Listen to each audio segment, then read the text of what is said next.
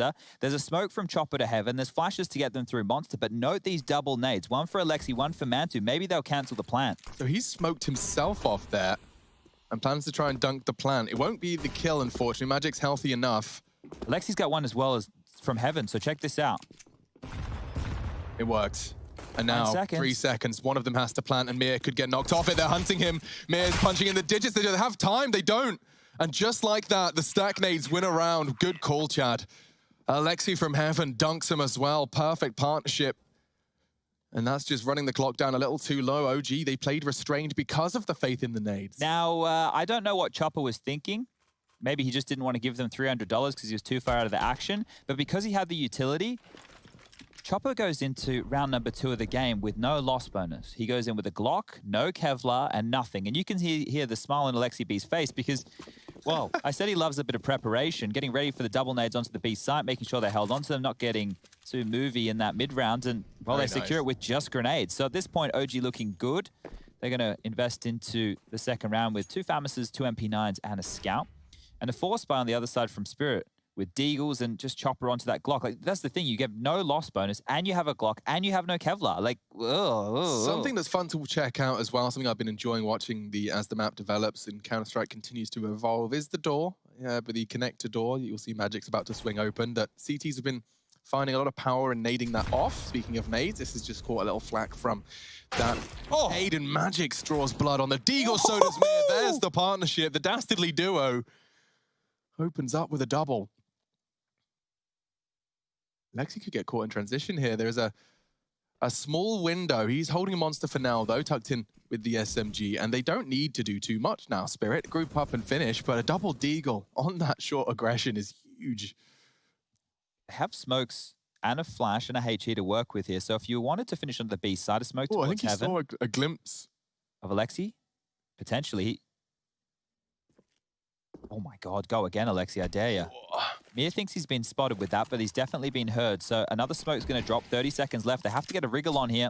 You'll never guess which side they're going to hit. Walking up the monster tunnel, Alexi does have a powerful position, but that smoke has a timer on it. He needs a double kill here. Chopper's not going to be exposed. Nice catch. Bomb loose, 15 seconds. Surely not the clock again for Spirit. It is. It's Alexi B, not the clock. The Finn finds 3. Bomb needs to go down, and Magic's just bailed them out again. They will get the bomb down. And MBK pushes through the smoke. Mir and Magix have done it all. They started that round, and they finish it as well. There isn't a single frag on anyone else. It's just the 2 of them. Lovely stuff. Let's watch that opening Deagle again as well. Maybe just Alexi then. He did so much work. Gets 3 in the end. Yeah, and he was completely isolated after those 2 opening kills. They put a lot of faith in Alexi to be able to defend the site. There's Mir's opening after Magic's found first blood to a similar position on the map. And all in all, Team Spirit bounced back immediately, 1-1. Yeah. And I don't mind this from OG. They want to wrestle for economic control right here. Alexi's going to be the one holding on to extra cash instead of Mantu. So that might slow down the AWP purchase for the OG. Yeah, no, my tone was not so much about the force, more the fact that Alexi had so much cash. MBK just takes Magic's down. AKV Deagle, first bullet accuracy, very necessary. Sketchy spray from SDY, but he takes a risk and it pays off. Aggressive on the monster tunnel, backing away now, receding, don't need to commit. Good nades. Oh, yeah, very nice. That's chunked Alexi down on the B side. Valda's jiggling on the Deag, and his connects as well. Some very powerful individuals in the server tonight. So round 3, and B is the preference once again. Surprise, surprise. This mid-round is very strange, as Spirit haven't actually gotten any territory with all the frags that have fallen through. They've actually sustained a lot of damage onto SDY. Valda very lucky to be alive after that one, and they need to find another kill onto the B site, Spirit, or there's no way in. And there it is. Disbalance is the one to find 2 of them. It costs him a great deal of health. SDY is low as well. There's a universe where Mantu's D can find the necessary frags, but he wants to isolate. Oh, that was Mir's head. A very good opportunity onto the healthiest member. 1 bullet headshot. Oh, and he's lined it up through the smoke. Knocks Disbalance off the plant. SDY gets it down. Pushing him is Mir. SDY tucked in on the default box. And 2 letting. There's just enough time pass that there's a potential for his opponents to make the mistake for him. Mir hasn't continued his hunt, and it looks like Mantu has managed to outline the location of SDY. Mir still starting the hunt, but don't want to overcommit, and that looks like the end of him. Oh, reveals his location. Just trying to do as much as he can.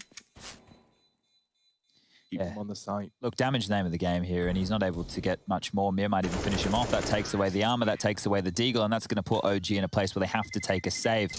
Now, with that extra cash from Alexi, I assume this means that he's going to be dropping the AWP over to Mantu when we make it to round number 5. But round number 4 should be a wash. And we'll see the action here onto the B side as lots of nade damage being done. They were trying to harass that exact position where Alexi was standing, and I just bails them out here, making sure he can get that transfer down nicely. If he was traded, it became a 1-1. That one could have spiraled out of control. But decent damage nonetheless. Only 2 players remaining. And they will have to concede at this point. So OG are going for a 3-man lean over towards A long, 2 lingering around towards B. Hello, everybody. Zydus Balance has seen more than he's probably bargained for here. Hangs around, gets taken out, dinks over towards B as well. Mir's low. Eventually, SDY saves him. That would have got sketchy. Fortunately, it's picked up by SDY. Had lost Mir. That was the only AK in play. Magix has gone for the armored dualies, so respect to him. That's the meta these days, apparently. Yeah, armored dualies full util, bro. I've actually got my notebook out here, Alex, and what I'm doing is I am jotting down. I've done 1 column for A and 1 column for B. Every time Team Spirit finish on the B bomb site, I'll put an X in the column for B. Now, I'm going to really just make sure we keep tabs on exactly how many rounds finish towards that site. Are we 3 for 4? 4 for 4 right now. So we know that they have an affinity for that bomb site, and if it works, it works. I don't think we can I'm not be critical of it. Here. No, because I think this is happening on certain maps in recent times quite a lot. Like Dust 2, there was a period of time where Na'Vi were almost exclusively going long. So if you can make it work and you just feel more confident, you can take a lot of, I guess, the mystery out of the game. But the thing is, in theory, it shouldn't work. So that theory depends on the C2's mindset, right? That's true. Okay, well, the guns are out. Light utility here for OG. They have a handful of smoke still to work with. And Valda's taking space towards sewer, trying to use the cusp of this smoke to grab a frag. Mir's getting cheeky. Yeah, I feel like this favors Mir. Or not. Nalda gets the frag. And they're coming up Monster Tunnel again. Passive hold from the CTs, but they are out. And Issa catches the Magix as he turns from the flash. Looks perfect for OG here, and Chopper's not ready for another. Valda using the off angle. Disbalancer can lock him in, but a missed shot costs him his life. This one's gone disastrously. It will just be Valda hunting down his 3rd. Very, very clean. Make it 4th, excuse me. Quad kill from the Dane. We're going to put that one as a B finish, right? Yep. Okay. All right. Definitely majority of B frags. There's 5. All right. 5 out of 5 ain't bad. Now, that's the AWP being dropped there. I'm not sure if we're going to see a reinvestment from Team Spirit into that. It didn't quite catch the financials. But an important round for OG to bounce back with, and especially one that they were gifted a lot of jewels with low utility. If that was a slower round, if that was a later piece, and they had to deal with a late round execute, they wouldn't have had mollies and smokes to fight with. The buy will come back through from Spirit. Galil for Magix. I just bounce onto a Deagle, but Deagles haven't been too much of a problem so far for the Spirit gang. Door's been naded off. Didn't catch who did it, though. And now, vulnerable to the crossfire of MBK. It's not even Valda backing him up. God, they really want to contest for water. They do not want Mir to have this part of the map. And it will be a ball. It will be a brawl. Nade. Valda spotted. This is already invested. And this looking to be working out. Look at that crossfire. It's so brutal. You can't do anything. OG have locked the water battle down, and it will be theirs. A double kill in favor of the loss of Issa. Disbalance only operating with the Deagle. Mir has to be the hero of this round, and, well, Valda says no. Partnered up nicely with Alexi B. Locking them down, but a double transfer. He's on for an ace clutch. It would have to be. SDY smokes off the tunnel, doesn't quite get it. They won't necessarily be able to operate under the assumption that he could be moving. Very winnable.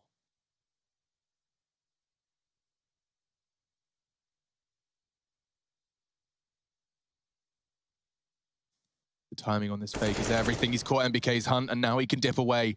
28 seconds, but heaven. Will he peek back into it, or will he pivot? Is he going monster? That's an interesting avenue. It does mean that the AWP will have less power. He's looking for an ace clutch here. SDY's having an absolute mad one. 15 as he peeks in, and Mantu. Patience is rewarded. He would have had the line of sight had he needed it, but the door respawns and we go again. B finish, Chan? Yeah, another B finish right there. And I think it's a little bit unfortunate for SDY, assuming that he could play him on the rotation with that sound cue, but Mantu hedged his bets, maintained strong over towards Heaven and finds the final frag. That's tying us up to 3 rounds apiece. Going into round number 7, Team Spirit have had their bank balance rocked, and it's just going to be 4 Deagles and a Glock for Magics. So I would say that there's not too much to be worried about here for OG, but we have seen them fall foul. So a couple of nice shots of Magics and Mir. And again, that sewer control. So let's keep our eyes just on how much they want to harass this position. If that is a key part of Alexi B's game plan going into today, going up against somebody like Mir, who we have posted as a win condition for Spirit, maybe that's going to give them a rougher time on their T-half, but a push coming on through, spotted on up, and there's the man in question. Mir falls. Esther and Alexi chiming together to finish off that frag, and well, now over towards A. Now, ladies and gentlemen, this is long. You probably won't see this part of the map too often throughout this game, but there's a lovely little picnic basket. There's a nice large It was stone. a bike. Someone stole it. Yeah, look, that's what happens if you leave your bike unchained here in Germany. Yeah, it's true. It's gone. I did try to get, when I moved, when I made the move to Malta, I left mine unchained to let it get stolen. Nobody took it. No? No, because when Anna left, she left me, well, I paid for it, but I had everything that was remaining, which there was a push bike, there was a whole bunch of other Ghiblies and whip. That's what we call them. Yeah, I hate it. You hate it? Push bike sounds like it's for children. Well, this is for children. Adults use bikes. Well, only in your part of the world. In Australia, the roads are too big. Yeah, because Australia is massive. You can't cycle anywhere. You'd die. You got to get on the kangaroos. Yeah, I think so. Primarily. Skippy. Now, I do hope that this... Oh, no. Could go wrong. Magic's just hit 1. He'd need 1 more Deagle shot to make a round out of this. It is only an unarmored Deagle. And that Molotov, oh, here's SDY. And BK needs to pick up the pieces. But Magic's keeps hitting Deagle headshots. And with 9 seconds, there is a small world where they do this. I know where he is. They need to plant. And they are getting it down safe in time. Should be a Valda clutch, but now with an AWP recovered, Magic just has to hit 1 bullet. Does he peek? Valda. He's been put in a very frustrating set of circumstances now. Magix is patrolling. Sees him, and Magix pulls the trigger. What a round from Magix. It started off as just the 1. A Deagle shot onto the AWPer. It shouldn't be more than that, but they just fall. And look what that's done to the OG economy. Alexi caught off by the push. They deny the molly, they take the headshots and win against the full rifles.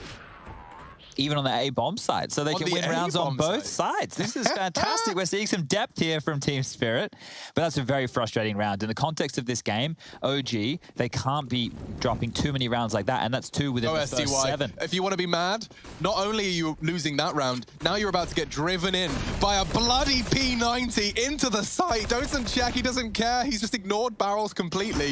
Valda manages to get a frag because of that negligence, but it doesn't last much longer. SDY finds his second P90 frag. And that was a force as well, so OG have to hold on to the AWP in Mantu's hands. They cannot lose this weapon.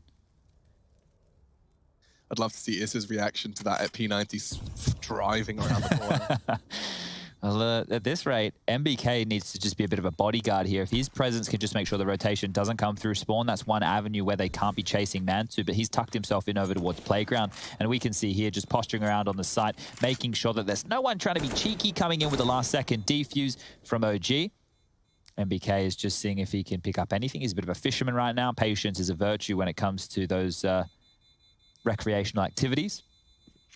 Saving a weapon could be considered the same, especially in playground. Now, having an AWP into round number 9 does bode well for OG. They won't be able to purchase as a unit, but if Mantu can find a kill and they're able to find an AK-47 on the floor or a P90, it's better than just operating with those pistols. So I cannot believe he got a kill with that, let alone 2. Rush, what do you make of it? Because that's not the first time we've been seeing the pro-level player using the P90. Do you think it's just the amount of ammo they're rocking when they hit that site? It is nice. I think if it was cheaper, we would see a lot more people buying it, that's for sure. Yeah, but it's just strange, though, because a lot of people we would see opt in for a Mac 10. And you're right, that the P90 does cost a lot more, so it must be the cash. And he's entering again, so the P90 back onto the site. Here we go. And this time he won't get away with it. That's the AWP. It's on B. They've found that out very quickly, have Spirit. Look at him. Mir really wants blood, and Mantu needs to find a safe haven. He's looking for the short fight. He might not get it. They're overwhelming. They will push behind. He does deal with one. Needs a third. Mantu gets triple kill with the saved orb. And NBK, he does manage to make somewhat of a meal of it, but he's got the 1v1. He's brought it down. It's just Magic's. And he decides to return all the way through site. Now, this is a gamble from NBK. Bear in mind, there's no kit. Oh, he's sort of second guessing himself now. Hope the sound cue would have thrown Magic's off, but now uncertainty doesn't seem to have manifested. Oh, I think he might have caught a glimpse. He's got an idea. Needs a clean headshot. Not easy. Oh, but he's found it. NBK clutches up, and OG closed the gap. 4 for the CT squad. And they needed that. They needed to steal one back. Thank you, Mantu, though. I mean, we're going to see it in the highlights, right? 3 people in this site. He had 4 to deal with. He doesn't get them all, but 1. Then close quarters, holding the push. 2 and a third. Quick reactions onto an AK.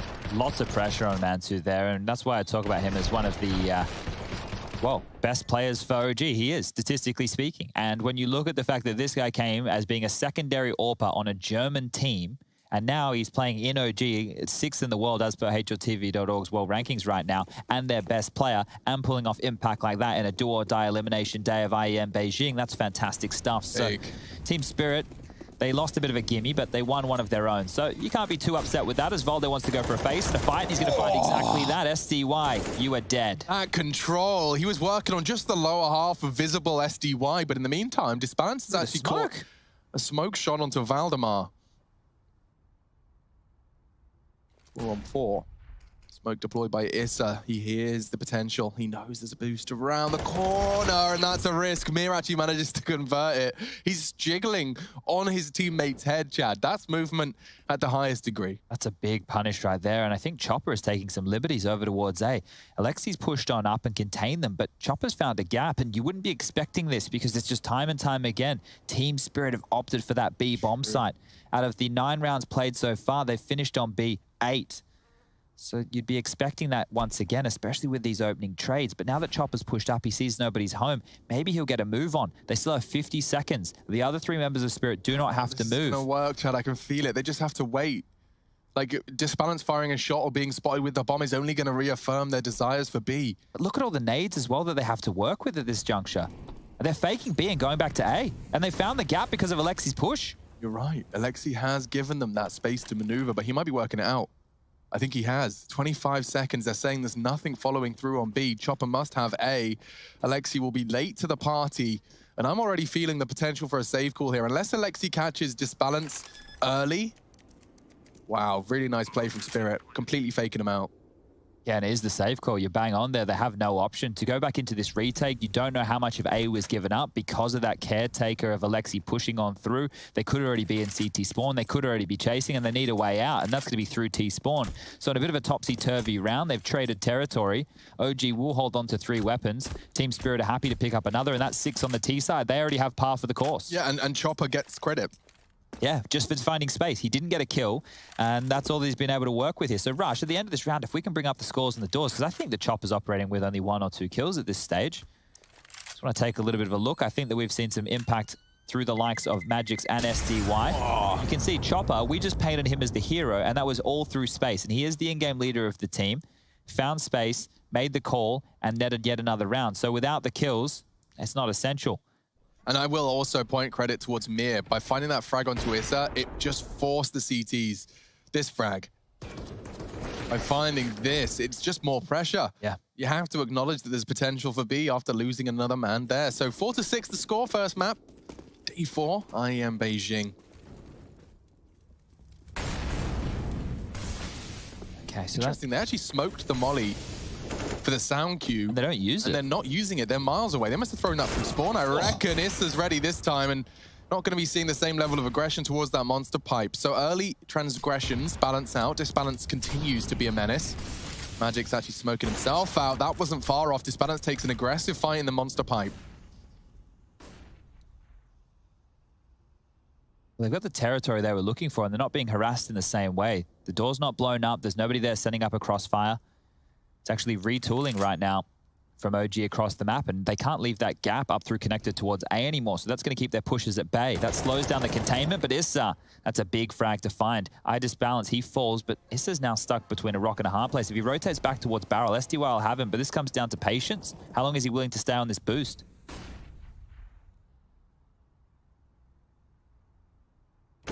Oh, and again it works for Spirit. The boost fast becoming known within infamy for the Spirit T side of Overpass. Now, oh, the timing, just as Valda looks.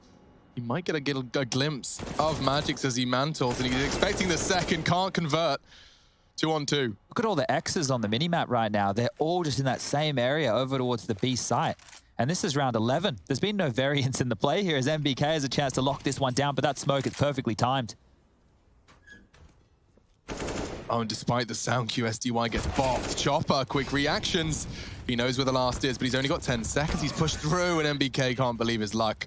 Look at that. A litter of corpses on the short position. B site still the priority for Team Spirit, this time to no success. Yeah, and this is the playstyle of Team Spirit. They're saying if you want to come and fight us in sewer, if you want to take any jewels, we're happy to just biff you right there. And, well, it didn't work out for them in a round like this, but traditionally OG start going more aggressive to find trades and take space after being in number disadvantages. They were able to come out on top of a few of those trades, and MBK taking a risk through the smoke sealed the deal. The guns will be out for both sides. Money not fantastic for Alexi. He's only got an MP9 and he wasn't expecting anybody to be home, so space and a kill for Alexi, and that can be, well, relayed to his team, who were taking a 3-man defense towards the A site. At this point, Team Spirit, they didn't get any space off of that, and when they went for a different look, it backfired immediately. All right, then. So SDY and Mir. And Valda's going to consider a close push. He's just trying to get some info on that smoke, or is he pushing it himself? He is walking up the pipe. Have the number advantage. They don't need a risk like this. It's sketching me out. Maybe just hoping that to catch anyone gray screen and then tuck in. Loads of time. Mir, as always, just hoping that the CTs give him the fight he's been waiting for.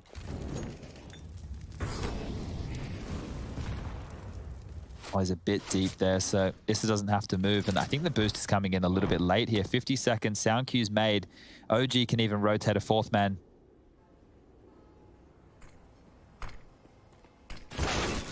That was the fight they needed. Valda gets it as the smoke blooms. Spirit in a tight spot. Now they'll have to flood through short. There is no incendiary, but there is bullets. Issa gets one. Valda was there, past tense. Mir and Magix are doing it again. The dastardly duo just breaks into B. And Mir confirms Mantu's coming from heaven. There is an MBK lower as well. Nade won't do too much. Magix lives to tell the tale. Left eye. Good peek. My God. Third frag found. Magix just pops off and turns around on its head. It was all OG. Until that 3 frags in a blink of an eye. Now Mantu to clutch. Now he does have an incendiary. If he can find the 1v1, he could lock Mir out on short, but of course Mir peaks. Of course he does. Great timing, finds the 7th on that B site. This is a very frustrating game to play for OG, I imagine, because you know that they're coming and you just don't win the fights. You even whittled them down well and truly before they get into the bomb site. And just stubborn as you like, 3 players up sandbag, a 2-on-5 situation. And Mir with that 3rd through the board was huge. That gave them the chance to get the bomb down, set up in a 2v2. And at that point, the round changes from being a OG win to a definite chance for Spirit to steal it away. Yeah, look what it's done to their money. They're down to $500. They're broken on round 13. The scoreline's 7-5. Team Spirit can net this round, win themselves the half, and go onto the CT side with a grin on their face. Brutality. You can see why it's their pick. Good deagle work, Alexi. Gonna get pushed on. Maybe one more. He does. Through the teammate. Gets another with a deagle, and we're left with a 2v2. Mir does very well to find them both in quick succession. Just like that, we've got a 90-second 2v2. It's Wingman, folks, but with the whole map. This is strange now. If MBK finds the timing on SDY, who is watching the back, but they're talking about this right now, Spirit. They're deciding where they want to finish. If MBK is able to squeak through and thread the needle, he could spot the bomb, make the call, and, well, that would put Valda in the right place at the right time with this CZ75. MBK's position alone, they can kind of operate under the assumption they're coming to Valda, right? Well, I guess the problem is neither of them have information over towards connector. I mean, underpass true, but Valda's kind of got that. They're denying the weapon, so they've just dropped a MAC-10 and an AK over the wall. And now MBK's taking this space, so if they don't look behind them, they're in trouble. Don't do it. Okay, so he knows they're both long. He's not going to be able to pick up a gun here. This is going to be 5-7 at range. It's not going to be an easy shot to hit. Yeah, they're gone, bro. Both long. That's the call. Valda's only got a CZ75. Gotta hit his shot. He has to be precise here. Sees the shadow. And NBK has found a Deagle. They didn't throw that one away, and it converts. A round win for OG off Deagles and the Kevlar vest. They needed that to keep the game competitive. And look at that quad kill from Mir, and still not enough. He locked him down, threw away all the weapons, but they didn't throw that Deagle, and he hits the necessary one Deagle. Oh, I thought they had done enough there, but yeah, the Deagle is the actually probably best weapon for the 5-7. I mean, that would, I don't know if we'd have got that frag with a 5-7. It would have just harassed, and then hopefully as Valda pinces out, maybe they get the crossfire, but that was well handled from MBK. You have to give a nod to Alexi there, who kicked that round off in style, and the seesaw of this game has now tipped back in the favor of OG. The money for Spirit, it's in the bin. They're going to opt for 2 Deagles of their own, 2 Glocks and a P250, and I was just saying that Team Spirit were looking like they could net up 8. Well, that conversation now is exactly the same for OG. Surely they convert against this. One would think. That was our 3rd round finishing towards A, by the way, Alex. So 13 rounds of play, 10 of which towards B, 3 of which towards A. I don't know, I'm not a stats man, but I'm sure someone could work it out. Way. Wow, how satisfying all the way across. But it is only going to be Glocks, P250, and 2 Deagles. So $1,400 on the high end for these two. Rush, you want to do this one? They're not winning this one. Can do. MC, take it away if you could. Looks like they're all grouping up here. 5 out tap and maybe connect to MBK. Yeah, it was good when it was tail. I think it's because he's out of practice. Yeah. I'll do the minimal-ish kind of one. Tease in toilets. Taking control. No CTs out of position. MBK getting a bit peaky and gets swung on hard. Focus now on the A site. Looks like an A finish. Man2 with the range. Not an AWP, but it might as well be. 2 nice shots. 3 nice shots. 1 T left. It's all on Magisk. Has a Famus. Nice shot. Needs 2 more to get that bomb plant, but there is a flank. He's aware. Spray looked good, but Valdi wins out in the end. And Rush, for the people who are listening on the wireless, what information do you need to give them? 7-7 now, entering the last round. Looks like a buy for both teams will be in order. Chopper, limited on the util most likely. Decides to go for a Galil. 2 kills on Chopper. And Rush had the HUD the whole time, so he was definitely going to nail that. Don't you worry. That's information I can't even see at this point in time. Vetoes, I don't even check the Discord. I just write them in because I know, man. I know. Next veto, let me have it. All right, I'll let you do the next veto. All right. We'll see how that one ends up when we're doing Fnatic versus Mad Lions. They're going for a B hit, believe it or not. Last round of the half on their T side, Team Spirit. 7-7 the scoreline. And previously we've seen the OG squad go for some heavy sewer control. This time it's actually been a bit of an aggressive. What is that, Mr. Alexi B? He's pushed all the way up playground as they charge B. Well, there's only one man to receive them. Valda on the pillar, peeks in and loses his head. It needs to be good from Issa, and it is. Man2 arrives from heaven. They double kill. Man2 does get caught though, and 3 versus 3. They haven't got the bomb down, but they have got site control. Issa tucked it on Graffiti. 14 bullets, and he spots Disbalance. It's not enough to convert. He has to tuck in now and bide his time. NBK's revealed his location as well. This looks really difficult, but Issa has managed to bail himself out. NBK loses his jewel. Issa's getting hunted, and he was ready for it. A dink into Disbalance. Alexi to clutch. He gets found by Disbalance. Wow, holds his nerve. 8-7. They will take the half. Close, but no cigar for OG. Let's see how that second half shapes up. It's time for OG to take to the attack.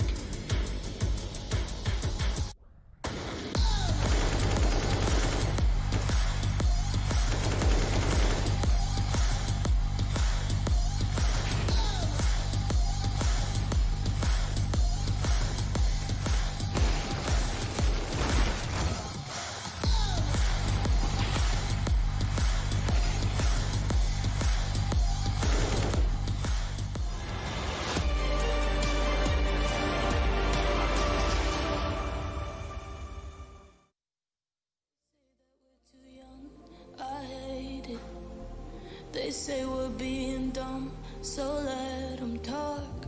We're living on the run, we'll make it, you and I know that we're not sober, but shut up and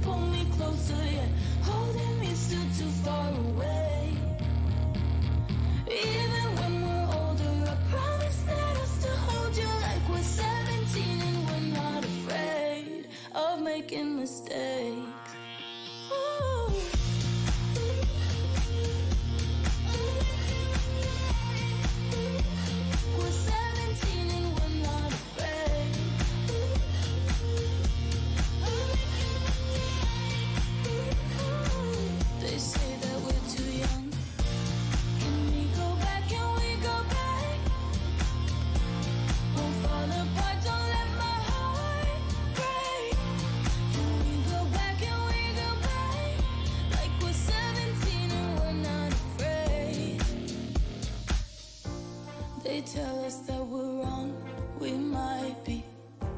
This life, it isn't long enough to feel.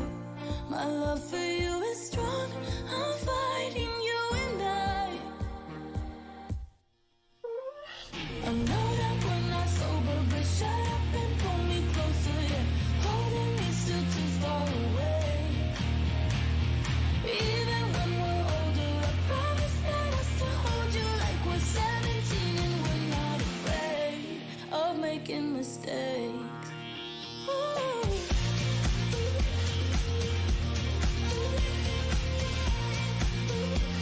We're 17 and we're not afraid.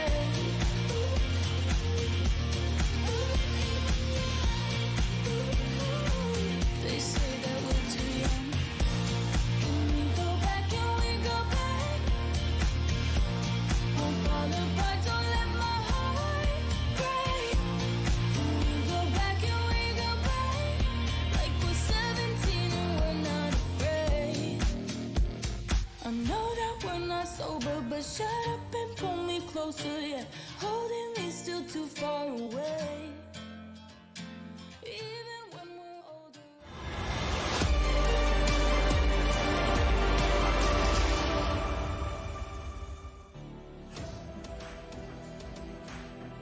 Back in action for the second half of Overpass, IEM Beijing, baby. Day 4, a machine I've got Sponge with me, and wow, I like the little bit of Vaseline this has added to his lens. It gives it that nice glow. Alex, I know that we're not sober, but shut up and pull me closer. Oh, baby. That's a curious song. It's one I'm going to be singing in the shower in the morning. Yeah, I do need an idea on that. It definitely does sound like a shower track. I actually asked for some shower tracks, some great recommendations. A lot of you are angry showerers, I learned. Really? Yeah, there's a lot of angry music. I don't like the bops. I mean, I can bop, but I don't mind a good shout. All right, well, let's get this one underway. We've got some pistols coming out, obviously, on the pistol round, but the utility is where we really want to focus, and that's going to be 2 smokes and 2 flashes. Here we go. MBK spotted some up towards connected. There's a P250 involved in his hands. Will that get involved in the mix? Going long. If he can keep Bimir busy and not lose his life, mission accomplished. But they are actually going to flash for info and push down the sewers. They've got Issa parked there for info. They're not very well raised. They close the door on the way out. Smoke towards bank. They want to pop on this? I think they have to, but the rotation from Spirit's good. They're going to have 4 players on the A site. They Flashes are coming now. Completely stacked up. All right, boys, it's going to be a duel. At this range, I'd favor the Glocks. See if Spirit agree. Magix doesn't, but here comes MBK, and Mantu is the one to catch that headshot. Quick reactions all the same, and no one's checking near. He does manage to steady his aim for 2. Still a 2-on-2. Mantu's hunting for SDY, but a precise headshot bails him out of trouble. And Alexi's handed an awkward 1 versus 2. Now, Magix, will he go checked? Sound cues are plenty. 28 seconds. Alexi knows it's a possibility. Oh, he's clearing it. He is clearing it. Hello. Oh. Execution. A fake plant as well. Will SDY give him the jiggle he hopes for? 14 seconds for Alexi. SDY's got to get a wiggle on. Bomb is down. Alexi's getting his jewel. He hit a little bit of a bullet, but he's got no armor. 8 bullets, needs a headshot. SDY still tucked in on the bin, has a kit. He can take all the time he needs. Alexi needs the fresh clip. He's being pushed. He knows the direction, and SDY has connected. With the Glock, mind you. Wow, that was a close round right there. I think all in all, Team Spirit, just by having all the bodies on the bomb side around those smokes as the push came in, that was the key to success, because you could see OG, they were just so drawn towards bank and CT. Alexi with fantastic awareness there to clear out Magix. I thought he was done in this 2v1 situation, but gets the plan and makes a round out of it. And frustration for him, because he finished the half with a 1-on-1 loss and now loses it on pistol round as well. As we push forward in this matchup, though, you might be noticing this isn't playing out like the other games we had earlier in IEM Beijing. It was a lot brawlier. You felt there was a lot more multi-kills. This seems very 1-for-1, and the rounds are very strung out. Teams throw their smokes, they wait. It stalls out a bit, but now we've got some pace straight into a B rush. Yeah, this is very quick. Look at this. Issa's ahead. And Chopper's still doing the flashbang dance. What a conversion. They can't seem to find the bullets of Mir. They have worked it out now, but caught with a nade in his hand, and it's a double again from Magix, the impact player. Finally silenced. Gag order issued by Mantu. Valda finds another. Numbers favor OG, albeit by the smallest margins. And they aren't rushing the plant. That's on Mantu at Monster. Oh, bit of a team flash. That's not ideal. They're not even planning the bomb at all. They're just completely getting out of dodge. Team Spirit would hang around and then late hit the site. OG, they want to play a bit of misdirection. Up through connector, all three of them will trundle the bomb, the last man. So if Mantu gets caught by a jump, which he's lucky to avoid here, then they should have a free avenue over towards the A bomb site. Long is where Alexi wants to ply his trade. That Mac-10 in hand with full health, and Volda and Mantu will be going through bathrooms as a collective. No smokes. Notice the ones who walking bathrooms are walking. Alexi going for a bit of a louder approach because he will not be heard by those B players. So he has come in for the info to confirm that it does look clear. He'll be deploying his utility and a save call made. Now they save a M4 and a Galil, full armor, and a kit smoke. All right, well, we'll keep track of where OG go on their gun rounds as well. Actually, hold up, wait a second. Are they going for this? It looks like they're giving it a crack. If they get this Valda frag relatively early, there is definitely a universe where that kit and smoke play perfectly into this. And there was the duel. Valda's won it. He should go down. He does to the wall bang, but that might still be the round conversion. Picks up the kit and he is going for it. Disbalance wants blood. He wants to take anything he can. Alexi jumps to confirm that there is going to be more. Get the M4 and get out.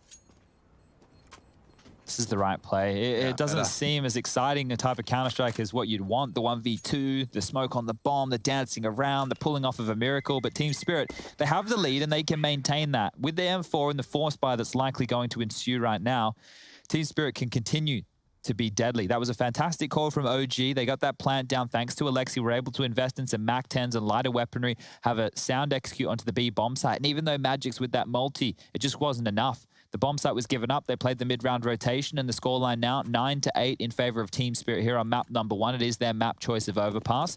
Moving forward in the series, we'll have Inferno and then Nuke if required. But it looks like this one's going to go the distance. In the pre-match, we were talking about the fact these guys played earlier in the year, just in August, and it went all three, and all with double digits. This one looks like it's got the same story written all over it. As it is that force from Spirit, they've got another scout up. The M4 is being gifted back to SDY. Magic's onto a Famus, and then pistols of a Deagle and a CZ for Chopper and Mia. OG quite procedural here. They're having 3 through connector. They want to hold on to that avenue of rotation between the two bomb sites. Are they going to go for a boost? Mia's mounting up. Magic's on top, but they made a sound cue. They flubbed it. Everyone's sketched out now. And Mir loses his life. Alexi swings that door open and wow, they even had nades coming in as well. Well, this one's pretty much cooked. It's Chopper pushing up. He could have the off angle. I like it. Oh, baby. I don't know. Are you gonna clear this? I don't think you would. Oh my God. What? So thorough. Valda has a glance and it's enough. Checks the tight corner on the run up towards Monster. And now, well, this is the round. This is the same weapon saved. You're going to be seeing the M4 and partnered with a scout for this balance, but OG happy to convert and equal up. What's that now? That's the 2 in a row. Yeah, and just with a little bit of a look at where these rounds are finished, we've had the first 2 over towards A, and then this third round here in the second half over towards B with the bomb going down. There's no net being thrown on out with 20 seconds left on the C4 before that detonation. This is a bit of a net. Yeah, he's getting close. I really think better of it. He only has the Mac-10, so I don't hate him going for the chase and losing that here. And now that Alexi's figured out where one of them is, he's going to get a move on as well. Both tucked in towards playground, having to even expend a little bit of their utility just to stay alive. That's never ideal. Bomb goes off. Alexi, can you find anything? Not to be the case. Tickled on up, but there's no frag. As Team Spirit, they will have to concede at this juncture. That was the quick one onto Mir, and they even had nades ready for the headshot angle. Valda just peeked off it. Imagine how differently that would have played out as well. And I think that the reason that Mir was so diligent about this chase, great little highlight there, was because they wouldn't have been going for a boost of that nature without at least some security towards the backyard of T-Spawn. And so pushing up like that was good awareness there from Volda. This could also be one of those situations where it is a known move of Spirit. When they go for that boost, Chopper tends to take space. Regardless, SDY had the only rifle, and that's probably the round. Yeah, very likely. Mantu taking that duel, and it's not an easy to retrieve location. He was committed to the underpass, so the remaining CTs group up, start their charge. Coming straight towards Issa, and his ears do perk up. He knows there's action on his way. 600, 1200, 1800. They're my favorite kind of kills. 1 by 1, USPs, no armor. Mac 10, perfect, dreamy. Some people have dreams about that. Some people are pretty weird, so yeah, I could imagine. Rush, what do you dream about Counter-Strike-wise? Is it you flying through the skies of danger zones, Soroka? Rush dreams of actually discovering a bump mine pack in real life. Ooh. I wish. I wish. And he gets his exosuit on and he actually just bops it to work. So he's like me when I was 12 and wished that Pokemon was real so I could have my own little Charmander running around with me at So school. lame. So I used to lame. imagine like a kind of Spider-Man-like character running alongside the obstacles as we drove in the bus. Okay, no, I have heard this one before from you. Along the buildings, jumping and Yeah, like mounting across, parkouring and running across the... Quite a theme in your life, the old parkour. Maybe. Yeah, and I take pictures of buildings because I can imagine myself running around over them. Maybe I'm a parkour athlete. I just haven't unlocked my potential. Oh, we got to start somewhere, I guess. Pushing out towards Fountain, we will see that the very, very heavy lean from the CTs. They're actually already in short pipe. Look at that. They're going to get info so quick. Nobody's home. Move. Yeah, so what do they do with this? The fact that they have the space, it's great, but you can see that OG still have 1 minute and 24 seconds left on the clock. Within the mid to late rounds, they can pivot between both of these sites, and there's probably a timer on how long that Mir can stay this aggressively poised, especially considering there's no connector control right now. You see this off angle that he's trying to play with here as they come over the lip, hard to clear, hard to deal with. And he even has bait. So that's going to be Chopper in the backlines there trying to lure them in, but we can see SDY the got attack. a panic smoke. So he's not actually got his weapon out. He is just going to be a panic button for Disbalance to drop off, and so he can retreat back into the site safely. And despite all that long presence, they're just trusting Magix to hold that. Ooh. And there goes the smoke. So they will drop off. And then they're able to Disbalance to tuck into the site. Alex, they're out of nades. They have nothing to defend this bomb site with. It's just going to have to be headshots. They don't even have a defuse kit for the post plant. So if they play too passively, it's all over. Here we go. Execute from OG. 2 smokes and 2 Molotovs. And that's Disbalance trying to exploit a gap, but he has been knocked off. Issa is the first, and SDY falls. Mir as well is added to the list, and that's a perfect execute. You don't see them every day. Chop up found finally, and now the bomb is planted with just a single Disbalance remaining. A perfect round, not a single OG member going down, and they do finish it off 11-9, flawless on the A take. Chad, what do you make of that? We don't get to see a full double smoke, double molly A take. Yeah, they were given a lot of room, and the fact that there was no utility or an AWP for Team Spirit to really fight and search for kills with that there, it was all over as soon as Issa found that opening. You can see they were playing around Optimus. They were trying to make sure that they were in positions to disrupt, but it wasn't good enough. And OG, well, they are looking good enough right now. They are back in this game, taking the lead as we do have Spirit taking the time out. And it will be their first here on map number 1. Probably a good idea at this juncture of the game to talk through your options. They will only be investing with some pistols. The money's not quite there yet. You can see in the next round, it will be the max loss bonus of 3,400. And the AWP needs to get into that hands of eye Disbalance to activate him here on the CT side. Such an underperformance from Chopper. I will say that looks weird to my eyes. It's not usual. Yeah, he's not finding that same impact that we are expecting out of Chopper. Now, obviously, as the in-game leader of this team, not a natural role for him, or not one where he started his career. Always a couple of teething issues here, there, and everywhere. As you can see, SDY aggressive towards Connector again. It's dealt with 1 Molotov by dropping a smoke. They'll, in exchange, put out their...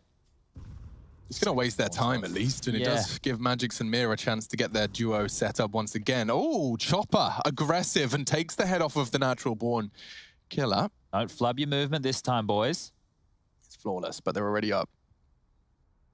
They can maintain this little totem pole boost if they would like. One player can look towards the sewer pipe, the other one can watch Connector, and then Chopper can bait. But while Chopper's baiting, the attack's over towards A, and SDY's in trouble. Yeah, he's done very well to get info for free, though. I say free. Here we go. Ooh. He can't cross back to the site. He's isolated now. It's only a matter of time until Volder gets close enough. Wait, look at Alexi and Disbalance. They haven't seen each other. Disbalance was all the way on long. Alexi's just walked straight past him. This is a gap, and I don't think Chopper's going to really like what happens here. He is not expecting long at all, and Alexi gets the punish. Disbalance does manage to catch Mantu with his off angle, if you will, but 3 versus 4. They've lost SDY completely. He lives on. And they're all coming from that direction. Issa does do a lot of damage, but doesn't convert in the smoke. The reload doesn't spur them forward. Alexi has been caught, but does manage to weather the storm. 3 frags for the Finn. And it will likely fall to Valda to finish this one. Mir has recovered his signature weapon, an M4A1. Lingering in the smoke is Valda. Alexi's not ready for this push at all, and SDY catches him. A chance for Valda to come up clutch, and he knows where it's coming from. Flubster flash, but spots SDY. And now he's playing the smart one. SDY can't, save, yeah. Just quickly, Rush, I want to bring you in here.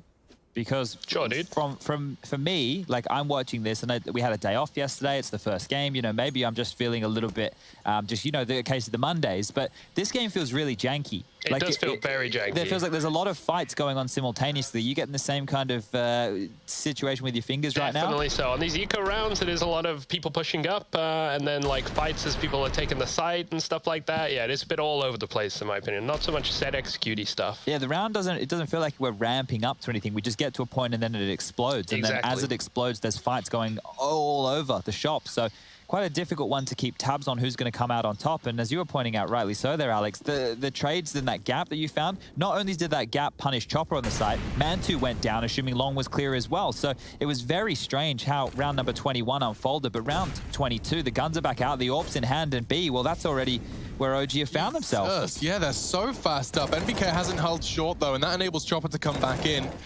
Magic still holding the site. They do need to find him now, and Mantu can't. Great shot. Looking great for Spirit. They finish it off with a bang as well. Practically flawless. Double kill for Magic's on the B take. 12 then to 10. That's Spirit's second CT round. This was a 9-6 half, so OG definitely still holding the control, and they've definitely got control of their own finances. Alexi practically at max money. I don't know how he's seeing through that Molotov. I'm blind as a bat through that smoke. I'm really curious as well, like, because the more Counter-Strike I've played in the last couple of years since I've gotten a much better computer and realized I don't need to play on whatever resolution I thought I did as a professional. I play on native, and I'm like, this is how the game was designed to be played. And you've got pros who are still playing on 1024, 768. It's all madness out there. So it is an odd one, bit of a quandary. But look at this. I just balance this push forward. Using this smoke here as a bit of a one-way might catch MBK off guard. And it has first blood drawn as the AWP shot rattles and echoes throughout the overpass. Look at all 3 of the CTs right now. They're all down in Monster, stuck in the pit. They've moved away, just as I say that, as Balance has been able to set up. God, I can't believe he dug into that angle. It does bear fruit. Issa gone, good flash, does convert. Valda gonna have to back away from that one. Even a CT smoke landing at the deep monster pipe and another towards short. That's a lot of util burned. They go for the boost. Takes their own medicine. I'd love to see it. It's got a lot of success for Spirit, but it's being pre-aimed nicely by Mir. Oh my God. Loses his head. Valda gets the double. We have got a level 42nd 3v3. He's gonna be kicking himself. He had that one booked. He was pre-aiming it and everything. Oh, we saw a toe there, Magix. I'm not quite sure if he caught it on his screen, but we definitely saw something.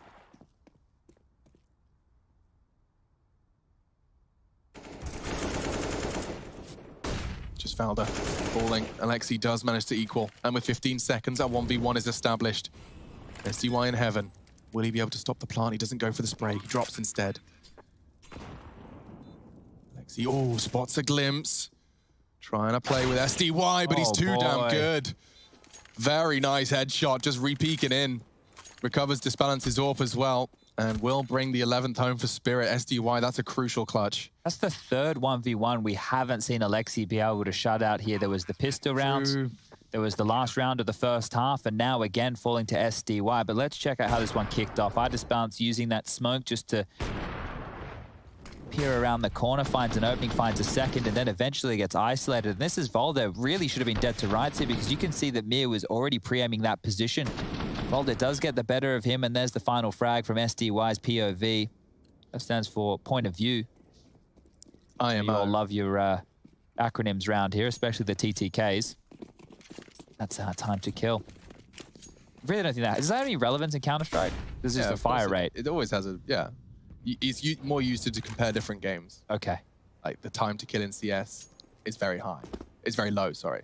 Sure. One-shot headshot. True. Okay. Yeah, that does make sense. TCKs. You play COD, it feels like they're made of sponges. You know? That's right, because they can heal and you do a bit of damage. So they it's very don't find the low. fall. All right. Yeah. Okay. High time to kill. God, I I can't. understand. Maths is hard. But we have seen an opening kill, and that's 19 deaths for Chopper now added to the list here in round 24. Jeez, he's really having a rough showing of it. Only 6 kills, 24 rounds in. Fancied his chances long. Mantu was just holding it. But that would perhaps lull you into the assumption that there isn't too much more of a fight on long. Disbalance, despite the flash, holds his nerve and does connect onto the Mantu swing once more. Oof. And NBK is willing, ready, and able to take that shot against the AWP. Alexi's flash did just keep him busy. They've just stalled out here. Good angle from SDY, manages to catch a trade. So this is going to be chaos. Oh, there's some overcalling going on OG right now. I think they're overcomplicating this situation. They could have just barreled up long as a unit. Now they're caught between rotations. Yeah, they've got to find some way out. 35 seconds, it's sketching me out. Mir has the lockdown on the rotate through connector.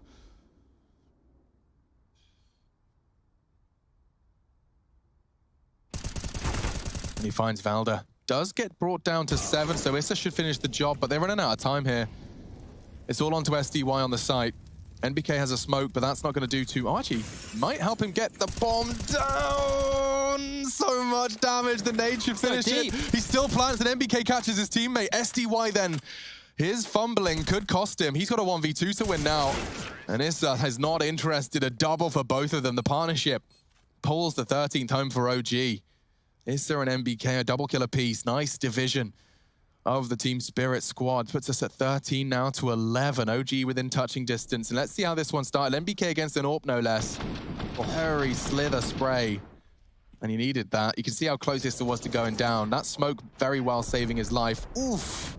Down to 6 after the nade landed. Yeah, very odd one there. I think SDY is going to be kicking himself after that. Thought that the plant might not go through after the tickling up with the M4, but if he just underhanded it or gone for a little bit of a lighter throw, could have denied and won the round right there and then. But Team Spirit, they've gone all in on this one. The force bites left them with not too much utility to work with. They will need to find the fights, and I disbalance. He does have the AWP to do so, but look at this aggression. The spam might follow. There's a lot of damage done with the nade and Valda. It's good. Chopper falls, and so does Magix. Oh, no way. That really hurts, and Disbalance's toes are visible. Only does minimal damage. Disbalance wants to level the odds, and it's an off angle. Can't believe he's gotten away with that. Is this damage inflicted? And the wallbang wasn't far off either. But Mir goes aggressive, and he does manage to catch a sleeping Alexi. Out of nowhere, Spirit pull these equalizers out. It's a very kooky game of Counter-Strike. Yeah, like there's no flashes to facilitate that. It's just a dry peek. It's a gut instinct. And I think Mantu spotted the barrel, but it doesn't matter. Oh my God, the spam is everywhere. Mantu finishes him off. A bomb site's open. Spirit are trying to rotate over. OG are trying to beat them there. The bomb's coming, but I just balances here. Oh my God. What is going on? With 9 HP, no less. He's peeked into it. He needs more. He does. He's got to do a lot of heavy lifting here. Disbalance does reveal his position, but he gets wallbanged. This wasn't ready. Doesn't adjust in time. Mantu AWP versus Mir's 60 HP. The HP no longer relevant unless he swaps to his sidearm, which he has. And here comes the push. And Mir just doesn't miss. 3 frags from the start of the show. 22 frags for him. He's catching his partner Magix up. In fact, level pegging now at the top of the scoreboard in the server. It's a hard one just to keep tabs on where all the action's going down again. This is exhausting me. It's so strung out. The rounds never feel like they're over. We've had a lot of finishes that have been 1v1s in this game. 3v2s, 2v3s, it's all back and forth. Nothing's a guarantee. Nothing is safe. Nothing is sacred. Triple SMG from the CT squad as they put all their chips into the center of the table. And they won. That really sucks. Mantu's even got enough pennies to scrape together the AWP on this T side. Well, I was just taking a quick look at the opening duels, and they've been favoring that of OG. This little slide boost here just to help clear out. I think we saw Simple doing this with Na'Vi just the other day. They're not going to commit to it. Maybe too many footsteps heard, or it might be a sunny day. I don't know if you ever had this in the UK, Alex, but those plastic slides and the metal ones as well. Very hot. In Australia, they're like a weapon. In 40-degree heat, you sit on that, you can actually burn your bum a little bit too much. Yeah, I just remember that sound, the sound of wearing shorts as you go down a very hot slide. There have been, in this game, what are we looking at here? 3, 6, 8, 9 1vx situations. Goodness, that's why it 9 feels so 1vxs. weird. Yeah, That's it's why an it odd feels so matchup. unpredictable. They say that's why humans like music. Because we... Sounds like a slide. Well, we get dopamine releases when we predict something. Nice shots. Here's Sunny the second. He can't get it. Mir actually caught him elsewhere. The double was found, which keeps us level pegging, but Mir is standing and fighting. Look at this, a pillar choosing to back away just in time. And now they're tucked into the site. The bomb's on long. Alexi plans to finish there. And they do confirm no aggressive toilets present. So now they're looking for the plant. Disbalance's line, though, should find a frag, and it has one apiece. Nothing for Mantu now other than holding on to his AWP. He is going to get hunted down, and he knows it. He's trying to stop Magic's, and he hits it, but... Oh, after time as well. After time, yeah, that really sucks. 150 schmeckles for Mantu. And that's at the breaking point of the game as well. We're at 13-13, 27 rounds ahead of us. If they wrestle this one back, I think you could see there that it's getting very flustered in the OG camp, and one of the tells is just they are being harassed. So the gameplay and those 1vx situations that I just outlined being 9 in total throughout this game, but they double smoked the bomb spot. So that was 2 smokes, maybe one they could have applied to a different position, and you can see here just to the left where Mir is, there's actually 2 smoke grenades being thrown by OG onto that exact same position. So it's just the little details that we're keeping tabs of here, but when the game is this close, when we are tied up 13-13, and the T's have just had their economy broken this late in the piece, those are the difference makers. With only 2,400 coming through in the next round, unless somebody drops man to an AWP, he's going to be operating with a pistol or less. So Spirit have a really good opportunity right now to first of all build their bank and get some more rifles going through, because you can see this, going into round number 27, you've got 2 MP9s again. So the buy for Spirit, not fantastic. If they can course correct here, if they're able to keep this one as clean as it can be, going into the next round against OG's buy, they can be sitting level. This would be great for some confidence for Chopper as well. He's the point man over towards Sandbags, MP9 in hand, and a couple are about to greet him. MBK's first. I'll make that Issa's first. MBK to follow. Yeah, both added to his lovely kill tally. He's getting some necessary stats padded. There we go. Give him the 4th. Gets his double digits. Chopper farms up. Plenty of cash for him to splash in the closing rounds of this first map. This is Spirit's pick, and OG have been holding the lead over them until this point. Spirit take the lead and take 14. Now, it's not great for Mir in this game. If you look at his frags, sure, he's doing a fantastic job. He has a total of 25, but in those 19 deaths, 6 of which have been openings. So as long as you keep Mir out of the early stages of the round, he's able to find his impact here. To be 0-6, but to be topping the frags, that's actually pretty unusual stat-wise. That is interesting. He hasn't got an opening kill, but he's got an opening death 6 times. But between Mir and Magic's combined, they have a huge chunk of opening kills in the double digits. Not opening kills, sorry, multi-kills. Make sure I preface that one correctly. And you can see OG, they're by going into round number 28. I said there were going to be problems for Mantu. There definitely are. The primary AWP left only with a Mac 10 utility. They've kept 5 smokes. So there haven't been too much of an early flurry of map control, and that's a miss smoke from the A site there. That's missed in towards the B backyard, so Monster will not be covered off, and that's going to spell problems for Mia and Magix, who have to drop one of their own. So that would have bought them an extra 20 seconds. That wouldn't have had to have been thrown out from Mia until 1 minute, but now they've had to use it early. The only thing they've heard is one spray. It's Balder, who's been unloading his mag haphazardly. I like how clean they do that. Just note, there's no crouching, there's no, oh, jump now. There's none of that janky business. Mir and Magix have this worked out to a T. And those little details can be the difference between a kill and showing your head early without being ready for the frag. But there's damage. What is that from Mir? There's an opening kill. Yeah, he just takes initiative, takes the wall bang. And now Chopper's going to push in to see if there's anyone else home. What a great time for Mir to find his first opening kill of the game. Yeah, good point. And a freebie, an absolute freebie. This is looking good for round 15 now. With 30 seconds left, they have to go back to A. They're getting their skates on, and so is Mir. He's going to meet them there. If Alexi goes quiet, he could catch a timing, but looks like Mir's been gifted the responsibility of long. NBK could be running into a trap. Now he's going to be lining up his util. A flash to force Disbalance off the line. Oh dear. He runs ahead of it. SDY does go down, and so does Disbalance. Mir only the one. Perhaps OG have got a shot here, but with 8 seconds, that bomb would need to be planted, and Chopper's got it. A crucial frag. Magix just leaps in to collect the SMG frag. Oh, he can't get over the truck. He's stuck. He only goes into the next round with an SMG. Yeah. Oh, poor Magix. There was an AWP, there was an AK, there was everything available for him. He's got 7.6. He'll just drop it. A price he has to pay, and you can see what on earth OG are coming in to defend map point with. Good try, though. Came down to a 2v2. SDY really got caught off guard by that flash there. That was almost a nightmare. Look at this. Hello? Hello? Counter-strike. Counter-strike. Come on now. Timeout time. Only their second used as well. So OG, considering how close the game is, considering how back and forth a lot of these rounds have been, they will just be taking a timeout on round number 29. Now this is Mir with the freebie. This is just, okay, well, we did the boost. Nobody was there.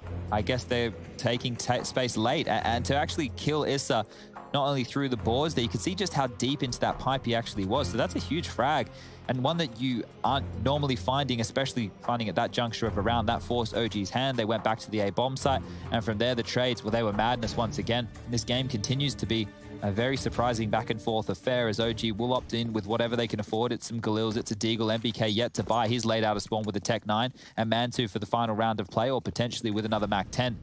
Spirit are looking good to close this. If they don't seal it up here, they're going to be kicking themselves because their cash hasn't swelled. Alex, round 30 of play. If we get there, it's going to be a close one. It's the best shot we've seen from Spirit this late stage.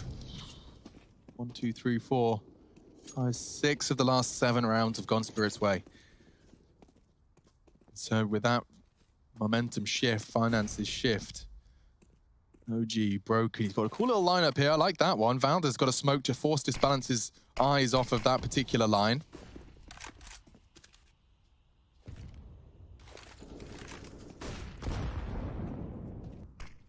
Oh, Alexei visible, and a quick adjustment from SDY just blows his head clean off. Awkward now. OG in pursuit of another round of play in order to fend him off. A peek from Disbalance, an easy frag. Mantu strafing in. He needs to find the AWP. The flashes are so good, but Disbalance has gotten away. They will hunt him down. A missed shot. They need this. He's even pushed with the Glock. That's how much he needed it. A 2-on-4, though. They do get the bomb down. It's just a Galil for Valda. Maybe Issa can scavenge away the M4 that lies on the site.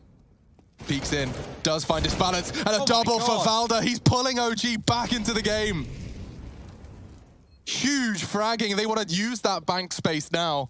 The bomb is not planted for them. I will remind you, neither of the Ts could stop the defuse, but it doesn't matter when the CTs are coming both from this way. It could be the double. It is colossal.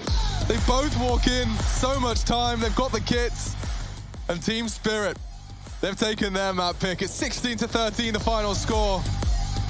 And we'll be back to break it down. Team Spirit take over pass.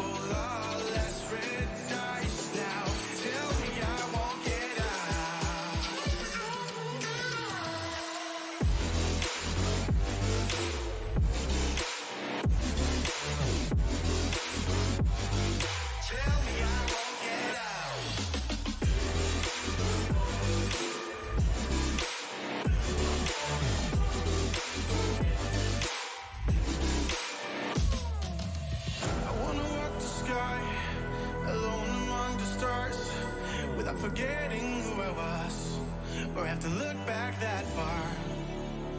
And I don't want to forget who, get who. And are you just fucking around in my mind one last time? I'm gonna be real honest this time. I'm okay with it, I am more than fine. I'm gonna roll all less red dice now. Tell me I won't get out.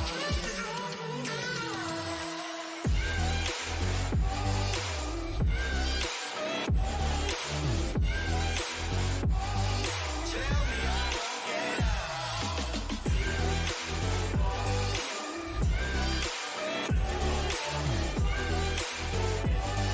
Tell me I trap me inside you. Tell me I won't get out. Tell me I won't get out. Crush me with all that you are now. Tell me I won't get out. So tell me I won't get out.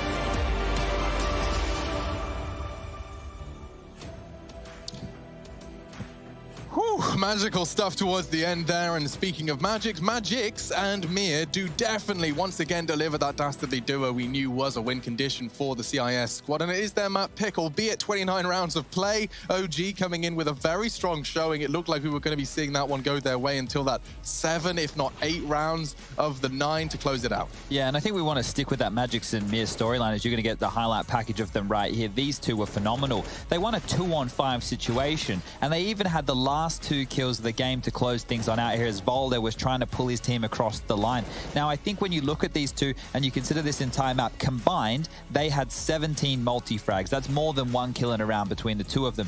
If you look at the other 3 players on their team, they only managed a total of 11. That's with the other 3 combined. So these two here on your screen... By the way, 55 is when he starts that wallbang. But look at the context as well, at what round that was, of how deep we were in the game. That was Mir's first opening kill. Before that, he had given up 6 opening deaths. So to find one that late in the game, that's some fantastic impact. And those two, they have to be happy with this performance, because we heard from Magix when we kicked off the show, he's talking about Mir always having his back. Well, he didn't show up against Vitality. He did today in a big way. That's 28 kills, but this was their map choice, right? Yeah. Overpass was exactly where Spirit wanted to take this, and they've just gotten through. So as this series continues forward, it's quite clear the other OG individuals are warmed up. You got 30 for Volder. You've got Alexi B finding some impact. He's got 21 kills. I think a problem towards the tail end of that game was Mantu dying after the time and then not having enough money to operate with an AWP for the rest of the game. Yeah. He only had Mag 10s from that point onwards. But like to theorize, you know, that the round that happened, he was so committed to that peak. He had 2 on site, potential for a flank.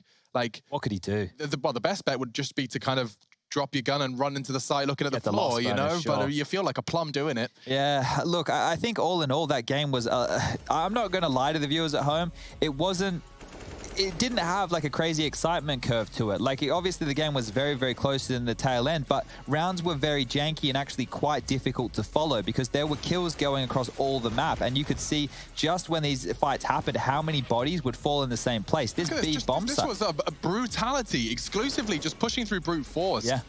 Just taking the site, you know we're coming, we make it clear we're coming. And in the same vein, on the CT side, Magix was so ready for that. The amount of times he was ready and willing and able to find that multi-kill on the B takes from OG, despite the use of all their utility. It was very impressive. It's quite clear that they're more comfortable hitting that site. And we kept track of the entire first half from Spirit on their T side to see where they finished. Now they had a total of 11 rounds that finished on the B bomb site, 4 of which finished on A. So we knew they had an affinity for it, and that's what we saw here today. So it's going as planned so far. So far, so good. But up next is OG's pick. Let's see if they can respond in kind, because Inferno is going to be our next pit stop. We're going to be talking all about it when we come back from our break. Make sure you're hydrated. Make sure you're motivated. We'll be back in a couple of minutes.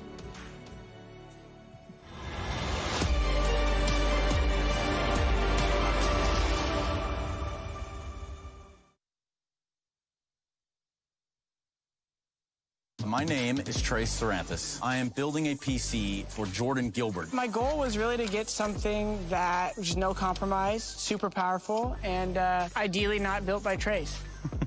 Yes, thank you so much, Jordan Gilbert. You know, we don't make mistakes around here. We made happy accidents. I got a booster seat here. Enter now for a chance to win one of 3 PCs built by me, Jason, or Trace.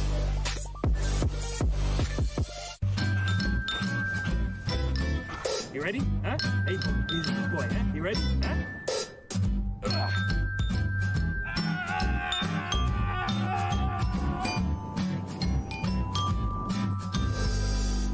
Start your esports career now at play.eslgaming.com.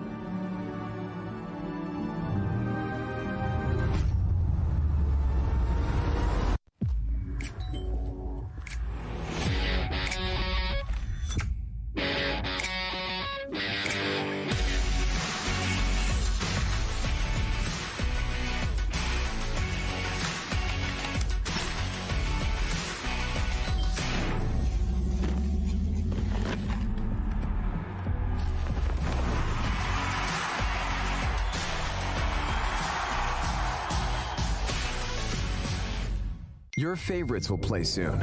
You hope for the win. Excited about the game. But something has changed. You start to doubt. Will they pull it off? Or will they drift away? You pull yourself together because you're sure they're revved up to win. You know they've prepared. They've picked the right course. And even when there's no chances, you believe they will win. GG Bet. Be excited.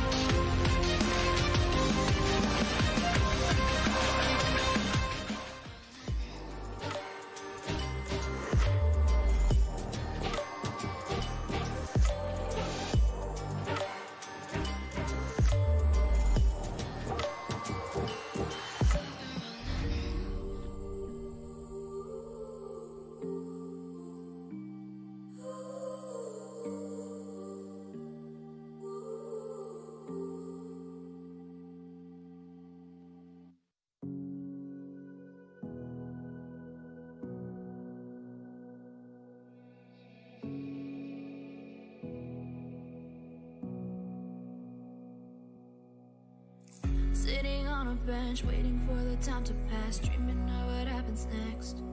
I see what I wanna be, questioning my destiny, only knowing what I see. I don't even realize I've already made a path, and I can change it anytime. I can't take it back. I know what I want, but it seems so damn far away. I know I sound crazy to the ones who said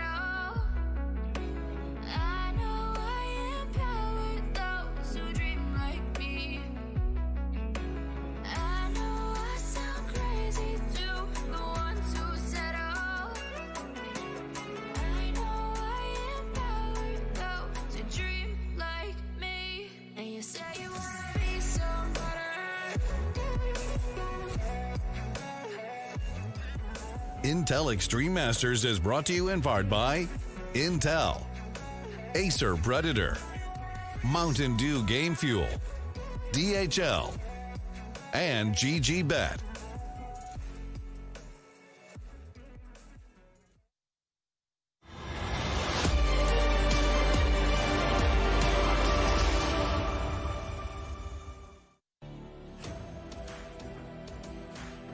Things to look out for on Inferno then, Chad, because this is OG's Chickens. pick. Damn you. And they didn't get the Halloween update, by the way. No, but it's all Were we right. upset? No, Rush has told us, if you guys haven't been paying attention, there's 128 tick servers coming with Operation 10. When is that? It's probably sometime this week if I was going to hazard a guess. You've been saying it for weeks. No, but I would say this week if I was going to bet, because it's the 20th year of Counter-Strike since 1.0. No. You don't reckon they care? They don't care. I reckon they care. They don't. I hope they care. But let's get back into the game, because if I'm Alexi B right now, not only do I get to pick one of my best maps, or if not their best map, I also get to pick a map that's not great for Spirit. So I'm licking my lips if I'm Alexi at this point. Now, some of the reasons this is a bad map for Spirit is it doesn't feel like they've innovated. Their CT side never feels like it has a good flow to it, and their T side, if they get stalled out and can't get map control, that means they can't get their pacing going, and it can seem very slow, very flat, and we're like, what the hell are they doing? Spirit just tends to have that effect, right? We've seen the same thing just now on Overpass, but I do have a feeling, a sneaking suspicion, that our third map could very well be seen in this series. I do feel like OG taking it to Inferno, a map that certainly doesn't speak to Spirit's strengths in the same way perhaps Nuke as our third does. Stats on screen, but also on my face. I want to double check I'm not making this up. Yeah, so Overpass, they've got a crazy win rate, but on Inferno, a lot of played, but a lot of losses, and not necessarily losses that I'd be proud of. You've lost to Namiga twice, you've lost to Big Clan 16-9. It's not been easy, and those are relatively recent. Yeah, their wins kind of stick out in a very weird way, though. A win over Sprout and then a win over Hellraisers, and both of those were 16-4. Now, the Hellraisers one, Hellraisers is not the team that you all remember. They're a CIS squad. They're definitely down towards the bottom of the barrel as far as that RMR event that we covered for New York was. But the one over Sprout is very good, and it was with them starting on the T side. Now, here today, I'm pretty sure we're going to see them on the CT side. So let's see if this Spirit roster can post at least 6, and then if they can give us some of the T side they showed against Sprout just the other day in the qualifier for this exact event, well, then it could be a Spirit 2-0, but I'm not thinking it's likely. Yeah, let's bide our time. Let's see how this one goes. Map 2 of the day. Inferno. I love me a P250 on the pistol, Chad. The things we've been seeing. It's been filthy lately. From the P250. Very powerful weapon in the right hands, and they've put it into Mantus as he pairs it up with a smoke flash. Same buy for Valda, so they'll be bringing 2 P250s in, which implies it might be a bit slower than the all-in maneuvers you see in some pistol rounds. But I say all-in, look at the CTs. They are charging down, bringing the fight to the Ts off the back of a flash. Mantu backs away. They have conceded middle. And Alexi's working on a lot, and that's Valda's P250, long range into Magic's. Mantu's been corralled all the way to spawn. Alexi does arrive to put pressure on those T-ramp players. And now they're cornering him in. Chopper pushed in from behind. This is played perfectly into OG's hands. Well, this is a 2-on-5 situation that Spirit forced into. If you don't find any frags, if you don't catch them off guard, then now you need to hope that you have some magical moments. And Mia, he's up to the plate, over towards Graveyard, tucked on in with the defuse kit and the USP in hand. He's going to need to hit some clean headshots. The miracle machine. Struggling, just the one. ISO does go down, and that puts us into a near impossible SDY round. He is locked and long. Smoke bloomed on that side. He'll just be biding his time. He does have his full Kevlar vest, so it would be nice if he doesn't take a point of damage on that. See my vest, see my vest, see my real gorilla chest, as MBK is going to take down SDY. Now, that's for those of you who are old and used to watch The Simpsons. And The Simpsons, in case you don't know, it's an animated series. It's got some characters. And it's in reference to Beauty and the Beast. So if you're unfamiliar with Beauty and the Beast, be our guest. Be our guest. I like The Simpsons parody better, though, Alex. It's Mr. Burns. Does he gallivant? Yeah, it's his wardrobe, and it's frolicking? To do with I think he's skinning some animals to make. It's just actually got a gorilla's chest. It's kind of like a crossover with 101 Dalmatians. Oh, he is. And he's like Cruella de Vil. Yeah. Oh, that was a good movie as well. Her name was literally Cruella de Vil. Yeah. Disney on the nose as always. Magic's throwing out his smoke. Whoops. Okay, the smoke does eventually arrive, and so do we. Actually, what are the server conditions looking like? Oh, that good. All right. Well, it's good that our weatherman is paying attention. There's He's got buttons to press, people to see. he's probably like, shut up, Chad. What do you want, Chad? What do you want? What's going on? Well, Oh, he just looked a bit laggy. It got a bit nervous. You know, sometimes GoTV does that. It does get a bit scary, not going to lie, but... I freaked out. I thought we were done. That's all, bear with it. All right, all right. We'll be patient. And so will OG. They're just taking map control right now, so they have halfway. I will say they don't have mid control, and Magix is confirming that as he jiggles across. But there is the extension they were waiting for. Chopper goes for info and gets more than he bargained for. Mir, though, peeks around the corner and takes Valda's head clean off. The off angle from Issa pays off. Disbalance caught, but now Magix. Oh, it's just ridiculous. Lines him up. SDY's found the headshot, 2 to the center of mass. He gets a double kill. And now MBK's got a clutch Chopper 1v2. That's nuts. So bomb will be picked up. Mir's already hit 1 banger. He does get spotted and an AK found, but now NBK has only 30 seconds to piece this together, and SDY is just going to dig his heels in to the apartments. Should be able to deny the plant unless NBK plants safe. He's hearing all these footsteps right now. SDY, be patient, my friend. The rotation's coming. And that is one way to win a second round. They get a Galil and an AK out of it. Magic. So this is what that's actually a prime example of what some people complain about with the Deagle. So you are hearing a bit of a narrative at the moment that the Deagle's a bit overpowered because 2 bullets to the belly, as what we're likely to see from Magix here, will get you a kill. Boom, boom, see boom, here's boom. aiming lower than the chest and headshot, and there, if he gets those bullets in, it's 2 bullets, that's 100 damage done. Whereas if you hit them in the chest, it's going to take you 3 shots to get that frag. 95 and 2. And that is always a frustrating place to find yourself with that Deagle. But you also see the flip side of it. The Deagle, if you hit those heads, the 1-bullet hand cannon can be an absolute monster. And they also needed frags like that, Team Spirit, in round number 2 to net themselves a force by victory. But they need 2 in a row. There's nothing worse than being on the CT side and being reset back. That 1,400 loss bonus, it stings. And OG, they've purchased on him with a couple of smokes. So we might see a set piece. OG love a couple of these over towards the A side, usually up through quad, out through the apartments. Yeah, Alexi's usually got a smoke and a flash to assist them, and he's got just the right ingredients. I'll be an arch lean here. This looks like it's a quad side smoke he's lining up. 5, 4, 3, 2, 1. Wow, smokes really are 15 seconds. Now he lines it up. So deploys it long side.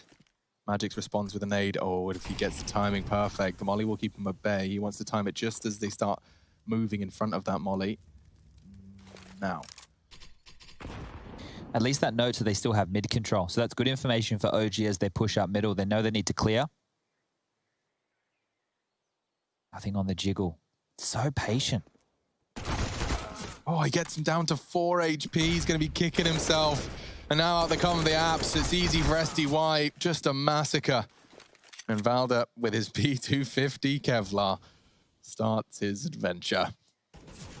Ooh, SDY might peek into the P250. It would be powerful for Valda if he does. Hi. Can't tap away and get swung on. So Spirit weather the storm. Important round to win. Very important round to win, because if they go down there, as I was mentioning, that loss bonus, it would have been 1,400, and that's really hard for the CTs to muster too much of a competitive force by. They may have just taken a save there and conceded what would have been 3-1 as the scoreline for OG. But now, Team Spirit can do exactly that themselves. OG have to take the save.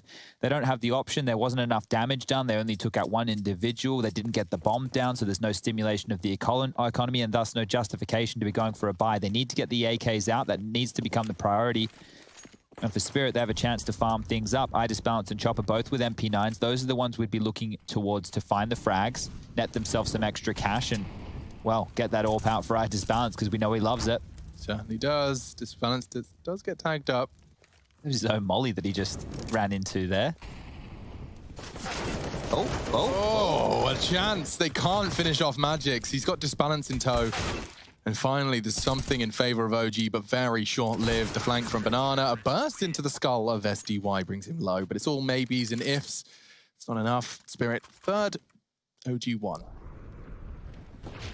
See, Magic's just turning away there. I'm not sure if he was expecting a flash or if Disbalance was meant to be throwing it for him. But anyway, able to survive, able to hold on to that Galil and carrying that through into the gun rounds. There's no problems operating with that on the CT side. Bullet to the head, bullet to the body. That's all she needs. Is round number 5 about to get underway. AK-47s are out for OG. Finally, we get to see them with a purchase. No AWP for Mantu just yet to note, but they do have utility to work with and a default spread.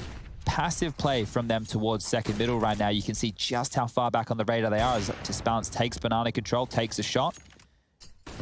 And what that means is OG have to use a couple of extra flashes and Molotovs to go for crowd control and banana. They can't be as, I guess, brazen with their picks. They can't put their bodies on the line as much because if Disbalance hits a shot, that's a number man advantage in the early stages. They've actually left Chopper to solo here. He didn't have the best of games on Overpass. And he only has that MP9. So he's going to use his utility to maintain the top banana control. And that's drawn Mir back over to help, who has utility of his own. But it's A, that's the port of call for OG. Yeah, Molly will force this balance off. They've got to get this push off. It's great Molly, isn't it? Prior to the peak, it does make a lot of the pushing easier, doesn't it? Just to completely deny that potential. He wants to re-peak, and he'll actually choose to smoke it. That's nice. That buys time. More time. They don't have banana info yet. They know there's a timer on this commitment. Magic's boosted up. This is an off angle that should pay dividends. Trying to find one. He does get more than one. God. Nice shooting. Double kill.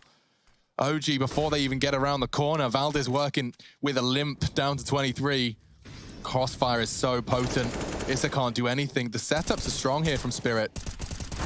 And OG just walking straight into them. This is the best looking CT side from Spirit we've seen in some time. Even Chopper's going to find his first kill in round number 5. And look at his dynamic. That looked so easy for Magix. It was, and I think it's because you can see that the first individual up mid to meet with Alexi B had already cleared that angle. It was the re-aggression from Magix within the mid round that caught them off guard and caught him 2.5 kills.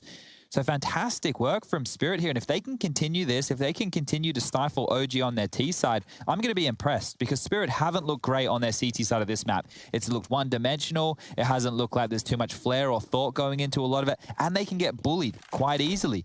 Now, OG did just bottleneck themselves in spawn. It looked like they wanted to leave quickly, then came back, maybe needed to buy an extra grenade or two, or murder a chicken. But regardless, they have themselves an economical. This one here, they're operating with 3 Deagles, a Tech 9, and a P250. 3 smokes and 3 flashes. 2 flashes, mind you. And they haven't even opted for any T-stairs control whatsoever. So this should be an easy round for Spirit to handle. They've already whittled down quite a large chunk of their utility. Mir and Chopper operating with very little, but the 3 defenders over towards A have much more. A couple of HEs, Molotovs depleted at this stage. And this is what we see in rounds like this. So you can note this and you can look at the 2 buys and you go, wow, OG, they don't really have too much of a chance, Chad. Well, it's not just about this round. It's about the flow-on effects of this. And we've spoken about it once. We'll speak about it again. Maintaining that CT economy is a difficult thing to do. And if OG can bait out a few extra grenades... Think about the CT economy like an orchid. It's beautiful and it's well-maintained. It's beautiful when it's well-maintained, but a small mistake can cost a lot. So the same with a lot of bushes out there, I think, Alex. Yeah, precisely. So when you're looking at OG now, what you consider them is they've got the watering can, shaky hand. They've got to get this. They've got to get this right. They want to take a couple of weapons away from the Team Spirit squad, make it costly, force the rebuy. A Dream is a disbalance AWP that's unretrievable. It's going to be hard to manifest, but here we go. 3 CTs to receive them. They flood in, and already that aforementioned AWP is going to find one. Chopper knocks him off the perch and there's nothing, absolutely nothing to report. In fact, the general's still waiting for the word on how that push went. Now, this shows me that Spirit have done their homework. You could see as Disbalance was rotating through spawn that he had a smoke. Now, he didn't drop that smoke to stop the push. He dropped that smoke into the choke point of CT spawn because it was quite clear what the indication of OG was. We want to isolate the site players, push through to CT, and see if we can grab control of construction and isolate those rotations. The fact that Team Spirit keep that picture-perfect spotless, that's fantastic for them and their economy going forward. Now, as we move into round 7, finally, OG will have the AWP for Mantu. He's been missing that in recent times. But look at this. Disbalance has been everywhere, over towards Banana, arch side of middle. Now he's aggressive Halls. If they can take down either prong of this default towards Boiler and Halls, and that would be MBK. The first man to deal with this. It's a fantastic opening. He can even get out of dodge, span through the cardboard walls. And there it is. Disbalance with even more impact. He even gets out of dodge. Wait, are they reaggressing window? They're thinking about it. Jesus, they don't need to do that with the number advantage. The mission accomplished, right? Early frag, NBK unfortunately swallowing the bitter pill of his 6th death. Oof. He's been having a real rough go of things on the start of this T campaign. And credit where it's due to the Spirit CT side. They do seem to have tidied things up a little bit in comparison to what we've previously been seeing. Always helps when Disbalance on form. Coffin smoke. Ready.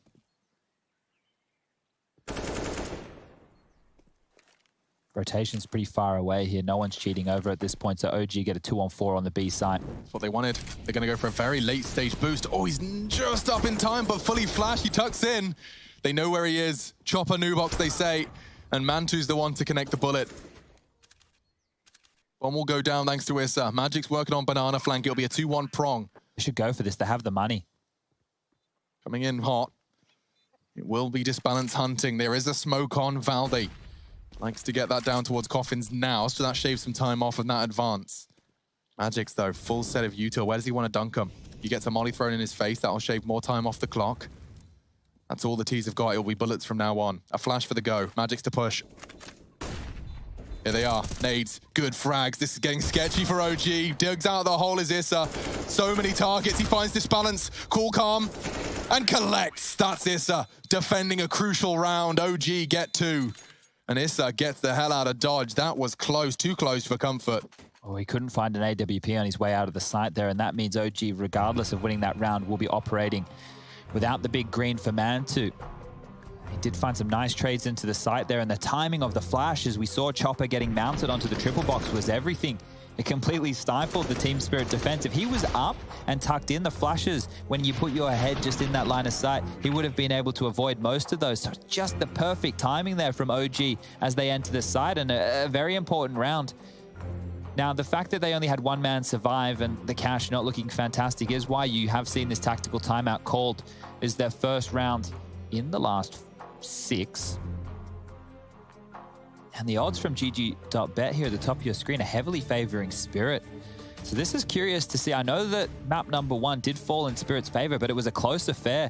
OG, I would say that they are still the favorites within map number 2. We are in the early stages, round 8 getting back underway. Mac 10 for Alexi B, and a pace changes. Disbalance gets banana control. Alexi wants middle. He's up. Everybody's blind, and through Archie goes. Alexi jumping, bounding with the Mac 10, eventually dealt with, and that's going to really slow down OG.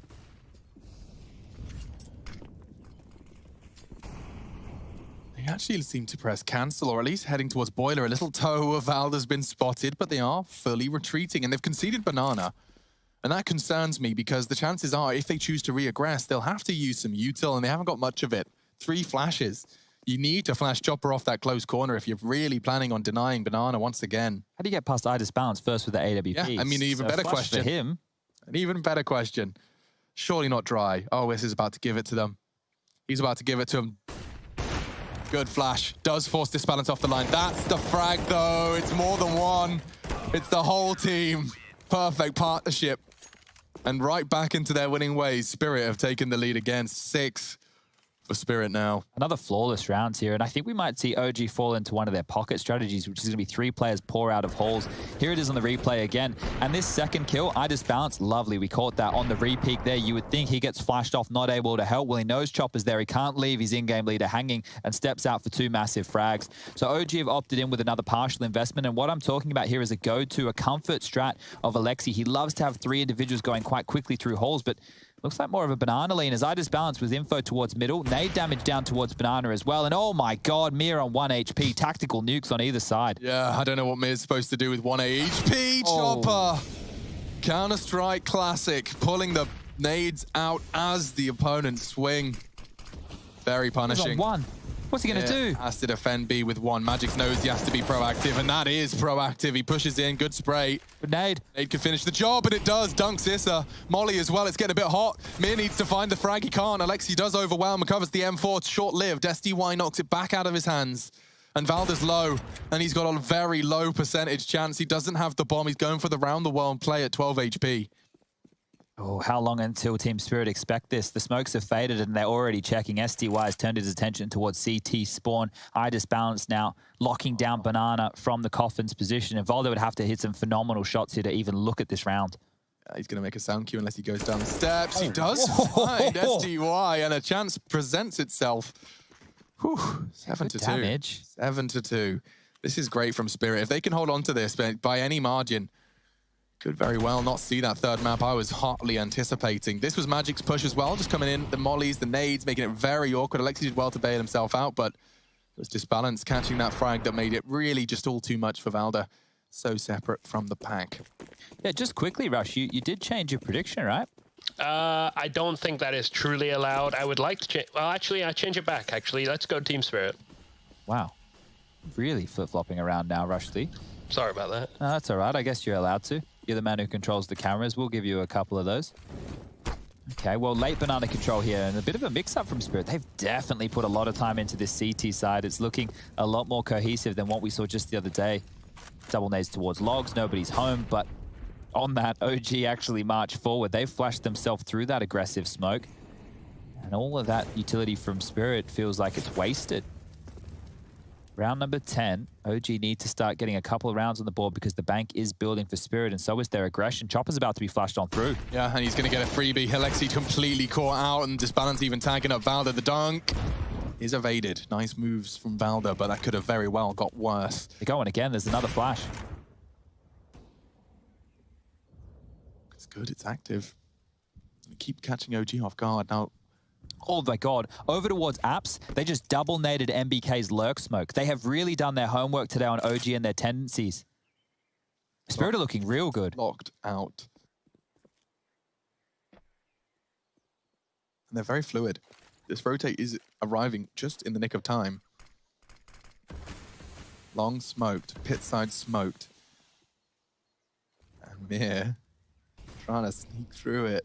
You bastard, Mir. He comes behind. Oh, no! Double dinks? Double dinks, sure, but it's not the frag they were hoping for. Technically, a level push. And SDY dancing around. He's got himself the double. Oh, it looks disastrous now as it's only Mantu. He does connect. Mid-air into the knees of Magic's, but it's insufficient. A triple kill, and look at the kill distribution from Spirit. They are high-flying. SDY, Magic's, Mir and Disbalance, 1, if not 2 kills separates top from bottom there, and they're all in the double digits. This was such a sitting duck in Alexi B. Yeah, the reason I was getting so hyped about the double nades is because Team Spirit, their CT side normally looks janky, and we're being continuing... Jesus. Just mounting that box in time. And it doesn't seem like a lot because they didn't actually get the kill on MBK, but what it's telling me is Spirit have done so much prep and they know exactly what to expect from OG. And as the pace change again, Alexi can't find them anything. He's been taken out, and normally he's the one to find room. He's normally feeling the pace of the game so well, but they're getting shut out. Yeah, they are. They're frustrated. Look at this. Trying to find a way out balcony. There's mollies, there's smokes, there's nades, everything thrown in their direction. The read is so strong. Mir's already charged up. Fully pushed down Banana. Oh, OG are getting played with. And another for Chopper as they leap out. Fully flash, doesn't matter. 3 more on the balcony, tucks in, ready for the swing. Doesn't need to. Teammates are doing all the work he needs. Bomb yet to be picked up. Valda scoops it, but hunted down. Another flawless one, Alex. Flawless, bro. Look at their money. Dude, I am actually perplexed right now because what we have seen from Spirit on their CT sides have just been average. Like, average at best. And I was talking about the tendencies, you know, Magic's doing those plays that were counter-strated by Vitality. This is looking great. Disbalance is getting away with these peaks. He's staying very active across the map. Multiple times we've seen him over towards Banana, aggressive hauls, re-peeking towards middle. OG is stumped. And with the scoreline currently at 9-2, I set the bar for Team Spirit at 6 rounds. Right. They've already managed to better that by 3, and I feel like they're good for another 2 within this first half. And you can see here, not a single round has been won or lost by a detonation of the bomb or a defuse. These are clean rounds. And look at every individual right now on the Spirit side. 12 kills, 11 kills, 10 kills, 9, 8. There's only, what, 4 kills worth of variance. Can we get another check on those multis as well? Is it same candidates that are picking them up? Let me have a little bit of a gander here. So we're just starting off our memory of the pistol, which was actually where OG got 1 of their 2 rounds. Then this happened. It was Deagles at dawn. Second round, Magic's did the belly button trick. Look at that, 2 to the belly. And so, of course, with another clutch, this was their second round. So just taking a quick look at a few of the stat lines here, it is a bit more spread out. So IDisbalance is doing great in terms of the opening duels right now. I think he's currently sitting at 4-0. The multi-kills, you gotta bag from everybody. Magic's with 4 or 5. IDisbalance with a couple in here as well. Mir hasn't actually been called on to do a lot at this stage of the game. It has just been a team effort from Team Spirit. They're back up against the AKs. Once again, no AWP for Mantu. And that's where he is going to be his most effective. And Volder's taking a risk. I think it's a much needed one as Mir's ready for it. The nade and the timing on the peak are perfect. And another opening kill falls for Team Spirit. So they are doing such a great job. Smoke, so they can't support. The one isolated player of OG goes down. It's very good stuff. Enjoying watching Spirit's take on Inferno because it's just completely booked OG. They must have put so much work in this in the last couple of days. Once they knew that they were versing OG, if you left this through in the veto, which they did, today they opted to ban out Dust 2. You knew exactly what map they were going to be picking. And this is looking fantastic. OG are looking flat. Alexi B looks like he's making some desperate calls early. Yeah, I mean, just very, very well drilled and punishing anything that OG give them for free. Now look at this. At 40 seconds, Mir can drop his smoke in 10, and he's basically won the round. They'll have to disrespect it. Drop it at 30, it's game on. Oh dear. Here they go, through the smoke. That's what Chopper was waiting for. The flashes are good, but Mir does find one. Trying to punish them. They're going wrap around the CT side. They don't have time for this. That's the bomb on Mantu. Mir's job is to stop it. Disbalance plucks another as he walks through the smoke late. NBK does have the flank. Chopper's holding it. Mir could be caught, but quickly traded. 5. Where's the bomb? Mantu. He's so disconnected. And he goes down. It's 10-2. And Chad, 4 CTs left standing again. Yeah, these rounds are very clean from Team Spirit here. And just a little detail. In the past, we have seen Team Spirit actually fend off B pushes that late by playing in pool behind the smoke wall. Well, this time round, Alexi's Molotoved it, which has given them no avenue into the site. That's why they were forced to go around to Ruin. And look at this. Chopper just mopping up the final frags. OG are getting handedly beaten here. This is very surprising, but it only takes 1 round to get them back into the mix. And with the pistols being purchased in once again, maybe they can find a lucky entry. IDisbalance is getting more and more confidence now as he's searching all the way down towards second middle. Puts MBK on notice, who's tucked in towards T-spawn. Go on, Disbalance. It's a quick flick. Doesn't quite find it this time. Oh, you know, I can kind of...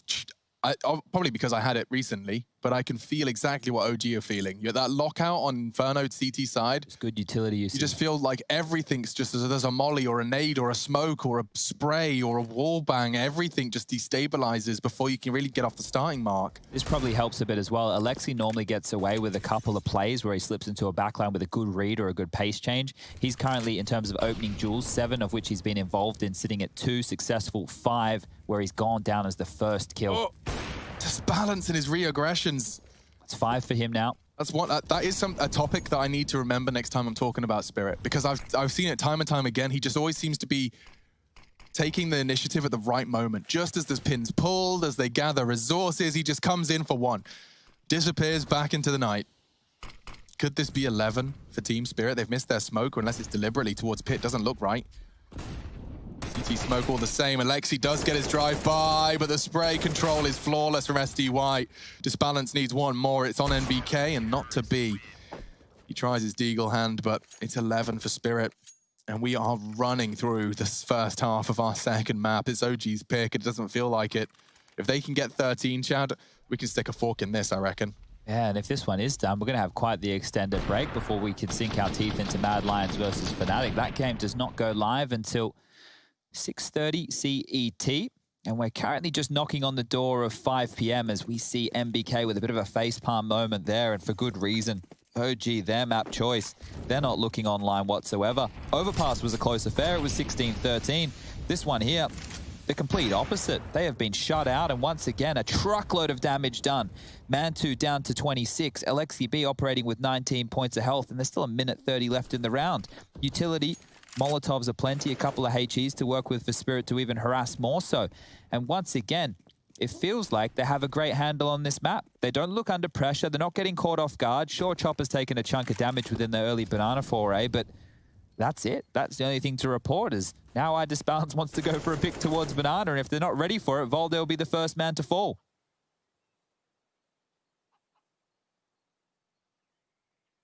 How wide does he go on this peak?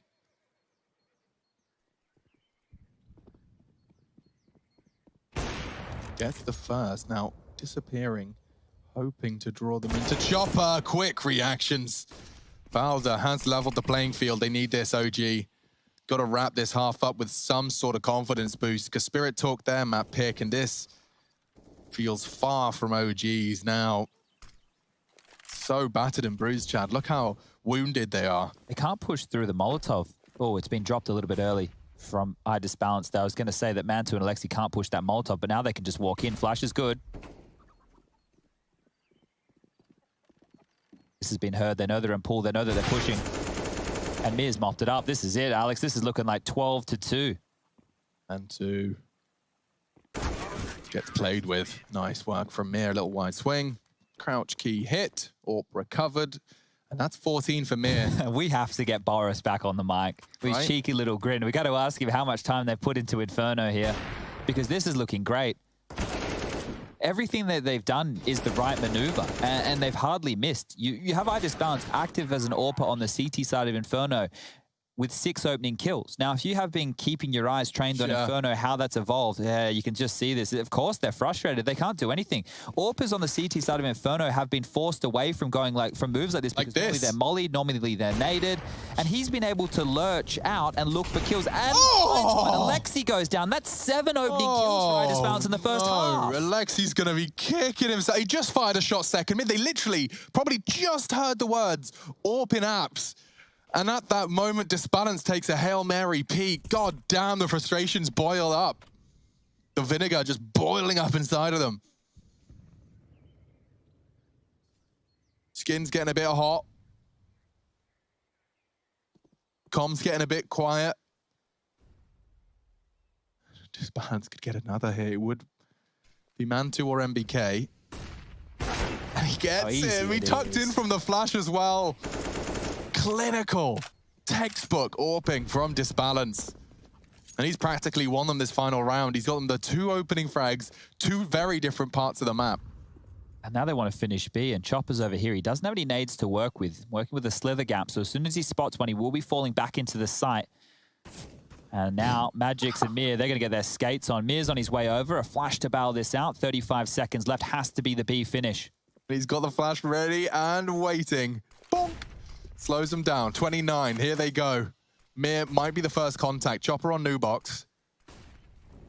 And that's the push. It's not the frag, but it is damage. Valda, the one with the bomb, has to get it down with just 26 points of health. A flash from Magix isn't going to do too much. That's the necessary frag.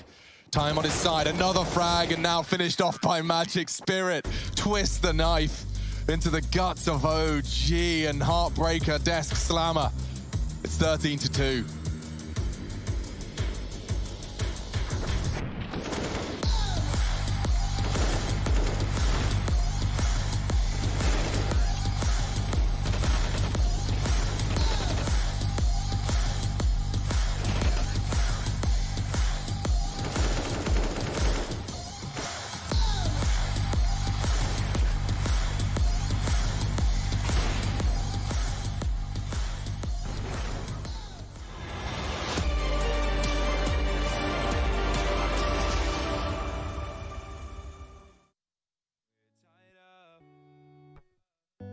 I hate to admit it, my tears dried up.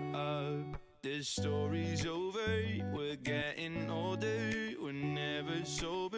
I'm so hungover, but inside I know there's still a light that keeps us together. And there is no thing I would rather have. Together with our alliance, it shouldn't be rocket science. Hey, if I'm being honest, we're just feeling lost inside.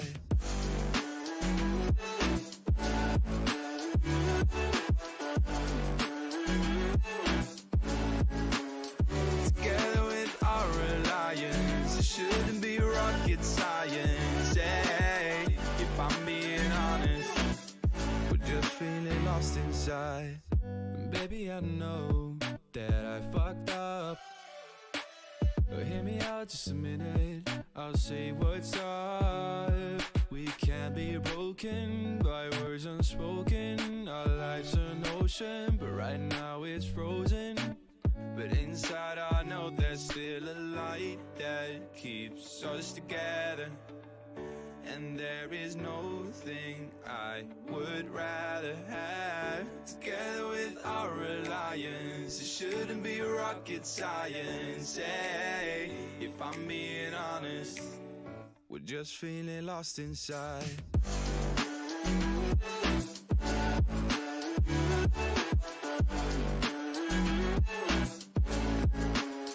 Together with our alliance, it shouldn't be rocket science. Hey, if I'm being honest, we're just feeling lost inside. Look into your eyes, I see the colors of your soul, and I recognize every single line, every single roadblock. We are two hearts that beat in time. In the towers, looking down all night, blocking out the sun that we need. Maybe we can change our stripes and colors. You're the only one I see. And I take it all or nothing at all. Driving through the night till I'm at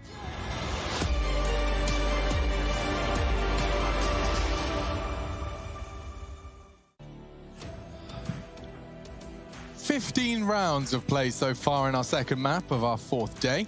My goodness, if Spirit and OG brought quite the twists and turns. We didn't see a single round, Chad was just telling me, a single round solved by a bomb explosion. It was all eliminations and a 13 CT rounds for Spirit.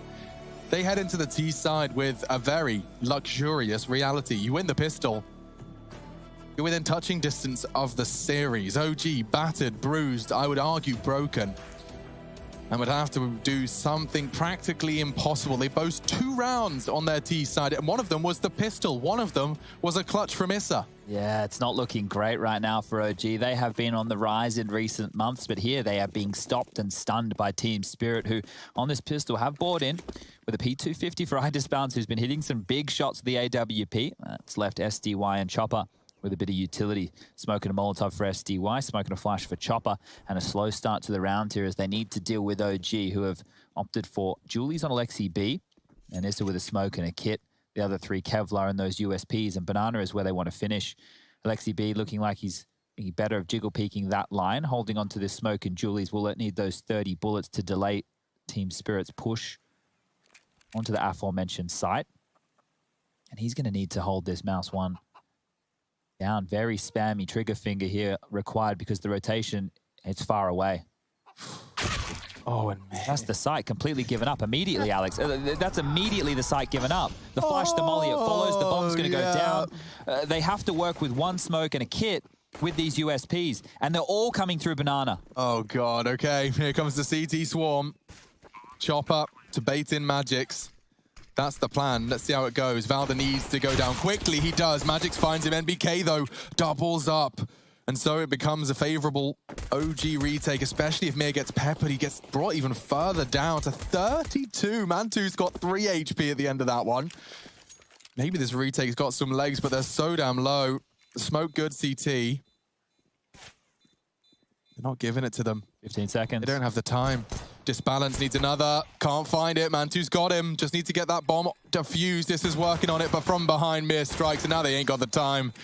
Patience prevails. The Julies find frags, and it's Alexi's Julies, no less. I'd definitely be in the salt mines after that one. I want to add a little bit more insult to injury there. That smoke that was dropped top Banana that stalled them out for 10 seconds on that retake. This one right here that you're capturing on MBK's screen, that was Alexi's as well. He went down, dropped the Julies and the smoke, and the Julies are what finished off the round here. So Alexi B's death, it spelled absolute disaster for OG as the scoreline now is 14-2. Brutality. This is their map choice. I was mentioning just before, OG have been on the rise. They have made it to number 6 in the world. Yeah, this is a statement from Spirit.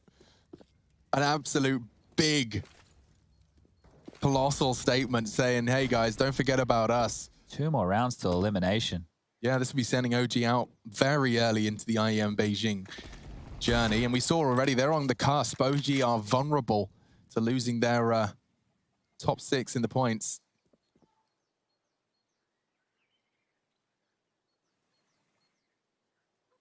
Will this be a full B commitment? The utility implies it. They start their charge. Chopper very much ahead of the pack, and he confirms 1 oranges. No bullets left in the CZ, so all is good in the hood. Man-to mantles. Good harassment. Disbalance does seem to stabilize things. Now, the bomb's down. Magic's catches a very heavy nade. But it's an SMG retake. I don't know what they plan to do with it. A re-smoke arrives. So now NBK can smoke off the banana side if he wanted to. They all have to go This is going to go do that. Here.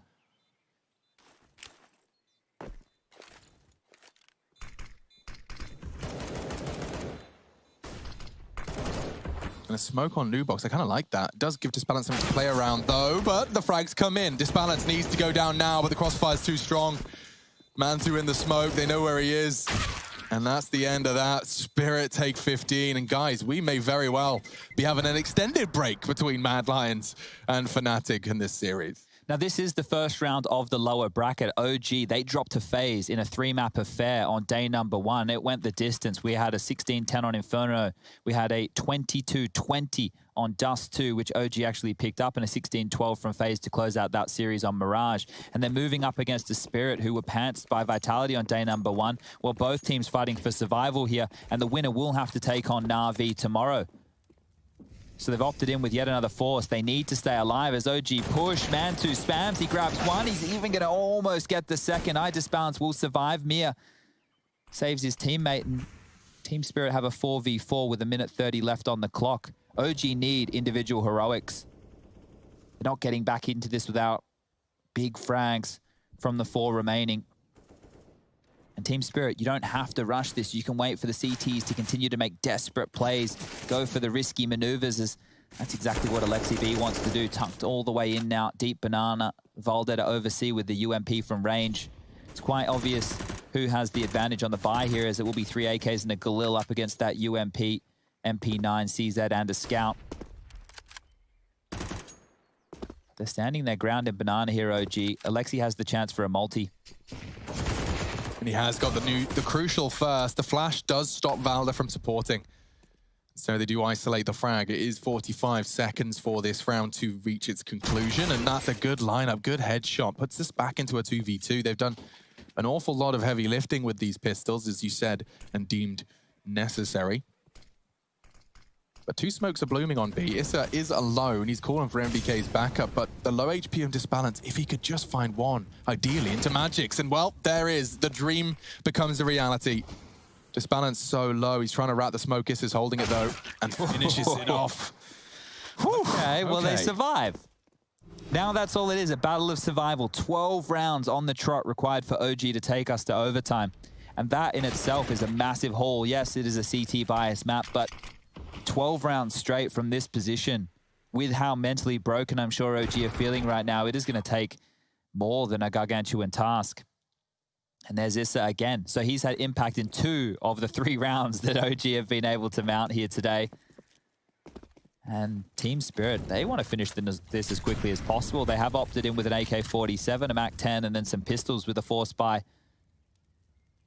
Utility, they don't have a lot to work with, but they might not need it if SDY is able to crack a couple of skulls with this AK. Setting up for some standard mid-control magics with a flash over the top. And on that, SDY will peek. Off the skybox.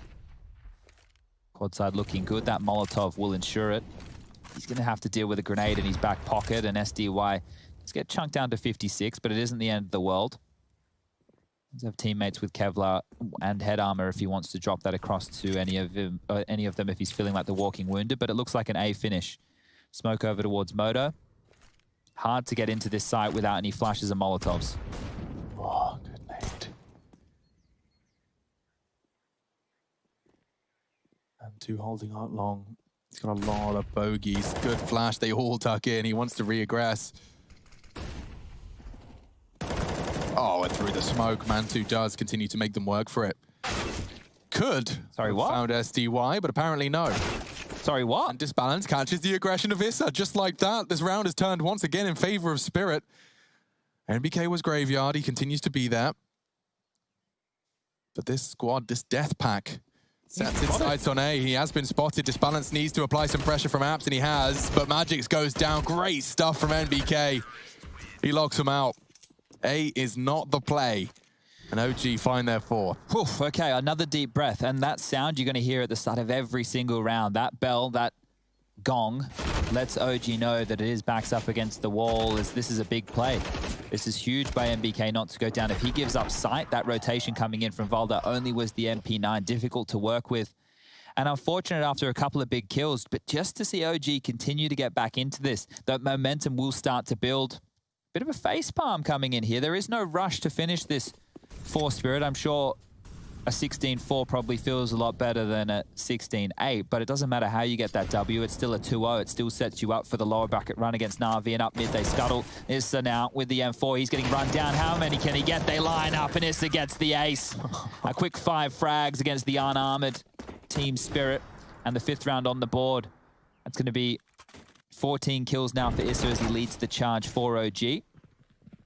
This is perfect. Well, you couldn't ask for more, could you? You really couldn't. It's not an overpass. You love it, you know, when they had the Mac 10 kills in the door against the USPs. Well, the Glock's lining up like that and you have an M4, that's probably just as nice. Yeah, actually, maybe even better. I mean, bearing in mind that when you're on a CT, typically it's an AK blowing your head off. Yeah. So nice just to have 5 of them on your screen and they all melt. A rare visual. Okay, well, guns are back out for Spirit here. Another crack at closing this one. Round 21, and Nancy's found the opening. So, Mia falling in the early stages. Doesn't smell like a round for Spirit. Doesn't. Losing Mir, a very good casualty to cause. Chopper really wants to deny mid-control. You could see how lackadaisical he was, just pushing up. Does force the rotate off B. Yeah, I think the fact that he knew that that ult was on the other side gives him a bit more of a opportunity to be brazen with that face. And now they've rotated the ult back towards top mid. So being fluid, just like I Disbalance was. But it looks like the bomb, as well as Chopper. And old boy Magix are going to be pushing up Banana. That's held Alexi honest. He's had to drop out of smoke. He still has Valde close in rotation with a smoke of his own. Now, to see them win this, B is probably the best option. It gives you a 4-on-2. You trade out efficiently. You can find yourself in a 2v3 post plant. And that becomes very winnable. But they need to get past Alexi and Valda first. Yeah, mission 1. And Alexi's letting them past. He saw him. He did. And Valda's the one to get the double kill. Bombs loose, looking good now for OG. And yeah, Alexi's position going unchecked practically confirms the round. Magix needs to find a lot of heavy and hard frags. It will be man 2 first, and well, he's the last one to fire a bullet. Well, it did feel like Magic saw him then on the entry, but maybe while he was clearing his corners and laser focused on that crosshair, might have overlooked that position and said information to his teammates. Could have been a kill onto Alexi B. But it was that opening from man 2 again as the smoke blooms, takes the shot, takes out Mir, one of the heaviest hitters, especially from map number 1. Mir and Magix, they were quite the combo. Here on map number 2, you've got leading the charge, I Disbalance. He had 7 opening frags on that CT half. Absolutely monstrous stuff. Tech9's quasi-buy, not fully investing. Disbalance a little extra economical in pursuit of perhaps an AWP. Yeah, I want Team Spirit to make sure that they keep it cool here. These guys are a team who are on the cusp of being able to compete with the Tier 1 big boys on a regular basis, and it feels like today they've come to play, their homework being done on a map like Inferno, traditionally a weakness for them, but how can they go on this force by up mid and Nantu with another? On Mir as well. And that's a massacre on the A site. Tech9's get them nowhere, and Disbalance is added to the list. It's a long list of OG frags there, practically evenly divided. And so OG, a late resurgence. It's been 5 in a row. Very late. Very late. Ever since 15 was found by Spirit. But that was a half buy in pursuit of glory. They will once again have the necessary funds to invest. This is such a difficult scoreline to come back from, and that's why I'm holding my breath. Yeah, well, we're not going to start building the incredible, what would it have to be, 5? It was 13 rounds straight, so the scoreline was 15-2. Quick 13 in response. Yeah, just a casual 13 Casual rounds. 13 CT rounds in a row. Any day of the week, just as you do. But bet doesn't think it's happening. Yeah, and those odds are probably very fair at this stage. If you were to take a punt on OG mid-game with the scoreline like this, all the power to you. Come back, yeah, man. Good luck with that one. But, hey, look, it's a good chance to win a big pot if you're feeling faith in the Sunflowers. Let's have a look.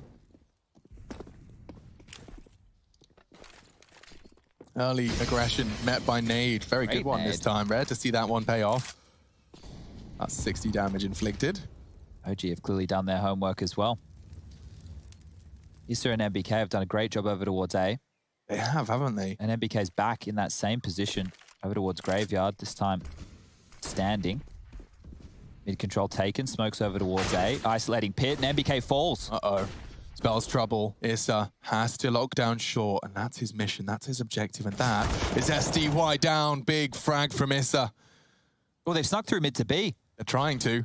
Mantu doesn't know. He has no info there, but he is patrolling. He's, oh, the timing, he doesn't catch the glimpse. This is ridiculous. Magix is really just threading the needle. Mantu checks it, misses his shot. Magix propels forwards. Disbalances behind enemy lines as well, and Magix does start to find B frags. Where's the bomb going? I don't even know. I don't even know if Spirit do. They've got a player over towards Halls, one in the arch. Everybody's everywhere. Bombs in Banana. Magix does go down, so Valda finding that. This gets weird now. Mir wants to go B. Well, he's just told them somebody's banana. This is an insane round of Counter-Strike. Spirit may have flubbed this. Mantu rotating in. Numbers do favor OG. Frag onto Valda could give him a way back in. He holds his nerve, holds his spray. 10 HP, he gets away from that duel. And the gap is being held. Mantu's not going to miss. OG do find another on their road to the impossible comeback. Oh, boy. After the openings that we just saw go down, SDY onto MBK was a fantastic shot. Issa mopping that up and then calling it clear was huge. And then Disbalance getting caught in transition. It all fell apart. And you could just see how separated Spirit were. There doesn't feel like there's any trade potential in a lot of the duels that they opted to take. And that round right there was their chance. You get the opening, you get all the map territory, and you drop the ball because everybody's trying to do their own little mini play in the microcosm of that round. And round 24, it's going to be the limp in half by again. Nades toward top banana, nobody home to receive and more pressure being applied. The Tech-9s dug sound out and they continue forward. Valda and Alexi, they need to shut this down. They need to shut it down now. Alexi's already got one. Mir applies the pressure enough to push through that smoke on the one. Here they come, flooding in. Hail Mary with pistols. They do manage to weather the storm of the initial spray. Alexi is being pushed, though, and he does knock Disbalance off his perch. Should be enough, and it is. Magic's caught in the smoke eventually. So, OG, you're convincing me slowly. It is 7 rounds in a row. Yep, that's not bad. It's halfway there. Considering how that first half went, this is night and day performance from them. You know, just for the Spirit mental game. Well, imagine if that goes OT. I don't see OT ever translating in favor of Spirit. After conceding so many rounds, you'd really need quite the magical timeout to get your head back out of the gutter. But they've had so many chances and they continue. Spirit, they've been staring at 15 for the last 7 rounds. OG refusing to bend the knee. They're even adapting here, OG. So they've been playing very passive setups over towards the A site, now doing something a little bit more forward. You can see the boost here in the boiler room, giving Issa the jump on anybody creeping up through halls. Standard banana pressure being applied, and we just get the usual back and forth of grenades. Right now in spawn, look at Magic's position. He was setting up a smoke, and it's not going to be thrown on out, so... Good old-fashioned B hit. Yeah, but there's already 3 players here, so this is a great read from OG, all things considered. I cannot believe that they are going for a gamble stack like this in a minute on the clock with only 1 round to their name. If they lose this, it's game over still. This has been a valiant effort on the comeback so far. The cash is built, but that doesn't matter because they lose the round. They won't be rebuying. Still 3 on B. 40 seconds. They're not moving. Valda is. This is very interesting to note that Disbalance is the individual to maintain banana control. Smoke to hold them and lock them in position, and it has done. So MBK and Issa, it's all on you. 25 seconds. Your rotation is miles away. You better frag up.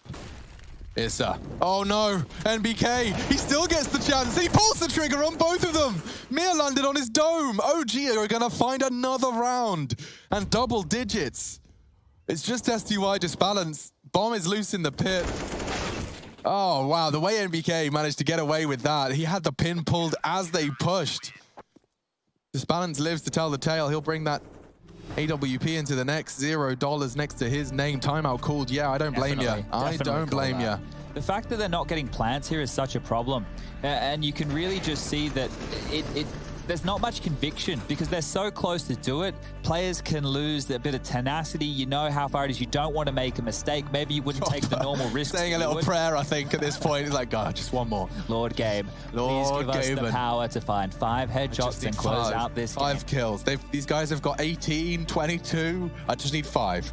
I've seen some comebacks in my time, but with how deflated OG looked at the end of that first half, this would be massive. I would say Team Spirit would be getting a bit of a reputation as chokers if they're unable to close this one here. And look, for them to be able to compete at this level of Counter-Strike against the bigger names in the scene, they need to make sure that they can close out victories, close out games of where they've been able to earn a massive haul. And look at this risk from OG. 4 players, top banana. They're setting up for some huge banana control. So ISA and MBK are going to throw their nades early and rotate all the way back, and this is Mir's chance. Yeah, and Valda was ready for him. Another OG round could be starting to shape up. Disbalance, naded. Oh no, Colossal. And a disaster strikes again for the CIS squad. Chopper's only working with a Deagle. Retrieving those weapons doesn't seem viable. They're pushing down, denying space.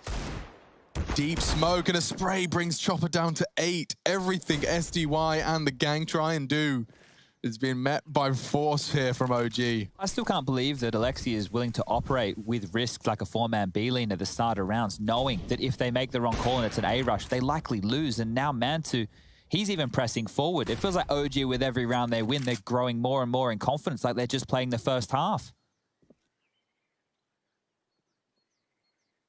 This round should be over. Round number 26. It's a difficult round for Team Spirit to have any say, considering there's only 45 seconds left on the clock. They don't have any map territory to work with. OG are still poised with all 5 members, and Valda's the only one who's taken any damage whatsoever. Light bit of utility to work with. Alexi B posturing forward. He's going to get flashed for by Valda. Now they can swing on out. Now they can fill the feed with frags. But all right, Alexi doesn't want to fight. And if Team Spirit don't die here, that means that they won't be getting the loss bonus, but they will be holding on to 3 We're AKs. looking for Disbalance's AWP. I wonder if our observers can try and find it. Because they couldn't on logs. He got naded. I wonder if the nade blew it out. Oh, that chicken stuck in the ground there. Yeah, that's a good point, because they used the 2 early nades of ISA and MBK, and then that felt that Mir and Disbalance got baited into going into Banana thinking it might be possible. And then as he's pushed on in, the second wave of nades is the over the fence, maybe? Over the fence? Oh, it's gone now. Well, nice try. Yeah, nice try indeed. It's like, where's Waldo? Or where's Wally, for those of you who aren't American? Waldo. What was the bad guys had the same name, do you think? What was the bad guy's name? Was there a bad guy in Waldo? Yeah, he wore like yellow and black. Of course he did. Bad guy's name in Where's Wally? Wiz Khalifa. Wiz Khalifa. Let me have a look here. Oh yeah, Oddlaw. Waldo spelled backwards. All right. Yeah, the producer's on top of it. Might come in handy. Can't believe this. Where's Wally Law? It was the wizard. Uh-oh, Chopper, you're forced forward, my friend. He's got it under wraps, but traded. And that will be a pressure towards B. Mantu bunny hops his way to hold the line. 2-2 split on the CTs. If they go for the B commitment here, this could work out. Valda's got something for us. Deep, real deep. Oh, and Mantu needed that. Mir caught again. He's been having a bit of a tough time of things. What on earth? Magix burns down. He misread the molly. Costs him most of his health. But it doesn't stop him getting the frag. Valda down 3-on-3. Is this the round? Surely not. OG, they've worked very hard to close this gap. Issa's still top mid right now. He's so worried about a lurk. He's just getting his move on right. 9 rounds in a row OG have managed to pick up, but this needs to be the 10th if they want to keep going. Will the series end here? This is the go. Damage to SDY, it's trivial. Crossfire established. Magix is responsible for coffins. MBK, though, he enters nicely. He's down. It's all on to Issa. 2 to find. He's running out of time. He does have the kit. He's swung on. And eventually, the war of attrition is won. Team Spirit will convert. Little sketchy at the end there, but smiles regardless. They have taken down OG on OG's map pick, and it's 2-0. Spirit eliminate OG from IEM Beijing.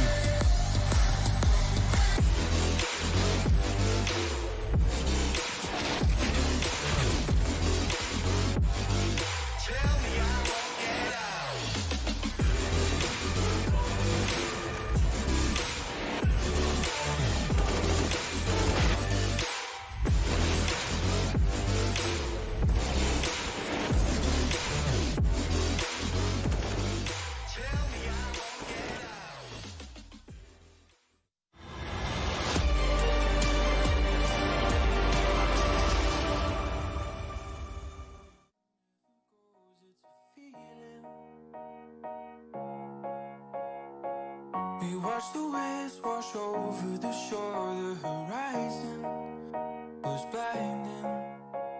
This could be the end of the world as we know it. Or this could be the end of the world as we know it. And we never thought we'd get this far. I'm gonna stay true. These songs I wrote for you. Oh, they make me blue. They make me blue. What did you say to me? You wanted to be free. Do you believe? I want you to believe.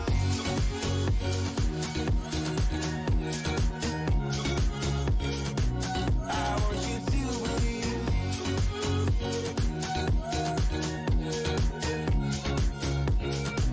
I want you to believe.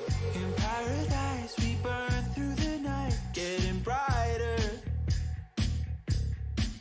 And the sun never goes, and the sun never goes, and the sun never goes, and the sun.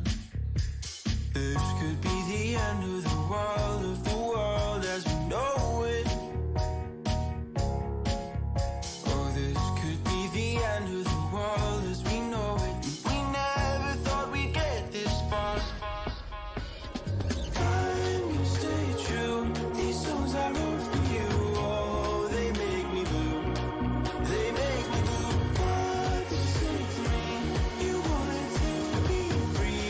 Do you believe? I want you to believe.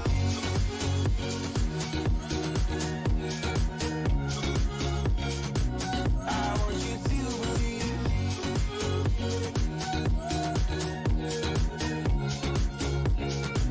I want you to believe. I'm gonna stay true. These songs I wrote for you. Oh, they make me blue. They make me blue. What did you say to me?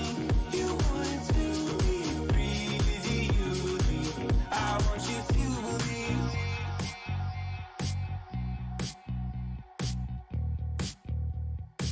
I want you to believe.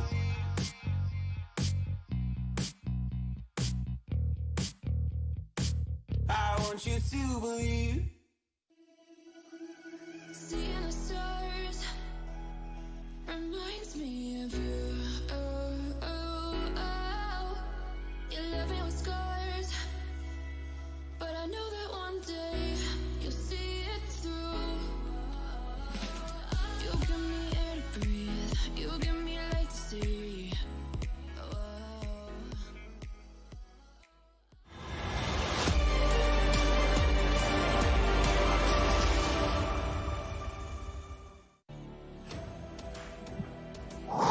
Team Spirit eventually pulling it across the line. And it was a sterling performance. I don't want to let the belated finish take away and detract from what was a destruction on a map that previously expectations were set relatively controlled and low for Team Spirit. What a CT start. I cannot believe their CT side, right? And if you just go back and reflect at the veto, you just have to start there. The fact that they banned Dust 2 instead of Inferno in this series means that they knew exactly what OG were going to be picking coming in here today. And it looks like they did so much prep work on their CT side, because just the other day versus Vitality, we saw their tendencies get counter-shredded. Today, they were looking fluid across the map, and I have to point fingers towards iDisbounce on the AWP. He went 7-0 in terms of opening duels on the CT side, and he was an absolute force to at least set them up with 4v5s in the early stages. And then I cannot believe, look, that game trickled on for as long as it did. For Team Spirit to close in that kind of situation, probably not used to being up 13-2. Certainly an unusual set of circumstances. We'll see what Magic's thought about it. We spoke to him ahead of time. Now we get to speak to him victorious and surviving in IEM Beijing. Boris, my first question, were you guys expecting Inferno today? Yeah. It looked We good. were expecting It looked Inferno real and good. not any other map. Yeah, I can see that. I can see some clear evidence. And that CT side, was that some of the smoothest it's felt so far in recent competitive memory? That looked like a CT side that's definitely had some upgrades. I cannot say that there is any updates from the other previous things. Like in this match, we just made it like properly enough, and it worked. Okay. Now, I saw you pulling off that Deagle double. I want to know, Magix, what's your personal opinion? Is the Deagle too strong? definitely. It is Yeah? too strong on close distances, like 2 body shots, which is really easy, and you get the kill, and possibly multi-kill with it. It is overpowered sometimes. Yeah, well, you're exploiting it perfectly, and it was a big reason you were looking sharp today. OG forging that comeback, though, I have to ask. That second half, you're on 15, was it 7? 15-6? They're up 15-2. Oh, goodness. And then, yeah, it started to get close. It was getting back 15-7, 15-9. At what point, Magix, were you getting worried? It was some of their luck in the beginning of their comeback, because like in the 4 rounds in a row they met like opening to the smokes, and 2 more some bad thing from us came, and we took a pause, like we made like a stop for everything, and we made a round which almost worked, and we just did a little mistake in the end of it, and a few more rounds after that we were trying to do some other stuff, but there was some place of poor economics, and by the end we just let Chopper go B and he entered it. Well, he went B and entered it, but you pushed a Molotov and you went huge in that last round. Were you just like, nah, screw it, I'm just going to kill him, I'm just going in? Yeah. Exactly. Yeah, simple as that. Forrest the Brutalizer going in. Now, look, we got to ask you one about eye disbalance in the first half with the AWP, because he was finding a lot of entry kills for you guys. Is that eye disbalance going, I want to go for a pick here, or is that Chopper saying, this is the round that we're going to run? Yeah, it was eye disbalance. Guys, I'm going to pick second mid. I'm going to pick banana. I'll pick mid. And he was doing that. He was doing these entries. And that was good. How nice does it feel to have an AWPer taking control of the game like that? That doesn't happen often, right? Yeah. I'm taking mid, I'm taking retakes. He did it all. Yeah, so great stuff from Disbalance, continuing to be that dedicated AWPer we know he can be. And I want to congratulate you, Magix. You've picked yourself up a big win and keep your head above water. But that lower bracket run ain't easy. Yeah, now you have to play Na'Vi, and you didn't get a chance to play them in the RMR event because both of you didn't clash, but you played them last in June. Now, Na'Vi, they've been looking like a bit of a better team in the last couple of weeks. Is this one that you think you guys have an edge on? Is the prep work that you've done in them for the past still hanging around, or is it going to be a new game plan going in tomorrow? I think there will be a new game plan going to tomorrow, and we'll do our best. What is the match tomorrow? Oh, maybe I got the day a little bit early, but I think it's going to be pretty soon. Let me try and double check for you, mate. I don't want to be. I'm pretty sure it's tomorrow. Wednesday the 11th. No. Maybe I'm right. Maybe I'm wrong. We'll have to check. We'll get League Ops to let you know. Either way, I'm looking forward to the new game plan, and Na'Vi Spirit will see a battle of the best from CIS. Thank you for your time, Magix. Congratulations. Thanks. I think I threw him off guard there. Well, he's like, wait, tomorrow? Well, we're going to play Na'Vi tomorrow? Na'Vi? Oh, dear. Well, by making it a 2-0, they've given themselves an extra hour buffer. Yeah, well, how much buffer do we have now? Exactly that. Yeah, 1 hour, and then we're going to be jumping into Mad Lions versus Fnatic. A lot to be looking forward to, and your beige gang will be back when we come in about 60 minutes to start setting the scene for Mad Lions versus Fnatic.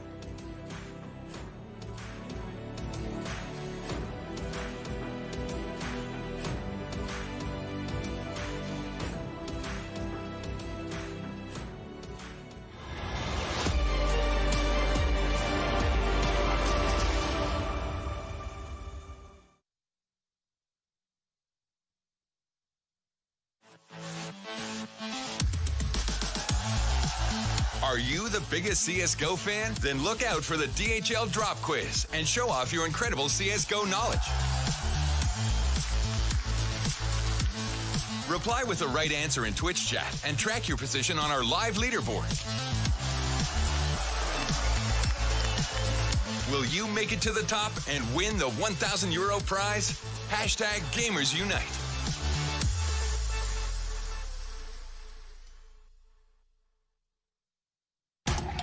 On Intel Extreme Master Certified PCs, you'll find a gold badge. It means you'll find brilliance inside, that you'll get high-grade components like Intel Core i7 and i9 processors that'll deliver the uncompromised performance you need to game like a pro. Not to mention, every purchase supports the prize pool of Intel Extreme Masters. Intel, unleash your brilliance.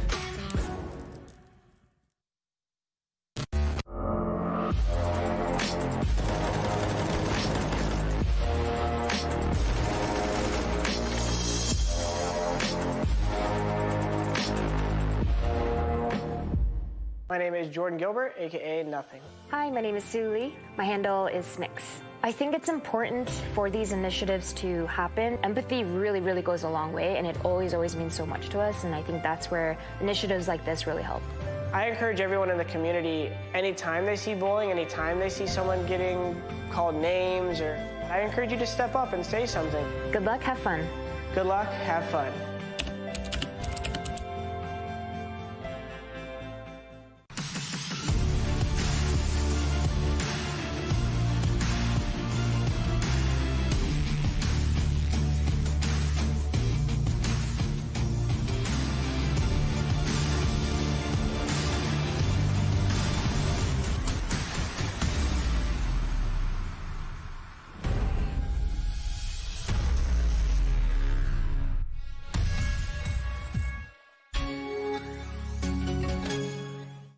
Come on.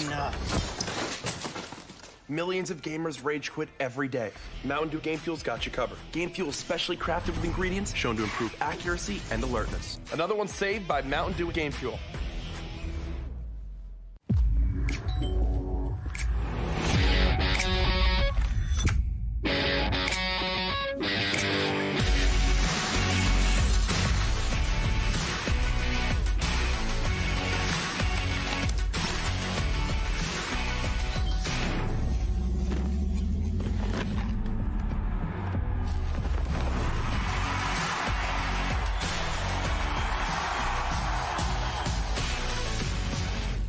Your favorites will play soon.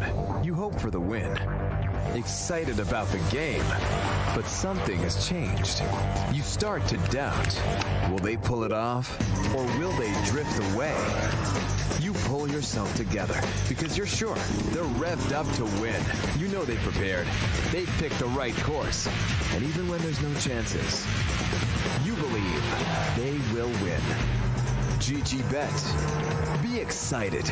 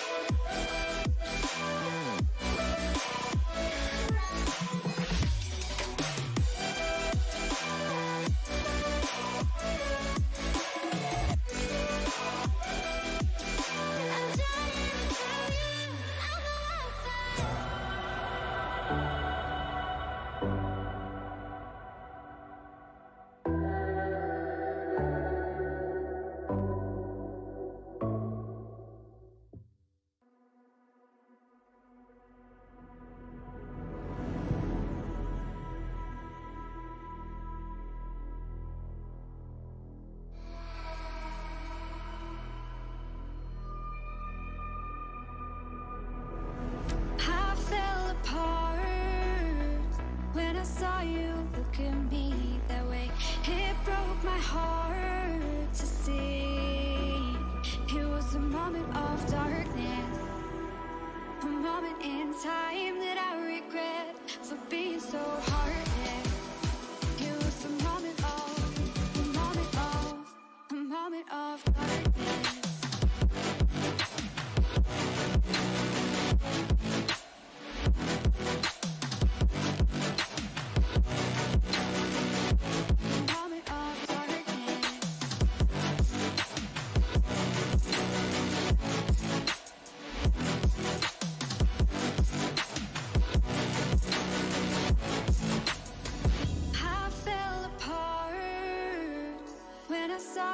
Look at me that way, it broke my heart to see. It's too hard, it don't come easy. I went dark, I lost it right away. And when it starts, God knows what I'll say. In my head, I had good reason. I went red so unexpectedly. I should have said that sometimes happens to me.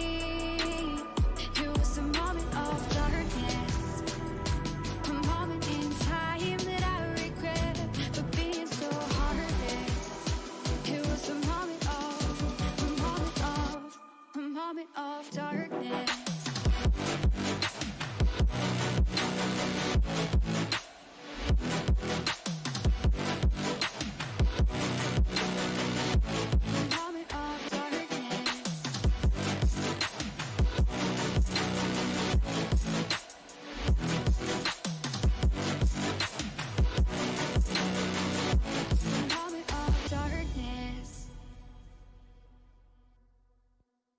I'm so sorry that I wasn't really there for me. Cause nobody else is showing any empathy. Rudely awakened, quiet undertaken. Did I do something wrong? Life isn't easy, why did you leave me here with my thoughts alone? I don't wanna wake up messed up, cause I can't spend another day like this. Another type of caked up breakup, where I've been finding any way to my fix. But I know I need you now, cause I don't wanna be around. No, I don't wanna wake up messed up. There's gotta be another way past this. I'm so sorry that I didn't go to therapy. Thinking everybody, even you's an enemy. Brutally awakened, quiet undertaken. Did not do nothing wrong. Life isn't easy. Why did you leave me here to get drunk alone? And I don't wanna wake up messed up, cause I can't spend another day like this. Another type of caked up breakup, where I've been finding any way to my fix. But I know I need you now, cause I don't wanna be around. No, I don't wanna wake up messed up. There's gotta be another way past this. If I am so wrong and so gone, miserable, won't you stick around just for some, be visible? But you don't, no you don't care. Leave me to suffer, erase all the doubt. Pouring Jack in my mouth, in a love with enough for the pain and the drugs to be present for now. All I'm right now, I don't wanna wake up messed up, cause I can't spend another day like this. Another type of caked up breakup, where I've been finding any way to my fix. But I know I need you now, cause I don't wanna be around.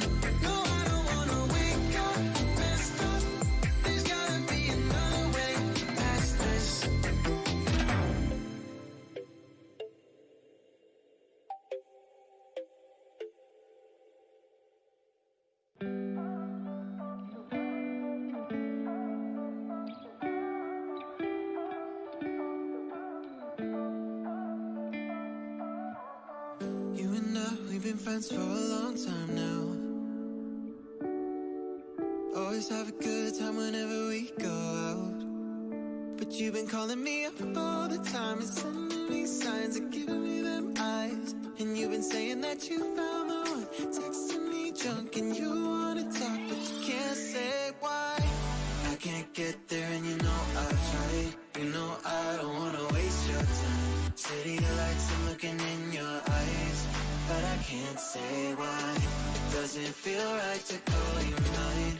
You know I don't wanna waste your time. I can't get there and you know I've tried, but I can't say why.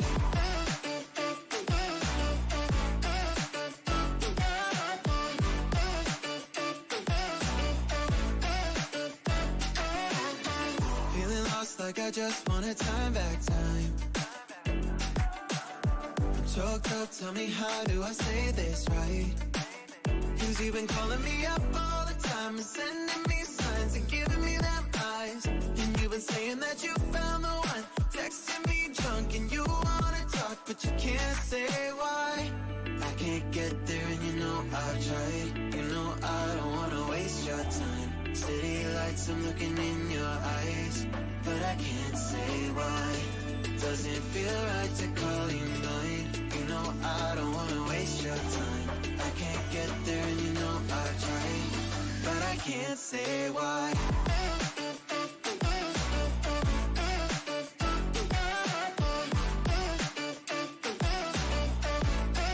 But I can't say why.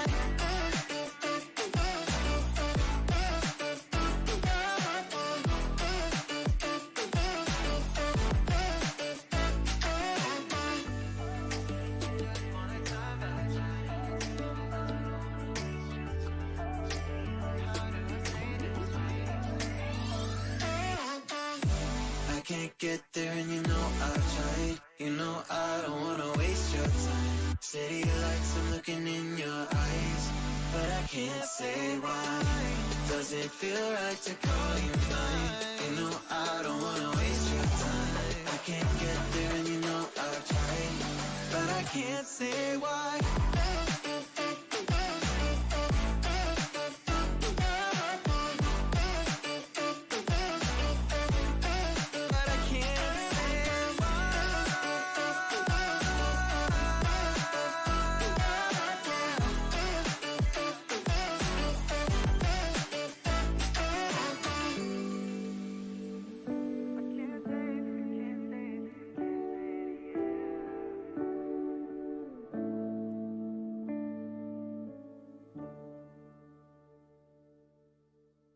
Let's take our time right now, it's just a vibe with you. I feel alive, now I'm feeling like up to the front, will it stand the test of time right now? I need a sign.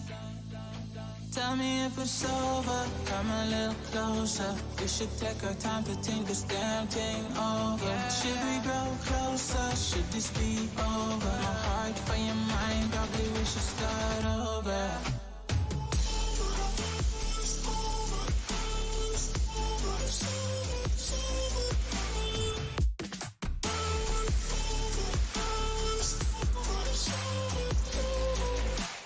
Tell me if it's over, am I your lover? Are we going solo? Or is it polo? Her face is saying don't go. I'm acting like I don't know.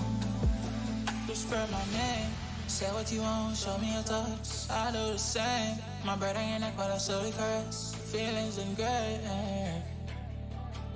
it's still the same.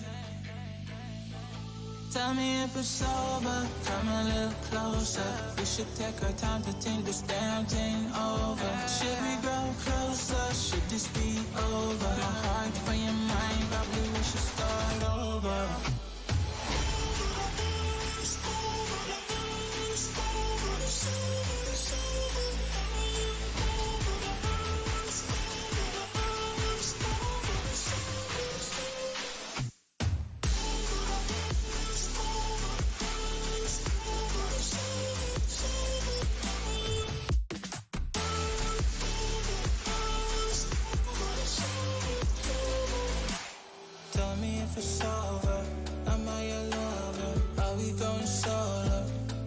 to pull up, her face is saying don't go. I'm acting like I don't know. Tell me if it's over, come a little closer. We should take our time to think this damn thing over. Should we grow closer? Should this be over? My heart for your mind, probably we should start over.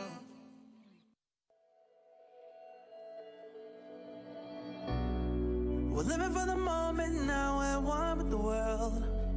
I can't lose this feeling I get. My heart's in the right place, and so is my soul, yeah. I won't take no excuses for it. Love it, need it, live it. I feel like something's missing when I do not have it. I feel it in my bones, gotta find my space. These emotions on my face, taking a toll, I gotta pay it forward. I'll give it all that I can. No matter what, I won't let up. It's in my soul, it's in my blood, and I won't take no for an answer. If it don't hurt me, it makes me stronger. Yeah, no what, I won't let up. It's in my soul, it's in my blood, and I won't take it no more. I won't be there.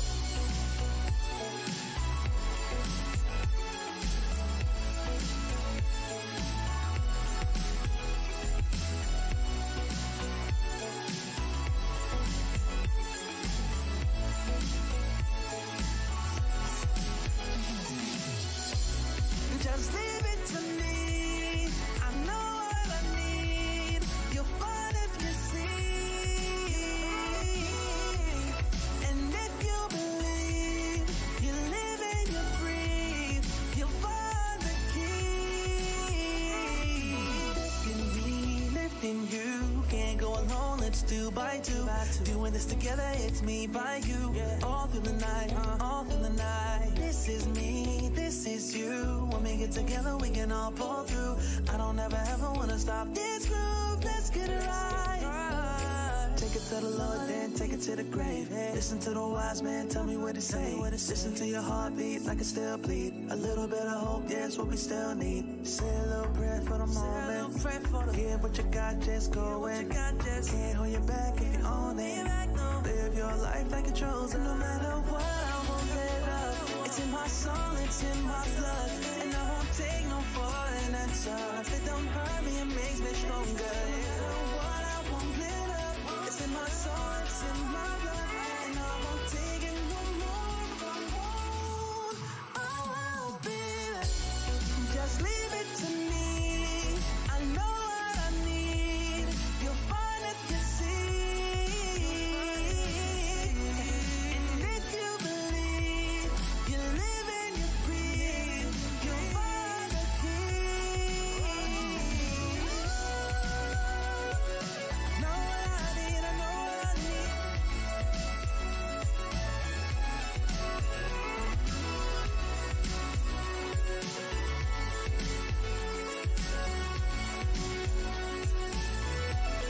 To find the keys, the key.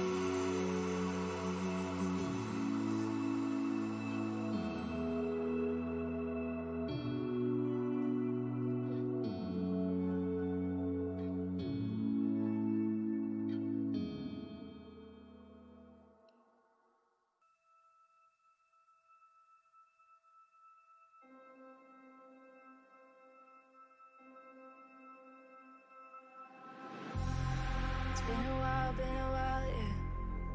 Safe to say over a year. Still it feels like I saw you every day.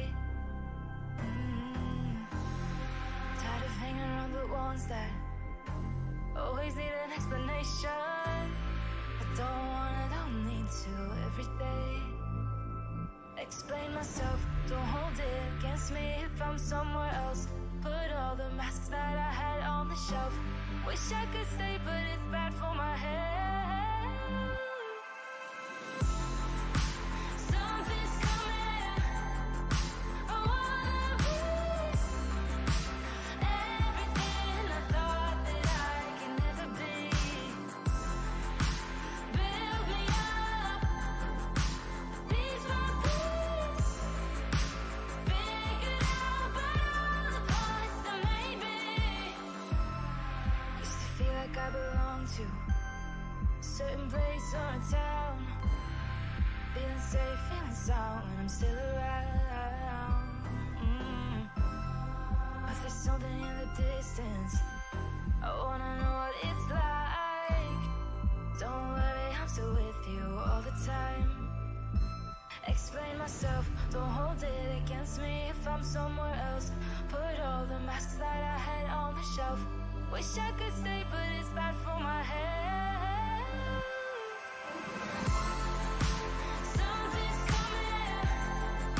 I wanna be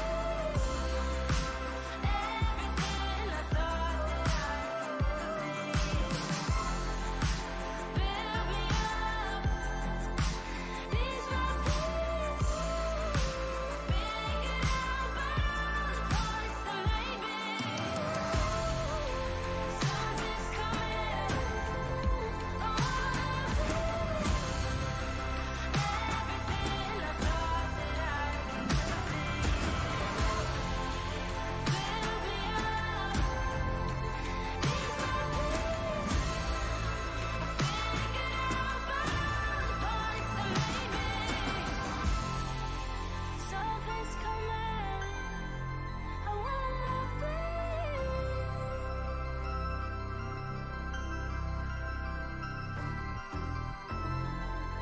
Build me up. These my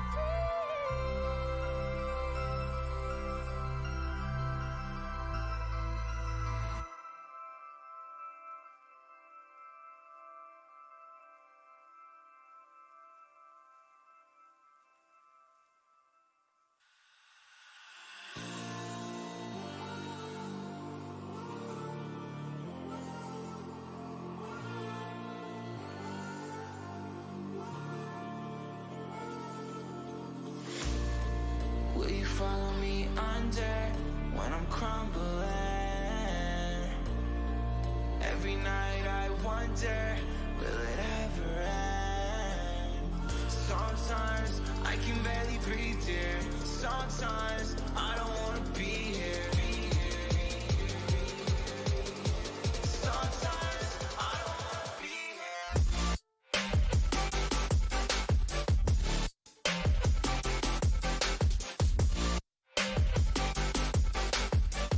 Sometimes I don't wanna be here.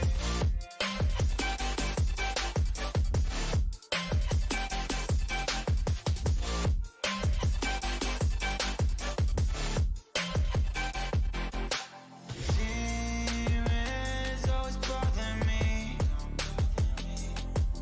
I'm leaving, but they follow me.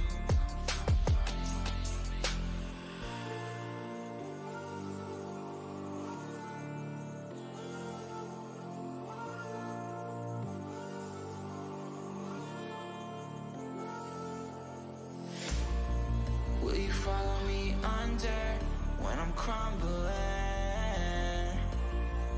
Every night I wonder, will it ever end? Sometimes I can barely breathe, dear. Sometimes I don't wanna be here. Sometimes I don't wanna be here.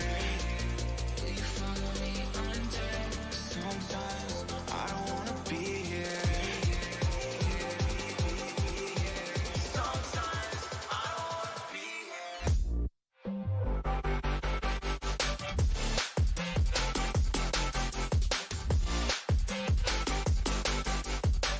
Sometimes I don't wanna be here.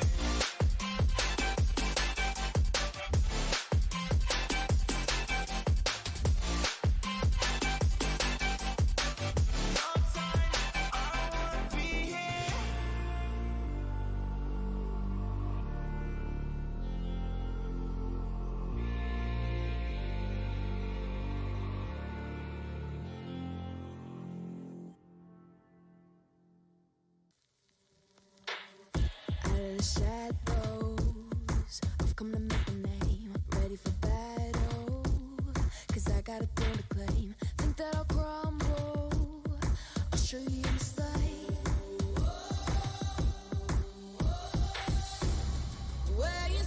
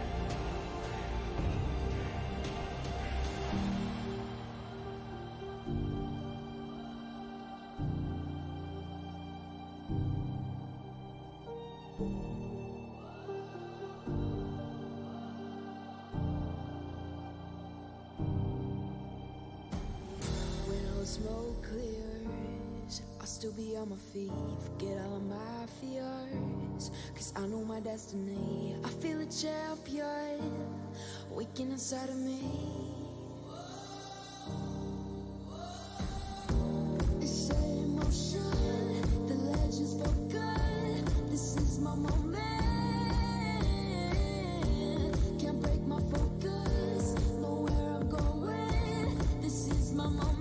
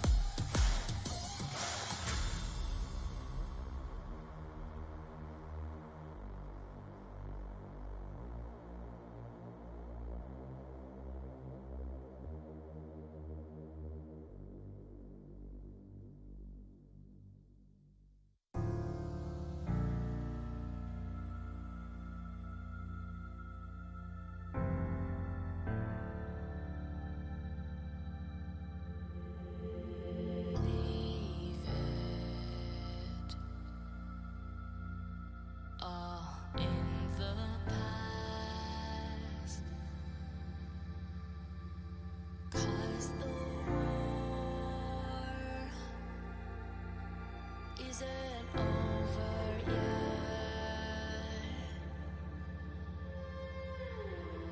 You lost one fight,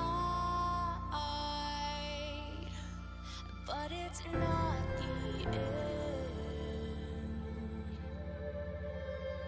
So get back up and fight again. Take one step, take another. Find the strength for your brothers. Erase the doubt with your battle cry.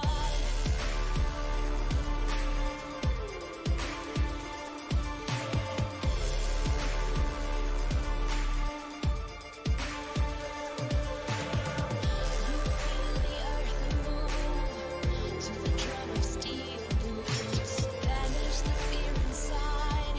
You're strong enough that you don't have to hide. No, you don't have to hide. You're strong enough with your battle cry.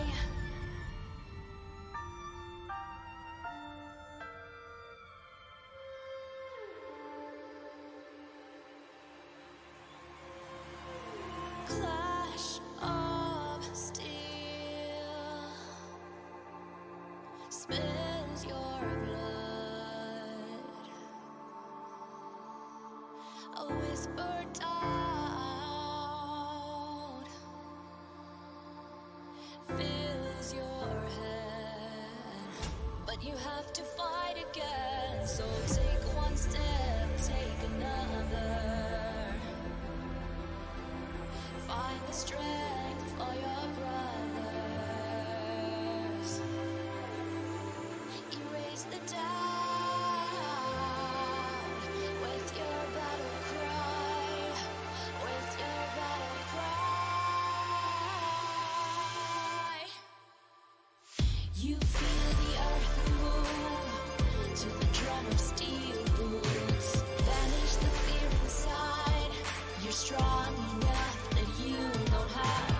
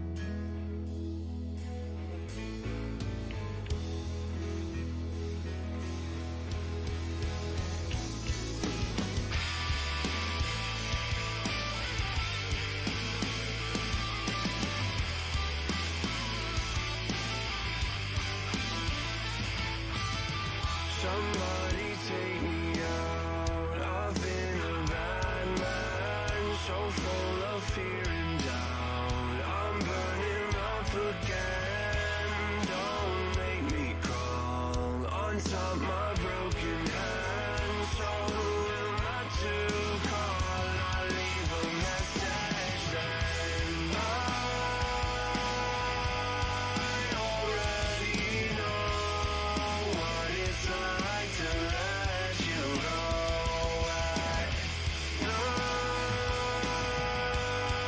I see your ghost. So what if I was capable of faking our love? You can't just turn me off and hope the best for everything. I've seen a lot of danger, and it's all in your name. So don't just cough it up and throw it out and wash away. I wish they wouldn't take you, so please take me. I already know what it's like to let you go.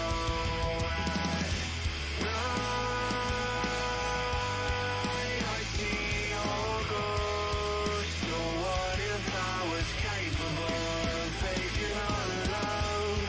What do we do? And what do we know? None of you. It was all for show. What do we choose? And what have we chose? None of you. It was all for show. High above the world. If you're alive, please let me know. I already know what it's like to let you go.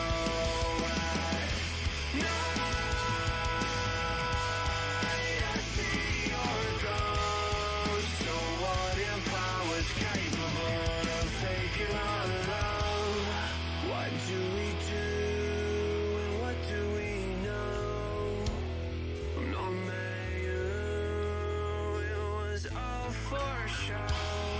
What do we do?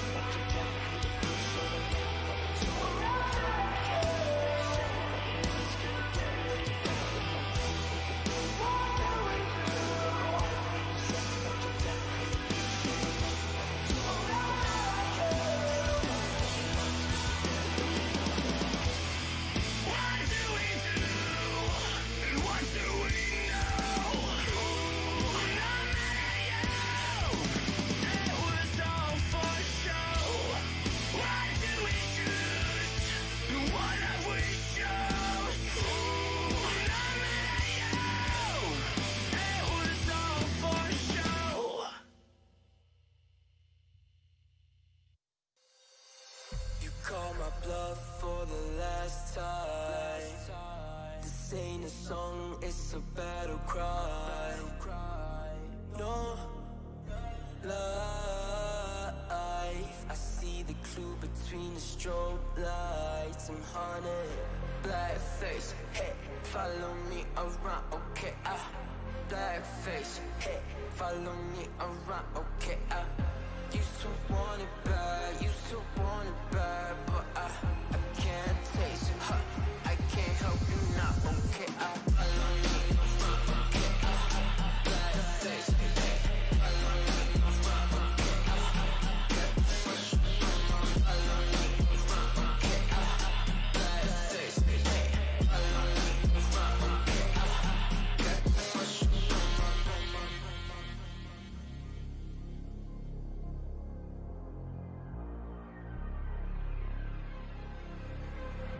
Got too much up on my plate, now I can't think.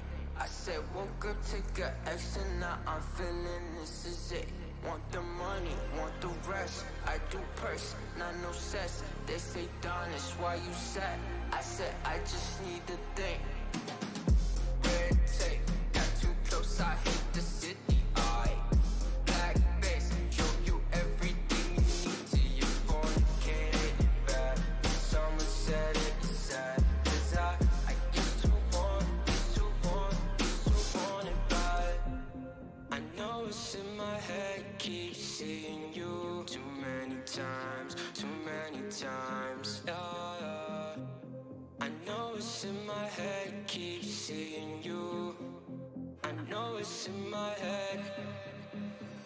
Follow me around, okay, black face, hey, follow me around, okay, got too much up on my, follow me around, okay, black face, hey, follow me around, okay, got too much up on my, follow me around, okay, black face, hey, follow me around, okay, got too much up on my, follow me around, okay, black face, hey, follow me around, okay, got too much up on my, follow me around, okay, black face, hey, follow me around, okay, got too much up on my, follow me around, okay, black face, hey, follow me around, okay, got too much up on my.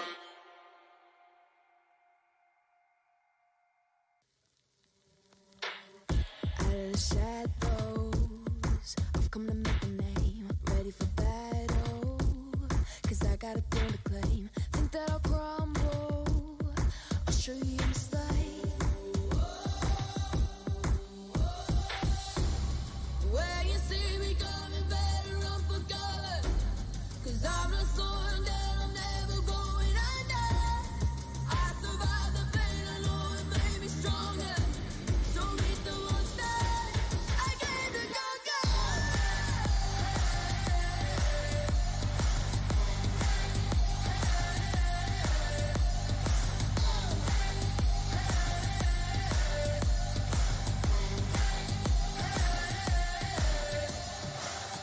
When all the smoke clears, I'll still be on my feet. Forget all of my fears, 'cause I know my destiny. I feel a champion waking inside of me. They say emotion, the legends felt good. This is my moment. Can't break my focus, know where I'm going. This is my moment. Where you see me coming, better run for cover, 'cause I'm not slowing down, I'm never going under. I survived the pain, I know it made me stronger. So meet the monster, I came to conquer.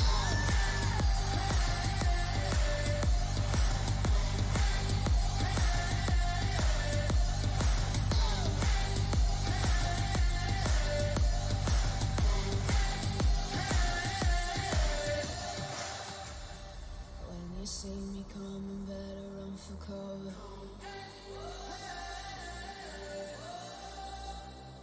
I survived the pain, I know it made me stronger.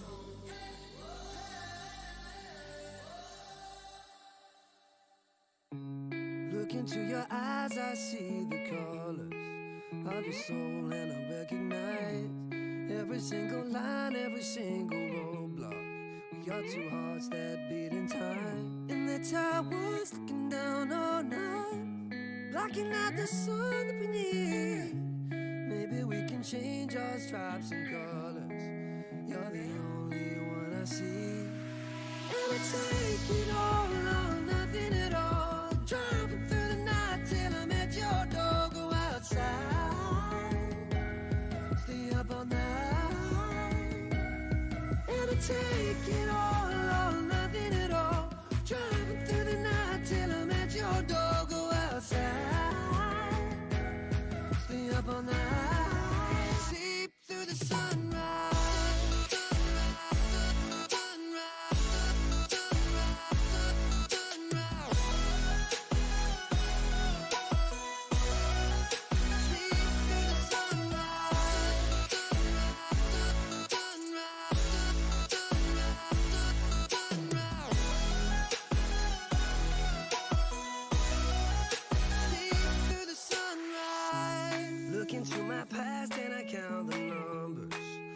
the dreams that I left behind. I don't even care now that I've discovered a new kind of peace of mind. Up above us, looking down on us, there's an angel I know.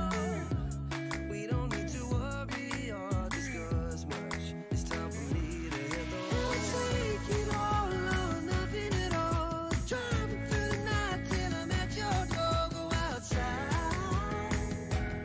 stay up all night, sleep through the sunrise.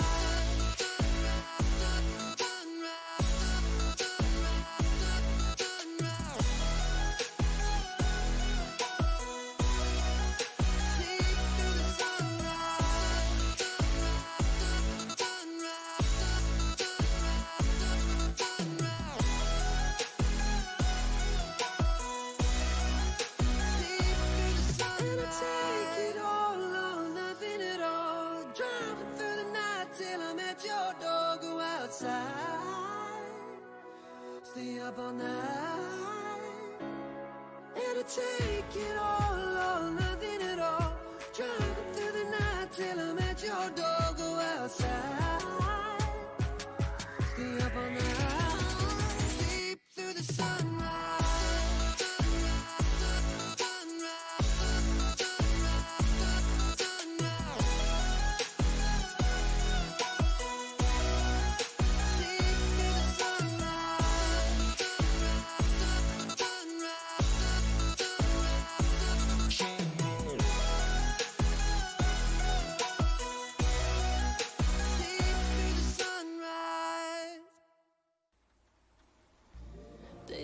Intel Extreme Masters is brought to you in part by Intel, Acer Predator, Mountain Dew Game Fuel, DHL, and GG Bet.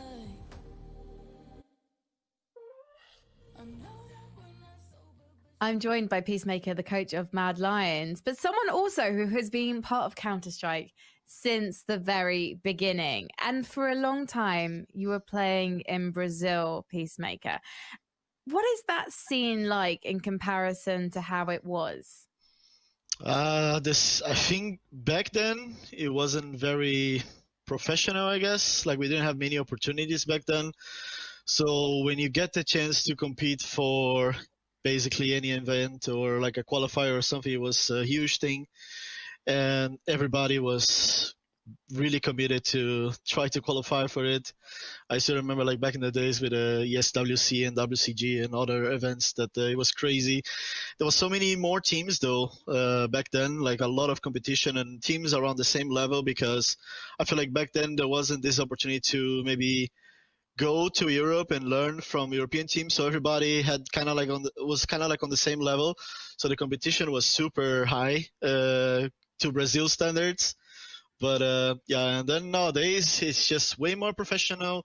The scene has grown a lot, and with the teams from Brazil being able to compete in Europe and in North America, and also bringing some of that experience to Brazil, because they end up coming back to Brazil to different teams and stuff like that. I feel like that has helped a lot to grow the scene, and also just a business model in general. Like the Brazilian events are kind of like copying the European and North America standards and ESL and IEM and all that. So just becoming better and better. You moved to Europe after Tyloo to be a coach in Denmark. What was that then like? So you've gone from Brazil to North America to Asia, and then you come into Europe, this hugely competitive region. Yeah, Europe was basically all where I wanted in the first place. I think the level of competition in Europe, practice and everything is always the best, basically. And back then when I was in North America, I could definitely experience is that, like, in North America, it was also difficult back then because, again, we didn't have many European teams coming over. It was mostly like NA qualifiers. So, and I feel like every time we had to compete in Europe against European teams, we had to do some kind of a boot camp before, so we get used to the meta back then. And then I could always feel that the European was always ahead. Like, they had 1 or 2 steps ahead in a lot of aspects in the game. So when I had this opportunity to coach a European team, was just really, really good for me. I basically have been coaching Danish teams for the whole period since I came to Europe, and I feel like that's where I became. I acquired a lot of experience, and I became a even better coach for sure. And why did you take up the offer from Mad Lions? Well, Mad Lions was I coached Heroic for almost 1 year and a half, 2 years, and in Heroic, I decided to leave. Like I had some health issues as well, which I had to take care of back then, and then I left Heroic, and I don't know, like I just feel like the time where I spent in Heroic was the time that I grew the most, and just dealing with the Danish players just felt easy for me. And they also have this very disciplined way of behaving and respecting each other and that kind of stuff, which I experienced in Tyloo. So happily, I came from a team that had that already, and then I transitioned to Danish people, and it was just so natural for me. And the opportunity with Mad Lions just happened out of just a really good relation that I had with Hunden. And Hunden, back then they had a coach that wasn't full-time because he had to do other stuff, and they just won a V4 festival event in Budapest or something like that, and they were looking to maybe acquire a coach to take it to the next step, and that was basically it. Like Hunden and me spoke together, and we thought this could be a great thing, and then that's how the transition pretty much happened, and then that's where I've been so far, almost 1 year now. And do you think you'll stay in Europe? Oh yeah, definitely. I really like being in Europe. Now it feels much more comfortable for me because back then I lived in Brazil, so I had to come to Europe, and I didn't have like a permanent visa or anything. So I took this time in Heroic to figure out my living situation. Then now I have a permanent Portuguese citizenship, and I can live here, and everything is taken care of. Back then it was really stressful. Like I had to multitask, coach, and take care about my living situation. So it was never 100% comfortable. But right now I have everything stabilized, and definitely I'm living in Europe permanently now, and hopefully I get to stay in Europe region.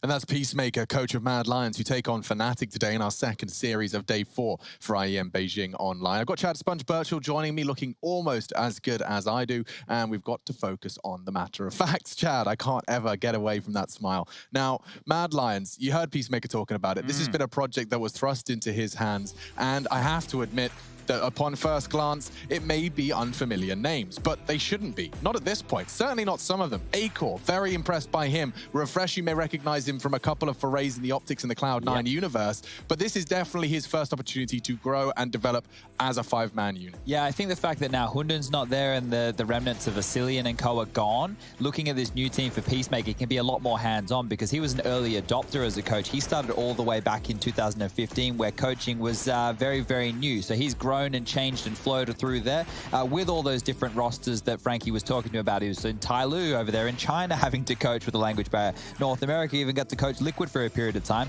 But now with Mad Lions, and especially now that Hooksy has come on in as the in-game leader of this team, I'm going to be very interested to see what direction they can go and how much they can get from this man who was on your screen right there.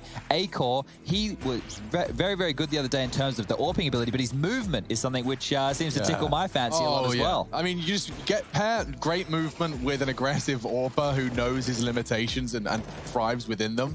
Very satisfying to watch, and definitely one of my highlight players from the Mad Lions roster. You can see just how dominant he was over the course of Nuke. Obviously, Train was where Na'Vi managed to pick up their win despite its best efforts, and that series across the other 2 maps definitely getting more competitive. It was Overpass where we saw the Mad Lions putting up a fight. Of course, they wouldn't be in the lower bracket had they converted. Yeah, and you have to remember that this team has only been together since the start of October, since they got rid of Vasilian. Obviously, Innocent was on there. We touched all on that on day number 1 with this roster. And they've only now played 16 maps in total, so just a handful of series, and that was their toughest test yet. And they were even able to impress us, so that's positive signs going forward. Now, today they get to go up against a hamstrung Fnatic, and we are going to need more of that AWPing from Acor, and Refresh there has a chance to be more of a star player within this team, so I hope we see that today. Yeah, no, certainly. And Fnatic, the ones they're going up against, the reason they're in the lower bracket was a short affair versus Complex. complexity. Certainly the second map, we were surprised by how quick that one was over. Yeah, look at the scoreline top of your screen here. Fnatic were able to bounce back with a slew of rounds, but it was too little too late. This complexity roster was looking hot to trot, and we were impressed with what JKS, the newest addition to this team, was able to do alongside of Config coming into the mix with some big games. That was basically the story of this matchup, Config versus Crims, when we kicked off on Inferno, a surprise map to see.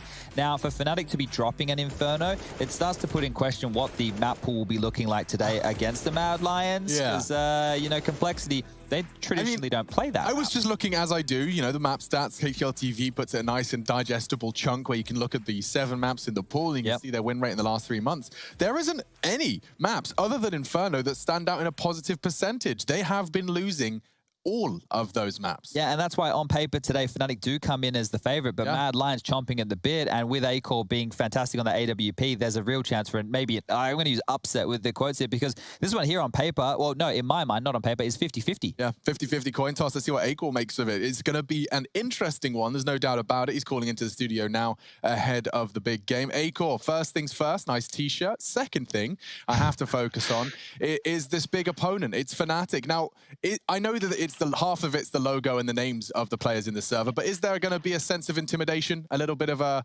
passive stance to your play to start us off, or are you coming in hot? I'm coming in hot. I don't care who we're playing. I'm just doing what I do normally. Yeah, well, what you do is what I wanted to talk about. So this kind of I don't want to say blow up, because I'm sure you've been doing this for a long time, but doing it against the very best and your style of play, has this been something that you've been, you know, developing and playing as such well before the Mad Lions jersey was on, or is this something that's been a product of the team? I mean, I've only been orbing for 2 years now, 1.5 years approximately. So my orbing started in Tricked, so I've just been developing since that. And the better teams you play, the more experience you get, and the more like you have a good understanding of how people play, and then I just try to counter that as best as possible. You make it look easy with your movement, mate. Now, one of the questions I want to get to here is we had Hooksy on for the interview last time round, and we were speaking to him, and he said he didn't want to be an in-game leader who was hemorrhaging on the scoreboard like Asilian and Hunden have been for you guys in recent history. When you're pracking, has it felt like Hooksy's contributing in the frag department? Does it feel good to have more firepower? I haven't seen any problems with his firepower. He's been top fragging a lot of times as well, so there's no problems there. Oh, nice. That's good to hear going into tonight's game. Fantastic stuff. And just one final question in terms of the vetoes. We're about to take a look at it. But when you were looking at Fnatic's kind of win percentage, does look like there's a couple of weaknesses. Did you guys, by any chance, target a Fnatic weakness in this veto, or is this just you guys picking maps that favor you? I feel like it's mostly what we favored. We've been practicing. We haven't gotten to practice all maps yet, so we've just picked our best maps. Yeah, you get your Vertigo. You guys are undefeated in the last 3 months on that map, so that's an exciting one. And Fnatic picking another Inferno, which is statistically their best. So it makes sense so far. Acor, I better let you go. I'm going to hear Chad's opinion on this veto, but I wish you the best of luck in the server tonight. Looking forward to seeing how Vertigo goes. Thank you very much. Peace and love. So he's stepping into the server. That's Acor, which is Roka backwards, headshotting and such. There we go with the orb, the headshot percentage known to be one of the more deadly of the weapons out there. But looking at this, Vertigo here is one that Fnatic have had to play more in recent times. We've had the chance to talk to Samuelson about that here from the players. We know that the Fnatic players don't love the map, but they're able to be competitive on it. So kicking things off tonight, as I mentioned, Fnatic are the favorites on paper. This is purely based off the fact that the core of the team, Crims, JW, and Flusher, they have quite the storied history. You add Brolin in the mix there as one of these young up-and-coming star fraggers from the region. Now, it's been some time since we've been telling that story. And then Golden as one of the newer in-game leaders from Sweden as well. They should be the favorites. Yes. Vertigo, looking at it. Now, I said they're undefeated, but this is going to be very exciting to see just how good they are against a Fnatic Vertigo, because I'm looking at their opponents, and they have been really convincing wins, like 16-10, 16-12 at the high end, and everything else is less than that. So they've picked themselves up a handful of very convincing victories. My question is going to be, how well do they fare against a bit more firepower? It was Existence, alternate attacks, MIBR. There's certainly no absence of firepower there, but look what we've got on the other side of things. Golden definitely has got off to a slow start, and I will remind you that he is one of those players that has been known to provide the necessary impact frags to pull Fnatic across the line in those intense affairs. So the fact that he has been absent could very well be indicative as to why they're sitting in the lower bracket. Yeah, and this here for them as a squad, if they go out in last place to a Mad Lions, it might spell time for some internal conversation, as we probably have to have some of that ourselves. We're quite split here. You've gone with Mad Lions, Russia's gone with Fnatic, I've gone with Mad Lions as well. What was I thinking? We've all gone quite 50%, the three of us here today. Yeah, Actually, well, toss of the coin, I think we all actually seem to agree here. Rush has gone for 50% confidence in Fnatic, which means he does also believe that there could be a Mad Lions victory. Hugo, however, has got the most confidence in the Lions, and the same could be said for the confidence that Trace boasts for Fnatic. Yeah, so it is a very split affair, right? Because if Fnatic come in good form, you got your Crimson, your Brolin playing well, and then Flusher with some good mid-round reads and JW being aggressive on the AWP, then that spells disaster for Mad Lions. Things can unravel quickly with a new team, but going into a map that can be quite procedural, like one of Vertigo, it might be all right. It's hard to disrupt unless you want to be hyper-aggressive. Fnatic are on a 4-series losing streak. Yikes. Like 4 series in a row, you've plugged in your mouse and keyboard. Well, probably not. It's probably been plugged in already. You've sat down to play, and you found yourself once again taking the headset off and having a negative team talk. Yeah. 4 of that, rinse, repeat, stepping into the realms here in the lower bracket where the reality is if it happens again, if Lightning strikes for the 5th time in a row, then you waving goodbye to Fnatic. I can't imagine morale's high. No, I wouldn't. And when you think the start of this year, we had the pleasure of covering from this very studio, or the one just over there, when you were lifting the trophy for them winning EPL Season 11. And that actually feels like a lifetime ago in Counter-Strike. So Henry G was here. Yeah, exactly. Things were very different. But look, all in all, coming in today, they do need a win, and they need a win for confidence sake. And this Mad Lions roster, I'll say it again, they've only been together for a limited amount of time. To lose a game like this, it's not the end of the world, right? I'm saying here there is a real chance that Mad Lions win this one. We've even predicted them, but it starts to spell real problems for Swedish Counter-Strike, because we hear that the next up-and-coming part of the talent, where is it? A lot of them have been taken by NIP. Do Fnatic consider this crisis talks? You know, Khan, he's a Counter-Strike legend. If he wants people to be winning, then maybe he's going to be knocking on the door for some change. I imagine the Fnatic management is that of the Cloud9 management, which at some point will say we are an org supposed to be, you know, engraved on trophies, and they were not too long ago, as you've already outlined. It was perhaps a lifetime ago, and now they face Mad Lions, and this plucky Danish dog, I wouldn't even put under before it, are ready and waiting to collect and punish those weaknesses that could be displayed in the server tonight. And Vertigo is the one I'm most excited for, and it is coming up. Now, anything we've learned in particular about Vertigo, because I don't think I've cast it at all since we started IEM Beijing. No, we haven't seen it just yet. And I think that if I was trying to remember some of the tells of Fnatic, you'd always see them go for, in the forklift room on their T side, the boost on the left-hand side, get up and over that smoke for control. Teams are starting to double nade that. I think that they rock a bit of a double AWP setup on their CT side. Flusher over towards the B site. He was wielding the AWP. Thank you for reminding me. Couple of nuggets there. I remember just Flusher will on T side BB, on CT side BB. Those B stairs will have Flusher upon them in one way, shape or form. And so Vertigo will be the first map, 100% win rate. Mad Lions have not lost this map in the last 3 months. And Fnatic on a 4-series losing streak. It does certainly paint the picture of what to look forward to as we step into Vertigo. Fnatic on the defense. It will be Mad Lions to attack. GG.bet has actually given the edge to Mad Lions. Wow. That's a testament to how far Fnatic have fallen from grace. Okay, well, let's get this one underway here. The buys are in for both sides. You've got Acor, the man we were just talking to, with a bunch of utility, and the same for Refresh. Molotov, flashes, and smokes to work with. Molotov towards mid for crowd control, and fast on to B they go. Flash is already dinked. Brolin. Oh, they don't check him, and he manages to punish 3! 4 from Brolin! Just out of nowhere with a USP, not even the weapon for the job. That is a quick announcement of the Brolin's presence, and JW's here to finish off the piece to steal the ace. Perhaps not, doesn't catch a glimpse. Refresh. He saw the barrel. He just wasn't focused. He definitely saw the barrel there. And so Refresh sits. He has to make a sound cue. Ooh. Soft dismount. JW will hunt. Finishes off the job. So Brolin, a USP, no less. How does he convert that? I have no... I expect 1. 2 is like he's pushing it. 4. 1... Flying through the air. Who's this? Shush had a nightmare there. Yeah, they've all gone bounding by. Nightmare. That's one to forget quite quickly, I think, because that's going to put a lot of confidence and a smile on the face of the babyface killer Brolin there. He is one, if he gets activated, a massive win condition for Fnatic here. He packs a punch alongside of Crims, and that is one way to kick off the affair here against the Mad Lions. just going to be the economical coming Here out. he is. Armored P2K, boys. How many is he going to get against the Glocks? I swear, if he gets more than one with an armored P2K, I'm going to scream. Rollins here. That's going to make things even more difficult. They're walking on the back wall there, so the feet can't be spotted by Brolin's little jiggle here. There's the P2K and the crossfire. Oh, wait, hold up. Flush is going for an ace with the P2K. He got 4 with the P2K. No armor, no problem. But the lucky P2K was equipped by Hoops. He doesn't know the secrets, though. He doesn't know the secrets.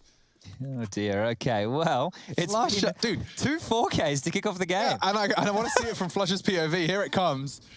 No need for a weapon. I'll keep my default pistol, and he gets not only 2, but 4 with the P2K. All Brolin was a glorified $4,000 distraction. Jeez, he even copped the dink there, Pro Brolin in the mix. So we're getting the gun rounds underway very quickly. Mad Lions with the full eco straight into the AKs. They like B, don't they? Yeah, and some flashes through the window. This one's a matchmaking classic. Oh, Fnatic could not have had a dreamier start to Vertigo. Hello, thank you. Slippery sandbags. Those pesky sandbags. This is nuts. Look at the damage. This round is over. Roy and Acor shaken. Refresh perhaps is a win condition. I mean, maybe. It's a maybe, though. JW's hiding his barrel, and just as he peeks, he's found... I can't think of a better way to get the mojo flowing in the right direction for Fnatic. A quad kill with a P2K, a pistol round 4K, and then just running into the meat grinder. They go for a B take, and just in time, that MP9 comes down from Brolin. This is over, boys. Yeah, cleanup crew on aisle B. 2 AKs recovered as well. No, 3, just in the nick of time. Flusher grabs one. That's great stuff there as Fnatic are up to a 3-0 lead here. Mad Lions are stumped. I'm calling it now. I reckon it's going to be a 7-0 Fnatic start. Wow. We finish it 8-7. much closer. Now, I want to make a couple little notes there. You saw that Brolin finished the previous round, round number 2, with an M4. He had the spawn to be up close personal towards B. So the falling or jumping accuracy with the MP9 is better. They threw that one across to him, swapped some weapons around, and he was able to find a lot of damage, but the pistols are out. It's going to be a partial investment here from Mad Lions as they will be opting for the buy in round number 5. But what damage can they do? At this point, we are just looking for some confidence, and well, JW building some of his own to kill through the smoke. Roy falls, and there's Acor. Oh no, Acor needs to be very careful there. Might slip off if he's not too careful. His movement is good, so what am I worried about? One benefit of me not playing CS in 3 weeks is I haven't fallen off Vertigo in 3 weeks. That's nice. I thought you do it on purpose, right? Yeah, sorry. Yeah. For cool points and stuff. Brolin getting a lot of pressure from these Desert Eagles. His mission is to just delay that bomb plant. It has been a bit of a bumpy ride. They have got enough frags to get space and an AK. Bomb won't be planted, though.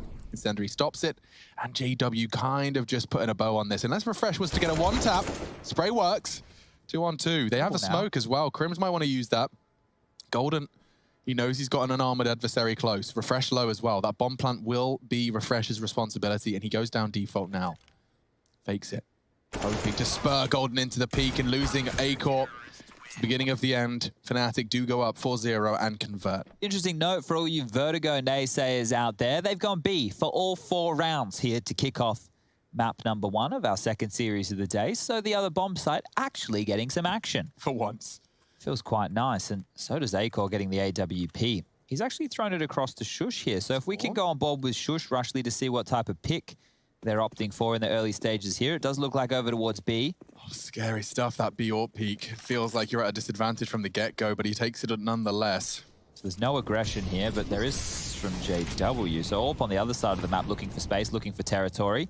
Roy, brave, like it, just the edge of the flame. Look at all that utility he has to deal with. Smokes, Molotovs, flashes now as well as the AWP. It forces forward.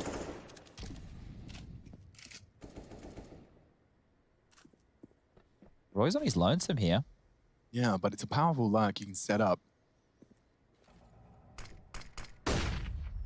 No spam, that's good. Hasn't given away his position. And now back over towards B, they hedge. AWP has been thrown back towards Acor. It looks like a bit of a split they're trying to set up.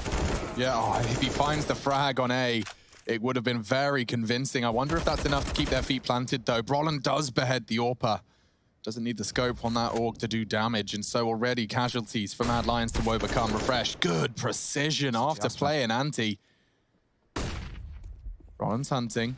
Strange sound cues being exchanged. He knows there's a hunt on. He's juked him here. Life is valuable. Hooksy, that's a crucial frag. That was the B defender. There's room for Mad Lions here. It's short-lived. Celebrations cut short by Crims. Two of them coming in from construction. A boost, I like it. Over the smoke, and it enables them to find Hooksy clean. Shush to clutch. Not easy. Far from it. He needs one, and it's unlikely he gets it cleanly. Two of them on the site already. He's hoping to catch the straggler. It'll be JW. They molly him out of position. That's perfect from Fnatic. And very again, good stuff. 5-0 start. So they didn't panic there and they didn't rush it. I love the fact that they used the extra elevation from the construction position to get that kill onto Hooksy. And then knowing that the bomb had just gone down, they didn't need to force forward. This was a nice adjustment from Refresh to make the round interesting, but getting caught out of position as that rotation came in. And this is the boost I liked. And that Molotov to follow. They were just crossing their T's and dotting their I's. They weren't rushing it, as we get some glimpse at the players at home and a bit of frustration within the early stages because they've been kept to a clean sheet right now. It's 5-0 in favor of Fnatic. That plant with the max loss bonus does bode well. But if you want to be supporting your fans, your team, as fans at home, head over to IEM.gg/fancam. You can see some of the people watching at the moment. Join them. Get your flags. Make some signs. Okay, we do see another AWP for Acor. I was intrigued to know whether or not he'd be given that. Shush yet to frag, same as Roy. Roy had a rough one on train the other day alongside of Hooksy. That was against Na'Vi. Be good to see them get off the mark early here. Well, don't worry. My prediction is 7, right? Don't forget. 2 more rounds as Hooksy's lobbed out one towards scaffolding. That one's going to obscure the vision anybody pushing down the alley. CT's lobbing there. Smokes for crowd control too. And Acor mounting up and over, seeing if he can find anybody at all. And we know that Golden loves to do a little jump peek over towards that sandbag. Having to tuck his head down here. Well, that sound cue lets them know what they're working with, and they've actually opted for a double nade right onto Roy, so 20 HP, and he hasn't even seen anybody yet. Yeah, and I don't fancy Acor's chances against this JW AWP peak. It will favor the Swede. Yeah, that's big. Opening frag found. JW draws another opening, and it's added to by Golden. Shush, this is a chance. Flush has worked it out, though. He saw it just in the nick of time, but B, again, the finish for Mad Lions, and that was the frag they needed. Fnatic are looking very well drilled here. There is very few avenues that the Mad Lions have tried to walk that haven't been met by just brutality. Brolin, this was where he got his pistol 4K. He's tucked in again on the weapon round. It's just a foreboding feeling for Refresh. I think a timeout's needed for Mad Lions once this one comes to its likely conclusion. Maybe they do the Tech 9 armor, then call the timeout. Yeah, it's just, I think they need to slow down the pace of the game. It's because of how quickly these rounds have run away. It doesn't even feel like you're getting a chance to compete. You can see Refresh is trying to slow it down for himself and isolate some duels, but he won't even get that option as Brolin finishes him off. And what I mean by that is, like, if the rounds aren't playing out in like 3v3s and you're not getting too much of a chance to play in, you're just getting obliterated. And that can truly be said for Shush and Roy. It was that retake we were talking about before. Control there, you can see the headshot coming in from Flusher. Controls the sprain beautifully. You can see Golden, he talks with his hands. He's a gesticulator, is Golden. You know what's quite interesting here? I'm sure that a lot of prep work was done by Fnatic for Vertigo when they were going up against Complexity, because I think that they got lured into that Inferno pick when they were probably expecting Vertigo to be the choice. Hooksy, you have got something for us. An ace smoke. Yeah, does he need to break the glass, or is that all part of it? I think it's already broken, so he's going to be lucky here with a little bit of a crouch move and a throw. And that is gross. What? Look at that deep mid-elevator smoke for the mid-push. That's filthy. Very groovy. You can see what it's done. It gives them control. They have CT spawn. Suddenly, A's getting flanked, and Shush has got another.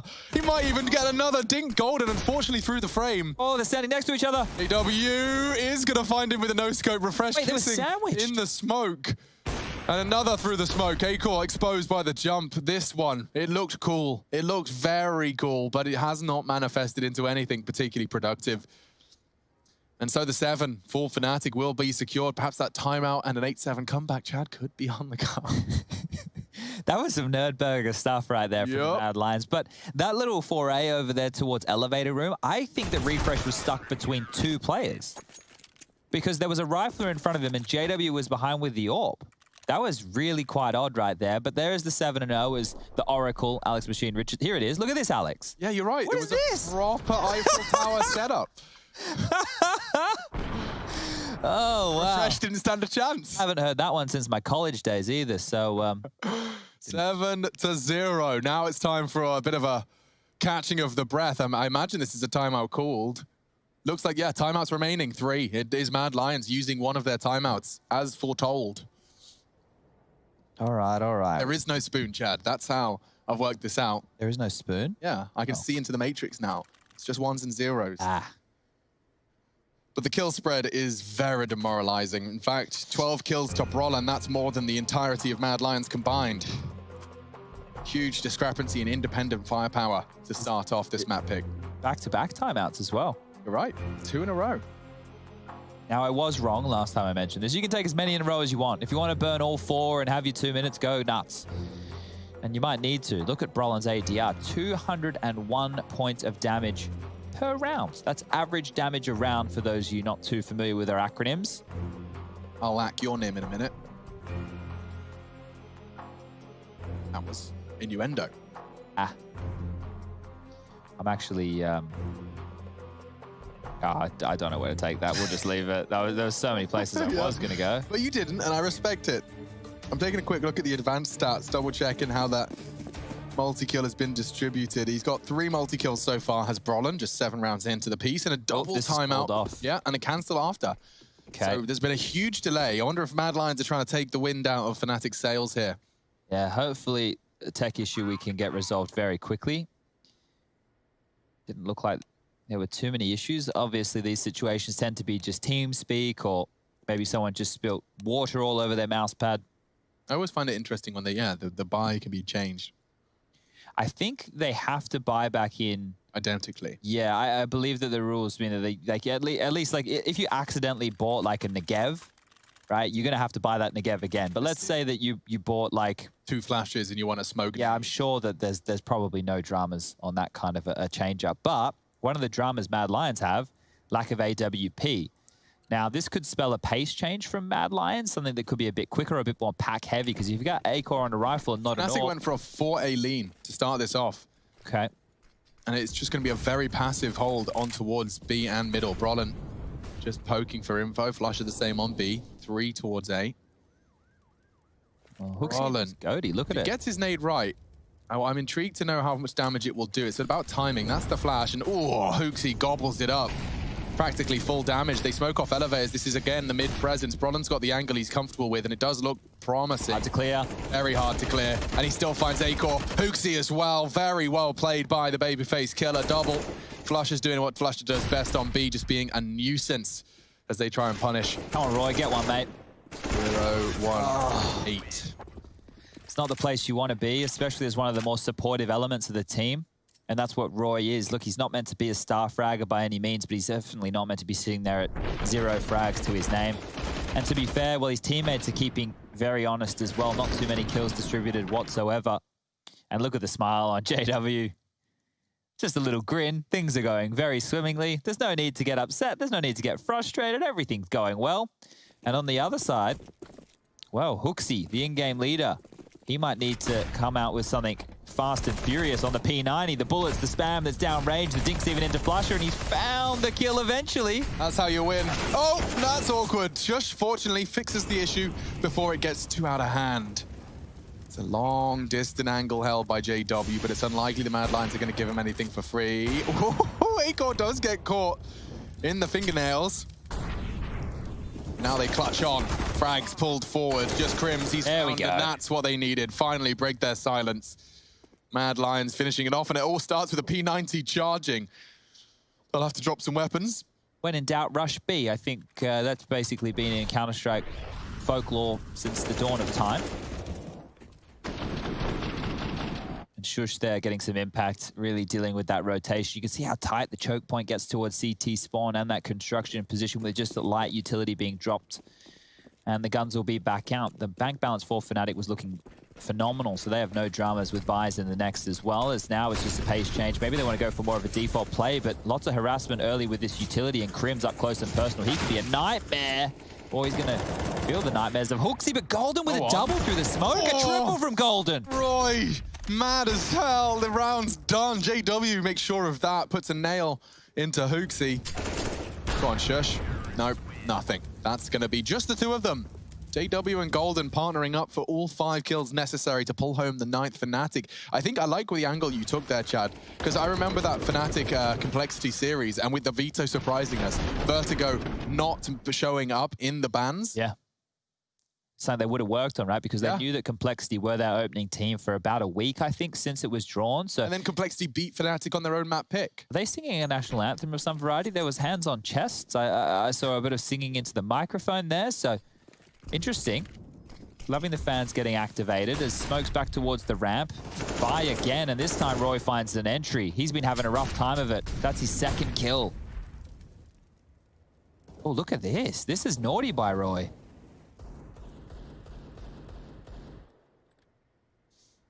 Well, this is naughty by Flusher. I think there's a good shot here for Hooksy. Ooh, okay. So Bronner's tucked in, and Flusher continues his push.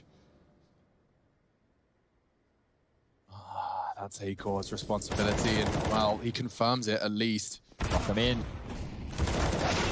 Good frag, that bails them out, but what cost? They don't get the extinguish fast enough. Hooksy's working on a very nice flank. JW's going to get completely caught out. He saves Refresh's life. And now the round is Mad Lions to control. They'll be taking the bomb beat. Golden's miles away. And just, I mean, the fact that Acor even survives enables him to be getting this bomb down and recover that Galil. So by the smallest of margins, it could very well be 2 in a row. Golden living that no glove, no knife skin lifestyle. He's here for the W. Why do I sound Australian when I say some things now? You've ruined me. Sorry, mate. Oh, ouch. All right, well, Golden, I've got a feeling you might have a chance in this. You can see already hunting towards spawn. They've left the bomb completely open. Acor, he's not even thinking about going back to the site. Golden's just here for damage. He's seeing nobody home. If he runs in now and starts defusing, there might be a chance. Golden, are you going to get this defuse? If he gets on it, it's good. Oh, okay. A little bit too late there, as you can see, just not enough time required for the defuse. But dropping a body and making sure that a weapon will have to be reinvested in. Not the worst way, but Fnatic 9 rounds to the good. I have a Ninja Fuse itch that hasn't been scratched in some time. It would have been nice. I want one of them. I saw a couple of crazy attempts. I think in that big game, Tabson went for some crazy 1v3 from coffins, but yeah, I haven't personally got to witness a cheeky ninja in a very long time. Love to see it. Lining up, you can see that this one's a bit more convoluted than it needs to be.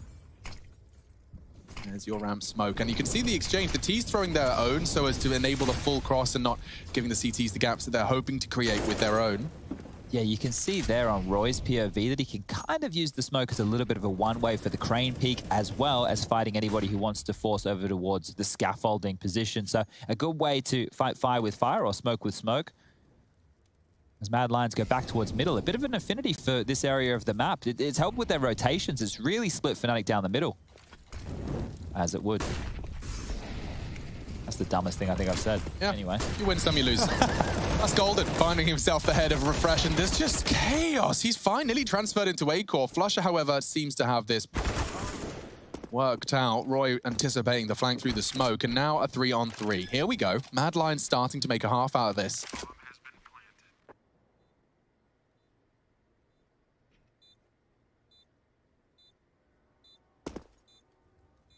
Molotov. Landing, forcing Roy a little further back. He can still hold the line, though.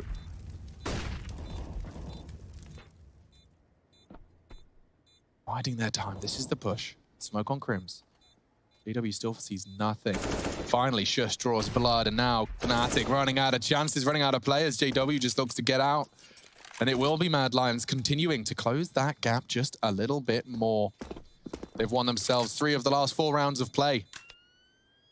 Oof. All right, well, I'm not sure if Fnatic can really afford to allow Mad Lions to warm back into this game. Now, I know it's still early stages. We're still just have 12 rounds played. But if this is a 9-6 half, Mad Lions will have had to have woken up individually, and they'll take the momentum and confidence into the second half.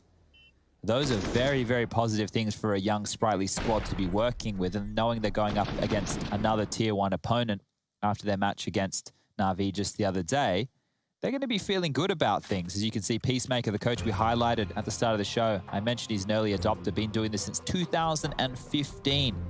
Not too many coaches can boast that kind of a resume within CSGO. You can see a timeout will be called from Fnatic here, need to discuss their options. Brolin still sitting at the top of the charts there with 16. Crims yet to get fully activated. Haven't needed a lot from him up until this stage, and there hasn't been a lot of play over towards A just yet. But going into round number 13, he'll just be down to a Deagle. We've got M4s for Golden and Flusher. Brolin with that AUG and an AWP in the hands of JW, but the money will be broken after this one. And Mad Lions could look to net up a 9-6 half. Hooksy, some more variance in his purchases right now. Has a Mac 10. We've seen him make it work with the P90. That's a missed shot, but more of a warning than anything else. There will be more where that came from. Roy's been trying his luck on this push time after time, and Golden knows it. Nate doesn't find anything, though. Molly will descend upon Crims. He's dropped himself a smoke, and actually sticking around. You'd think with a sound cue, you'd be a bit scared, but he's happy to just continue to apply the pressure. Oh. Good chance, Jiggle from Flusher. He actually wants to re-aggress, and that was the end of Flusher's chapter, and there's more where that came from for Mad Lions. B is always the finish. It's working out again. Tight line, JW burning down to 16. He really didn't like that. They might have to save on this one here. If they go for this and they lose, they're going to have no money to work with. But Roy's already working on the chase, and Golden, that's disaster. Yeah, well, that's a perfect finish. Mad Lions are doing great work in the closing stages of this one. Crims recovers an M4. He'll be happy to hold on to that if he holds on to that. Hunted now by Roy from T-Spawn and Raycor's lockdown construction. So we've got one for Crims in his pursuit for save, but Roy had the sound cue pre-aimed nicely, and J-Dubs preserving the AWP as far away as he could possibly be. Okay, well, 3, 2, 1. Jesus, JW's gone down. He's lost the AWP. Hooksy has found him in the final seconds. He chose to ignore it, trying to hide the barrel, but it was enough push from Hooksy. Knife out in the last couple of seconds. Massive find. This was the frag onto Flusher. Boom, B side open, move, get moving, and then he gets the second to confirm it. This is so close. Look at this, jumping around the corner. Pre-fires. Did he get shot by his teammate there as he jumped around the corner? I'm not quite sure what happened, but either way, JW lost the AWP, and that means it's an eco from Fnatic. They've upgraded into some pistols, but there's not too much utility to work with. So Mad Lions, they have a chance to get their 5th. And they will find the first of this 14th round. JW patrolling and pushing Scaff, trying to take some space early. Cost him greatly. In fact, that was the only Deagle. Everything else a bit weaker. Oh, this is a cheeky position here by Brolin. You can see tucked in towards the sandbag. If they harass him with utility, a Molotov would be perfect. It becomes less potent, but if he gets baited for by Crims and then, whoop, up comes Brolin's head, maybe we can have a couple of frags, but that's if mid is the finish. Looks right now they want to clear off towards B, and Shush has to be aware of Flush's position. Shadow's good. Frag is better. Flush's corpse thrown off the top floor. We're going down, down in an earlier round. Sugar, we're going down. Imagine if you're in an office building, you're just looking out there and there's a CT just flying out the window. There he goes. Poor landing. Landed on his side. Needed to see the straight legs. Roy's got a nice little shooting gallery. Everyone gets $300. You get 300. You get 300. That's really good for Akor's confidence there. He doesn't have a lot of kills up until this point, and nobody really on the squad does, but him getting a couple of freebies on the eco. We need to see him come alive on the AWP on the CT side. And now that they've actually given themselves a couple of rounds to work with, yeah, look, no rotations, not even an attempt. Poor form, really poor form. Like he's got 3 more dives here this evening, so... belly first. It's a belly flop. That's a 0. Big goose egg from the judges on his not form. Happy with that one. All right. On a round, first half, second map. Akor has an AWP. I think I've only said that one other round. Second series.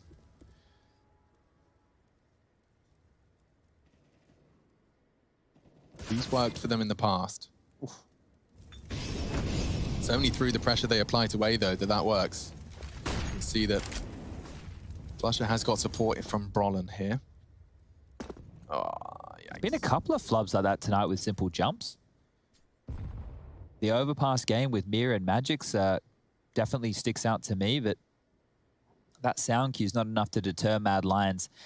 The entirety of this game, they have finished towards B or through middle, and now, finally, they are leaning towards A. That has forced Fnatic to play two players respecting these B hits time and time again, but Golden could play spoiler.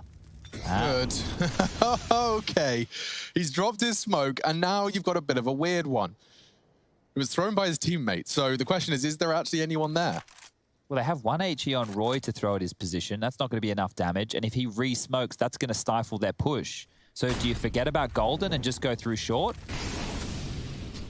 You might have to. Yeah, he's definitely there. See how his nade gets lined up. Go on. Not far off. It could have done a significant amount more. Had a little bit more oomph, bit more top spin. He's going to flash over in front of Golden Sandbags for the peak. And yeah, hoping they assume he's crossed back. Oh, confirms he's still there. For 15 seconds, dude. Dude, he's rocked the clock so much. And now he comes out to peak. Can they get the bomb down? Hooksy unloads his mag. Roland trying to create chaos, and he has. With one frag, he's won the round. No time for Roy. Flusher wins by not moving a muscle, and it's 10-5. Mad Lions. They started incredibly slow, but they do manage to keep it, at least a lid on it. Double digits for Fnatic coming into half two.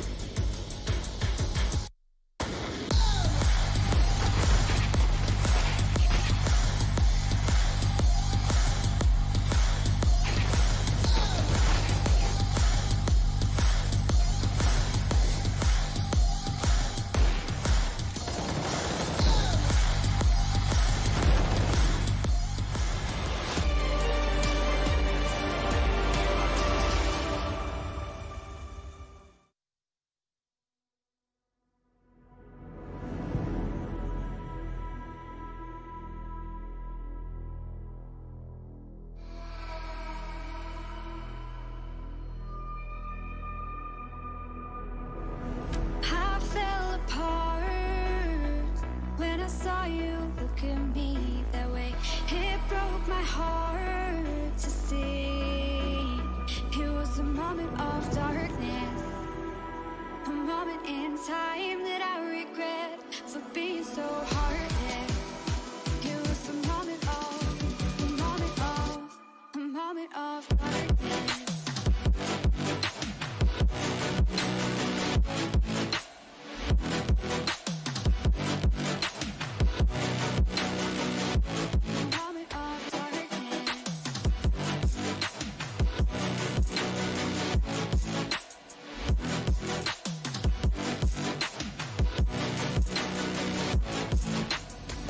I fell apart when I saw you look at me that way. It broke my heart to see. It's too hard, it don't come easy. I went dark, I lost it right away. And when it starts, God knows what I'll say. In my head, I had good reason. I went red so unexpectedly. I should have said that sometimes happens to me. It was a moment of darkness, a moment in time that I regret for being so heartless. It was a moment of darkness.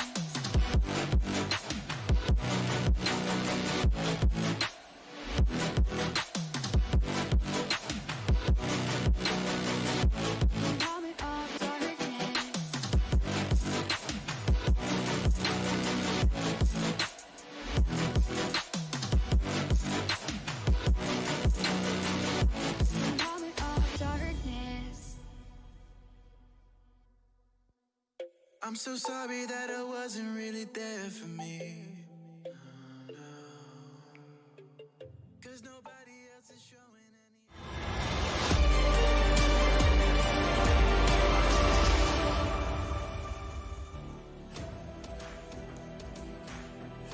So our second series features both Mad Lions and Fnatic. Inferno is our second, but we start our battle on Vertigo. This is Mad Lions' pick.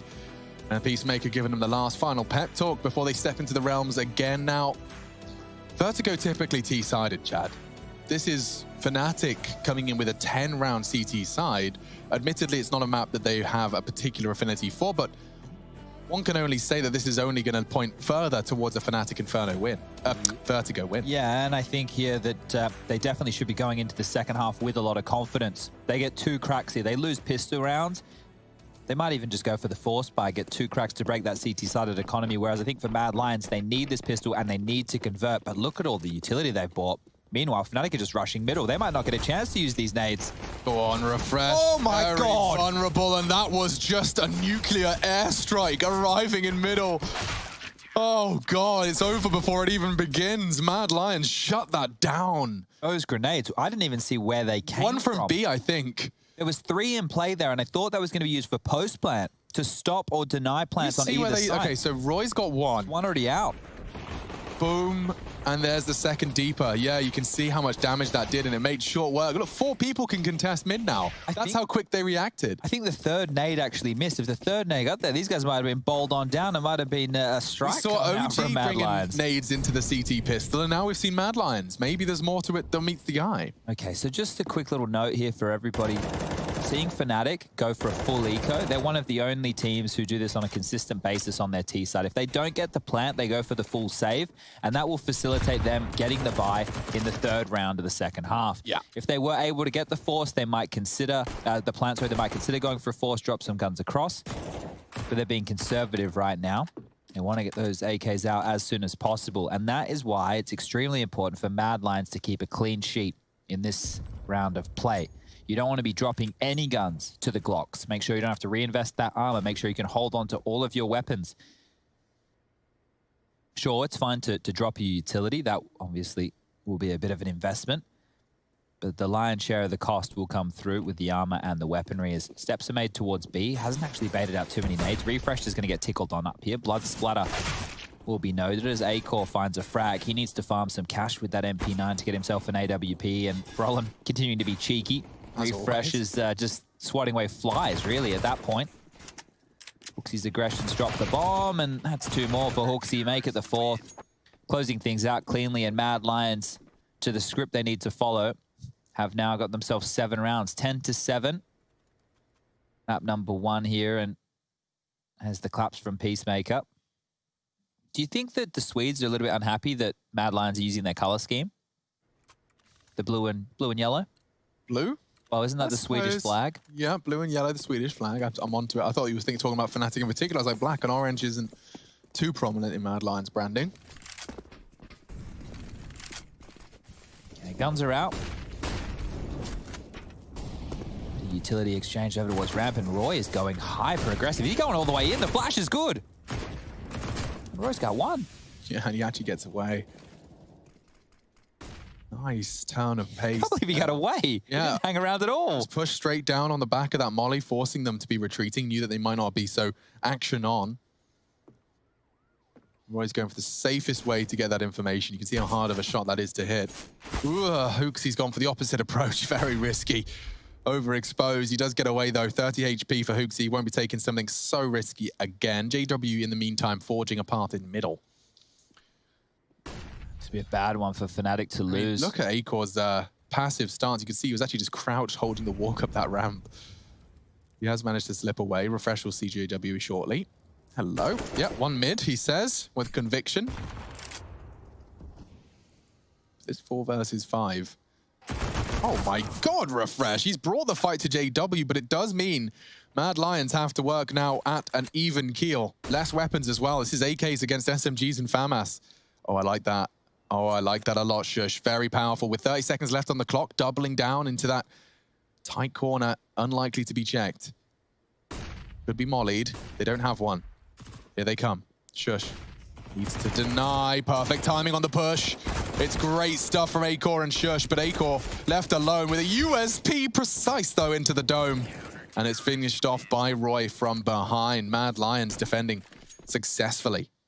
All right, well, that was a fantastic start, and I actually want to highlight that. Check this Molotov from Hooksy here that they throw initially. That denies any aggression up through the smoke, which Crims has liked in the past. You can see Roy getting aggressive. You can see a nade getting barreled on down, and then check this flash. It's going to be perfect. It's just exploded right here, completely blind to this side of the screen as well. Pushes in, gets the kill, has the number advantage, and gets on out of dodge. So great work there to kick things off on a bonus round. That's what you like to see. Yeah, what's that lineup there? I think we've got a wall bang coming in from A-Core. Damn, lost it for now, but goes for something crazy all the same. Now, just Eagles, bit of HE action.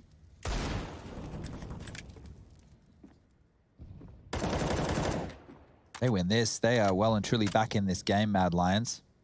Just up against these Deagles. The nuclear strike getting lined up for them. Lots of nade work in today's game. Yeah. Utility damage off the charts.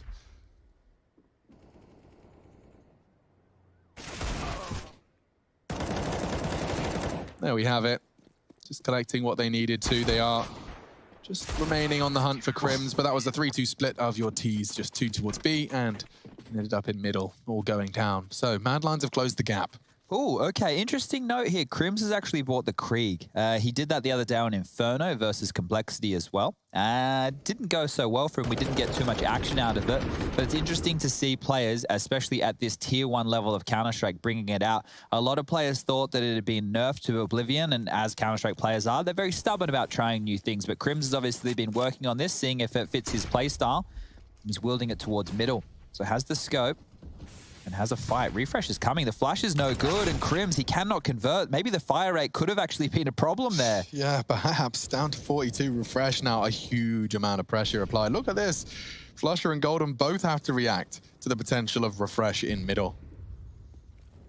And he's going down the ladder. The man's crazy. Great spray. Go on, Brolin. Roy stands and fights and delivers as well. Numbers favoring Mad Lions defense here. Golden the timing. That's the bomb. Refresh is right behind enemy lines, and he's sowing down and destruction. Flusher caught on the rotate. Just J-Dubs. He's not going to gray screen, is it? Oh my God, J. Hello, nice foot. Nice to meet you.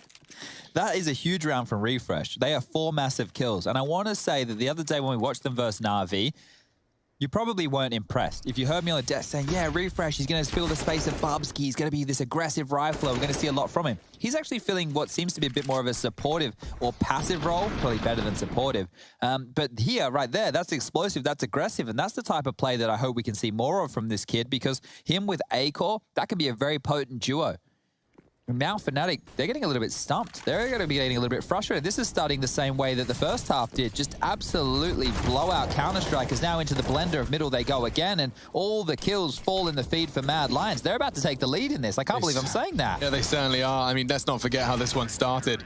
Fnatic get off to a blistering pace. It was 7, if not 8, in a row in that first half. And, well, similar scenes for Mad Lions. So at the moment, a taste of their own medicine. It is, once again, a full buy. We'll get to see a timeout called, in fact, by Fnatic as they look to try and piece this one back together again. So somewhat of a role reversal. Mad Lions have been here. Poor Humpty Dumpty. Never was put together again. JW's got his backup PCs there. You can see all 12 of them. He changes them like Chad used to change mouse pads. Yeah, you know, whenever he does lands, you know, you get the friends around. All right, guys, we're going to use my office space. And, get everybody around. But things are looking great now for Mad Lions, and it's good to see them in a bit of a boot camp space as well. We can definitely see Hooksy there, Refreshers there. We've seen Peacemaker. There's Shush. Got his gaming glasses on today. And A-Core was the final man on your screen. I swear when we had the cams on, Roy the other day was at home because he was looking buff, and then he changed, remember? So I'm not sure if he's with the gang either, but I'm sure we can keep tabs on this as the game continues forward. Round 22 getting underway. No AWP brought out for JW here to fight fire with fire. And Roy, who was on 0-0-6 or something along those lines, now has 17 kills. Yeah. So he's really come alive here as... You asked and you shall receive. Yeah, we got a bit of a stack going on in middle there, Refresh and Hooksy. Now, they are in no man's land. One of the keys here is Refresh could tuck into that wall in case any utility does come on through. Turning that corner would be quite the intimidating appearance. And so would going B, because that's 4 players essentially over towards that side of the map. There's 2 players already rooted in on the site, and then 2 were in quick rotation through middle. But it's over towards A, where Fnatic are starting their late ascent. Late smoke towards this scaffolding position just to make sure they can clear with ease, only giving them one angle to worry about. And a bit of a flubbed molly there from Mad Lions. So they're looking for retake utility right now. They're harassing and they're pushing. Roy's getting stuck in. And it works so well. Oh, wow. Triple kill exchange for one. Mad Lions winning that considerably. We need to check that one out. I haven't seen teams have that clean of a retake towards the A ramp at all. That looks so easy. That was the Fnatic setup, just completely nullified by Mad Lions. And that's Roy getting another kill. Ever since he's charged down the ramp, it's really been sunshine and rainbows for Roy. We're about to jump into Skybox just to take a look at some of that utility that was dumped on the ramp. So I'm just going to go back a few seconds here. So you can see they've already clearing towards Sandbag. And now there's 4 players on A throwing utility. We're getting a Molotov here on Scaff. We're getting flashes, we're getting nades. And look at the push. 3 players all ready to peek, and A-Core even coming with the AWP. So this was an all-in mid-round maneuver. We saw and started that round with 4 players towards the B and middle side of the map. Right. Mad Lions changed it up. They took the fight, and that's a massive one to win. I love to see that type of initiative mid-round. Flip-flopping. More than a summer holiday in South France. They keep it. Ooh, Brolin gives it all she's got, catching Hooksy just over the edge of the smoke. You don't see the smoke icon. I assume he had visibility. Yeah, using it as a bit of a one-way there. So getting punished, and Hooksy only with an MP9. Maybe he was expecting an eco. Bye. Bye. Not the second. Golden does stop Refresh from demanding all of the control of B. Now Shush does have to step up. An interesting smoke that he plans to exploit. It's good. It's a cap, but it's a frag. It could be 2. Crims goes down as well. Mad Lions are catapulting themselves into the lead here on Vertigo. Bomb needs to go down. They've got so much time. Golden's going to take and use as much as he can. Bomb slowly and quietly being retrieved. Now, he sets himself up on B, and you can see it's deliberate that he's hidden. He's hoping that someone takes a slightly lackadaisical info peek towards B, but Roy's very hesitant. He knows they've given up B. They'll be playing for the retake, so Brolin allowed to walk on in. Uh-oh. Uh-oh, the timing couldn't be worse. He spotted Shush. Golden spotted as well. Mad Lions are popping off. Brolin can't even control the spray on Roy. He gets himself another frag. And that's 13 for Mad Lions. This is getting a little bit alarming for Fnatic fans around the world. Considering how this one started. Yeah. This looks like a completely different game. And that's what I was saying. If you give Mad Lions a chance to get back in, they only picked up 5 rounds in the first half, but that's more than enough for their individuals. They've come into this second half with confidence, and they're running away with it. The pistol round nukes, the aggressive bonus round plays, the mid-round re-aggression over towards the ramp. They are looking well drilled on their map choice, and I shouldn't be surprised saying that. Look at this. They've gone just SMG's armor. This is quick then. It will be. Mac 10's bombing it and already drawing blood. Hooksy, a little red face, hot under the collar. They're swinging in. It should be a lot of pressure, and it definitely feels like that in the feed. It's brown on blue, looking to sweep the rest under the rug. Is Refresh, and he's hit some great shots to do so. Brolin's on the site. Super low. He's about to get dunked by Refresh. He hasn't quite calculated that one. I think he wanted the middle throw and managed to go a little bit too far, a bit too much top spin. Here we go. JW's in a position to totally turn the round on its head, but it definitely was controlled by Refresh. After some great openings from the Swedes, they are once again overcoming a disadvantage. Refresh, he's in a predictable spot, has been spotted, and JW's going to use that information. He knows the CT's likely going to plant their feet after being spotted. Refresh has completely moved. He's actually walking up short now. JW's got his knife out. He may not be anticipating this. Refresh tucked in on elevator. Bomb on the site. It's an AWP fight, though. And that's Shush's every day of the week. Double for him. And speaking of double, it's double trouble on the AWP as well. Recovered. But Refresh, this frag onto Crims very well could have determined the round. Handy stuff there from Refresh. He has been very, very essential to this CT side. I think his disruptive play through middle in the earlier round where he took down Crims and then continued to barrel forward throws a wrench in the normal Mad Lions playbook. It's like, okay, well, if they're going to come with this level, we're Fnatic. We're the ones meant to be going for those type of crazy plays. The Fnatic lurk smoke middle, which was proceeded to be walked around and double killed profited. So definitely not all good. Oh, that's scary. Finished off by Brolin. He punishes out on the Tracer fire, puts some bullets into his teammate Golden, and he's so high alert. Acor could be caught on the way back. A chance for Brolin. He's got the molly. Acor knows it's going to get a little hot and bothered there. 4 versus 4, though. Are they taking any space anywhere across the map? It doesn't look to be the case. So Mad Lions now are just... Oh, I say that, of course. Here we go. Refresh. This is the same aggressive play that he went for a few rounds earlier. And Flusher seems to be awares. This could come down to timing. He's opting to go the long way around, and you can see here they're going to pass each other in the night, and that could be a real problem if Flusher comes in to flank this A bomb site. They can take their time. Shush has no idea that this is possible either. A drop of a gun, it's not going to be heard. Right. Refresh is calling out towards B being clear. But wait, Flusher's going back. Refresh has absolutely nailed this by accident. Hi, Flusher. All of that hard work, and it's just an AK delivery at the end of it. So they're coming up short. 3 of them, all of them. And as the smoke goes down, Acor retreats. It doesn't look like they'll be able to contest. I say that. The spray from Hooksy, a wild one into the smoke, has got the necessary frag. Crims just about gets the bomb down. Some warning shots, but held by Acor. Mad Lions have completely and totally locked Vertigo down. If you've just joined us, Fnatic have not got a single T round here on Vertigo. Not a single one. This is great stuff from Mad Lions. We loved how organized they were just the other day versus Na'Vi on Nuke, and they're doing it again here on another map. Vertigo, their choice this time round. And, well, the game didn't start looking very good for the Danes, but now it's turned around and they are looking poised to take this one in very quick fashion. This confidence going forward into map number 2, which will be Inferno, is going to be giving them a lot of hope to 2-0 this series here today. You can see that Brolin, he's the only one who's been able to make 20 kills. Everybody else from Fnatic stuck around that 10 mark.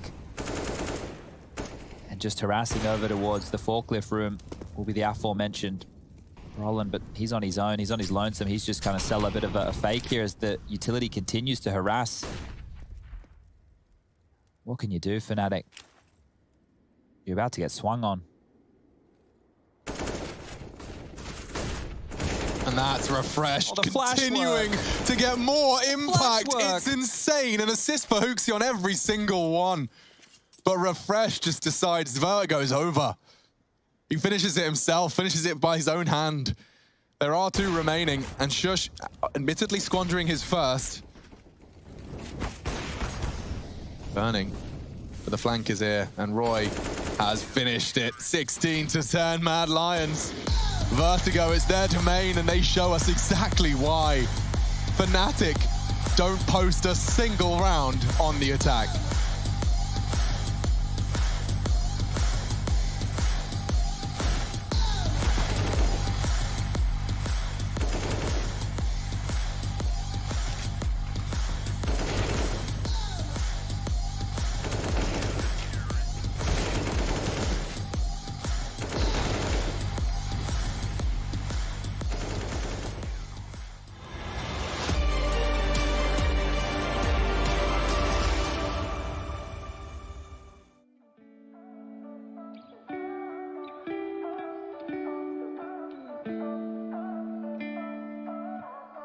You and I, we've been friends for a long time now. Always have a good time whenever we go out. But you've been calling me up all the time and sending me signs and giving me them eyes. And you've been saying that you found the one, texting me junk and you wanna talk, but you can't say why. I can't get there and you know I've tried. You know I don't wanna waste your time. City lights, I'm looking in your eyes, but I can't say why. It doesn't feel right to call you mine. You know I don't wanna waste your time. I can't get there and you know I've tried, but I can't say why.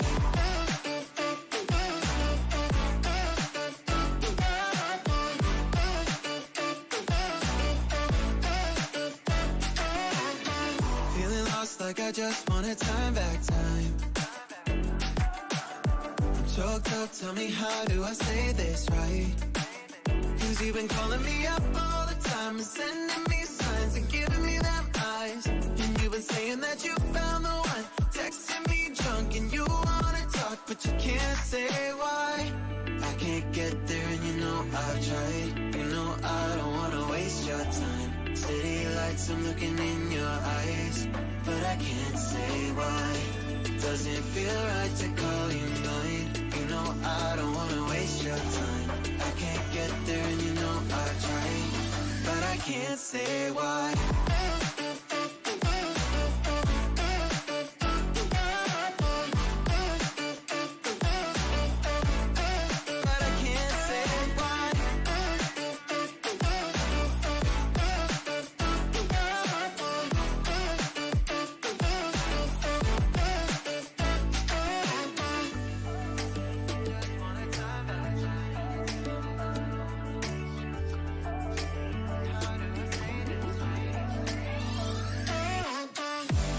Can't get there and you know I've tried. You know I don't wanna waste your time. City lights, I'm looking in your eyes, but I can't say why. Doesn't feel right to call you mine. You know I don't wanna waste your time. I can't get there and you know I've tried, but I can't say why.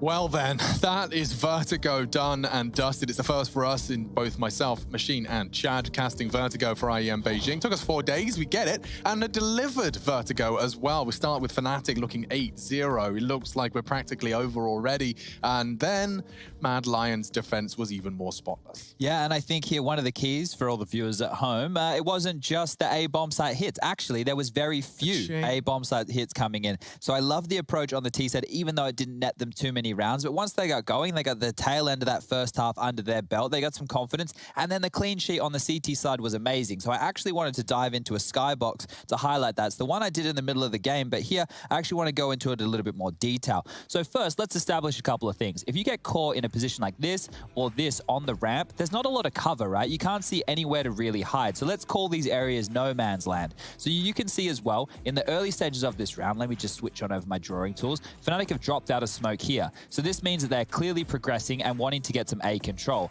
This Molotov, it shows commitment. They're clearing out now. And you can see coming in for this rotation, there will be 2 more members. I'm going to pause it right here. Now you can see that you have Refresh, Hooksy, and the likes of A-Core with nades ready, and Roy ready up close and personal to make sure that nobody has pushed up to this line. Now check out what happens with their utility to follow. You're going to get some nades just to harass over towards this area here, just to soften them up. You're getting a Molotov that now lands over towards the scaffolding position. Now you think, okay, yeah, that's a good molly, whatever. But when they swing around this corner, like we can see them doing here, none of the T's can pick them from this point. They're all now, as you can see, in no man's land down here, completely flashed. Crims is the only one who has an opportunity to try and fight. But as we continue to play forward, they have 3 players ready to pick this. 1 from Crane, 1 from Sandbag, and then more men coming in to fight and get these kills. So I just wanted to highlight this because doing a mid-round retake with all of those flashes, getting them stuck in no man's land like that, that's fantastic. We don't see too many teams doing that in Tier 1 Counter-Strike whatsoever. And normally because it's so difficult and janky. And now you're getting a look at it from the in-eyes POV. Hooksy flashed on in, finding some impact, and you can see Refresh ready for the molly push. Everybody's spoken through where they need to be. Roy pushing up, taking away the space off of this push, and all in all, fantastic stuff there from Mad Lions. It's really cool, and it does, of course, set the scene perfectly for what could be a very close series. Inferno's next, and that's Fnatic's pick, so... Yeah. It's going to be a close one. Yeah. I think Fnatic, they were looking in form. They just got blown out of the water by a very well-organized CT side. Yeah, with stuff like that. If they're getting hit by mid-round aggressions, coordinated mid-round aggressions with flight paths, everyone knows what they're doing. It is very, very satisfying. And nothing more satisfying than, of course, a DHL drop. Oh, the satisfaction of getting a box with goodies sent your way when you just typed a letter into Twitch chat.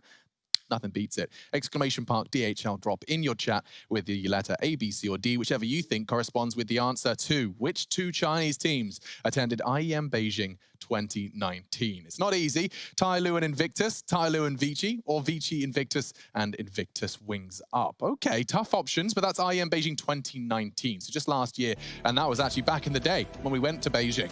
Now we're hanging out here in our virtual studio. Myself, Chatty B, and Machini TV will be back after the break to bring you the second map.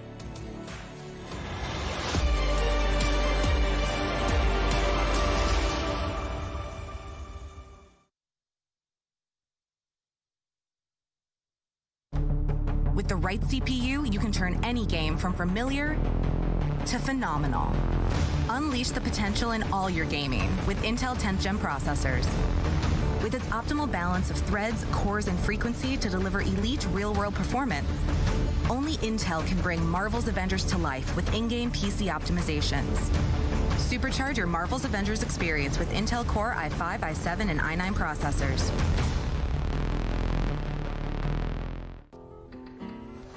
If you want to know what you're good at, and, well, also what you suck at, check out csgohub.com. Coming!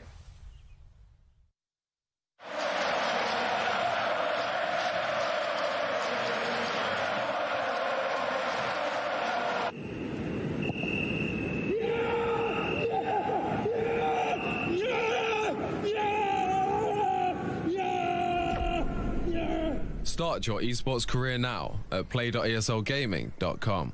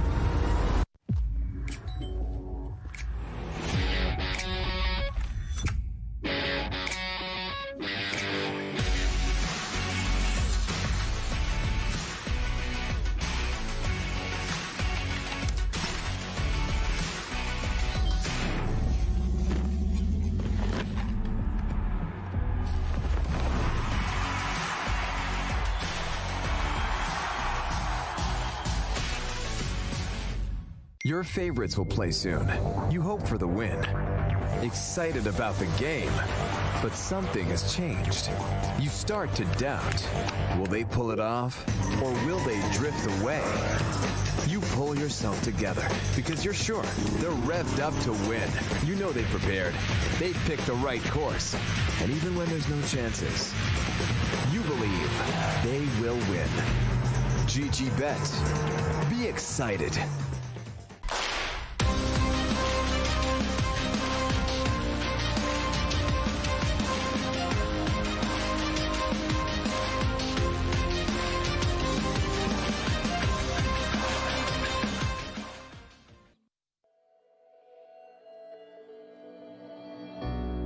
We're living for the moment now, we're one with the world. I can't lose this feeling I get. My heart's in the right place, and so is my soul, yeah. I won't take no excuses for it. Love it, need it, live it. I feel like something's missing when I do not have it. I I feel it in my bones, gotta find my space. These emotions on my face, taking a toll, I gotta pay it forward. I'll give it all that I can. No matter what, I won't let up. It's in my soul, it's in my blood, and I won't take no for an answer. If it don't hurt me, it makes me stronger. Yeah, what I won't let up. It's in my soul, it's in my blood, and I won't take it no more. I won't be there.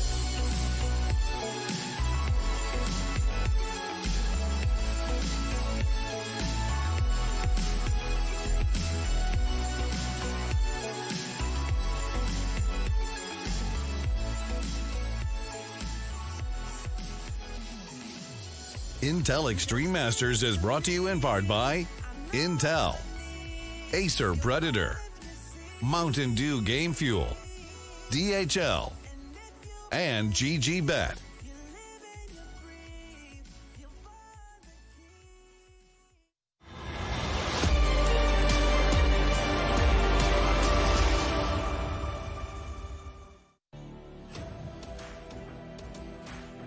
So we asked you before the break that DHL question, and it was a big one. Of course, which teams, 2 teams, Chinese teams, attended IEM Beijing 2019? The answer was, and a big drum roll fills your ears, it was Tyloo and Vici. Easy guess when you look at the way current Asian CS has been going. That battle of Tyloo and Vici. There was some crazy statistic about Tyloo's dominance there. Yeah, I was having a look at that. I think coming into this event, Vici actually got the better of them in the last best of 3 that they played. But before that, Tyloo had won either 13 or 14, I forget the exact number, best of 3s in a row this year alone. And those 2 teams, if you don't watch Chinese Counter-Strike, are the best 2. And ever since Tyloo have actually shifted back to a full Chinese roster, no longer Bentet, no longer Excurate, they've been looking hot. So I'm actually excited to see them clash with Vici again in this one. That's the true as well. No Peacemaker there. Peacemaker. Wow. So yeah, it turns out speaking the same language has its perks. It does help. Who knew? Who knew? Either way, we're here talking in English to you English listeners and bringing you Fnatic Mad Lions. It should be good. It's Inferno and it is Fnatic's pick. So expectations are for at least a competitive, if not a third.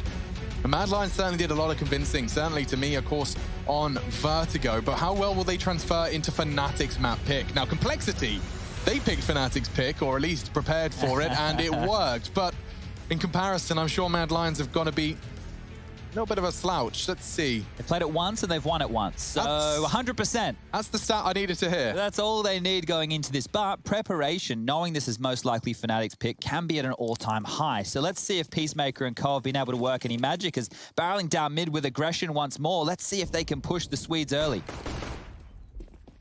Pushing in. Hooksy already gone. He wanted to bring the fight to Flusher, but Roy, he played anti, wanted to catch them as they pushed up second. This is chaos. The CT's so pushed up, but Flusher is just thriving in this environment. He's managed to operate a full triple kill. They are flooding into the site. Oh, he wants to finish off Flusher, but he refuses to give it to him. So the bomb goes down, and Acor has a very interesting angle from Crims to work with. Is he on top of the wall? Yeah. I can't believe Flusher, how patient he's being here. You'd think he'd want to go down as a bit of a canary in the coal mine. Is that going to draw him out to play? Still doesn't. Still playing a very wicked game with Acor. Doesn't know where Flusher's coming from. That's because of how little he was giving. Golden does convert his second. And Fnatic will take the pistol round. That's exactly what the doctor ordered. Get your strong start. Convert off the back of that. So it would be in their interest now to pick up the second round. You'll see Crims operating for full util and an SMG, which does indicate that they'll be looking to punish those gaps in the head armor. Full force from 4 members of the Mad Lions. They'll be seeing Acor play a little more conservatively, pursuing an AWP into the buys. Here we go.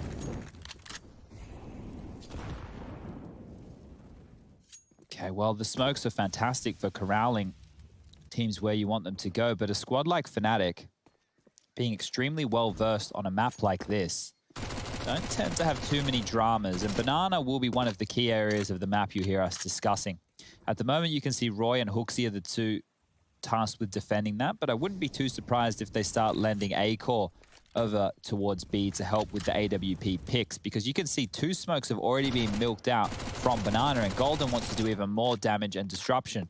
Now, traditionally, it will be Golden and Flusher working this area of the map, and they can do so without utility on their own with the SMGs, and that just makes life so difficult. If you can't stop Flusher and Golden, well, then you have to deal with the likes of Crims and Brolin over towards the apartments and boiler positions on their A side default. It's a tough task, it's a tall task, and right now they've rotated 4 players over to B to deal with this execute. Yeah, but they've got all the right pieces in the right place, but just sprayed down. Oh, that boost got them nowhere, and nothing is working for the Danes. Roy's Deagle's certainly functional, but quickly caught. Golden, 4 kills. Just 2 rounds into Inferno. The only man left was the A Lurk. Still sticking around in the middle. I find, look, I obviously want to see the first gun round approach to have a real idea of what Mad Lions are going to be looking like for their defense.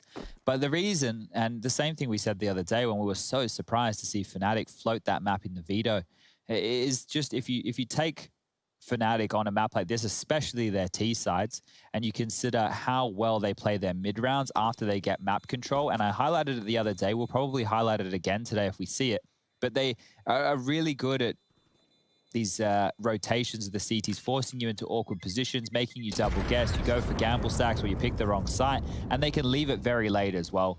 Fnatic can show indication one moment on 30 seconds left and then be on the other bomb site planning at A before you know it. So let's wait and see how much prep and how much practice Mad Lions could have possibly had in that small amount of time on Inferno. This would be a very massive victory if they do pick up this series 2-0. It's likely we'll be heading to Mirage as map number 3 as the decider of this series. But in saying that, Vertigo started extremely slow for Mad Lions. Maybe Inferno will be the same. Deagle out, Deagle down. Flusher, entry, kill, and nade to follow. So a good chunk of damage being splashed onto both Hooksy and Roy. Yeah, that was less a splash, more a crash. That really hurt. And these won't get any easier for the CTs here. Refresh is just isolated now on that site. No one wants to be sitting there unarmored with a default pistol against 4 Fnatic members. And that's exactly the reality that he's about to be living in. Poor old Refresh. Gone but not forgotten in a matter of seconds.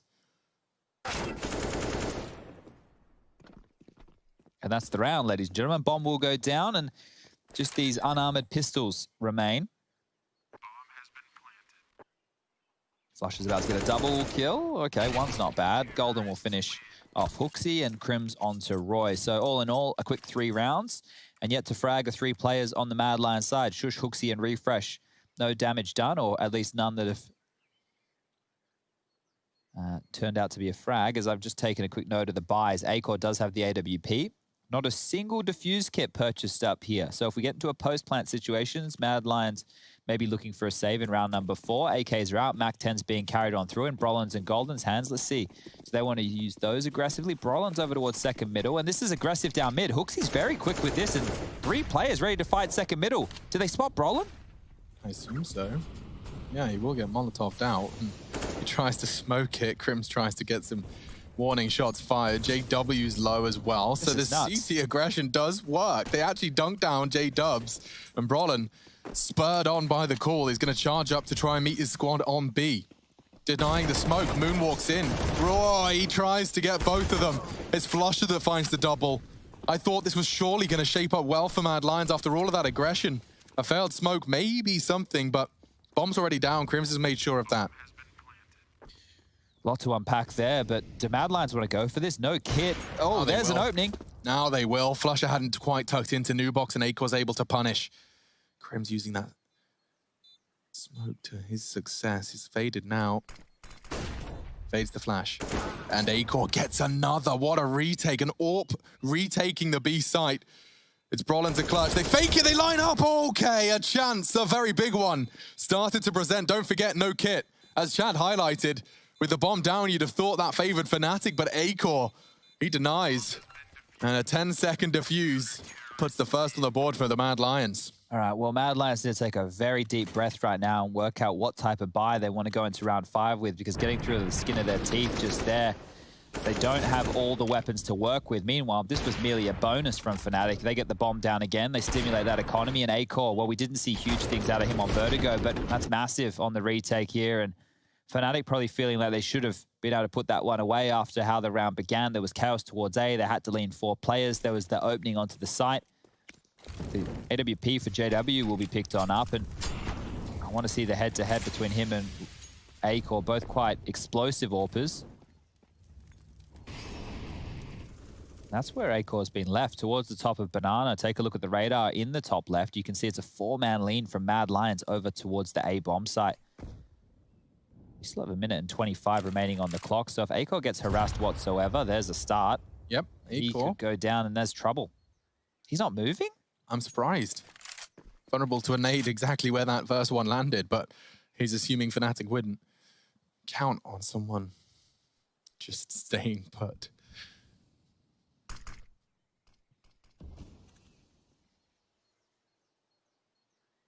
Golden starting to advance, and this is quite the crossfire he'd be walking into. Util's going to determine the outcome. Pre-fires Roy and nearly gets Hooksy. Oh, wow. Just like that. The round is won. The round is done. Acor left alone. It might even be Flusher that's waiting for him. Acor's got the quick reactions to at least keep hold of his weapon. Good luck, my friend. We nearly did the cool move. Well, they still have to get the bomb, so if they didn't actually smoke this, maybe there could have been a couple more in the shooting gallery, but he has to worry about his flank. Guess who's already in CT? It's Golden. He's coming to lock this one off, so Acor, there's no avenue of escape. How are you getting out of this one? Killing Golden and hiding coffins. Ooh. Okay, 35 seconds to hold on to the AWP. The Vice Grip is coming, all sides. It's a fun mini game for Acor here. The AWP save simulator. 20 seconds. Right eye. Oh. Valiant attempt from Acor. Hunted from every angle. And some of the most experienced hunters in the business are Fnatic. Yeah, and Mad Lions now, even though they did manage to muster a round, they're in a bit of financial trouble. This was a great job clearing out towards top middle from Fnatic. You can see that Molotov, it locked them in. The smoke also segregated that arch side defense. And I did like the way that Mad Lions wanted to approach that round. I think considering the weapons they had, Acor with all the banana control that he was able to pick up with the AWP, having the 4 men trying to lock down mid control against Fnatic, it makes a lot of sense. They can't toy with the rotations if you lock top middle, but if you don't get any kills, well, you're giving them the round right there and then. So Mad Lions have taken the save. Have 2 HEs, but can't lob them out with that molly. Managed to get one over the half wall. Flusher baited that one.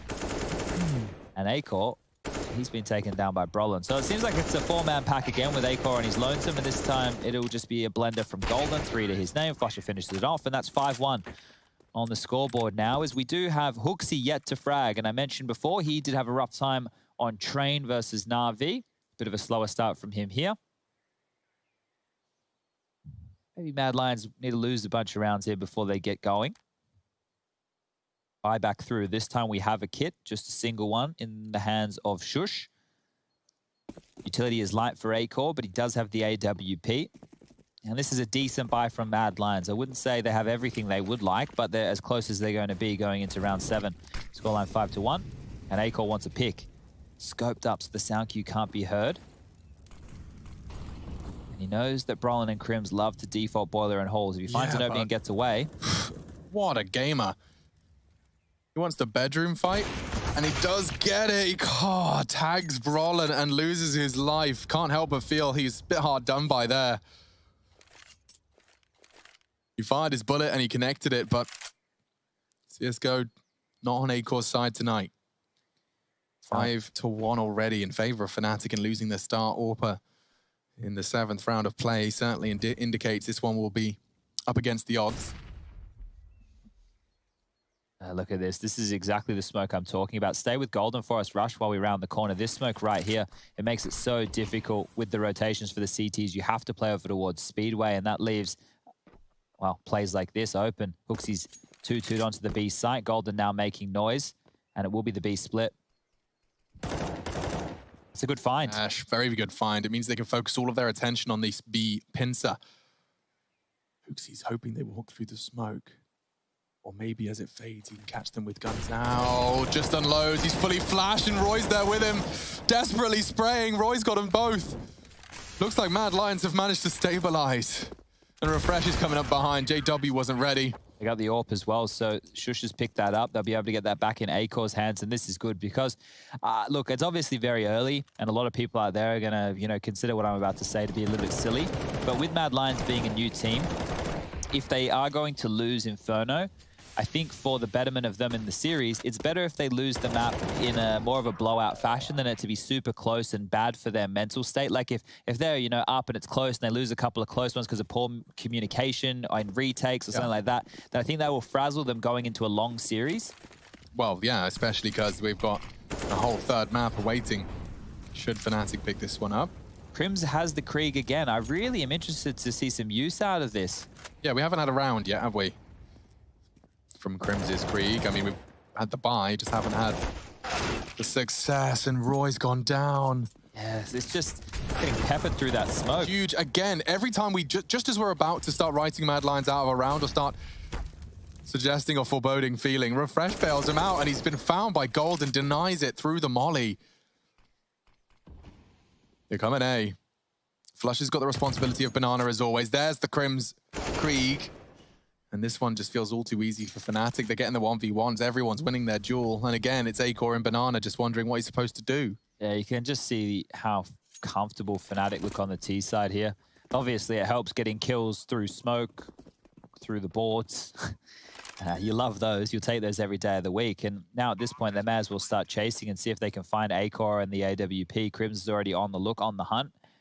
Akor trying a bit of a different position this time round, tucked in towards the T-side house and the kitchen, but that's where Crims is coming from. So if he is extremely diligent here and clears all these corners, he will find Akor, but that's the question. Will Crims search every little nook and cranny? Yes, he will, but the AWP rings out. That's a big frag for Akor, but now the jig's up. They know where he is. They can hunt him down. They can try and isolate, and JW is doing exactly that. He's going to Molotov him out of position here. That's going to land a little bit too deep, so Akor, he'll get to stand his ground. Bomb will go off, and he should hold on to the AWP unless JW does that. We've had a couple of tense AWP saves. We had JW's denied. This time he's the one to do the denying. Oh, that's so frustrating right there as Mad Lions have taken a timeout. This was just a straight spray, straight through the smoke. And JW, I can't believe he's gotten away with that. That's murder right there. That is ridiculous. Assassin's Creed style. Jumping off the bridge. Oof. All right, you earned that one. A shrug of the shoulders. Oh dear. 2-6. That's the first timeout called by Mad Lions, and I'm certainly intrigued to know what the conversation leads to. Will there be a buy? 3 members on sketchy situations, 2,900 loss bonus. It's like that horrible middle ground. It likely will be MP9s and rifles. If they feel that they need all the goodies, I'm talking a full buy for everybody. It will just be this partial limping that we're seeing. So 7-2, Chad. I know, but look, if they can get back and get 6 in the half, it gives them a chance to win pistol and convert. It's just I think that a huge part of keeping Fnatic honest is forcing them through all the utility and Banana. So we're talking multiple Molotovs, multiple HEs. You need your smokes to crowd control, so you don't just have to rely on one player to be there. You don't need to put the bodies forward, and they've opted here to make sure they do get that full buy. Now look, they are putting themselves in a bit of a hole, but maybe they can make a meal of this one. A meal's a bad thing, and they got 2 kills. That's not terrible. It's going to just be the last 3 members of Mad Lions rotating in to do any more financial damage. They're using their smokes. They may as well give this one a crack. Low HP on Golden and Flusher. There's always a world, but if they get a move on now, might be able to find more. Yeah, JW's just taking pot shots and they're not too far off. Oh, pushing through the smoke, wildly spraying. It's not a good look. They're giving it all she's got though, and that's a big frag from Akor. Need to get someone on the bomb. Now they find it. And I think they've got the time. It's right on the nose, though. Pick up the guns you can and get on out of dodge, because if you don't have it, you don't want to be going down with the bomb. Akor's getting a move on. This is going to be close. So close. No! Half a second in it. Fnatic take it. I thought they had enough. Acor did the right move to pull himself off the site, but for a half buy, it goes down to a complete and total elimination of Fnatic. It's keeping their money honest a little bit, shaving some frags off. But look at this. Let's see if there was a second delay in it. Look at this. Caramba. That's nuts. Yeah, you're going to be really disappointed with how that one unfolded. That was a very good attempt there from Mad Lions. Well, let's see if this having all the Ghiblies helps. They're going for a mid-charge. Look at this. 3 members of Fnatic charging forward, but they've got Banana. That's one way to do it, Chad. Just fight.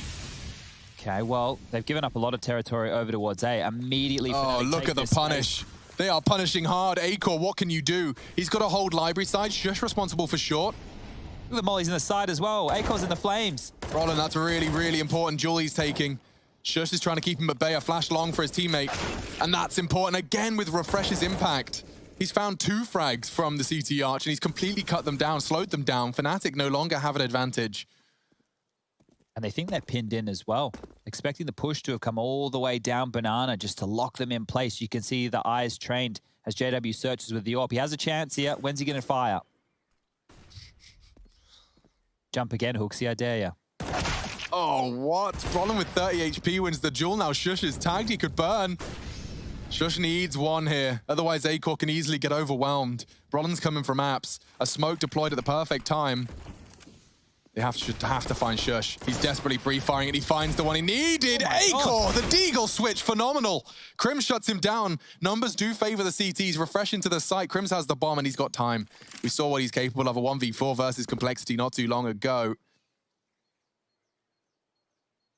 Oh, he's expecting on top of the box. Refresh is tucked in on the corner. Has he called it clear in his brain? He has. He assumed it was clear, and so Refresh with even more impact. I'd love to see that Acor double. Yeah, jumping up on the box there. Massive risk for Acor to take, but a very essential one. As that was a round of chaos. Here you see it leaping up. Whew, trying to save his teammate Shush in the pit, and even the follow-up with the Deagle. So we spoke about his movement. We spoke about how flashy Acor can be, and that's the impact he's going to need going forward in this half. Able to salvage that AWP yet again, the Mad Lions. But Fnatic shouldn't be too disappointed with that. I know that their money now is a little bit more disarray because of how close round number 9 was, all their bodies going down. But they're controlling this game. 7-3 is the scoreline. You've got Golden leading the charge, and we said we wanted to see more from his impact. Well, 14 kills to the name. You're seeing it here, and Fnatic will be taking a tactical timeout to discuss their options. I think that they could invest here, you know, with Mac 10s again and have quite a quick paced round to things if they want. I feel like B's an easy bomb site for them to punish. Hooksy and Roy holding over towards that bomb site, and Hooksy only has 1 kill. So that's something to keep in mind. Maybe they'll look for more punishes, as it will just be one of those partials. 2 Tech 9s, a Glock for JW, Eagle for Flusher, and a Mac 10 in the hands of Crim. So this one here could get competitive. It's a very early Molotov towards top mid, and I think that's in response to these smokes that we've seen thrown out from Fnatic to crowd control over towards Arch. Huge shot. Takes the time to adjust. Catch has got one through the wall. Flick at the wrist. Flick at the wrist. They are charging up towards Banana, though, and there is a very passive hold on Banana, so utility in vain, and limited utility at that. Fnatic will try and finish on that B site, or at least posturing to do so. Crims could contact this, you know, walk up, see how much he'll get. It's potential that Refresh will have a look. He's currently anti, but as the utility starts to get deployed, it seems all the more likely that Crims won't find too much. Yeah, meets Roy, quickly traded. Refresh continues to save Mad Lions. A quick triple, stopping that from getting out of hand. It's good to see Refresh in such like a rock position, and we've spoken about him in the past. He's had a bit more experience. He played in an Optic roster with Tessus of Heroic fame. MSL was on there. Config, who's now with Complexity, and Nico of Heroic as well was part of that roster, I do believe. So you're going back to playing with some of the Danish stars of current days. He even got a chance to stand in lieu of Golden in the Cloud9 roster in a Blast tournament. And going all the way back to Frags, this is where we first remember Refresh. So he's had quite a career in a short period of time, but now he's getting a shot again towards the upper echelons, and that's with Mad Lions, who they want a couple more rounds, and they might have a chance to do so. An average looking buy from Fnatic, a Galil And damage done from the Silence Stem 4 down to one of the AKs. So you've got Crims on a Deagle. Golden hemorrhaging a little bit in the early stages. Utility is looking pretty, and we might see Fnatic go back for that mid control where they won against that 4 stack. So expect a Molotov over towards Porch, smoke towards Arch. And once they get brackets control, they can start playing out this mid round. There's the mollies. Oh, he has to be careful. Speculative shots through the smoke has seen him go down towards Banana, and nade harassment towards top mid. Mad Lions has to be ready for a play like this. The flash is good, the pressure's on. And Roy loses his head fast. That's a big double from Refresh. He keeps delivering another. 3 kills from him. His timing just swings into quad at the perfect moment. Fnatic left breathless. It's bailing him out of some big situations here. This should be 5. And I say should because if anybody you want to be alive in a clutch situation, it would be Flusher. We saw Mad Lions drop an absolute sitter the other day to Simple and his brilliance. Flusher only has 25 seconds to work with and a Galil in hand, but if he takes down Hooksy, that's going to open the B bomb side. The nade, it's going to give away the plan, the smoke to delay, but Flusher has to push and he will.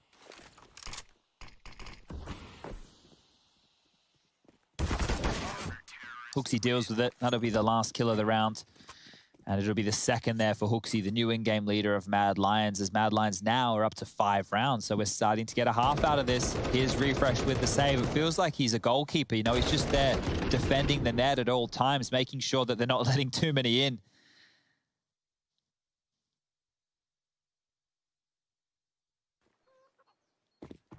And we get back underway. Just the pistols for Fnatic here. 4 Deagles, a Glock for Flusher. And aggressive AWPing from Acor. I think we saw JW hit that shot against Poison. Yeah, we did. So Acor needs to be careful. It's definitely in his repertoire. Good nade. Just softens up any of the second mid arrivals.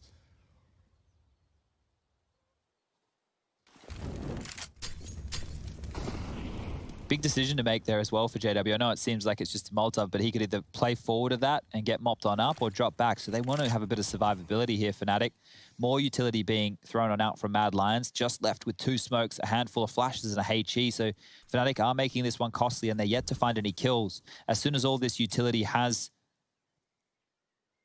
transpired, then it just becomes about the jewels. And, well, there's every chance these Deagles can hit some headshots.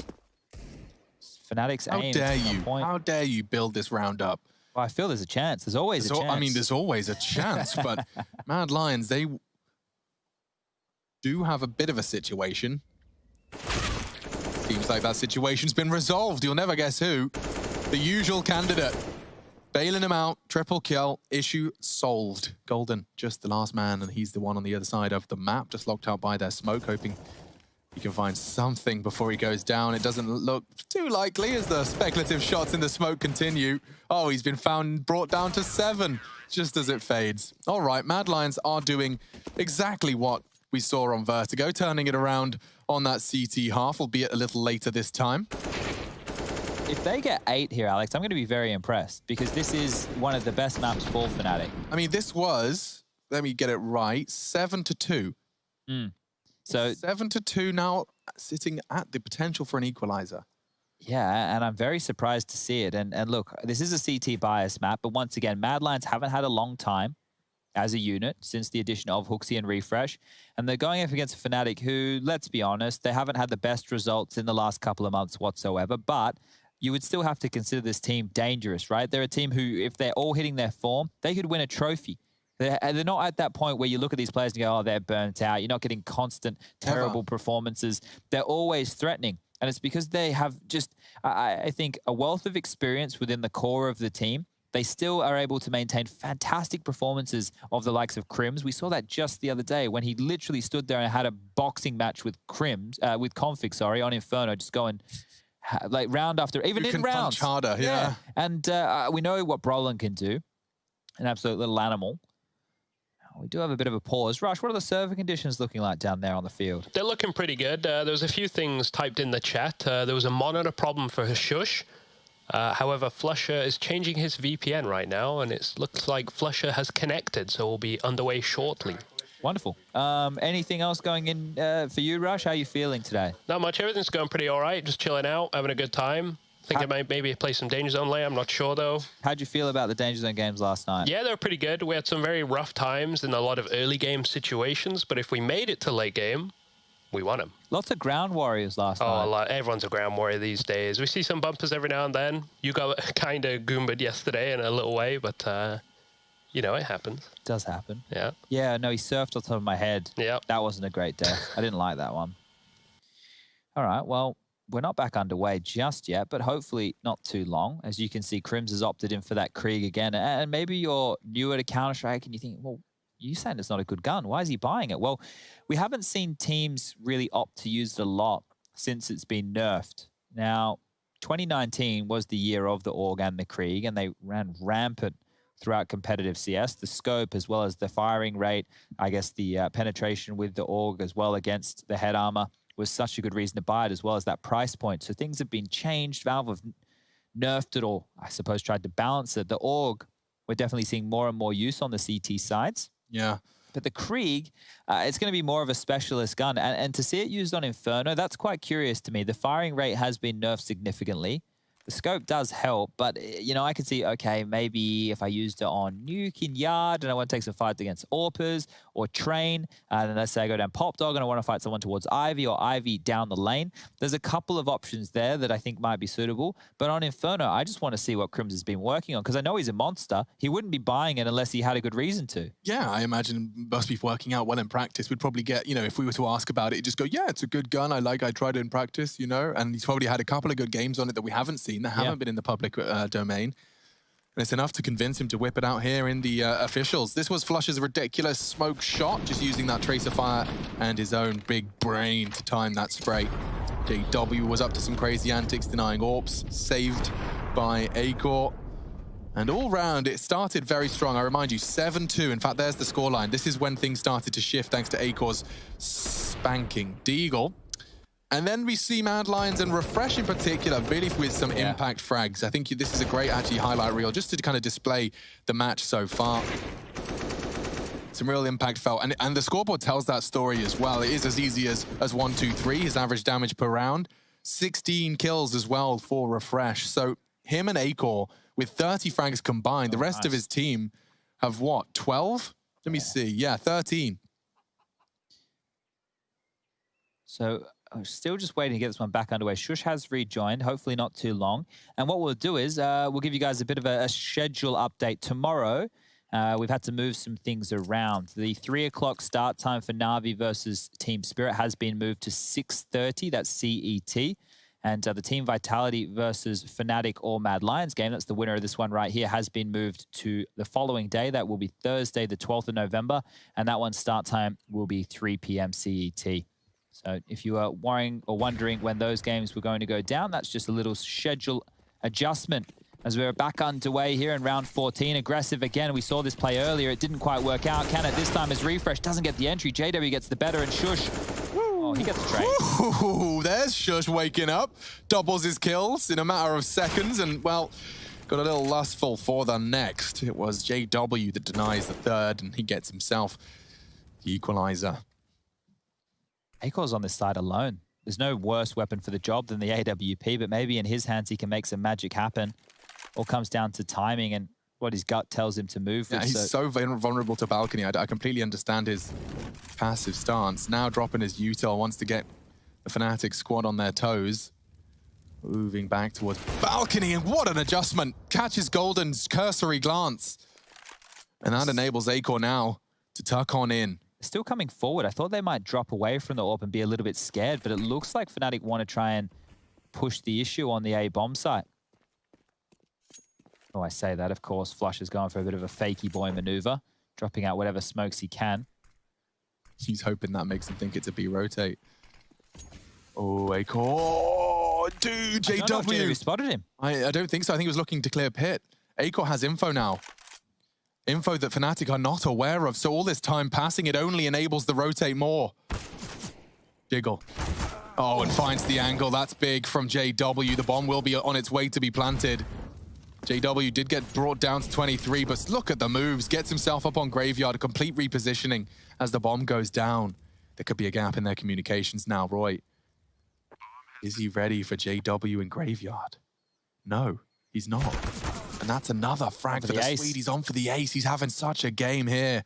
Big brain plays. Hooksy's down, and it's JW with 4.5.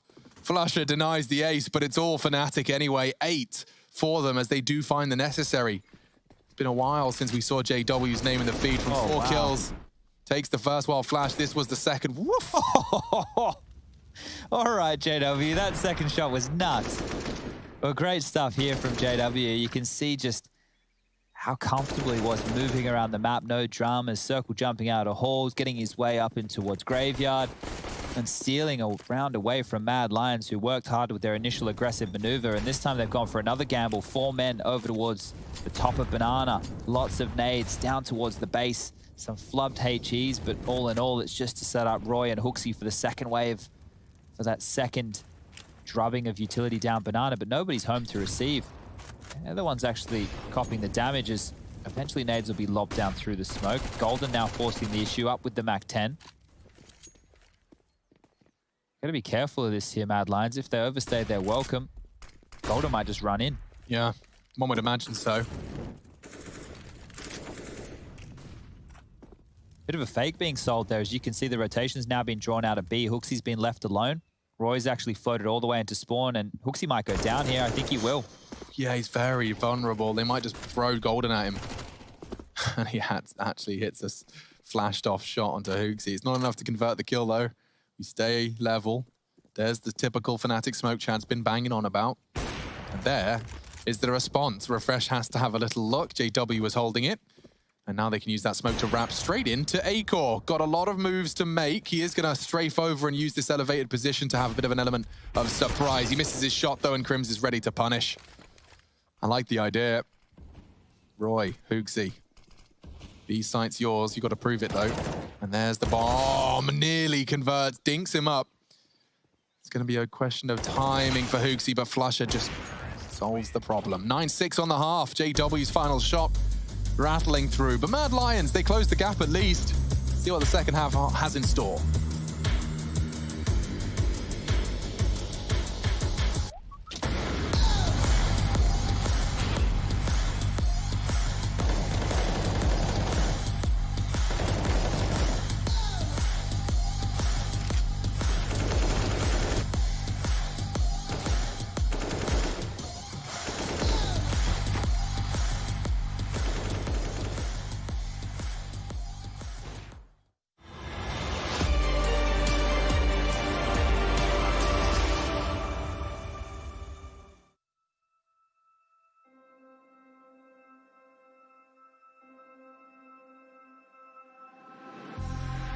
Been a while, yeah. Safe to say over a year. Still it feels like I saw you every day. Tired of hanging around the ones that always need an explanation. I don't need to every day. Explain myself, don't hold it against me if I'm somewhere else. Put all the masks that I had on the shelf. Wish I could stay, but it's bad for my head. Something's coming. I wanna be everything I thought that I could never be. Build me up, piece by piece. Figure out all the parts that made me. Used to feel like I belonged to a certain place or a town. Feeling safe, feeling sound when I'm still around. But there's something in the distance. I wanna know what it's like. Don't worry, I'm still with you all the time. Explain myself, don't hold it against me if I'm somewhere else. Put all the masks that I had on the shelf. Wish I could stay, but it's bad for my head.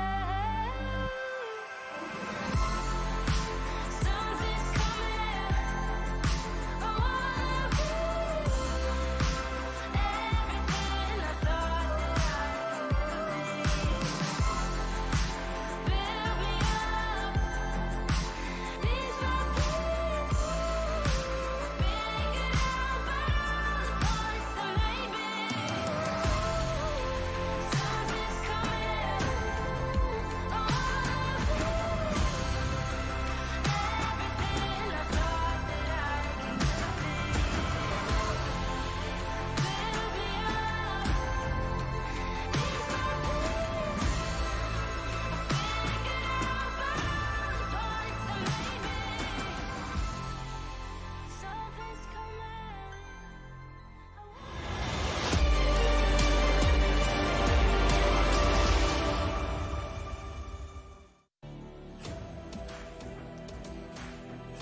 Day 4, we return with IEM Beijing online. Crims and Fnatic. 9 to the good on their map pick. Trying to take it to the Mad Lions, whose vertigo performance caught everyone a little off guard. Ashley, how are you feeling about your prediction, mate? Not very good. Who did you go for? Fnatic. Not feeling good. You think we could see a Mad Lion swing here on the T side? I definitely think so, yes. Refresh is looking crisp. He is, he certainly is. But this is T side. We've definitely seen well-drilled T sides from Mad Lions in the past. Let's see if this T side pistol fills us with confidence, as I've seen many a CZ tear up on A takes. Brolin just parks himself in towards that bedroom position and gets 3 kills. I've seen it many times. I wonder if today we get another CZ spray down on a pistol round. Well, they're noisy. He's yeah, already heard it. And it is a chance for JW. He gets away, and that's half the victory already. But is it all fate? They just completely... Oh, my God. I love it. They forced out a lot here for the Fnatic side. A rotation, utility. They've got ants in their pants, and it's a quick B here. The smoke's already in CT. from spawn. You can see the trail of it. Perfect pop flash. Gets them into the site. The smoke guises them. Golden does do well as he bunny hops successfully away. But the bomb will get planted. And now it's down to Mad Lions. It's down to Hooksy as well. He's got a lot to hold. He does find him. Now it gets interesting. Pushing in. Roy needs a fresh mag. Acor 2. Crim's long range. Hooksy's having a pistol, and Roy is there for the ride as well. A double for both of them. Mad Lions, they handled that. They had a numbers disadvantage for that retake, but it didn't feel like it. That's exactly what Mad Lions needed in this game, and they took the fight to Fnatic. If they sat back of the side, the USPs would have closed them on down, and Hooksy with some impact. He had a quiet first half, but you can see how important that is. The coach Peacemaker celebrating loud enough for the entire team, and Fnatic have to opt in with the Force Buy. Pistols for them, this is going to be a special round, because Fnatic and the Force Buys on the second, well, they have a history together. And if Mad Lions can get through this one cleanly, in similar fashion as to what they did on their CT side of Vertigo, we have a game. But if they wobble here, if they get tested and drop this one, I fear that the Danes might be quickly being pushed out of map number 2. Yeah, there's a lot riding on this one. I completely agree. Hooksy's copped a lot of Molotov damage there as well. Here comes the Pokeball from Flasher. Who do you reckon? I think he's going to cop it right down the gob here, old Hooksy. He's distancing himself comfortably. Socially? Socially as well. Now, hoping that that single smoke would be enough to bait Flasher's nade out. He is standing vigilant, not giving him anything.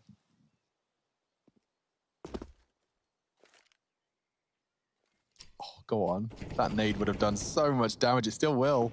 Oh. Boom! No, that is horrible for 3 members. Using the smoke to get it out. Oh, they're in so much trouble now, Mad Lions. Oh, man, it doesn't feel like they just won the pistol. Not at all. Suddenly they're the ones at the disadvantage. There's more where that nade came from, just to soften them up even more. Okay, Hootsy, he does draw first blood. They're heading back to B. It was Shush, excuse me. They got that frag. This is so dangerous, though. Golden has the deagle. Belly shots is all he needs. Brolin's taking space. He's going to call this. They're going to be able to keep 2 players on the B bomb site and rotate over very quickly. If Golden gets a really clean shot onto the first offense, it will likely be refresh. Alex Flusher has a nade. Oh my God, he does. If he does get the right timing, Hooksy does well onto Golden. That nade load no longer as much of a threat. 8 seconds, if he can deny that plant. Oh, he's going to. He's low. He's done it. He wins the round with the nade alone. There's no time. Just like that, the Pokeball comes back with a vengeance, as does Brolin's deagle. Oh dear. Oh dear, oh dear. Roy's got $100. Oh, dies after time as well. That is nightmare scenario. Absolute worst case. Wowzers, trousers. It's Hooksy, of course. Roy was right there as well. He could have caught the nade as well. Oh, boy, that for Mad Lions is going to be gut-wrenching, and the laugh of Golden says it all. Oh, boy. That all comes down to the early damage that Hooksy took in bananas to the Molotov. He gets softened up as the round goes on, and Mad Lions, they look like they had recovered, but now they have to force buy back. Now they have to try and contest with Fnatic on their comfort zone. It looks like it's going to be a 3-man Halls pop here as they've quickly taken space. 1:30 on the clock and 2 towards pit and balcony to receive. Fnatic are set up. Good handling of the first, but Brolin eventually, okay, gets his double. Not the prettiest. Didn't need to be, doesn't need to be. Hang on. Wait. Roy and Refresh have just taken down 2 of the hardest hitters.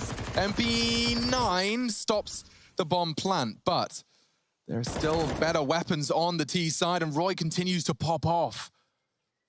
3 kills, this time with the rifle. The Tech 9 did the first 2.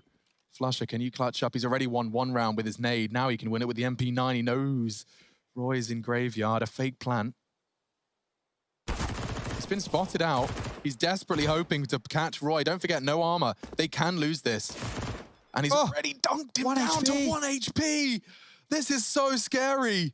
He's pushed in and Acor takes the head off, but Flusher is a Disney villain. He really is. It's just a foreboding feeling when he's in the server. I think, you know, for Roy right there, after going down in the previous with no loss bonus to get 3 massive kills, for his confidence sake, that has to be huge. You can see here flashed on up and then able to control the rotations, and then the final frag from the site here, popping up his head, the Famous from Acor. Oh, God damn, what a game.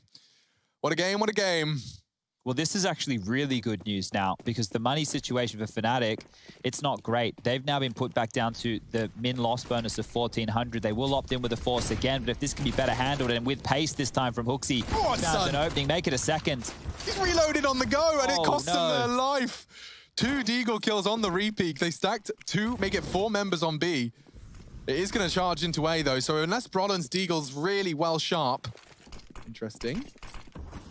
There's a gap in that. Yeah, he tries to exploit it, but now they know there's a Deagle on site, and it's Shush to find him.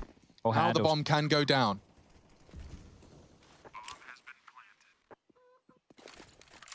Go in. So they want to give this a shot. They've saved an M4. Well, they've picked up an M4, but holding it through to the next round might be the best option. So Flush has been given the fun job of do as much damage as he can. If he goes back through Banana, he can find a Mac 10. Okay. So maybe that's what he's looking for. That's less exciting.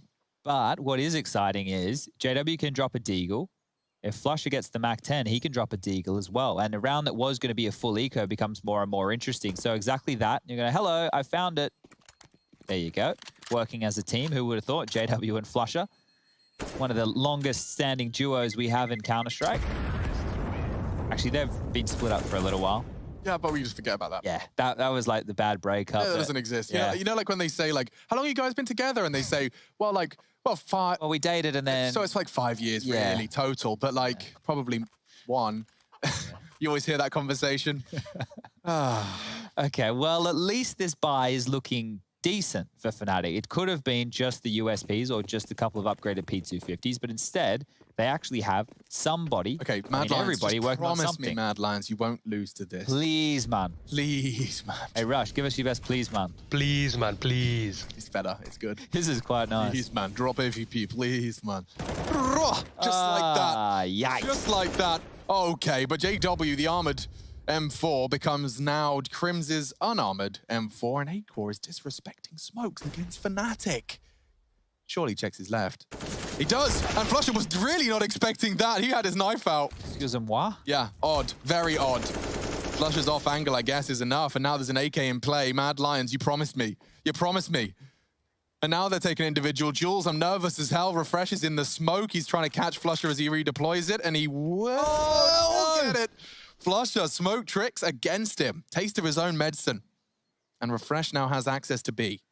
Okay, so Fnatic right now can actually plant their feet, wait for Mad Lions to make the next move. They still have this M4 in Crim's hands, and Brolin is still alive, but it's just golden over towards B, and he is getting pincered on in here. Refresh has made a couple of steps. He's locked off rotations, but can't go down. Oh, okay, yeah, pause. That's the pause I was hoping to see. So now Golden has to deal with more targets than just the one.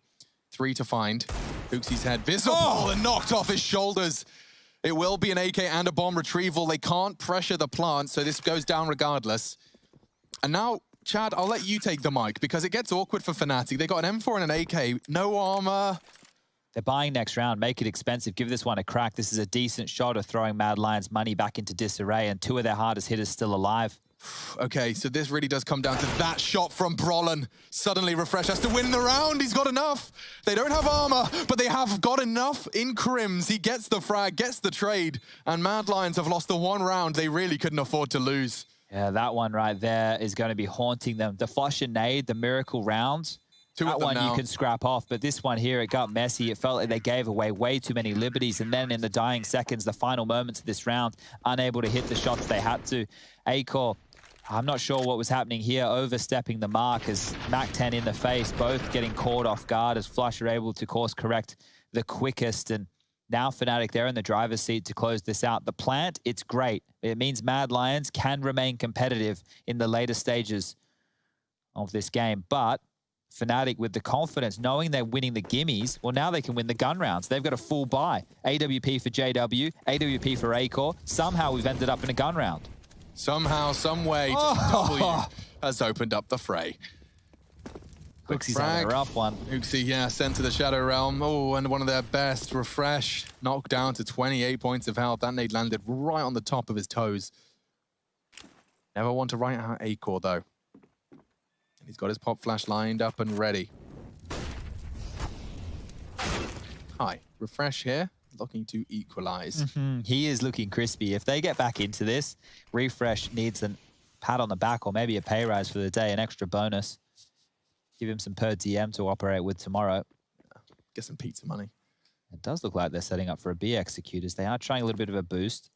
Oh, I knocked off my chair. He knocked him off coffins, and this is the B bomb side open. JW has to move over, and look, he needs to get there quick. Oh, it's rare you see a boost over the smoke like that entering B, and now they swing on him. This is great from Mad Lions, undeterred by such a heartbreaking loss in the round prior.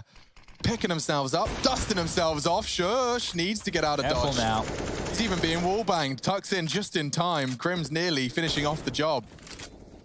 I'm sketched out.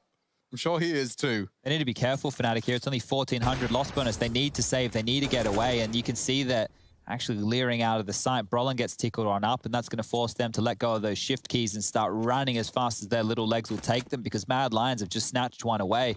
And that combined, Refresh and Acor with two great kills after Huxey's initial death. JW is going to be sitting there thinking, mate, I got us the opening kill. What else do I have to do? That's the impact you want from JW. Your safe pair of hands riflers are meant to be able to close out the rounds.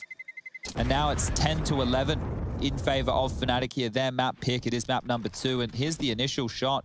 Minute 42 on the clock as he's gone for a repick onto middle. And yeah, the in-game leader taken out early. You are just frustrated. You feel almost helpless. You can still talk, you can still help, but you can't put your body on the line. And that's a great shot there as well. Tagging down JW, making the chase of Roy all that much more possible. And with that 1,400 loss bonus, Fnatic are working with scraps. I've never seen a carpet more conference roomy than that carpet right there. I look at it and I know that is a conference room. That carpet isn't sold for anything other than conferences. That was made by a very practical person. They're not worried about, you know, anything else other than the practicality. Patterned. It needs to look high quality, but also stain resistant. And so the conference carpet's born. Occasionally there'll be a Christmas party. The red wine will come out. Fine, you don't want any white stripes on that carpet. We need a nice kind of a dirty burgundy. But regardless, that's the end of our carpet analysis. And we do see the very fast CT smoke thrown out by Huxey. We saw them use it earlier in the piece. This time it's actually topped Banana. He's capable of throwing both. All right, well, while we have a couple of seconds to settle into this round, because Mad Lions actually look like they're taking their time against this buy, if Fnatic lose this round and are unable to save any guns, they're only going to have a $1,900 loss bonus. It means that Mad Lions can actually, if they convert against the low buy, get themselves the lead in this game right here. Be the first time, I do believe. Deep nade in the back pocket of Acor. But this round is really going to simmer down for a moment. It looks like a slow default is being employed. You can see that there's still two smokes to operate with from Fnatic. Keep your eyes on Brolin and Crims. They are both over towards A. I say that. Crims is going over towards B. So that utility will be very important to help bolster the defense with Flusher. Has a smoke to operate with as well. But these are so sketchy for Mad Lions. It always feels like they're operating from the dark. You know, when they're heading in, they haven't isolated players. They haven't taken too much map territory. Sure, right now they have Banana, but they don't have brackets control, and there's 40 seconds left. He's going to take it now. So Golden with only a deagle. Last time Flusher got the jump on him just by sitting in this archway. And it's unlikely that will happen again. Oh, he did get the timing, just didn't get the deagle shot. And so on the repeat, he is eliminated. Shush. Oh, God. That was a crucial adjustment. That was JW. And Brolin's M4's done nothing. Does dunk Shush in the end, but It is just going to be an AK preserved. They're on the wrong site, and so Mad Lions do collect 11. Perhaps Rush's doubtful seeds were rightfully sown. This is going to be, what now, 5 for Mad Lions on the T side. We've seen 2 successful Fnatic rounds, and one of them was a ratty nade from Flusher, basically a 2v4. Yeah, and that's wild when you think about the fact that Fnatic, the rounds that they've posted have been low A bomb buys. plant denial and a bomb defuse. Yeah, so these haven't been clean gun rounds whatsoever. Mad Lions, when we're actually getting and looking at the details of the full buy rounds, have actually gotten the better of Fnatic so far in this second half. So with the bomb going off, Acor, they're just giving the AWP over in case he goes down to the bomb here. We'll have 5 HP. Just want to double check there. Don't want to be losing that flying out of the map somewhere wild. Yeah, I like that they're even talking about it. You can do it in spawn as well, so not too many worries right there as JW jumps to line up his nade, gets a deep little dunk, and this shot right here, extremely important from Acor to hit that, because if Golden re-peaks and finds any damage, maybe it slows them down enough for those rifles to find a bit more impact. And Brolin, You could see his senses were right on that Deagle peek, by the way. Like, peeking out and seeing 2 players not ready for your fight, that's when you know you've done it right. Unfortunately, when it's a Deagle, it's not a spray. It's that one single bullet, and it didn't quite find its mark. Now, there is a preserved AK in play. It's only Crims. so worried right now for Mad Lions. It would take nothing but a mid-push and Crims' AK. Oh, no. These are the rounds they lose, Alex. These are the rounds. Maybe not this time. They've gone long. Acor not ready and anticipating for the AK swing. Yeah, big frag. They know where he is, and he can support now if they continue into A, which they are. Oh my lord, Crimson's gonna get them all, just like this. Double kill so far, bomb loose. Roy can't move. 3v3, Roy's trapped. And it is Shush that confirms he's left a little bit of a gap and my baited God. in the 2 of them. Perfect, Not like through this. the smoke. Fnatic are doing it their way. Oh, Mad Lions up against nothing. A saved rifle. You could see it coming. The writing was on the walls. They got everything they need. Shush. He's the one at the disadvantage. Mollied off, hunted down. The 3 rounds that I can list Fnatic won on the CT side are all going to be eyebrow raisers for Peacemaker. These are going to be burnt into the retinas of Mad Lions players after they do their VOD review after this game. Just round after round, they've been peeled apart by absolutely nothing. And this time, the only saved rifle of Crims. This was great, by the way. You know, Crims was such a threat that Refresh neglected to clear his angles. JW was kind of hedging his bets on that.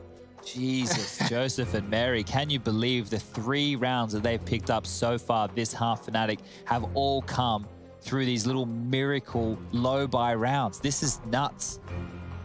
Imagine if they get through, because the thing is, it's another buy round. Like, Mad Lions still have enough money. They can still purchase. They can go again. Yeah. They're running out of timeouts. That's one thing that is falling flat for them right here. But imagine this scoreline.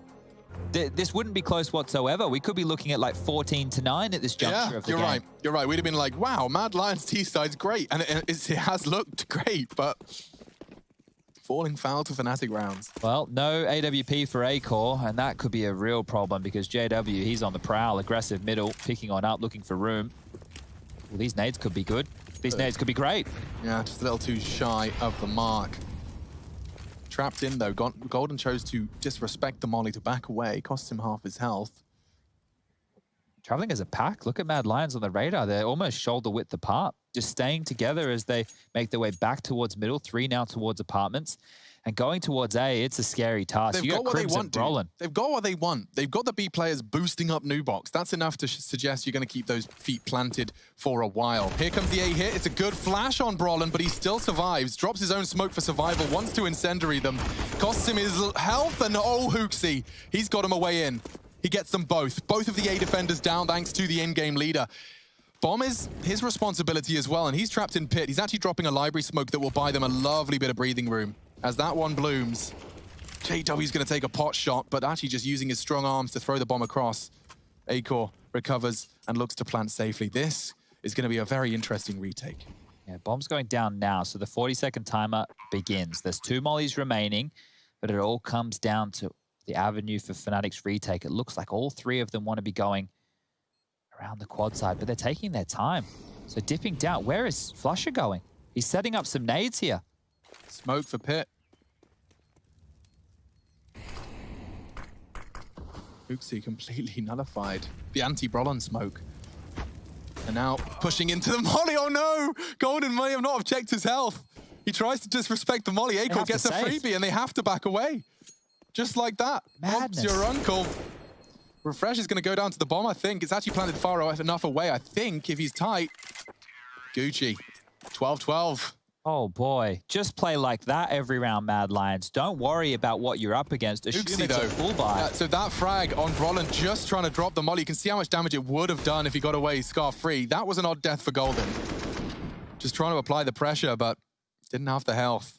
What do you say to the team right now? Like, how do you go forward from this point? Do you just go, hey, like, we know that we're up against a low buy because their loss bonus hasn't been able to build. 1900, it's probably going to be a weird one. So you can see here, it's 2 MP9s with utility, 2 M4s purchased on in the AWP. So luckily for Mad Lions, it's a gun round.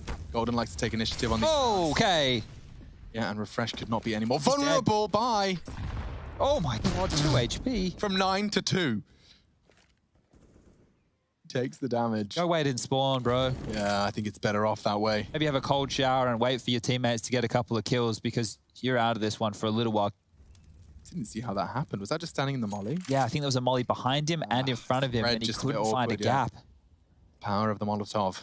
Well, they've had to use a lot of utility early here, Mad Lions. A minute 10 left, and they're only operating with 2 smokes, 2 Molotovs, and 3 flashbangs. Why does it feel like this is Fnatic's round again? It really does.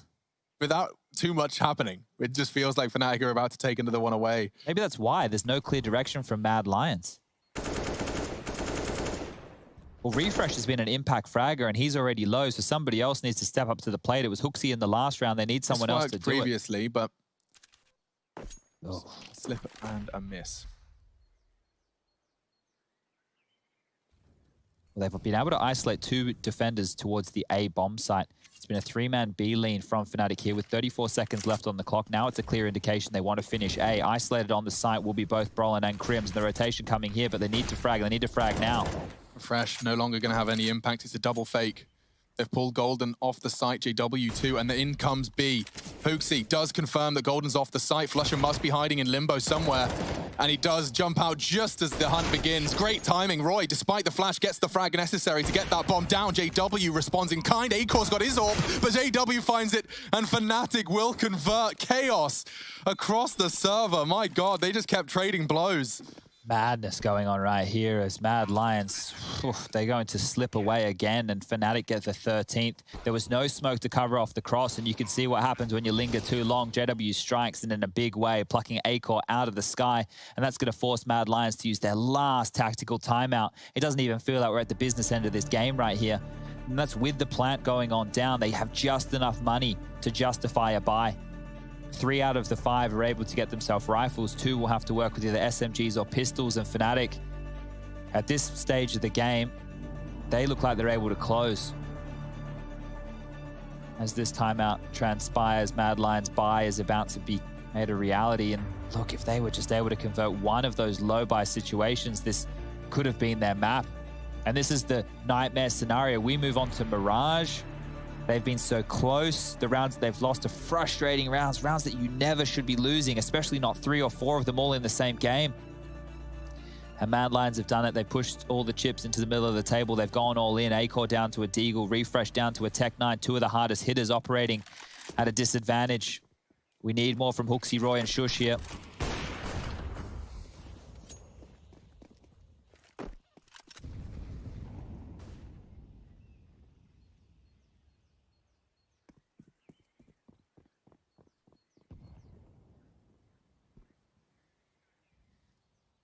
Well then, what do we have here? It's a B finish, and it's Flusher who's getting pressured off the line. Fires off his shot, they start to flood the site. Mad Lions bare their teeth, and the fact that they're in the site without a single body dropped is certainly part of the achievement. Shush needs to get the bomb down, but it's the retakes that they've been losing. Very interested to see how this one shapes up. Whoa, okay, this is interesting. Golden has conceded control. They're out of nades now. And they're going to retake as a unit. I'm terrified for Mad Lions. It's just one flash in Roy's hands, and he's not in a position to use it. They have to win the fights, and Acor around the world. This is such an ambitious play, and it might be the Hail Mary they need. Time. their best friend here. Work your way off the clock. Hooksy does find gold, and anything else to delay them would be important. They're going to get overwhelmed, overrun. Hooksy, one more from you. Acor reveals his position, and it's enough. Hooksy knocks him off the ball. Oh, and a third from Hooksy. It's such a crucial moment. The leader stands tall. Quad kill in the round. He's done enough to level up the scoreline, and look at what it's done to Fnatic. They're sent into the realms of 1700. That was colossal. Oh my Look God. at the lineup. All of Fnatic, the black and orange, sent to the Shadow Realm. I cannot believe that. All 4 of Hooksy's kills in that round. I'd like to say that Acor firing his deagle when he did was part and parcel of that. That is insane right there. All 4 of Hooksy's kills were through the smoke. That is insane. Look at In-game later. He's got a wheel over for the fist bump. He needs to get himself over there. But here's the thing. The impact that Hooksy's had on the round where he came out of halls and got 2 big kills and the 4 right there, that could be the difference maker. That could make up for all these anti-eco losses. Bloody hell, They Hooksy. can't go down with another here. JW spotted. Shush, you need this, and he's converted. JW goes down. A is currently open, but they don't know Watch that them 4 second guess players themselves. go Watch back him. into the B stack. Watch him charge B. Oh my, this is their chance to take the lead in this game. I don't know, man. They're going to second guess him. Shush surely going to jump out off the back of all this util, and he'll just jump out to no one. No one peppering him. This is the bane of their existence, these rounds. They are, but there's no way in hell this one's going anywhere else. So they start their walking away, and Mad Lions will convert the freebie for the first time, it feels. I can't believe They've been so spotty. Can we bring up the round recap as this one wraps up? Because you'll see the distribution of Mad Lions T rounds have been so spotty. That's why they came into this with, yeah, look at that. Admittedly, the bomb plant is injecting so much into their cash, but you can see what that's doing to the CTs. You can see how distraught they are, constantly getting sent back down a peg. It's been like those plants are what's kept Mad Lions competitive in a lot of these rounds. And remember the rounds that you've seen Fnatic win here. They have traditionally been with 1 or 2 saved guns. Now, don't worry about the kills going down on your screen right now. They're not a big deal. We know that was going to be a save. What I want you to consider is the money for Fnatic going into this one. You've got Brolin and Golden both operating under 4K. That's not enough for a decent buy. They can go for a Famis to get utility, or they can go for M4s with Kevlar. And then you look at Crims and Flusher. They're just over that mark. And of course, you need to take a timeout right now. Discussing your financial options for Fnatic here is huge. So how does the conversation go? Well, it depends on what they're having a problem with. Do we need banana control? Then we need to go for SMGs and utility. Do we want to fight them in the bomb site? Then we can opt for rifles and just a smoke and play out the clock. JW has an AWP, and once that fires early, that can slow Mad Lions down, and then you can play a little bit more late round. But I've already seen a buy-in coming from Fnatic, and it looked like a UMP with full utility. Yeah. It's not terrible to operate with over towards that B site or for the halls position, but I think we might see a mix here. A couple of players going with full sets of nades, a couple going with rifles just to make sure they have that firepower. You can see exactly that. Crims has gone with the M4, Flush has gone with the nades. Brolin's gone halfway in the middle, Famis with half utility, and Golden, you can see he's a B defender as well, is looking to opt in with all the grenades here. Very interested that Shush has chosen to keep that Mac 10, and I actually can't help but feel that could be influential. 3 unarmored heads. Oh, it's aggressive. And they are charging down middle. There goes the first. Acor tucking away. Doesn't need to overcommit. Does notice his toes are getting a bit crispy. And no way is he pushing the smoke. They thought about it, and Flusher takes the pot shot. Punishes Roy. And Shush wants to do one better. He does try and find the weapon. Okay, mission accomplished. AK found. Wait, they might not expect this AWP. They've seen a UMP and an MP9. Oh, the dink. JW, lucky to be alive. That was a very shallow shot. The info right now is there's an AWP on B. The best thing you can do is execute B site, pop and go. Here they come. He fires off the shot, confirms his location. A spray from CT indicates he may be alone.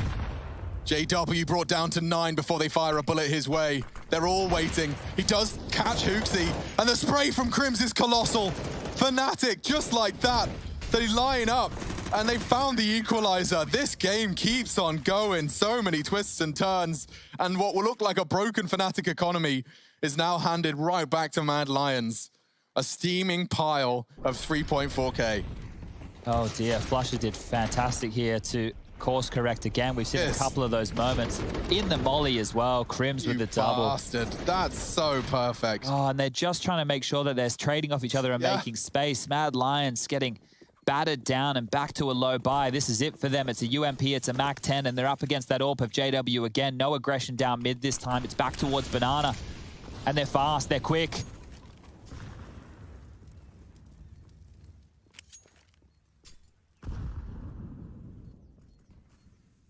Mission accomplished. Banana control granted. Fnatic have gifted that. They've held onto a chunk of utility, and you can see that Shush is playing over towards Boiler and Halls. They have a lot of map control right now, the Lions, but these mid-rounds have been their unraveling. They're low on utility as well. Smokes, 3 of which. Molotovs, 2. And 1 flash. It'll come down to hitting the shots here. Don't overcomplicate things now. You've come this far. Round 29, things tied up 14 all. Crucial moment here.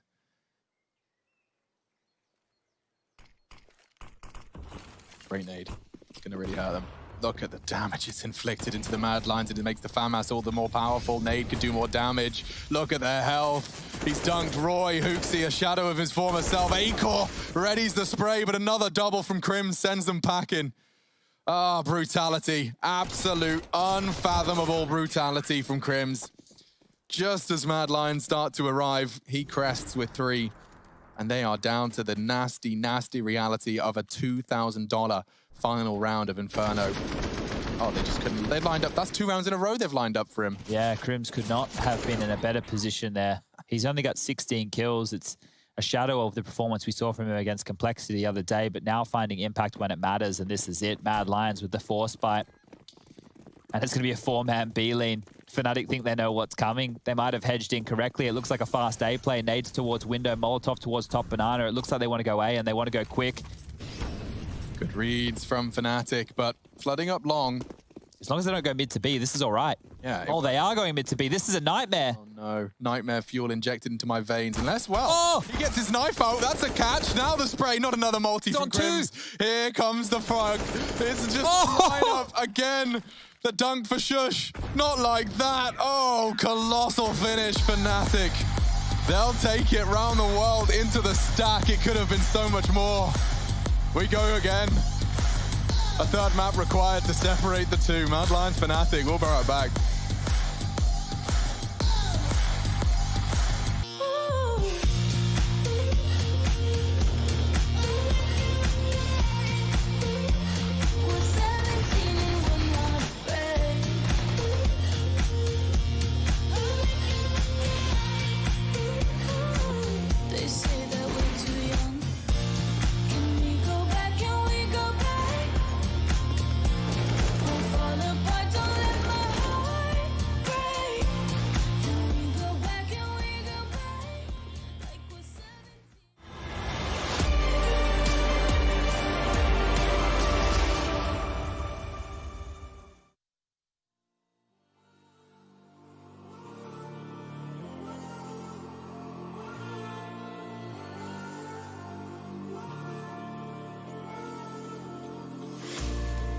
Will you follow me under when I'm crumbling?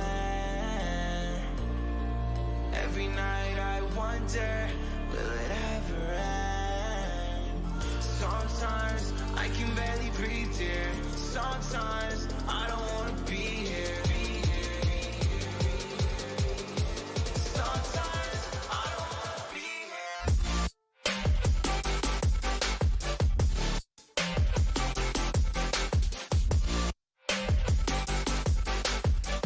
Sometimes I don't wanna be here.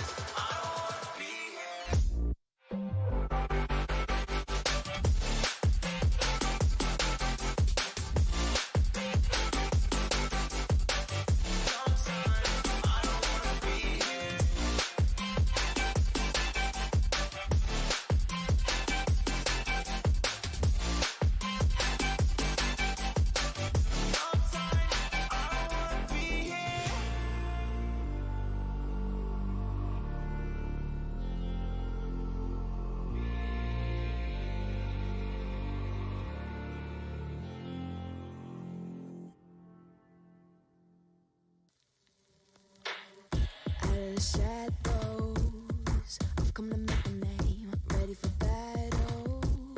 Cause I got a throne to claim. Think that I'll crumble, I'll show you in the slide.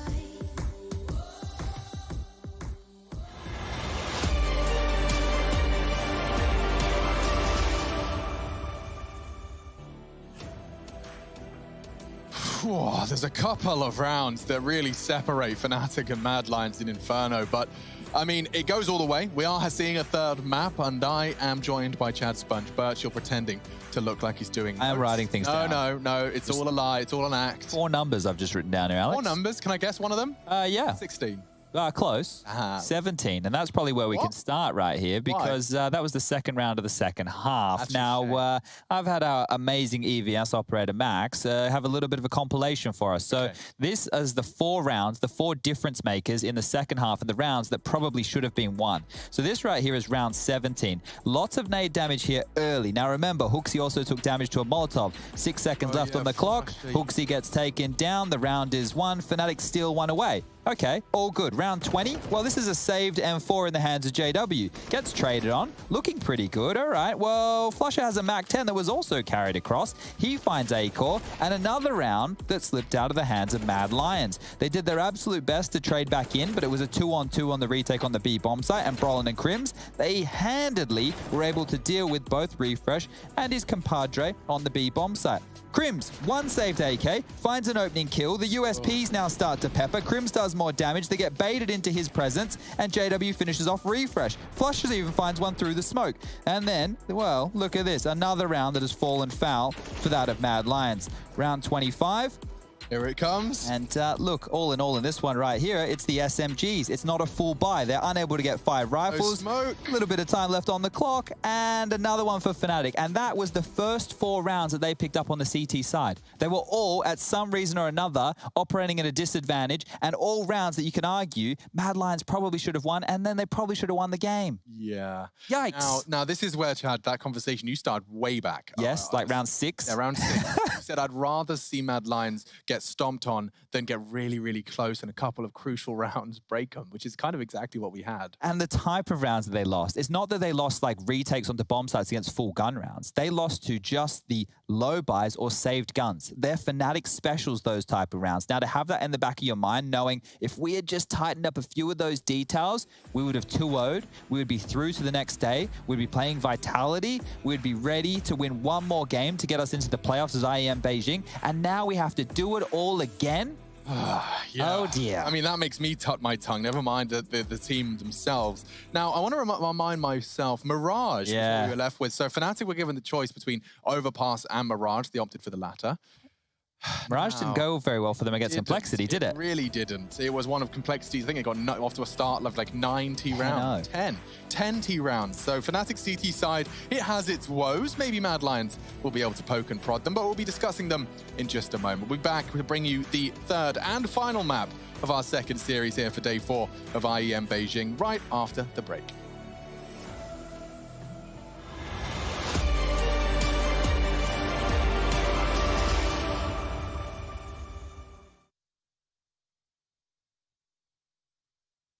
My name is Trace Saranthus. I am building a PC for Jordan Gilbert. My goal was really to get something that was no compromise, super powerful, and ideally not built by Trace. Yes, thank you so much, Jordan Gilbert. You know, we don't make mistakes around here. We made happy accidents.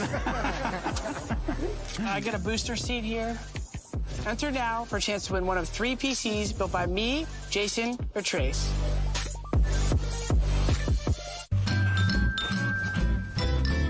You ready? Huh? Hey, he's a good boy, huh? You ready? Huh?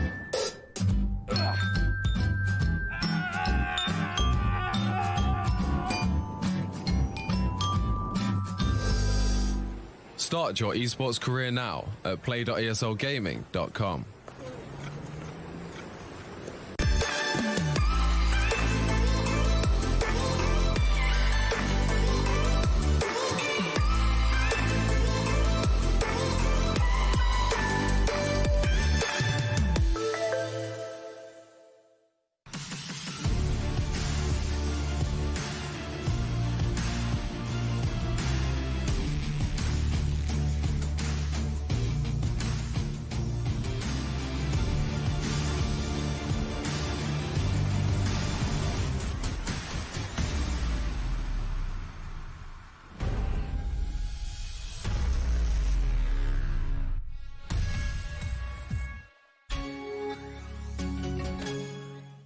come on.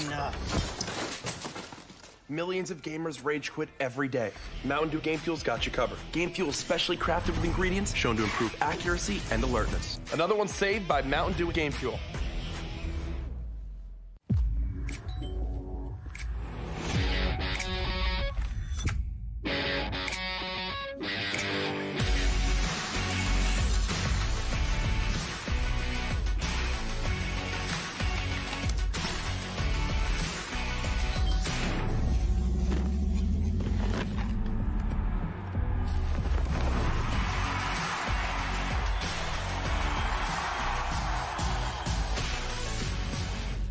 Your favorites will play soon. You hope for the win. Excited about the game, but something has changed. You start to doubt. Will they pull it off, or will they drift away? You pull yourself together because you're sure they're revved up to win. You know they've prepared. They've picked the right course. And even when there's no chances, you believe they will win. GG Bet. Be excited.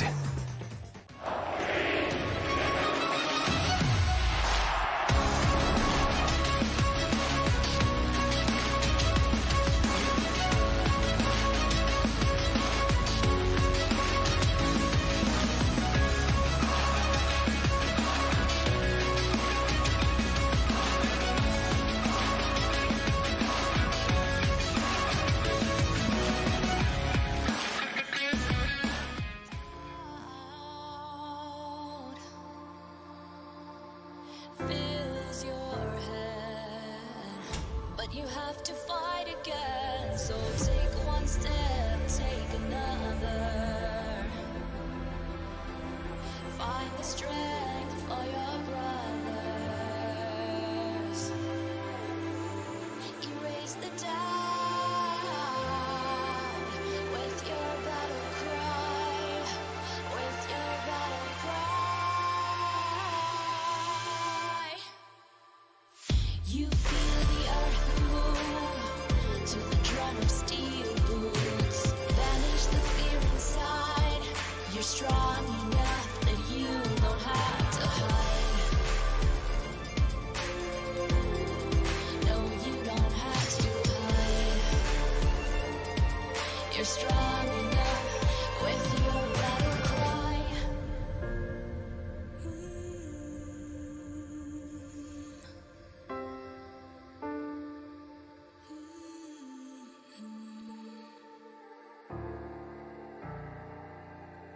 Brings you to your knees.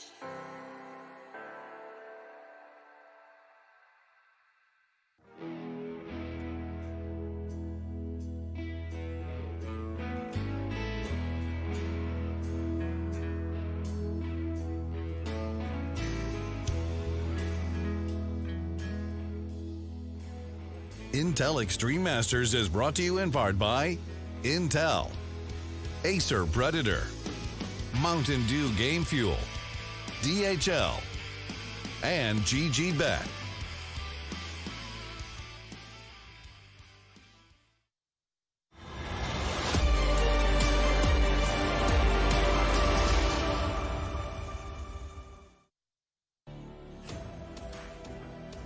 So we prepare ourselves for Mirage, its third map of this Fnatic Mad Lions series. Chad, if people have just tuned in, if they've just jumped over and they want to check out this final map, how would you summarize the series so far? I think well-coordinated CT side from the Mad Lions on Vertigo, and then just a crazy, crazy second half on Inferno. I would really recommend it. Like, just in terms of how weird Counter-Strike can play out and how you can just see it's not just 5 people shooting 5 people, especially when Fnatic are in the server. Flusher demonstrates that you're playing against every aspect of Counter-Strike, including the clock. And yeah, I really enjoyed Inferno, even though it leaves a weird taste in my mouth. It's strange. I still feel like Mad Lions played better CS. I agree. Throughout most of that.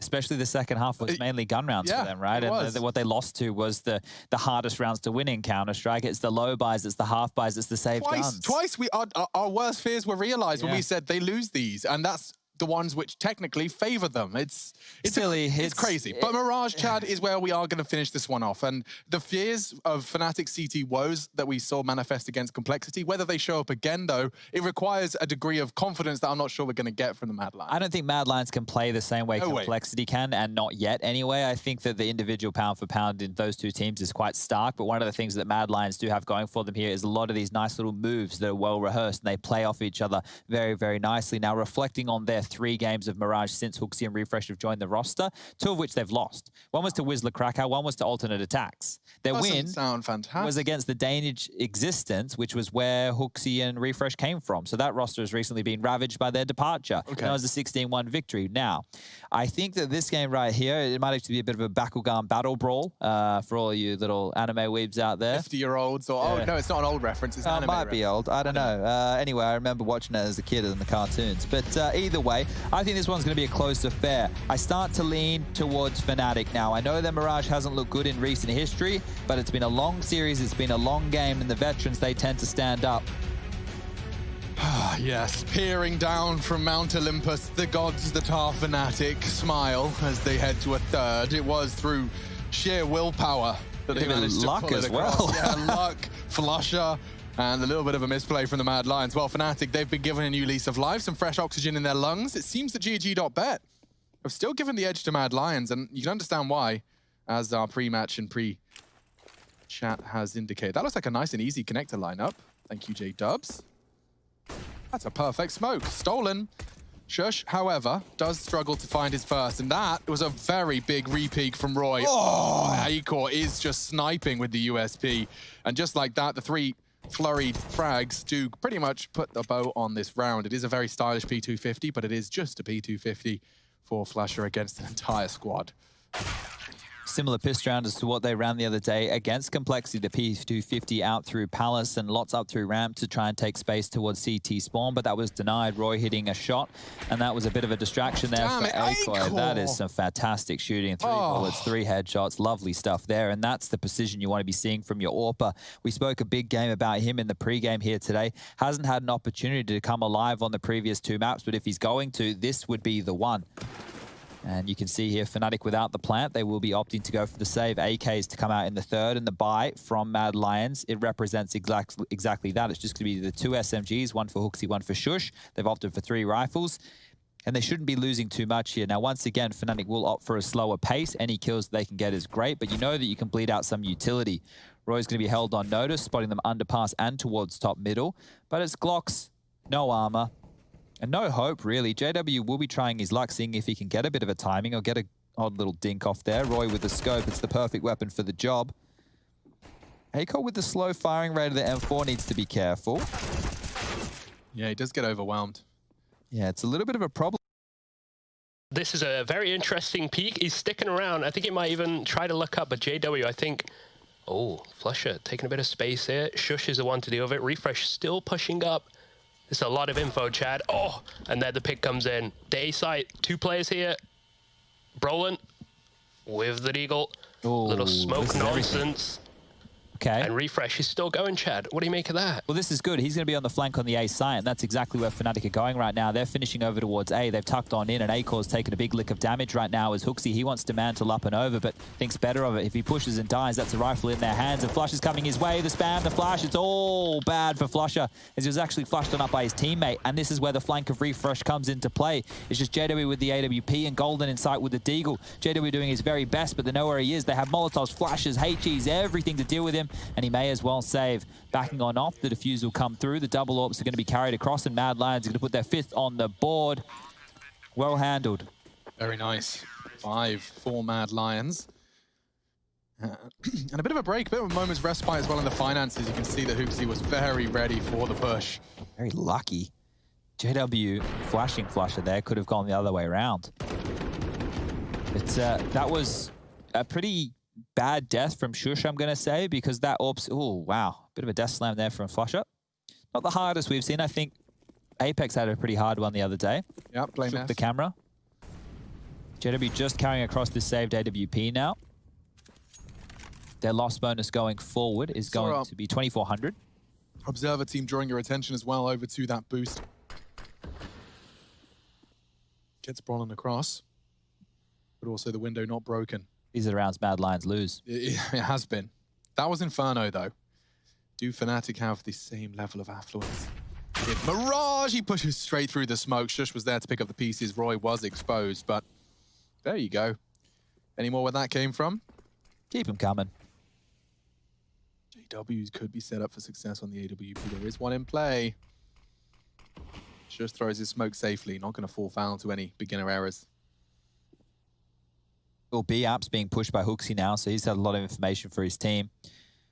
Now, Crims is yet to frag. He might have a chance to nutmeg in this mid smoke, and there it is. He's taken Shush down. Now this becomes a 4-on-4. Hooksy's information. It doesn't really grant them a lot. There's massive gaps here. Huge gap. At least that's the bomb. And here comes Hooksy, solving all the problems in one fell swoop. JW is under a lot of threat. He knows short is a potential, but will the timing favor Refresh? It looks like it will.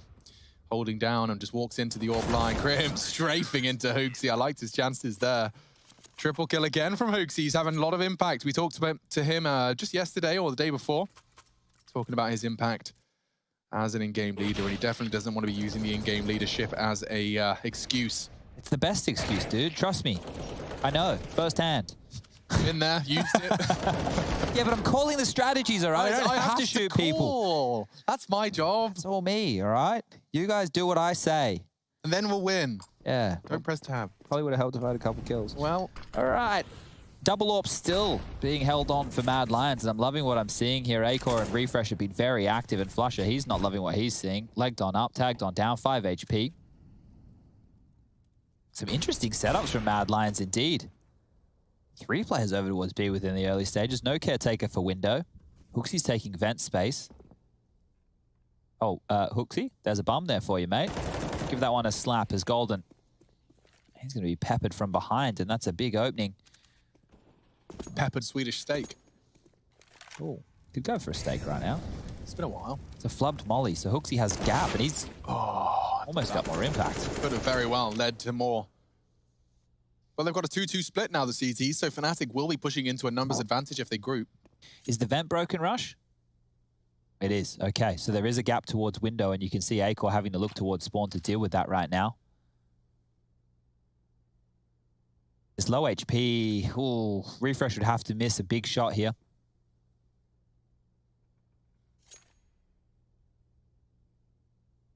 Yeah, it's going to be down to Bron's timing as well. When does he choose to arrive on short? Why is Roy left Refresh? That's how little information they've got there. He's hedging as well. Oh, this is a problem. A big problem now. Look at every second that passes now. Refresh has got a lot to do. He does deal with Flusher. A repeat and a JW frag. That's everything. Refresh, the impact. This man has delivered all 4 and pulls the 7th straight out of the bag. Mad Lions breaking Fnatic. Well, there were problems, and then Refresh has stepped up in superstar form, and we said that this kid has the potential, alongside of Acor, to be the powerhouse, to be the driving force. I didn't think it was going to be done on the secondary AWP on the B side of Mirage, locking Fnatic and halting their round spree, keeping them to 3, and that's 7. You have to be celebrating that one. You can see that's a big one. We're getting it from all the POVs. Fist bumps, smiles. Everyone's having a good time in the Mad Lions camp now as one more round, they've won the half. And Fnatic might be granting them that. You can see how spotty the rounds are again. Pissed around with the conversion in the back pocket of Mad Lions. What the hell? Early AWP coming out for JW. Remember that knife kill? I do, but I mean, I'm putting up wanted posters, or rather missing posters for Brolin. Where is that boy? Yeah, Crims too. Only 1 kill for him. Interesting. They've been kept honest by Mad Lions opening here on the CT side, and it is back to the rounds Mad Lions have struggled with. Well, it's going to be a B execute. What are we looking at here? It looks like 4 players quickly into the B apartment to top mid smoke just to keep them busy. Roy will have to deal with that. And they know that there's an AWP in play. So a Refresh is where they want to isolate. He got 4 kills last time round. They're thinking there's no way he can do it again, especially if we throw a bunch of flashes in his face and smokes and Molotovs to boot. And here we go. Ollie from Refresh, he's going to hold them back. He needs help. He needs it now. Yeah, and it arrives in the form of Hooksy, who's quickly found Golden and another onto Flusher. So they will not be getting that bomb down. Roy makes sure of that. Refresh even lived. And he gets to tell the story of the time he nearly died. Double AWPs working wonders for Mad Lions. Ever since they made that transition, Chad, they've been picking up rounds. Yeah, and this has been keen from Mad Lions. I'm loving what I'm seeing, and I think the double AWP setup is allowing them to play a little bit more flexible in their setups. As we mentioned before, they had a round where they pushed an AWP up mid, they pushed an AWP in towards A apartments, and they can go for that flexibility more and more. Acor has a good spawn now. He can go for an apartments push with the AWP again, or quickly over towards A ramp or connector.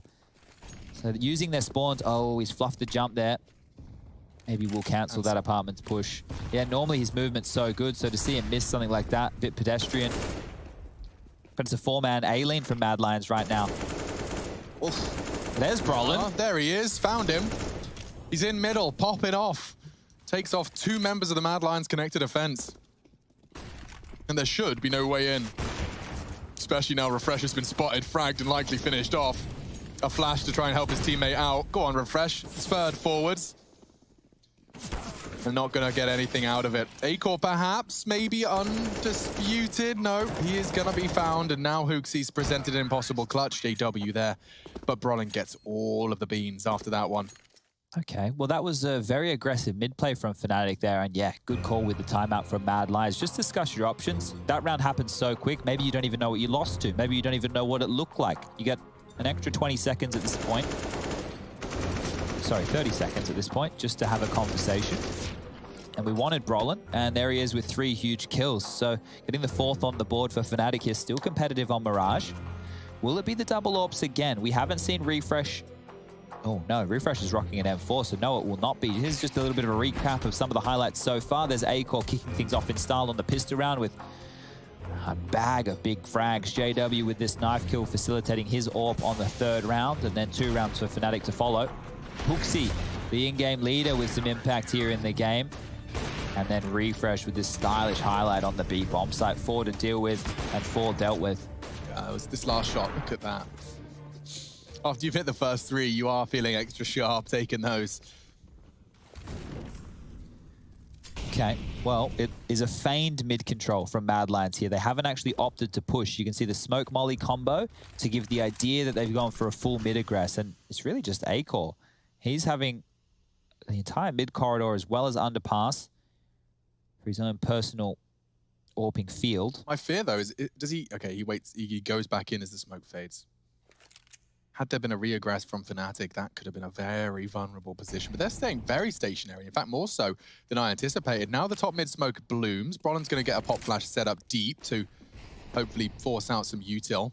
Yeah, you can see that they're not aware of how much space Mad Lions have taken. That is noted by JW's Molotov towards the mid boxes. So now that they can see that nobody has aggressed all the way up, they can retool and understand that this is just a standard round.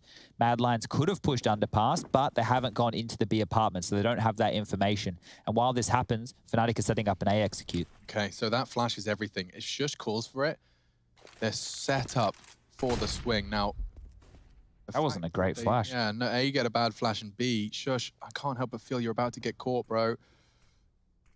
Pins are pulled. He readies his aim. And Brolin is going to be the first to have a look. Bad flash as well from Fnatic, enables Shush. And there's more where that came from. The pre-fire, but it's not enough. He doesn't control it. Flush has got another. Acor has to contain them. It's a hard shot.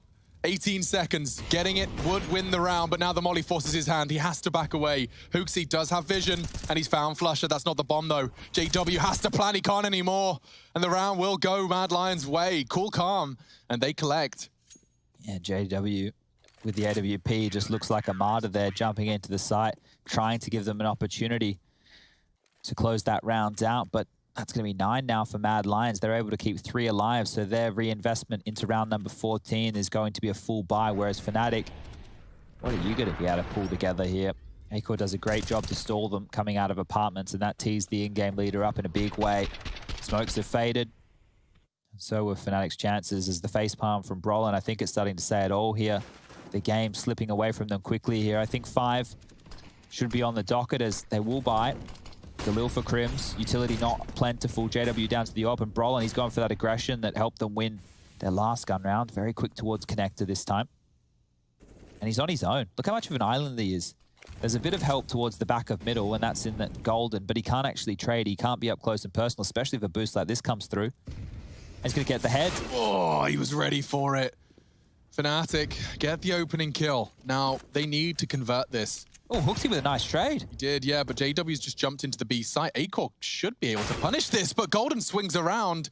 Fnatic, some individual brilliance across the entire map is rendering the rest of Mad Lions completely and totally useless. Shush the last, and he does control it nicely into Flusher. Bomb late to the arrival, and it's finished off before we can get too excited. Okay, so going into the last round of play, it really looks like Fnatic can walk away with 6, and it's been hard, it's been labored. They've had to work for their rounds. They've only had 2 on the trot, and that was rounds 3 and 4. The rest have been spotty. They've been on their own, and they have a chance here to close this half out with 2 consecutive rounds. It will be against 3 MP9s, an M4A1S in the hands of Shush and Acor rocking a Scout.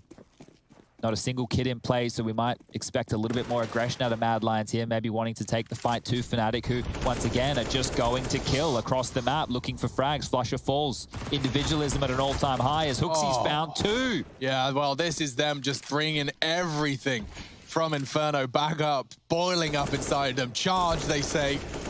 They mount their cavalry and do just that, but it has not necessarily converted the round. It certainly feels like it's done a lot of the heavy lifting already. But they're taking space on B, and that's actually really nice, playing ahead of their own B smoke. SoundQ would have perhaps lulled the Fnatic members into a false sense of security, but they are in middle, and now with that information that B is clear, they opt to pivot middle. Refresh back to B, Hooksy towards underpass, and Hooksy's arrival underpass, I wonder if it gets checked. Crims is checking it. Oh, brutal. Fnatic know that the B apps players have pushed up. That info doesn't help Mad Lions whatsoever. Hooksy's just died in vain there.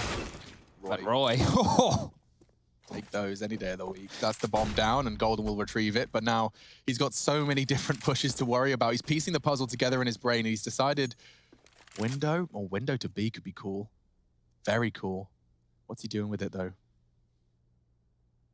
He is going. At least around, could go CT. They've lost him completely. Yes, he's going CT. Okay, Acor, how switched on are you? He's definitely positioned himself to be safe from CT. You can't really fault his positioning. Now, there is a chance that Golden jumps up for info. Oh, boy, this is going to come down to timing. I don't think he has enough time to clear this position. Yeah, I mean, you said that, and then you saw Crims check mid at 13 seconds. That's true. So here comes the jump. Oh, it was so half-hearted. Didn't really check it, and that ends the life of Golden. 10 rounds. Mad Lion's going to be happy with that. It's a good haul. See how it fares in the second half. BRB.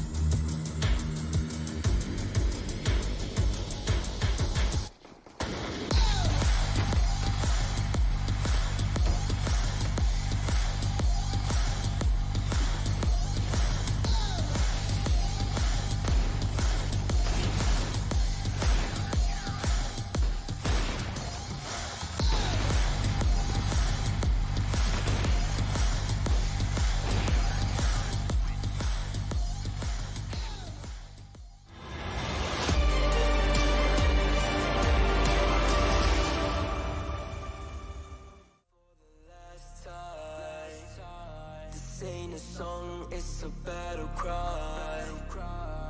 No life. I see the clue between the strobe lights. I'm haunted, black face. Hey, follow me around, okay? Black face. Hey, follow me around, okay? Used to want it bad, used to want it bad, but I can't taste it. I can't help you now, okay? Follow me around, okay? Black face. Hey, follow me around, okay? Follow me around, okay? Black face. Hey, follow me around, okay?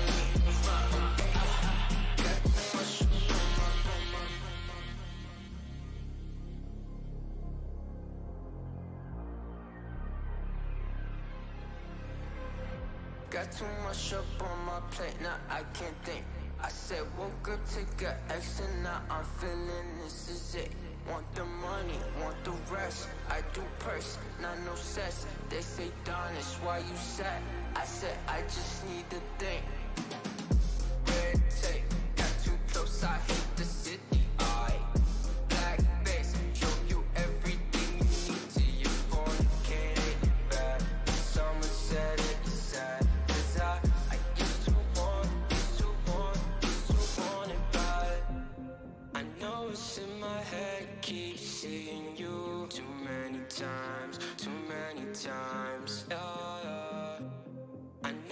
in my head, keep seeing you. I know it's in my head. Follow me around, black face, follow me around, got too much up on my. Follow me around, black face, follow me around, got too much up on my. Follow me around, black face, follow me around, got too much up on my. Follow me around, black face, follow me around, got too much up on my. Follow me around, black face.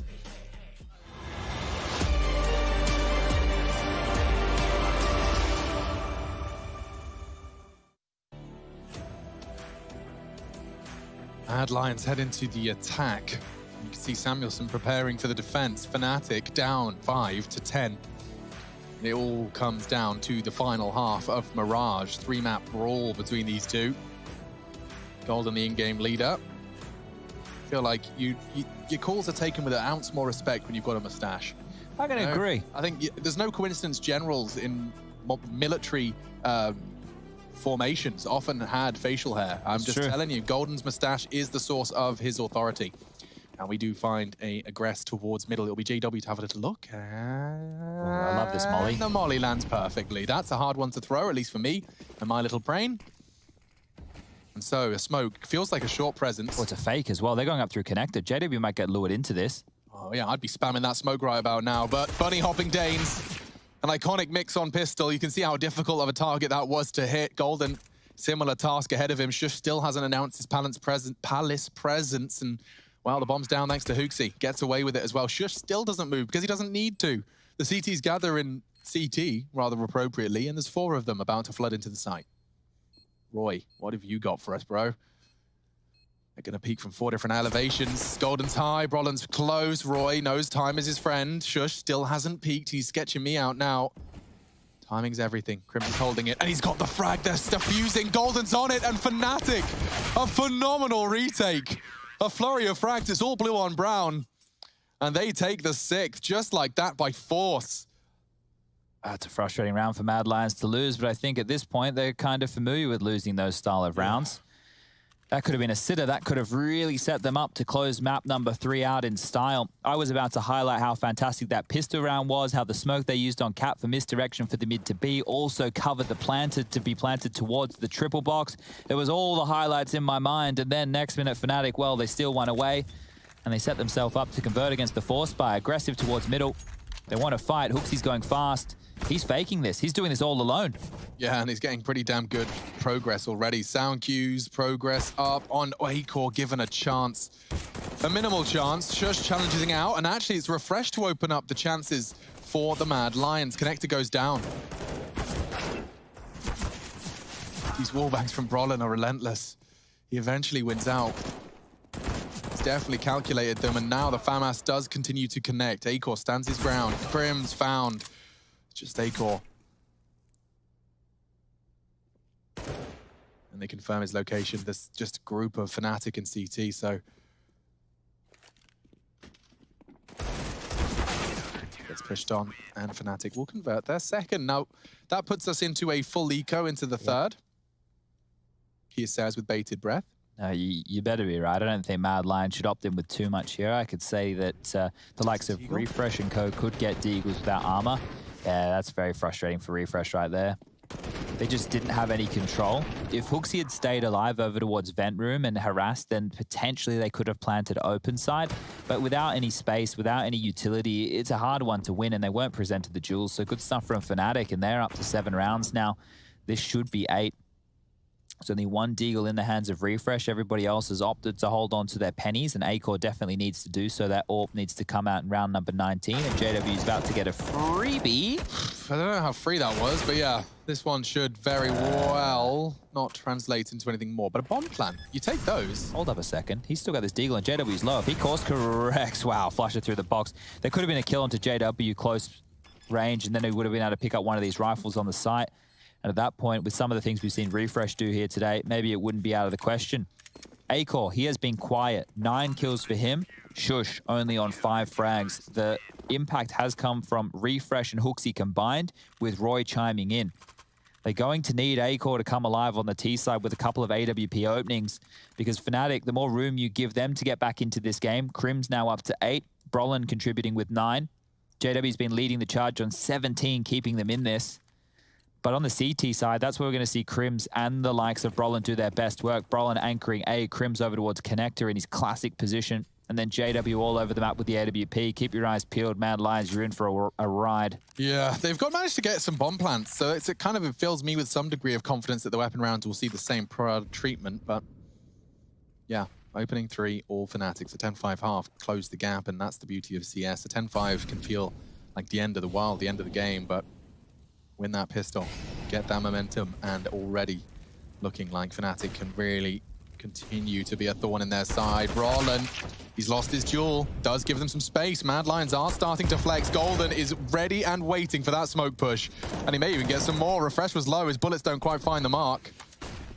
Just 3 for Fnatic as they retreat behind the smoke, and oh, Hooksy's wild spray on the last ditch moments before he looked away. Peeking in, it's a double. Confirm both, yeah. Yeah, that's a huge amount of info. They know at least where both of the CTs are coming from. No CT, found funny business here. Oh, no.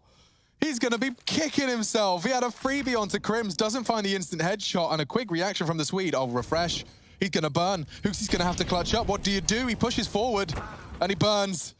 Hooksy to clutch, just like that. Fnatic constantly making rounds out of nothing. If he smoke on the bomb, flush up. Oh no! Hey, just about finds the mark, and there's no time. Is there time? There's no time. There's no time. There's none. Okay, Mad Lions. Thank you, Hooksy. He delivers them a saving grace through the smoke, and that's the second smoke shot he got in that round. Problems there. Problems there. Mad Lions, it felt like they almost gave that one away. Refresh did a great job of opening things Look up. at that, look! Wow. And a second as well. This is Acor, gets him down to 12, and the spray just a little narrow. I bet he's thanking his lucky stars he's got Hooksy on his squad. Saves Especially, like, his reaction after he died, that's pretty horrific. Imagine his reaction after he sees Refresh die. Yeah. That's when you really start panicking. Like, oh, dude, not only did I mess up, well, Fnatic have bought in. JW, AWP, MP9 for Crims, MP9 for Flusher, and they're being harassed over towards B already. Fast. It's very weird. fast. What's going on with this utility usage? It's a good molly. They have to move. That's a really good molly. He's desperately trying to suppress them with the MP9. He does get overrun. Golden so flash. He's down as well. You know it's Refresh who collects them. He's having such a series against Fnatic, and the save call's made. JW fires off the shot, though, so awareness as to the AWP, but probably not too much of a desire to go chasing. Alex, if they win this series without Acor having a pop-off performance, yeah, that's saying something. A huge win. You're this right. is, as a team, that Mad Lions have been able to get across here. Hooksy is showing that impact, and not only was he right about the fact he's not going to hemorrhage in the in-game leader fragging department, he's stepping up. He's calling them into this, and he's fragging with some massive impact. I mean, calling that all-in B, because there was a lot of pace behind that. Yeah, it felt very scary. You know, you're making it very clear where you're coming from. You're not hiding your footsteps. You're throwing nades early. Could be a stack, but overcoming that fear and converting. And they've kept all 5 alive against a wonky buy of Fnatic. These are the rounds that they struggled with on Inferno. Yeah, they did that on Inferno. The series could be over. And the fact that Mad Lions not only having such a close but no cigar moment, to come in with a clean mental slate, and for Refresh to continue to entry frag, he has really been doing it for him. So Mad Lions 12, Fnatic 8, third map, Mirage, and we go again. It will be a weird one. Don't forget, JW scarpered, Crims did too, so we got saved AWP, a saved Deagle, a saved MP9. All right, hold on, boys. Here we go. Don't do it, Mad Lions. Don't you dare. JW trying to play funny business. Did he take the strafe? No, okay. Thinking better of it. Probably the right decision, as 4 members are on the other side of that smoke. So I'm going to fade in a moment. Oh, never mind. Re-smoked off towards window. Molotov towards cat. Smoking connector. Space being taken. Problem with Flusher pushed up so far is if Refresh doesn't check his corners, he might dip on down and die. Looks like a B split is on the agenda. AWP spotted. They know it's middle. Hooksy's hunting, and JW's got caught by Acor, actually. That's a massive find. They know that the AWP has been dropped over towards window, and they have control of it. They can't pick this back up, Fnatic. Their best weapon's done. Yeah, it's going to get really awkward from here on out. Just Brolin, Steagle, and, well, the first couple haven't succeeded. His nade softens him down to 47 and eventually just overrun. Great work from the Danes. Another round in the bag. You want the AWP? Come get it. How long are Golden's fingers? Very long. Hooksy, hello? Is he staring at the floor? He's seen it disappear from his very eyes. Go get it. The AWP is missing. I've been hijacked. Absolute robbery. Right under his nose. Golden, sticky fingers Golden here. And he's even going to kill him. No, okay, revenge. I found the AWP, boys. My responsibilities have been served. I'm a good boy. Oh, no, because look at the money for Fnatic. They weren't able to reinvest in an AWP in the next round, so if Golden had saved that, it would have actually been huge. That would have been a very comical moment. Steal. Jeez. Play the Pink Panther music after that one. Yeah, absolutely. Might get taken off because of copyright. I've heard they're pretty strict. Yeah, I heard about that. All right, 13-8 right now as Mad Lions. Look at this. See this, man. All right, hello. Gets to his disappear in front of Hooksy's eyes. He's staring Magic trick. Blink and the AWP is gone. Where did it go? Where did it go? Yeah, I'd be having a bit of a chuckle about that one as well.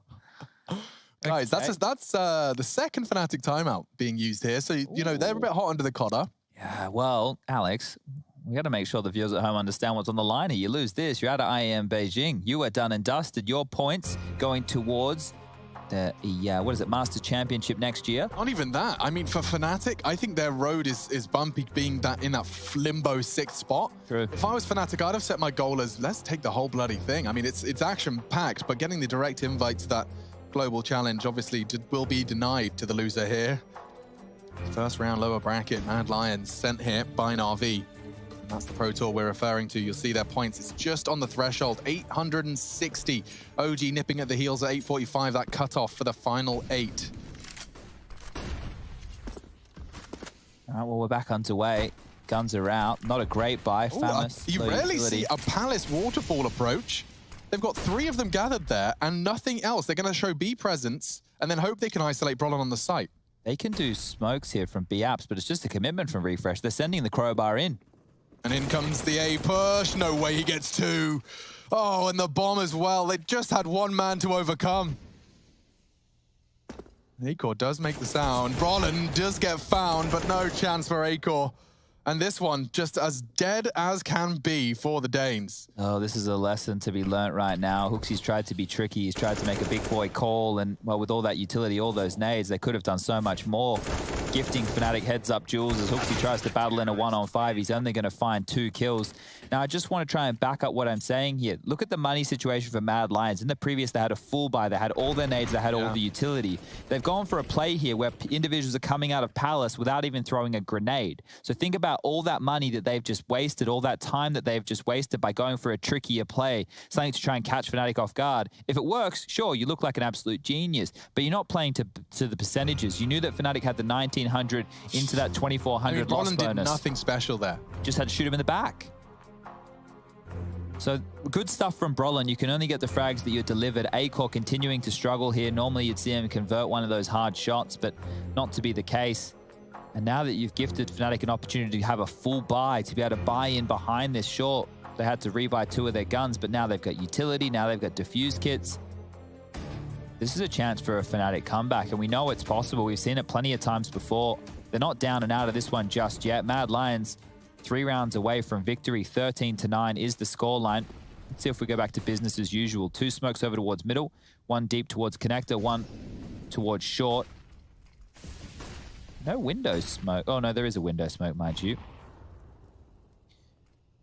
So they're feigning a full mid control, and they're going for a similar approach. 2 out of apps, 2 up A ramp, and Hooksy through middle. Oh, go on, Hooksy. He's popping off, man. If he can finish on a 30, he's 26 of the steps of the way there. That's a hard spray. Shush is having a tough game. Tough series, actually. We'll review it later. But in comes Brolin, another success. Hooksy does not want to give this round up. He's been chasing this victory for 3 maps straight. Uh-oh. I thought that shot might have spurred a spray. I think it has going to spur a save, if anything. Golden has to break the vent. Hooksy will hear that. That means he'll swing and he'll grab a kill. No AWP to be taken out of his hands this time round, and it will just be Flusher making sure they can't push through CT spawn. So 2 guns is all Fnatic are going to walk away with from this round. The vent has been broken. The flash comes through, but you know the round's not being retaken whatsoever, as Golden's even going to lose this M4. You wanted the AWP? Well, guess what? You're going into the next round with absolutely nothing. That's 14 on the board for Mad Lions. Bomb's about to go off. Damn, I can't believe he had the audacity to make a similar call. Yeah. After the complete failings of Palace pressure, they go for Palace and ramp. A bit more utility in that one right there. Yeah, 100%. And he didn't trust anyone else to do the job. He went, I'll go middle and I'll kill him. Don't worry, refresh. I got this one. This was a crucial frag onto Brolin before he got into another power spot. 3 frags for Hooksy, and Peacemaker lets a sigh of relief out of his lips. He's close now. He's very close. And, well, Fnatic close to running out of timeouts. This is going to be the last timeout remaining after the use of this one. Taking a 30-second breather. Might be some soul searching for Fnatic after this one here, really reevaluating the end of their year. They still have Flashpoint coming up in just a couple of days. Obviously, there's lots of tournaments before the year ends, but with the slew of results that they've had in recent times, it's not good enough for the players in the server. And I don't mean it from our perspective as pundits. I mean it from theirs, to what standard they hold themselves to. You know that they're winners. You know that they love to get a victory. And right now they're struggling against Mad Lions, a team that's only been a roster for just over a month. They almost lost in 2-0 fashion. They were very lucky to get through 16-14 of their map choice of Inferno. And here on Mirage, currently 14-9 down. It's just pistols. It's Flusher on an AK. And it's looking likely to be 15 unless Mad Lions trip over their own feet. A-core, pressure applied A-ramp. Golden's taken space. He has Brolin by his side. He's just half the health of the only weapon they've got. A-core is on a very big retreat, and they know it. Oh, nice tuck-in. And that's enough for them to be deterred. Well played. A-core was under a lot of pressure there. Looks he's beast moding them right now. Look at this, 31, Alex. You wanted 30. He can do even better. Shush. He's got the last 2. Can he make it a clean last 2? Because he's been having a bit of a mare. This would be the confidence booster he needs at the end of his series where he beat Fnatic. Confirms they're on the site. He's got them locked in. They can go A. Doesn't know where the other is, though. Oh, he's backing off. I like this. Not getting sucked into the pistols, not playing their game, not giving them anything to work forward. Shush is maintaining. Shush is calling this out. And now we just have to wait out the 40 seconds. I don't know if he clears that spot, but JW does it for us. And here's the final round of play. Flusher can drop an AWP. They can buy in. Utilities light, kits likely scarce. And here's Hooksy. He is having an absolute mad one. Look at him go. Get out of here. 30 frags, 15 found. Mad Lions are doing it with a smile on their face, but they're taking Fnatic out of IEM Beijing. You can see the recap in the top right. By no easy feat. They were stretched thin on Inferno, tested to the absolute ends of their mental capabilities. And well, here on Mirage, it comes down to a boost. And A-core does catch wind of it early. Flusher deterred, refreshed, spurred forwards. What on earth is that? Oh, it's over. That's an entry frag. Flusher flustered, and he's jumped over his scope. He can swing wide now. They're playing a very nice game here. And JW's got a lot to do. If he checks his bench, if he forces the fight, he's going to get overwhelmed. It's all onto Flusher and Brolin. 1 from Flusher so far. They know where he is. A-core knocks Brolin on his ass. And Mad Lions, they've done it. 16-9 Fnatic, eliminated. And the Danish squad, perfection, especially on Mirage. They'll take it. And that's a huge win for the boys. Bootcamp, hard work, it all pays off. And a heartbreaker, you said, yeah, reevaluation. Fnatic have lost 6 series in a row now.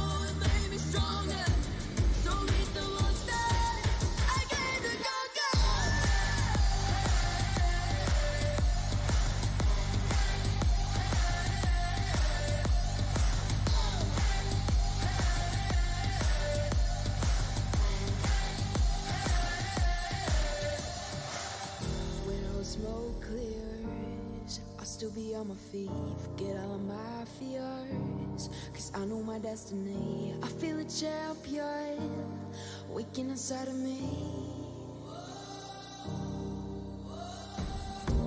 It's emotion, the legends spoken. This is my moment. Can't break my focus, know where I'm going. This is my moment. Where you see me coming, better run for cover. Cause I'm a sword that I'm never going under. I survived the pain, I know it made me stronger. So meet the monster I came to conquer.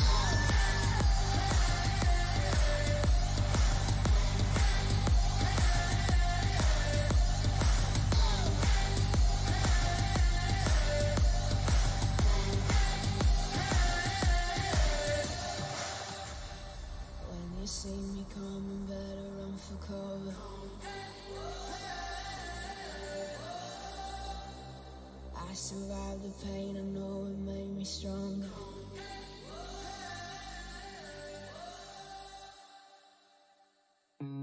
Look into your eyes, I see the colors of your soul, and I recognize every single line, every single roadblock. We got two hearts that beat in time, and the towers looking down all night, blocking out the sun beneath. Maybe we can change our stripes and colors. You're the only one I see. And I take it all or nothing at all. Driving through the night till I'm at your door. Go outside, stay up all night. And I take it all or nothing at all. Driving through the night till I'm at your door. Go outside, stay up all night. Sleep through the sun.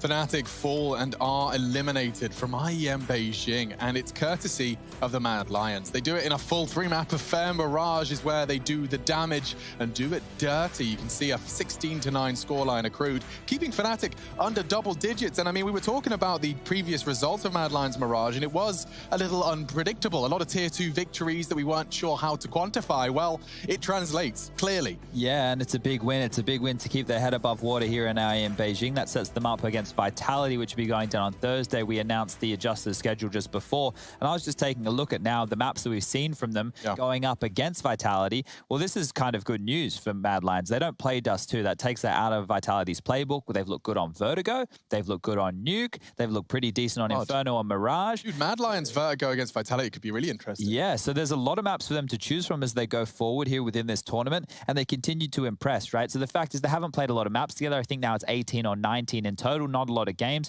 And Hooksy's making some very good calls. I think he's calling above his, I want to say years. He's 25. Yeah, but at least in terms of him playing Tier 1 CS, he's calling some great CS. He was, and of course, to hear a bit more about the calls in the game itself as someone that was in it, Refresh, probably my MVP. Some of the frags the man was finding, unbelievable scenes. He's now calling us in live from their boot camp. You got the whole squad there, Refresh? I think I saw Roy that was there as well. You got the whole 5, 6? Yeah, and the coach, yeah. Yeah.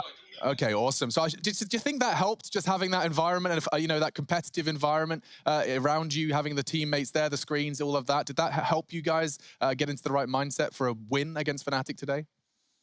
Yeah, it definitely like helped us playing as a unit and don't think about individual things, but taking things together and helping each other and believing in yourself and your teammates, because like everyone is just making like good vibes and keeping each other happy, and that's like really important, like not to tilt if we lose against Eco or some shit. So yeah. Yeah, I mean, I was just so kind of excited and surprised to see not only you popping off on the Orb, by the way, great round on B, but also just seeing that, you know, for an intense third map against Fnatic, every time we cut to the cameras, you guys were laughing. I don't know who was the stand-up comedian on Mad Lions, but someone's got you smiling all the damn time. So that was part of your game plan, just keeping the mojo high. Yeah, it's always like really important to keep a high mood. because if you are happy, you are probably gonna play better. And if you're not tilted, you are probably gonna focus more on the good things and not commit more mistakes than necessary. Sure. Now, Refresh, we've been telling the viewers at home that a couple years ago, we saw you splash onto the scene. You were there from Fragsters, you played for the Optics roster, you stood in for Cloud9, and then we didn't see any of you for a while, mate. What happened in between then and now? You know, a little bit of a catch-up for everybody playing at home. At the end of 2018, I had a standing event for Cloud9, which went okay, and after that, I got an offer from Optic, and I decided to say yes. Around 6 to 7 months later, at the summer, I think, I got benched, and I was on the bench for like 7 months. It was really hard for me. I really wanted to compete, but I took the time off. Of course, still grinding and playing a lot with mixes and so on, just trying to find myself as a player again. It was like kind of a low time for me when I got benched. I was like kind of thinking, do I still got it and so on? And I just decided that I wanted to take 2 steps back, join a lower team, get some more experience.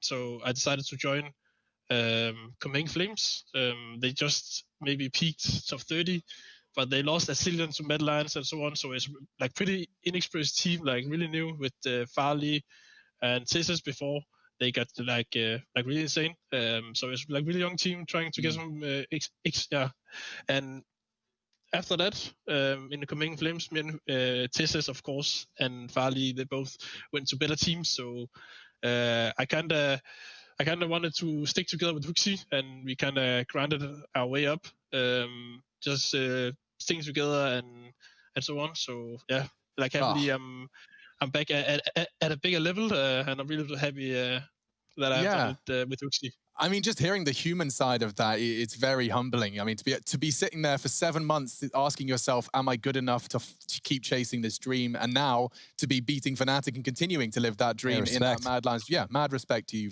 Refresh. One final Counter-Strike question. I was supposed to ask you this earlier, but that Inferno game, like, I mean, I know you guys were all smiles by the end of Mirage, but it felt like that was stolen from you, from that nade from Flusher. I mean, we're going to look through some of the highlights. I mean, what's your take on that Inferno game? Because it felt so kooky to watch. Yeah, I mean, it kind of got a bit stressed, and we are a bit too slow. Like sometimes, like the round with Flusher, he naded us. Like we didn't have time to plan because we were like so slow. But I think we did a good job. I'm not saying like they were lucky, but I think in the eco rounds they won. We kind of fucked up so much, and they just capitalized on it, and they kind of made the victory easier. Like if it wasn't for some of the hero plays they had, it would probably be like overtime or a victory for us. So yeah. We were saying exactly that behind the desk. We thought you played the better game of Counter-Strike on Inferno. They're a little bit unfortunate not to get the victory. Now, Vitality is your next matchup here to make it into the playoffs. You had a decent game against Na'Vi. You've just taken down Fnatic. Your map pool actually lines up pretty decently from what we've seen so far against Vitality. How are you weighing up your chances, honestly, mate? We're just taking it a game by game, and not thinking like too much of it. We're still a new team trying to get some experience and learn new stuff. So we're gonna do our best, and we'll fight to the end against Vitality, even though they are, like, of course, the favorites. But we will see if we can punch our way up. Well, you've proven you can keep up with Na'Vi so far, and you've just kept up even more so with Fnatic. So Vitality, I'm sure, will be equally as exciting to watch you guys battle on. Thanks very much for the interview, Refresh, and congratulations on that grind paying off. Thanks.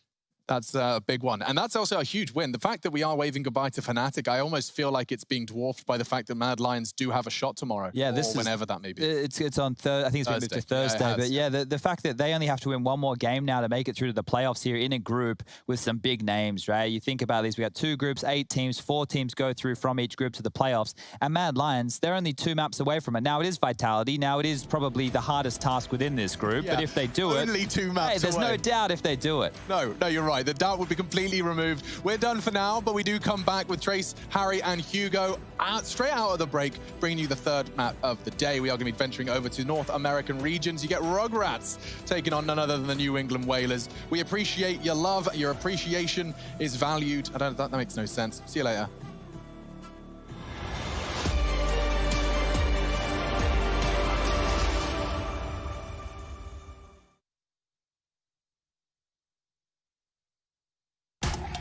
On Intel Extreme Master Certified PCs, you'll find a gold badge. It means you'll find brilliance inside, that you'll get high-grade components like Intel Core i7 and i9 processors that'll deliver the uncompromised performance you need to game like a pro. Not to mention, every purchase supports the prize pool of Intel Extreme Masters. Intel, unleash your brilliance.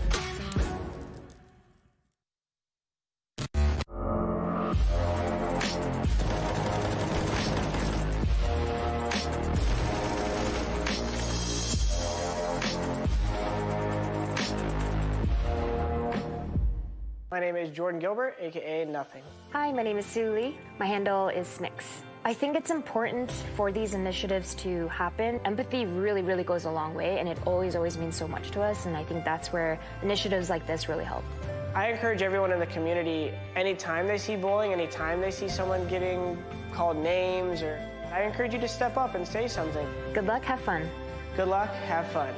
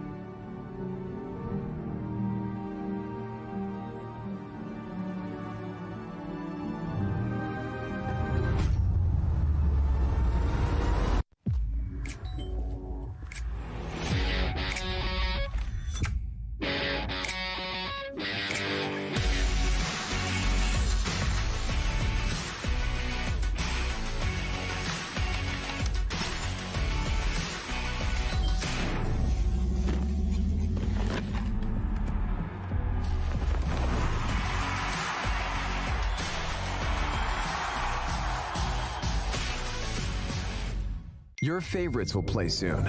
You hope for the win. Excited about the game. But something has changed. You start to doubt. Will they pull it off? Or will they drift away?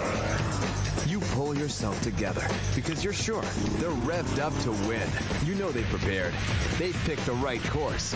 And even when there's no chances, you believe they will win. GG Bet. Be excited.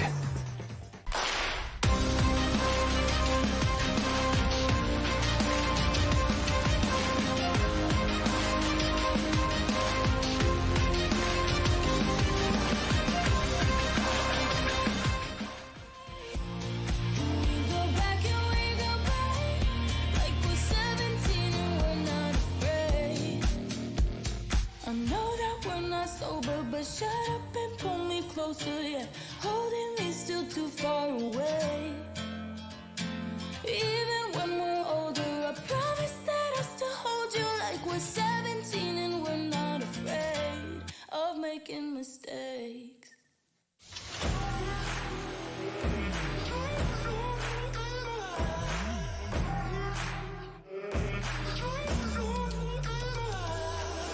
Face myself in the mirror not so long ago, and I told me, do you know? I told me, do you know? All alone in your head, but you don't have to pretend that you will make a change. 'Cause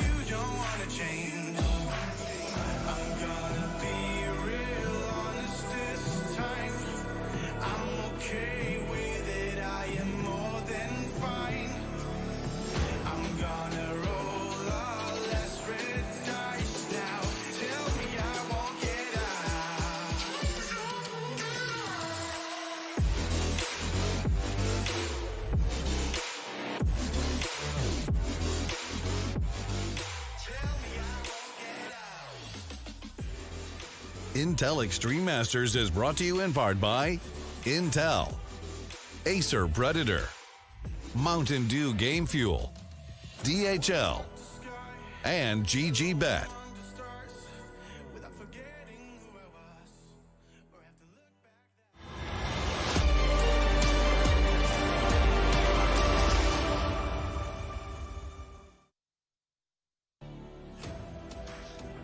Konnichiwa! No, I'm kidding. That was completely uncalled for and unnecessary. But we are here, and we are ready to jump in to our next set of matches with the Intel Extreme Masters, ladies and gentlemen. Rugrats over here. New England Whalers in the server. And my own set of Rugrats right here to my left. I do have Harry and Hugo, who are ready to give you all the sweet deets of this matchup, gentlemen. You've just deafened me, Trace. I've had to really turn things down now. I don't know if I'm going to be able to hear you. Maybe it's out of choice, but... well, I was just trying to get everyone's attention, you know? Like, this is a big-time matchup. We're displaying the best that the MDL has to offer. That is true. Everyone just switched tabs after that one, so you have got the attention, but now we need to see why, right? It's Rugrats, it's Whalers, it's an elimination match inside of this group. That's something to keep in mind. Liquid Chaos sitting 1-0 up. These guys lost their opening games. For the Whalers, it was kind of a shame, right? It was kind of nothingness from them against Chaos. For Liquid, they actually received a bit of a beating for Rugrats, a couple of lost rounds in the midst due to time, but the Rugrats almost upset Liquid on one map in that BO3 series. So I'd say today, this one looks pretty good. Yeah, and Harry, what do they say about almost? Almost? It don't quite cut it, man. It's not. It's not close. Apart from in horseshoes and hand grenades or something like that. Yeah, right? I mean you were close. It only matters there. Something like that, man. What about like our map vetoes? Perhaps we jump into those because Vertigo and Dust 2 are out. We're going to be going to Nuke first. That does leave the option for New England Whalers to pick an overpass and perhaps Rugrats CT-sided start, and then perhaps a few more bans there too. Because you think about the Rugrats, they're probably going to try to get rid of Inferno here, and well, that would just leave one pick for the Whalers, and I'm pretty sure they're going to have to go with the Mirage side here. That's a cheeky pick for Rugrats to go for Nuke when you know the Whalers, like that's one of their go-tos, right? Well, Overpass is obviously a really good map for the Whalers, but they've been picking Nuke into every series that they come in as underdogs. We see it versus Chaos. We see it versus pretty much everyone. So I'm surprised to see the Rugrats pick into home ground for the Whalers, but that means they probably have something prepared. Yeah, I mean, we actually saw these two teams go head-to-head just under 2 weeks ago in MDL, and there it was Nuke, and it was a 16-3 victory to the Rugrats. Whoa. So that's pretty exciting, and I'm pretty sure we have our little predictions ready to go. Now let's talk about it, Harry. We're on the same I love this. The same I love wavelength. This. Now, your 30% confidence, I hope it speaks as loud as your prediction does. Now, Hugo, can you pick apart his prediction? I can't right now because he's got 9 wins, Trace. That being said, that's what I thought. Here's where I'm going to pick it apart. That's where he loses. That's where we catch up. Maybe not you because you've also picked Rugrats. But that's where I catch up. Go for the 0-3 That's today. hilarious, I'm coming for you. Listen to this guy thinking he's going to catch up with me, dude. Me, the master of all people, right? Like he lost last season on predictions. Keep that in mind, on ladies and purpose, gentlemen. though. On I told purpose. everyone I was trying this time around, and now look at how it's going. Pretty damn well, if I dare say so myself. Nothing could possibly go wrong. How did that Fnatic pick go for you? Yeah, I was going to ask the same thing. It went pretty well, right? They almost did it, and then classic Fnatic fashion, right? Kind of screwed Almost got a point. But, He almost got a point. We're back matter. on a wavelength here. We're all ready to jump into the game, though, and that's certainly what we're looking forward to. That's what we've brought you all here together today for, is to watch the New England Whalers take on these Rugrats and to find out who is going to be coming on top within the Intel Extreme Masters Beijing 2020 online. And at least as we progress through bracket play, we're going to have Harry and Hugo serenading you with their voices. No Sarahs were involved. Or hurt in the making of this. There we go. Okay, finally. All right. We got there at the end of the day. Nuke it is. Port of call. Rugrats versus Whalers. Okay, all right. Let's see what we got here. Bit of a T-side start for the Rugrats. It's their pick in the series. Whalers giving up A mostly.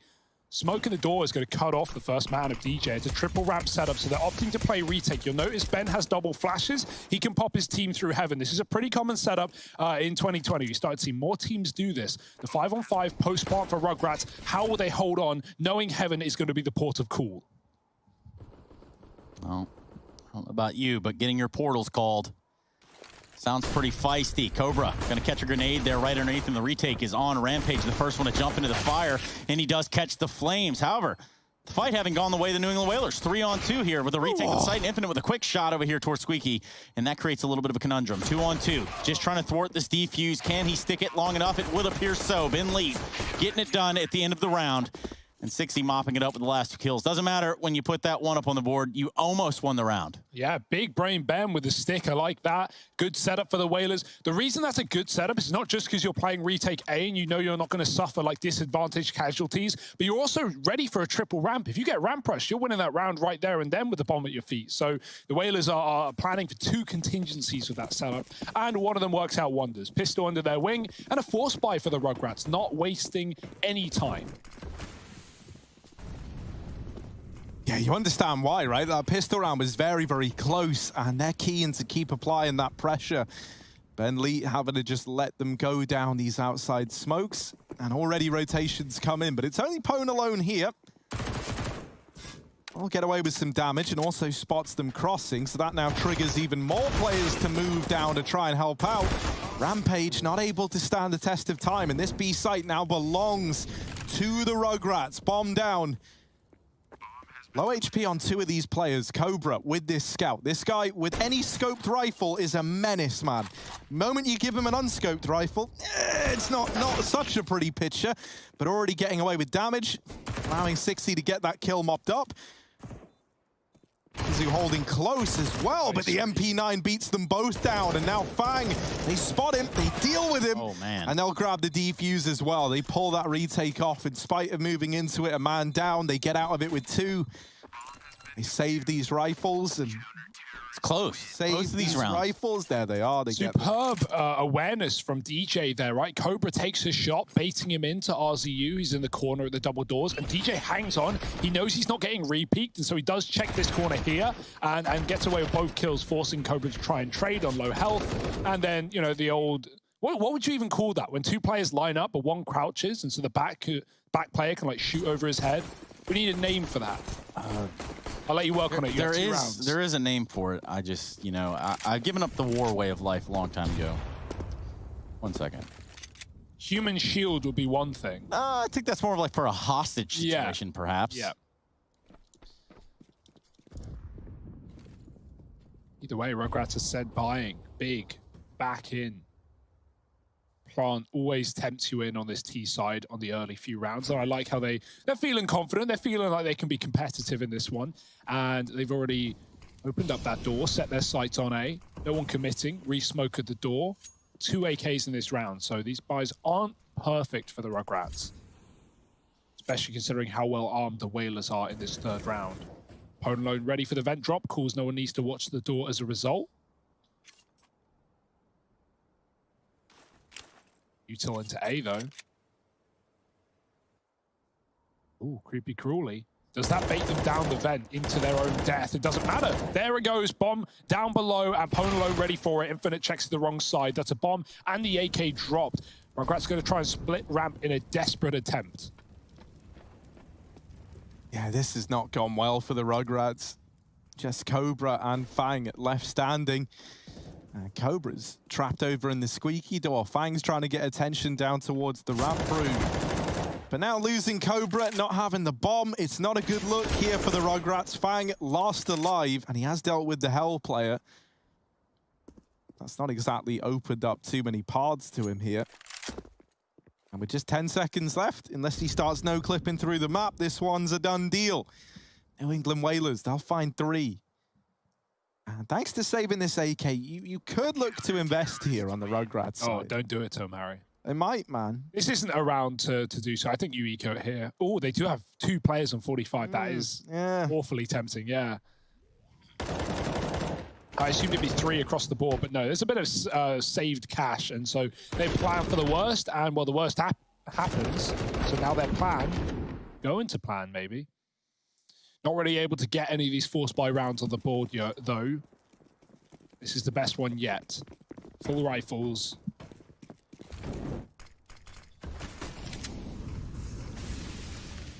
B drop his rampage this time around. New England Whalers ready for that outside control. 2 players here.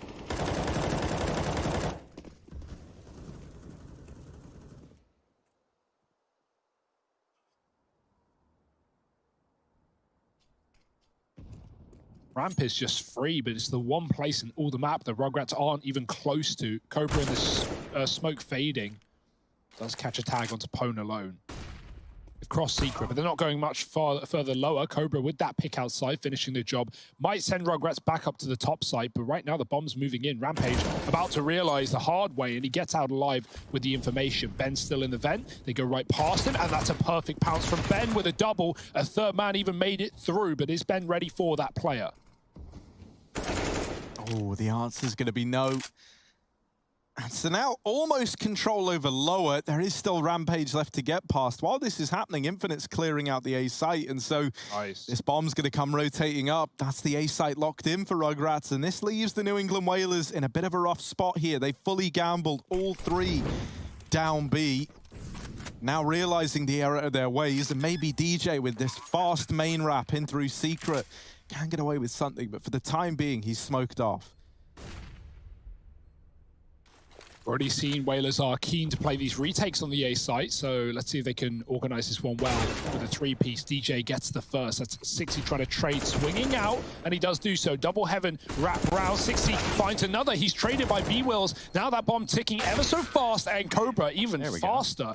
No need for the scope on the rifle. He finds 3 in the round off the back of that opener with the scout, and Rugrats get on the board. Finally find that coveted first round, and perhaps a chance at kicking off their feet in the right direction.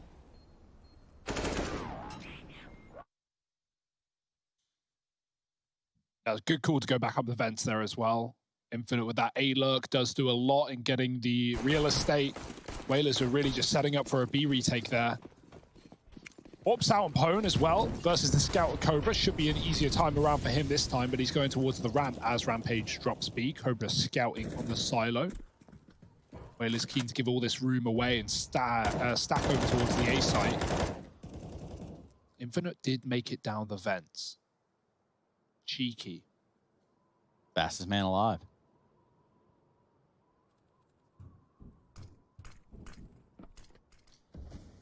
Ooh, Rampage. He's on patrol. He don't believe it. He thinks that Infinite's here. Infinite waiting patiently will get rewarded for that patience. Ben leads now, like, all right, I got it. Oh, no, I don't. Actually, on second thought, no, I actually don't have it. They hear him getting mollied in the vent, and so 60 just runs in and locks in that kill on the back of it. That's a nice way to get that information and deny the vent push, right? That was a great little, like, 1-2 punch between 60 and Infinite. 60 has just missed the timing on B-Wills sneaking in through the hut, and he's now been holding the hut. He thinks it's clear. B-Wills.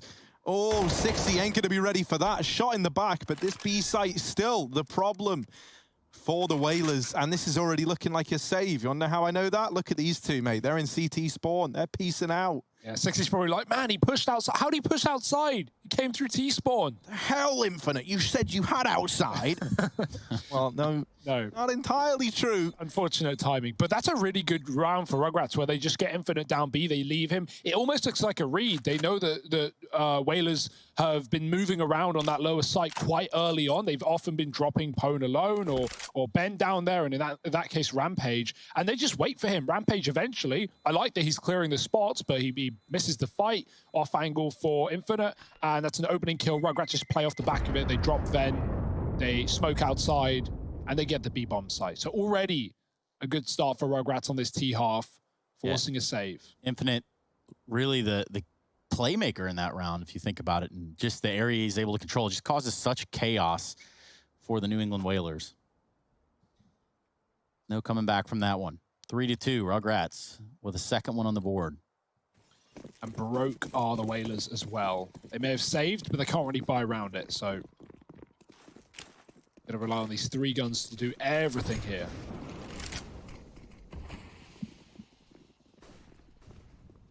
Ben's gonna go ahead and get in the vent. Meanwhile, it's the bomb and the rest of Rugrats crossing outside, trying to find their way into Secret. A lot of information here from Pone alone. He's pushed all the way up with this AWP. Infinite being the only one even remotely close. He's on top of the roof. But just like that, they're able to hold on to lobby and clear it off. Might get a little too aggressive there. That's all the info you need if you're Whalers. You're not calling, guys, they can be B, they have all of yard, they're holding roof, but actually, instead of going B, which is free for the Rugrats, they're fighting deep outside. Rampage gets flashed in, tries to grab the gun, but killed before he can escape. Infinite is still on the roof, and Deep Hell is getting taken by Rugrats. Lobby may be gone. And that, if anything, sets Whalers up for a retake on this A site, if that's where Rugrats want to end. I don't know about you, but I've got some regrets. No Rugrats. No Rugrats. Oh, that. So the Whalers are saying. This round has grinded to a halt. 30 seconds on the clock, and finally B-Wills gets us another frag to talk about. Ooh. TikTok, RZU gotta go. They know he's there. He's been smoked off earlier. Cobra does deal with DJ. Pwn alone. Oh, he's still stuck in heaven. Caught from either side. RZU catches the perfect timing. And now Ben on a USP who's dropped Vent at the start of the round. He's got the bomb at his feet. What is going on? Cobra throws it along as a bait and then kills Ben up the Vent. That's a weird round for the Rugrats. Somehow they win it. Cobra goes huge. But it looked like they were playing themselves walking into that A stack. It's very relieving to see Cobra off to a good start, right? If you remember in that Liquid game, he was so quiet on Nuke, man. He may as well not have even been there. But then we get to Mirage and we see the Cobra we were waiting for, right? And he was looking sick. And so it's nice that we have him starting strong as opposed to having to like build into this series. And now finally donning that AWP, right? This is where I think he gets even more exciting to keep an eye on. Ben Leet once again going down the Vent early. That's something that Rugrats have kind of conditioned him to do a hell of a lot. This A site, as a result, only has 2 people on it. Orps assisting outside. Fang's pushing up alongside Cobra.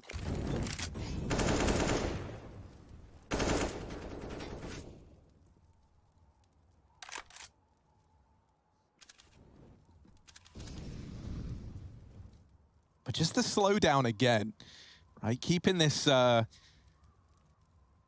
very passive on the Rugrats side, waiting for the New England Whalers to make mistakes, to make these info plays, and now that they've snuck out through the door, they actually run away, leaving this Mag 7 on DJ. He doesn't believe it, and there's the Cobra AWP outside, removing Ben Lee. It's another pretty big advantage taken by the Rugrats. Sixy is just such a god with these timings, man. He goes out through the door to open the round, sneaks back away through the hut, and then re-ambushes the A site. And Cobra's there to put Pwn alone in the dirt. Rugrats on to 4. I think it's safe to say as well, we have the 2 best team names and team logos in NA right now going head-to-head. Questionable. But I can see where you're getting that. I want Rugrats stickers, dude. That would be sick. Well, careful what you wish for, Harry. It's worth noting when we had Rugrats 16-3 Whalers on Nuke, it was a 12-3 half on the T side. That's where they're starting. That's where they're looking very good. Already reading Whalers pretty well. Ramp Rush coming in, good round for it. It is an eco. These can sometimes be stacked, but right now it's just Rampage on 0 kills, and he'll stay that way. 0-7 as Rugrats just storm right down towards this B bomb site, even taking a Hell Rotate kill on the way down. Whalers are here in time, but with very little resistance off the back of pistols. You imagine this one to be a fairly clean one for Rugrats. They're cleaning it up. They're doing the dirty, and it's a 5-on-1 with Cobra holding the flank. So Rugrats up to 5. Ooh. Oh, timing. But he's at the box that no one ever checks, so he should be totally fine. He's getting checked. Yeah, well, doesn't go well, does it, right? DJ removed at the very end, and Rugrats on to 5. Those first few rounds, man, even well into that 5th round, have all looked a little bit dicey. But then it's like, you know, 6 and 7 have just been that much more dominant from the Rugrats side. You know, it took them a little while to pick up steam, and now they're kind of looking good. I think it was as they were about to tie this game up at 3-3. That was when I got the most worried. Was, you know, I think that was the 2-on-5 from Cobra and. I don't even remember who the other guy was. I want to say RZU. But point is, right, when they were in that situation, it feels like they were falling prey to, if you remember in that Liquid game, occasionally Rugrats would like overcomplicate something. I think that's still the biggest danger for this team, is sometimes, right, they'll be in like 4-on-2s, 4-on-3s, and then they take like a huge gamble just for the sake of like having that element of surprise and like keeping it complicated. And as we saw in that Liquid game, it punished them a hell of a lot whenever they did it. Right now, though, a opponent more on their level, right, in terms of like individuals. So that's where Rugrats can really exploit the mental game, I guess. Fast out A, they're throwing something new, and every time 60's gonna die though. He was the only man committing. They're spamming the smokes. Fang comes out late with a kill. RZU follows up Ben, trying to help his teammate. Does save his life. Pistols out, and Ben mows it down. That's a great hold. Double door side setup. Rugrats. That looked really good for them. They had all the advantages, and it comes crumbling down. Well, too, I'm looking at this, and from our research and from our studies here, of course, the Rugrats and the New England Whalers have obviously played each other on Nuke. And last time, it was actually the Rugrats dealing the only loss to the New England Whalers, 16-3. So already, if you're the New England Whalers, you've kind of found some footing in that, okay, we might have a better understanding of how these guys play. Yeah, more to gain out of a loss than a win, right? That's what we always say. They've already beaten their scoreline there. It was 3 CT rounds. Now they're at 4. So, improving, but that's not where they want to stop. That's for sure. And we've seen lots of different things from Rugrats. That's what I like. They're testing the water. Nothing is off the table. And an opening kill for Infinite. That's going to do damage. 60 in the main split. Oh, Ben with the whiff spray needs to finish the job. And he does, but the orb's ready for him. Cobra may get caught. It's Rampage dropping RZU instead. Now that orb is still in play. With a wrap onto Rampage, he needs to move. And at least he's getting aggressive. But it doesn't matter. Cobra is quick again. And DJ's left on A with the bomb and spawn. This is still a winnable round, but Rugrats are now just holding on and waiting for a mistake.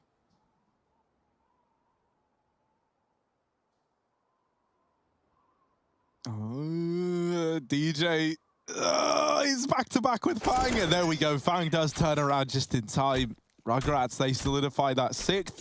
Yeah, they leave the bomb in spawn. Now, I can think of actually too many instances that has haunted me in the past while watching this Rugrats Haunted squad. Rugrats, yeah. Yeah, that's what I'm saying, right? Like, we all remember that Mirage game where down to time, Team Liquid were able to win. I think it was 3 rounds total. Rugrats would have won that map if there was like 10 more seconds on the clock. That's what I'll say. Or if they just picked up the bomb. One or the other. But I like that there. In that 3-on-1, they have time, and everyone's just holding positions. Fang's not even like flanking radio to go back to lobby. He's just checking ramp, lobby on timings, and everyone's doing the same in their positions. They have so much map control. They know DJ's going to give himself up eventually, and he does. Rampage gone in this round. 5-on-4. More eco rounds for Whalers, and more free rounds for the Rugrats, assuming they play their cards right.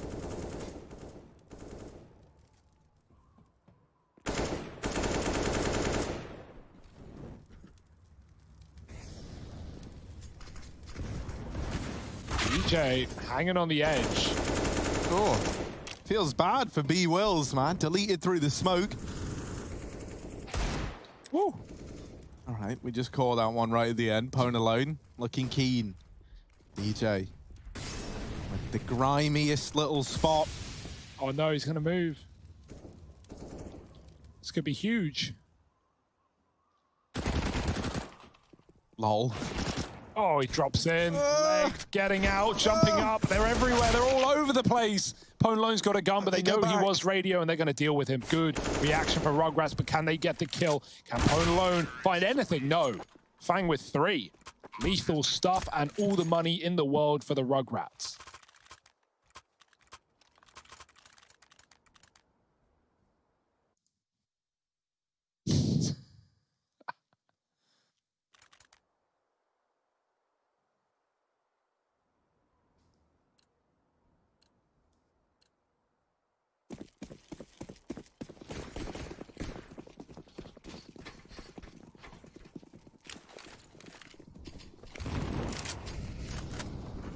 Oh, yeah, this is quite the run to try and make. Bentley just, he actually makes the even longer run all the way back away from Secret. Doesn't want to go there. And to be fair, that is the right call to make. Pwn Alone's even holding for this boost. And I think he saw the barrel. Yeah.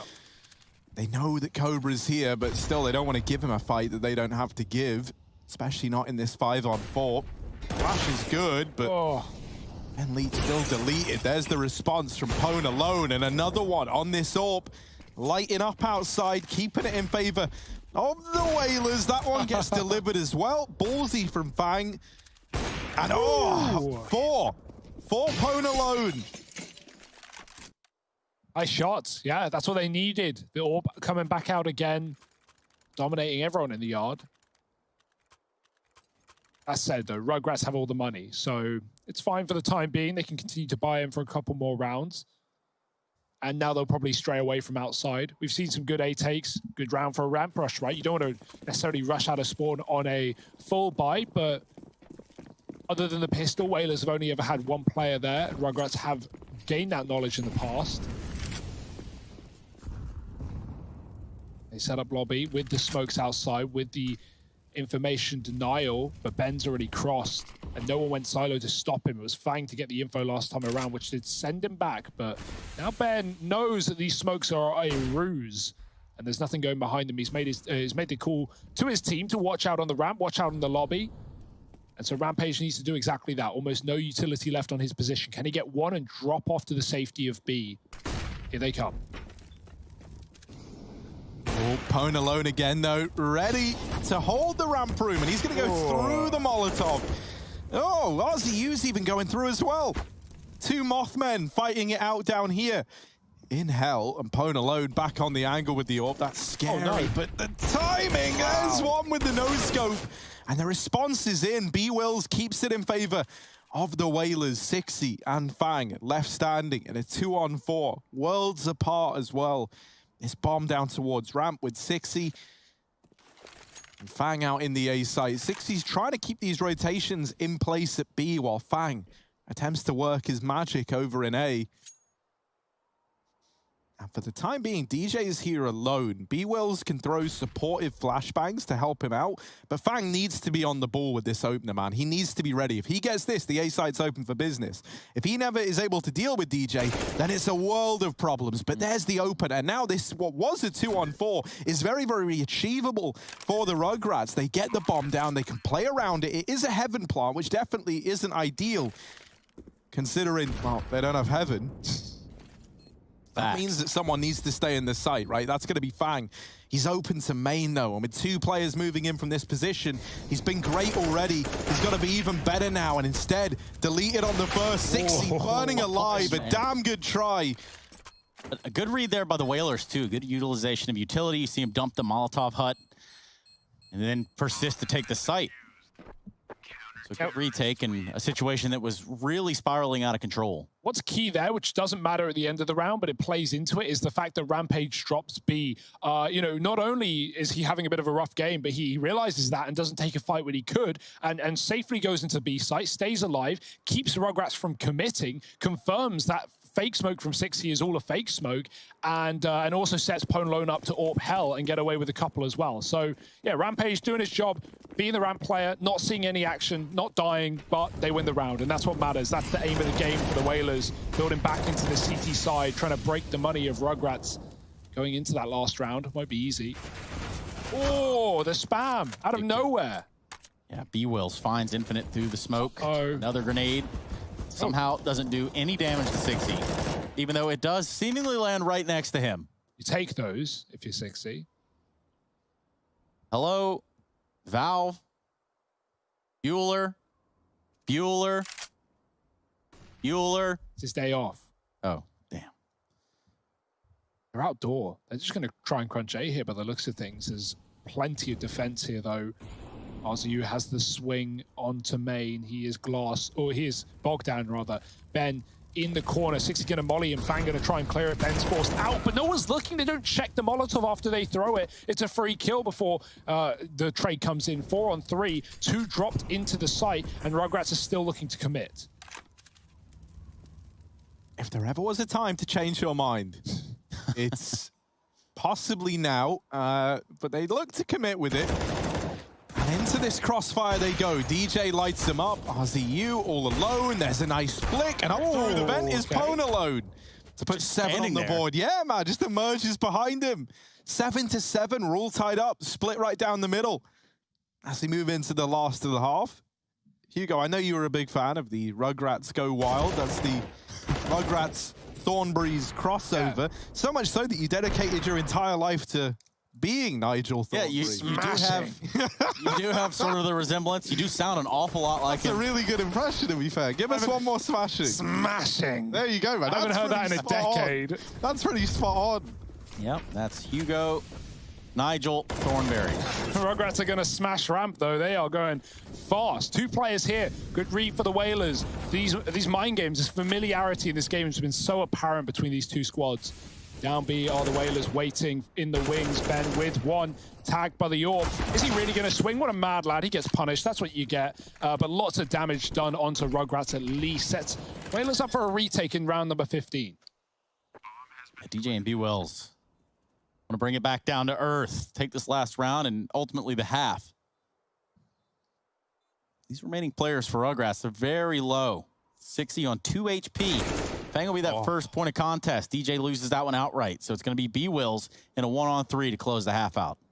Yeah, that kill is so important, right? Everyone else has like trade potential apart from Fang at ramp. And if he gives that up, that would have been GG. Or at least most likely, right? But now with all these crossfires set up for B-Wills, this is like an impossible task. And there's Fang with the double.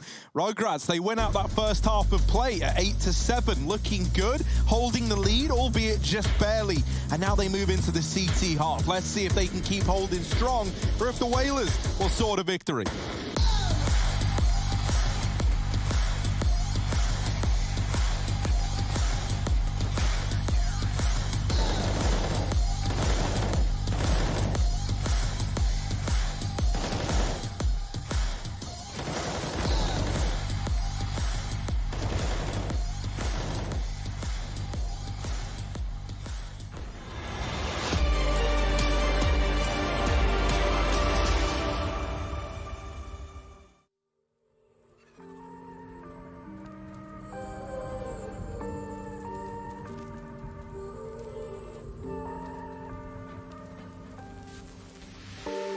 I've been running over all the corners of my mind, trying to find a story to believe. And I've been getting sick of how I'm spending all my time, searching for a way to find relief. Then I can stay inside, go to sleep, but I feel like I need to let go. And I can spin a web of any story that I like, but tonight I wanna make a masterpiece. Stepped out looking like a small fire, half glass and filled with desire. Head down, but I know I can't deny it. Life is fun when you're a liar.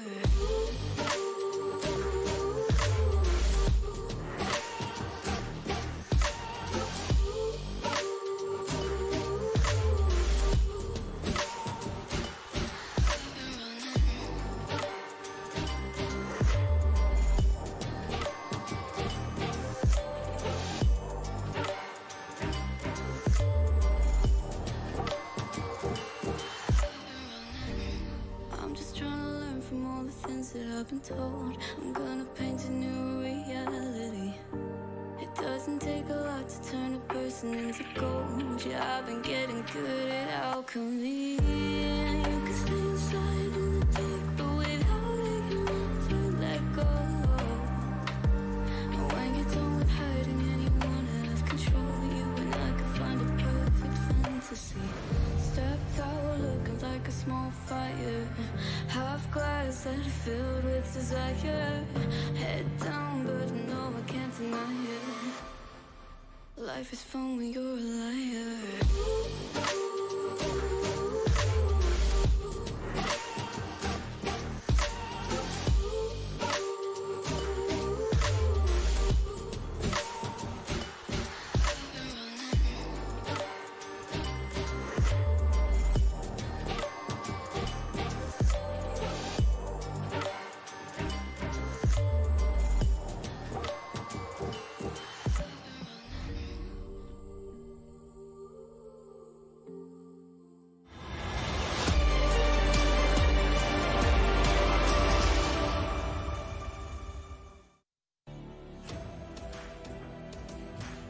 We're back at the Intel Extreme Masters Beijing 2020, and we are looking at the Rugrats take on the New England Whalers. Ready to jump in the second half of play here on Nuke, first map of the series. And we want to thank you for having us. Also, I don't co-sign the song that we just listened to because it said something about life is more fun when you're a liar. Don't know if that's necessarily the case, but there's no lying in that this half was very, very close. Harry and Hugo, also 2 very close gentlemen. Also 2 liars. Yes, also 2 liars. Doing a great job, Trace. Keep it up. Yeah, back into the second half. Okay, Hugo. That was Hugo. Nigel Thornberry, of course. I just want to say that the longer we've been here, the more toxic both of you have become. You can blame Rush for that one. All right, fair enough. You can blame the Rush on the Rugrats because they have dealt with it spiffingly. Every kill coming through on the ramp room. Bomb drop, boost up. It's getting worse by the second. Maybe life is more fun if you're a liar. Maybe. Maybe. Yes. Yes. Well, this round has slowed to a screeching halt. There was an idea there to go ramp, and then that was, you know, certain death. So they thought more wisely of it. Ben Leet sticks around. Perhaps he can do some good here. Rampage, having found his way all the way into hell, he's going to try to wrap around and take this one from the other side. Good luck. And also RZU at the box that no one ever checks. Dead. And then also Cobra holding this. Rampage does win that out. No way. No, dear. Well, kind of back under control. RZU was waiting, and they just run out with the bomb. Goodbye. And now they're going towards the A site. Ben Lee. No way he goes. Is he going to vent drop? Oh, he's crazy. You slimy devil. You slime-covered fiend. Into B he goes. Bomb now going down. Sound on nuke is pretty fun, so you never know. But here is the realization that it's a lower plant. Ben Leeds hiding decon, anticipating that a vent drop might be to follow. And if it doesn't, well, then he's got free reign of this bomb plant. And with no kit on RZU, this is a bit of a rough spot to be in. Taps the bomb. He's actually just sticking it. There's the door open. Got him off. And RZU locks in the pistol. Good thing he did and all, because he did kind of bait the living hell out of his teammates at ramp. Like, you understand, he's hoping that they just get the bomb and run down and, like, go past him, and then he gets away with the kill. And he was smoked. Yeah, he was smoked. But, you know, he could have offered up a bit more resistance than just hiding behind the bomb. I like this spot. I think, you know, if he doesn't get smoked, he probably kills Ben retreating. But, yeah, you get smoked, your position becomes nullified, as long as you win the clutch, sure. Then yeah, I mean, Ben, he opened the door, and then he closed it. He didn't need to open it the second time. Yeah. I don't know. I mean, playing in the back of that box right there, he doesn't show his face. I mean, there's still the idea that New England Whalers could have taken that fight, got that first pick on ramp, maybe even the second one without Fang finding his teammate, and then traverse back into upper via lobby in heaven. But, well, that's just not the way it goes. Very close round, nonetheless. However you look at it, you take those. I think I'm just going to criticize everything these paid professionals do, actually. Oh, okay. That's my new stance on this. What's your inspiration? Well, you know, I don't have any one inspiration. Oh. I just see it happening a lot, you know, so I'm just going to look at, like, only the bad. I think that's going to be the takeaway here. Right. Yeah. It's kind of like you haven't proven it, but you haven't disproven it either. Yeah, and, you know, if you haven't disproven it, then it's probably right. So look at this, Fang holding ramp and trade work, well, lacking a bit, really, but there you go. Only two. No, this is a nice little ramp exec from New England Whalers, and even better from Fang, hidden in the corner. Right, no way he should have got away with the double there, but he does, and in doing so, he's made this round that much more possible for his team. It sounded right the first time. No, I said it with a V, mate, but possible, like Percival. But let's see, Infinite. Is he perspiring? Because things are going to be heating up for him in just a moment's time. Sweaty Betty in towards the back of the site with this MP9. Sweaty Betty now. Oh dear, no one checks it, and now they both check it. At least someone comes up with the goods. B Wells with a kill and a bomb plant for the double door. Does get smoked in time, saving his teammate from 60. But the nade, well, that will do wonders. Rampage with 5 kills needs to get 2 more to close this round. He's in the open. This is a very awkward position to be in. And the further he goes back, the more room he has towards ramp, but he's still going to re-aggress. I like the move. 60 now on the smoke fade, and Rampage whiffs the spray. Galal. That went wrong because he didn't shoot them, man. Yeah, it's that easy. I would have done it. It's that easy. You're all right. Ever thought about that? Not wrong. Man. He's not right in a lot of ways. You know what I mean? In more ways than one.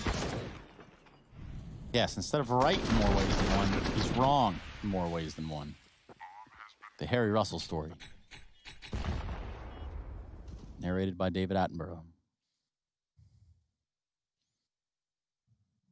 Oof. Harry's endangered. Yeah. That's why I want to put him in a cage, you know, and make him breathe so we can keep Harry Russell's going strong. Gio wants to put me in a cage and breed me. There you go. We heard it here first. That's what they do with it. Look at this A-play, man. Let's just sail right on by that because I don't want to have to think about it anymore. They get into A, and now Rugrats are having a retake in a 4-on-4. Now... yeah, you know, this isn't a good spot to be in. It's no secret, no denying it. Nade onto Rampage is good. He's not deterred by the one nade. My God. Oh, he should have been. So much utility.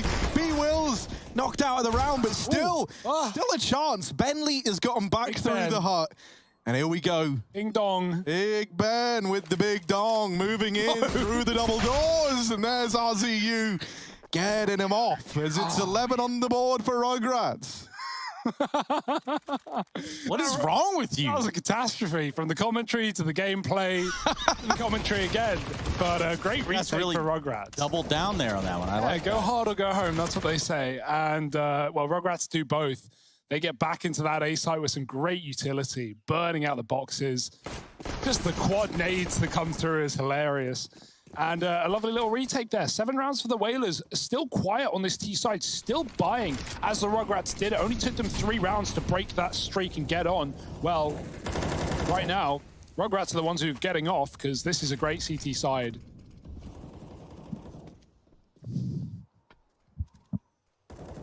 Miss smoke, it happens. Okay, yeah, we get it. Rub it in. Fang might make full usage of that. Oh boy.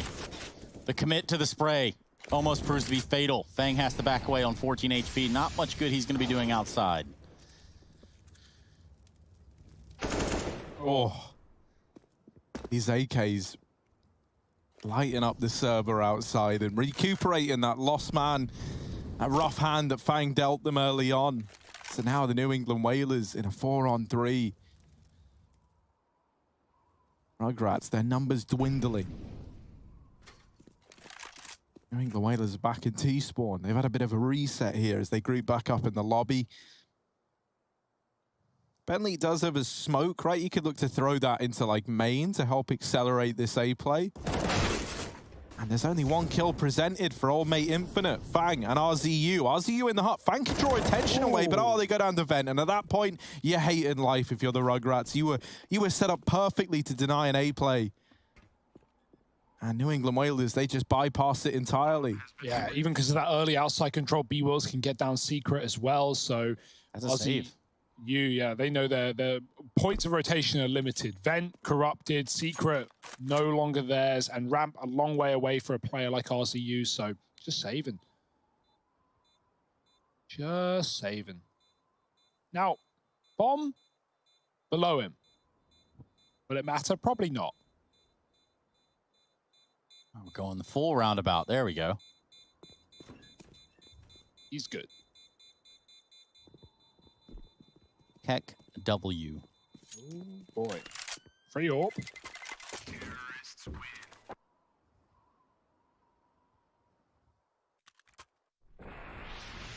That's Whalers' first round, though, and it was at the same point the Rugrats got theirs, right? They were forcing every round after losing the pistol, as the Whalers have been doing. They did take that one Tech 9 buy, but getting in round number 4 of the half, getting on the board sooner rather than later. And later rather than never.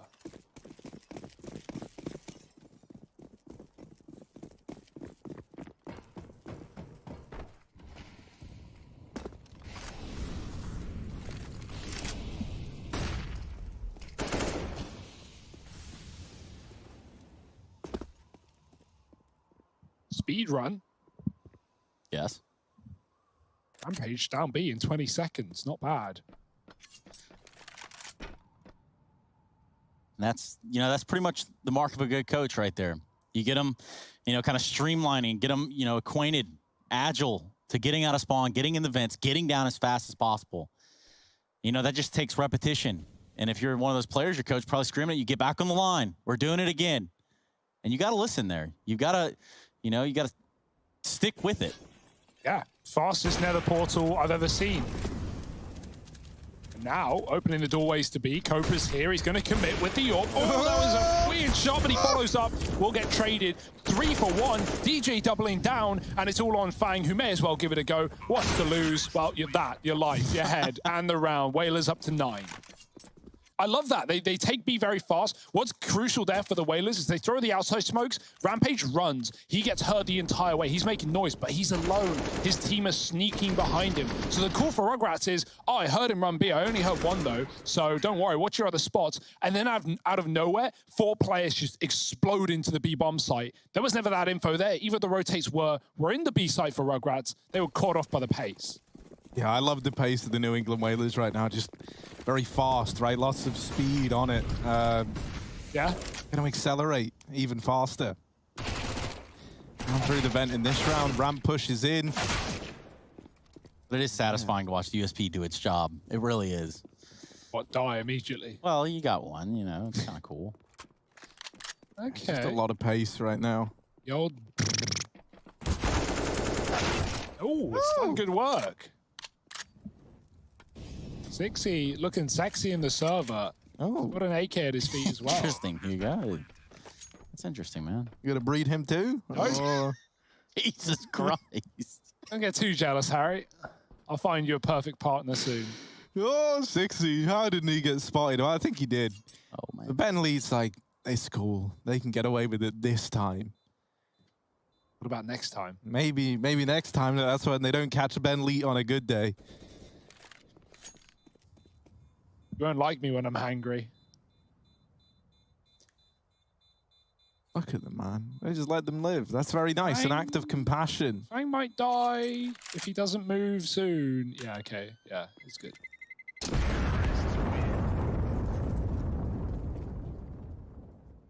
Now, I wonder, when you save a Mac 10 like that, are you just going to buy an M4 anyway? Yeah, probably. So, was it worth it? No, not really. Some cash in his pocket. Not even his pocket. 60 got the kill, sadly.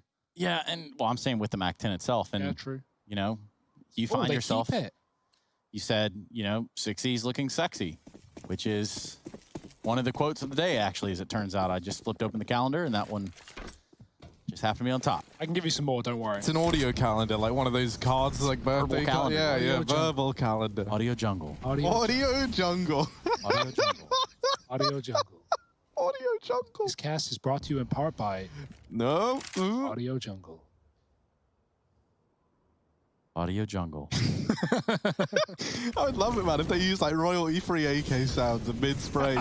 Audio jungle. Sexy holding the door, opening up with 1, and this A site turns to just this slaughterhouse right now. RCU and with another. Well then. GG. Oh, man. That A site becomes a bit of an audio jungle with all those smokes down. Everyone's just listening. Everyone's just hearing everything, and they lock it in. 3 in the round for RZU. 3 letters in the name, 3 in the game. And nice, Rugrats on to 12. Nice. Yeah, good A-hold. That was just a bit of a mess there coming out of the door, and with players not clearing close to the smoke on the heart. RZU, perfect position and the perfect result. 3 in the round, AK upgrades galore for the Rugrats. It's when you get so much space as a T in that site. You're like, oh, God, we got it for free. Where are they? Surprise. Hanging out. G.bet odds displayed at the very tip top. And Fang trying to get wise here, trying to get creative. What has been an exploitation of the vent. Oh, lobby push for Rugrats. Great time to do so. There's no one here to stop him. DJ's down in the door. 60, where is he? Inside of the main smoke as well. Infinite might clear DJ, but he's not looking the right way. 60's got it instead in the spam to Ben. Drop down the vent, but it might just be an audio fake as he goes back up, and Infinite's on the big old wrapperoo coming in from T-Spawn. Audio jungle. Oh, man, Infinite. Trying to play the trigger discipline and tap, goodbye. Pwn alone and B-Wills shot in the back. And now the same fate for Ben Lee. Rampage is like, oh, don't worry, I got the trade at least. And I'm sure they're all very thankful and everything. But will it matter? No, 60 deletes him. 13 for Rugrats. And now the money gets into a bit of a weird spot for the Whalers. Ben Leet stacked high with cash. Rampage and Pone Lone can both buy. Ben Leet could drop guns over. So you could still get an investment here if you're the New England Whalers. But is that delaying the inevitable, right? If you go for the investment, you're putting everything on the line. Ben got that bling bling, but yeah, no one else. Every time I come around your city, bling bling. Bling bling. That was a weird song from the car ride today. Horrible song. Yeah. Should have just turned the radio on. Yeah, man, I love the radio. It's like the same 10 songs that have been on for the last like 2 Some dude years. speaking in a language I don't speak. Ah, yeah. You can dance. English, otherwise known as.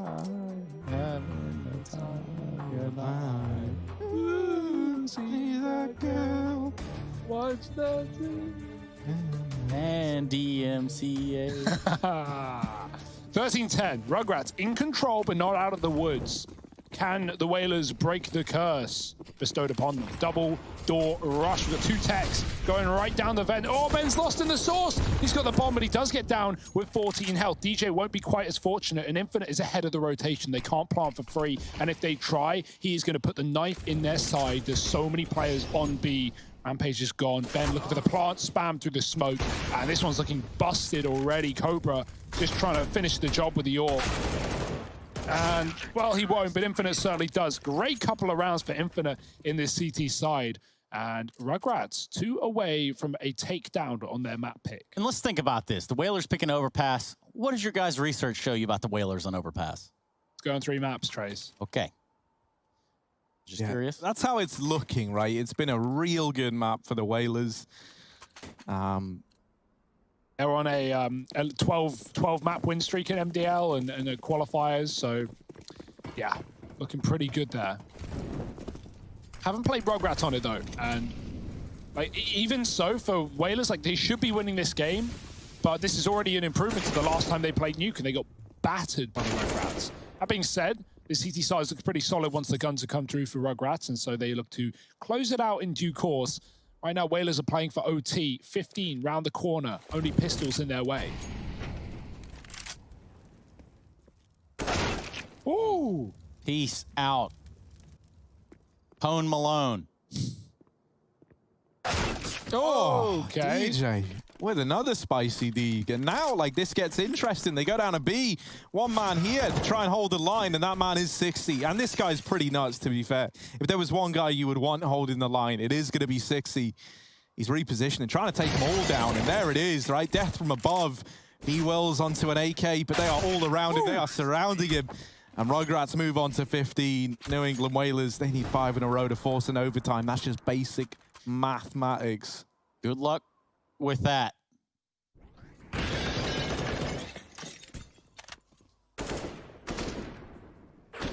Yeah, to just absolutely execute B-Wills there at the very end. You can see everybody's having a good old time, except for B-Wills at the end of the round.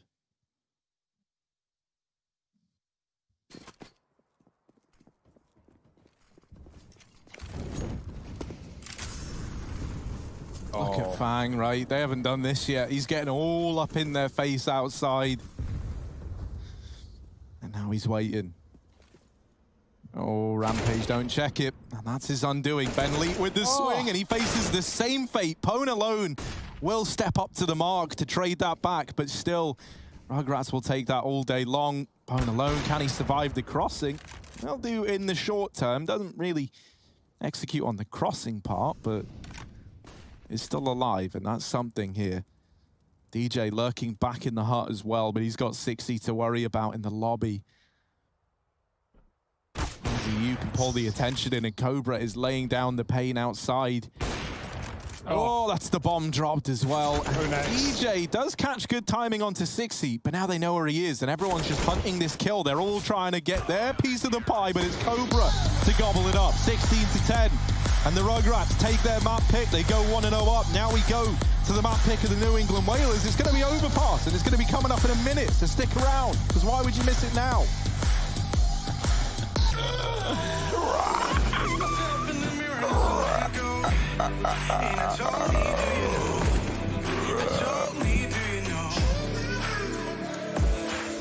All along in your head, but you don't have to pretend.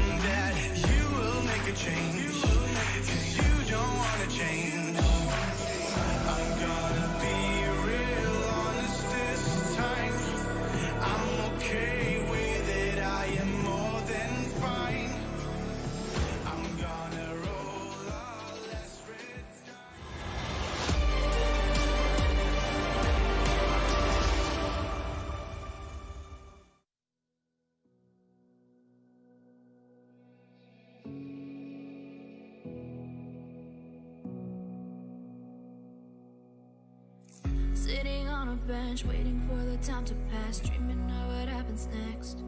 I see what I wanna be, questioning my destiny, only knowing what I see.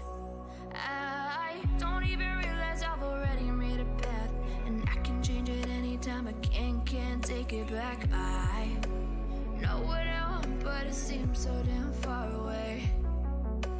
I know I sound crazy to the ones who said, oh, I know I empower those who dream like me. I know I sound crazy to the ones who said, oh, I know I empower those who dream like me. And you say you wanna be somebody.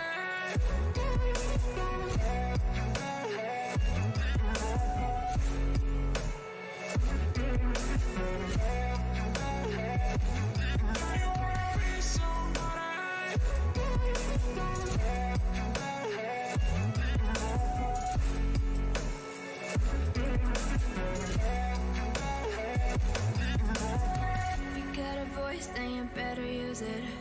Tell yourself day after day it's time to prove it. No days off, keep the hustle moving.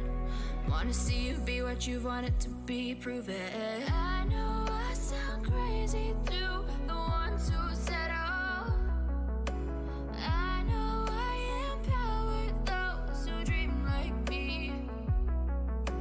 I know I sound crazy to the ones who said, oh,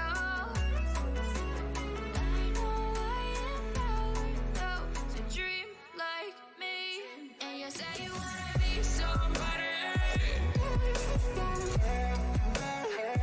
And you say you wanna be somebody. And you say you wanna be somebody. And you say you wanna be somebody.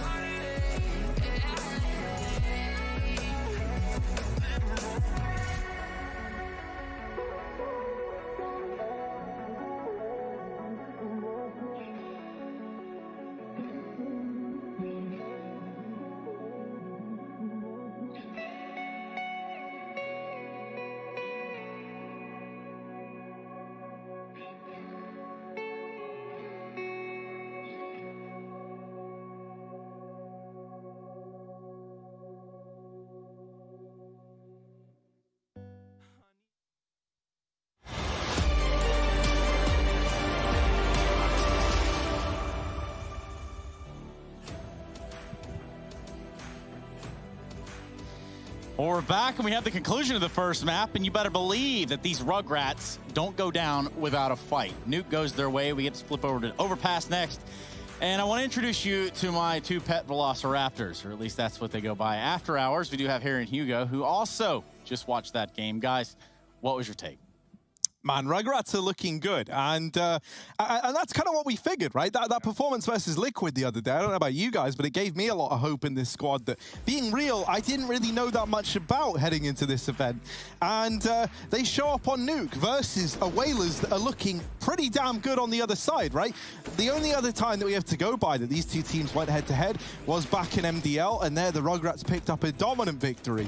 But I don't think like a 16-3 is what you expect to be run-of-the-mill. So this was more of the New England Whalers that we know and love, and I think that makes the victory for Rugrats that much more impressive, right? They were tested. They weren't just running the board and getting away with whatever. They were up against the New England Whalers that were looking good, were looking confident, and they had a lot of the answers to it. I also like that we got to see a CT side. That wasn't something that happened back in that MDL series just over a few weeks ago.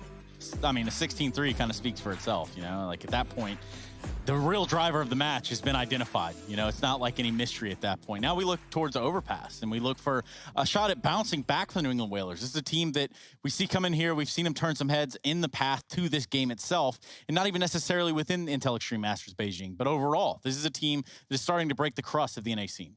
Yeah, for sure, right? They make playoffs back at New York, and I think that was a big point for them. Obviously, they are looking really, really good in MDL. They're like 15-1 at a certain point. I don't know if they even played that Team 1 BO5 yet. I tried to look for it, and I didn't find it. So, obviously, a team that's looking to continue on their upper trajectory and get into the Pro League and make playoffs at these big events. And I think this is certainly an event where they could. Obviously, Chaos are a team that they did lose to inside of the group, meaning they almost have to beat Liquid. It's not going to be easy, basically. But, or actually, sorry, they'll get a rematch versus Chaos if they lose this game, assuming Chaos lose to Liquid, which they did. I'm going all over the place. A lot of assumptions here by Hugo Byron, also known as the point I'm Nigel getting Thornberry. to is they're trying to get to playoffs. They should be winning this game, but right now they're a map down. They're heading to a map that they have a 12-win streak on, including most of their MDL games, Trace. Would you say that they should be smashing, Hugo? Yes, like the Thornberrys, like Nigel himself, smashing. Now that had a little bit of the mustache. Yeah. I actually felt that when he said it. We have the brackets up. You can take a look at those just to catch yourself up with all the pace and goodness and greatness that is the Intel Extreme Masters Beijing 2020 online. But for us, we look at our attention and we take it all the way into Overpass. It's going to be the next map of the series, and really where I think we should go now, sooner rather than later. Harry, what do you think? I like the sound of that, man. I like more CS. Let's do it. Yeah, let's do it. Let's go to a break. We come back, and we're going to be jumping into Overpass, the second map of this series, everybody. Don't go anywhere. You wouldn't want to miss it.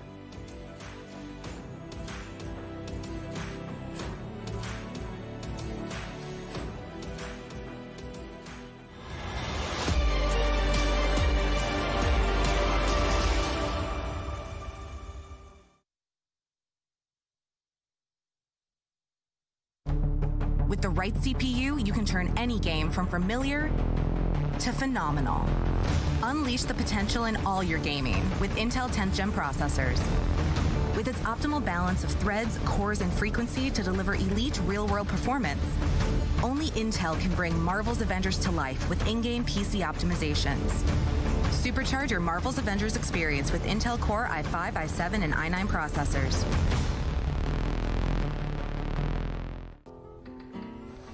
If you want to know what you're good at and, well, also what you suck at, check out csgohub.com. Coming!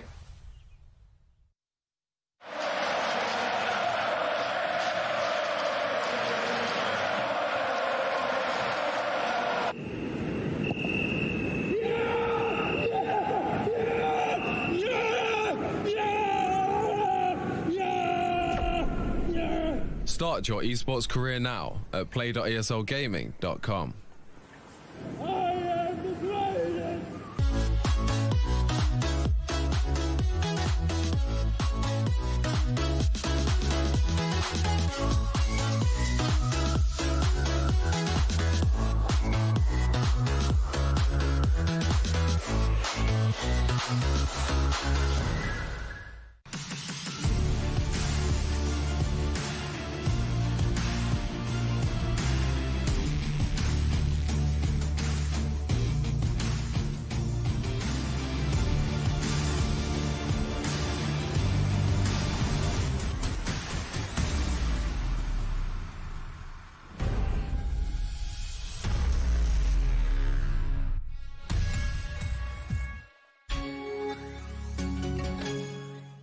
Come on.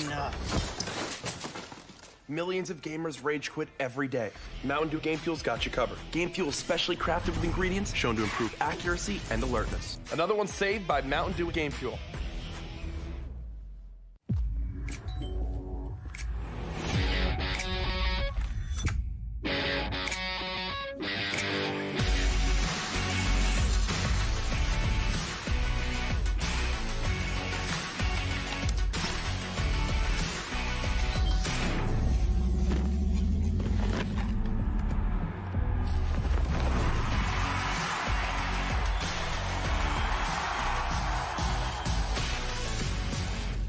Your favorites will play soon. You hope for the win. Excited about the game. But something has changed. You start to doubt. Will they pull it off? Or will they drift away? You pull yourself together because you're sure they're revved up to win. You know they've prepared. They've picked the right course. And even when there's no chances,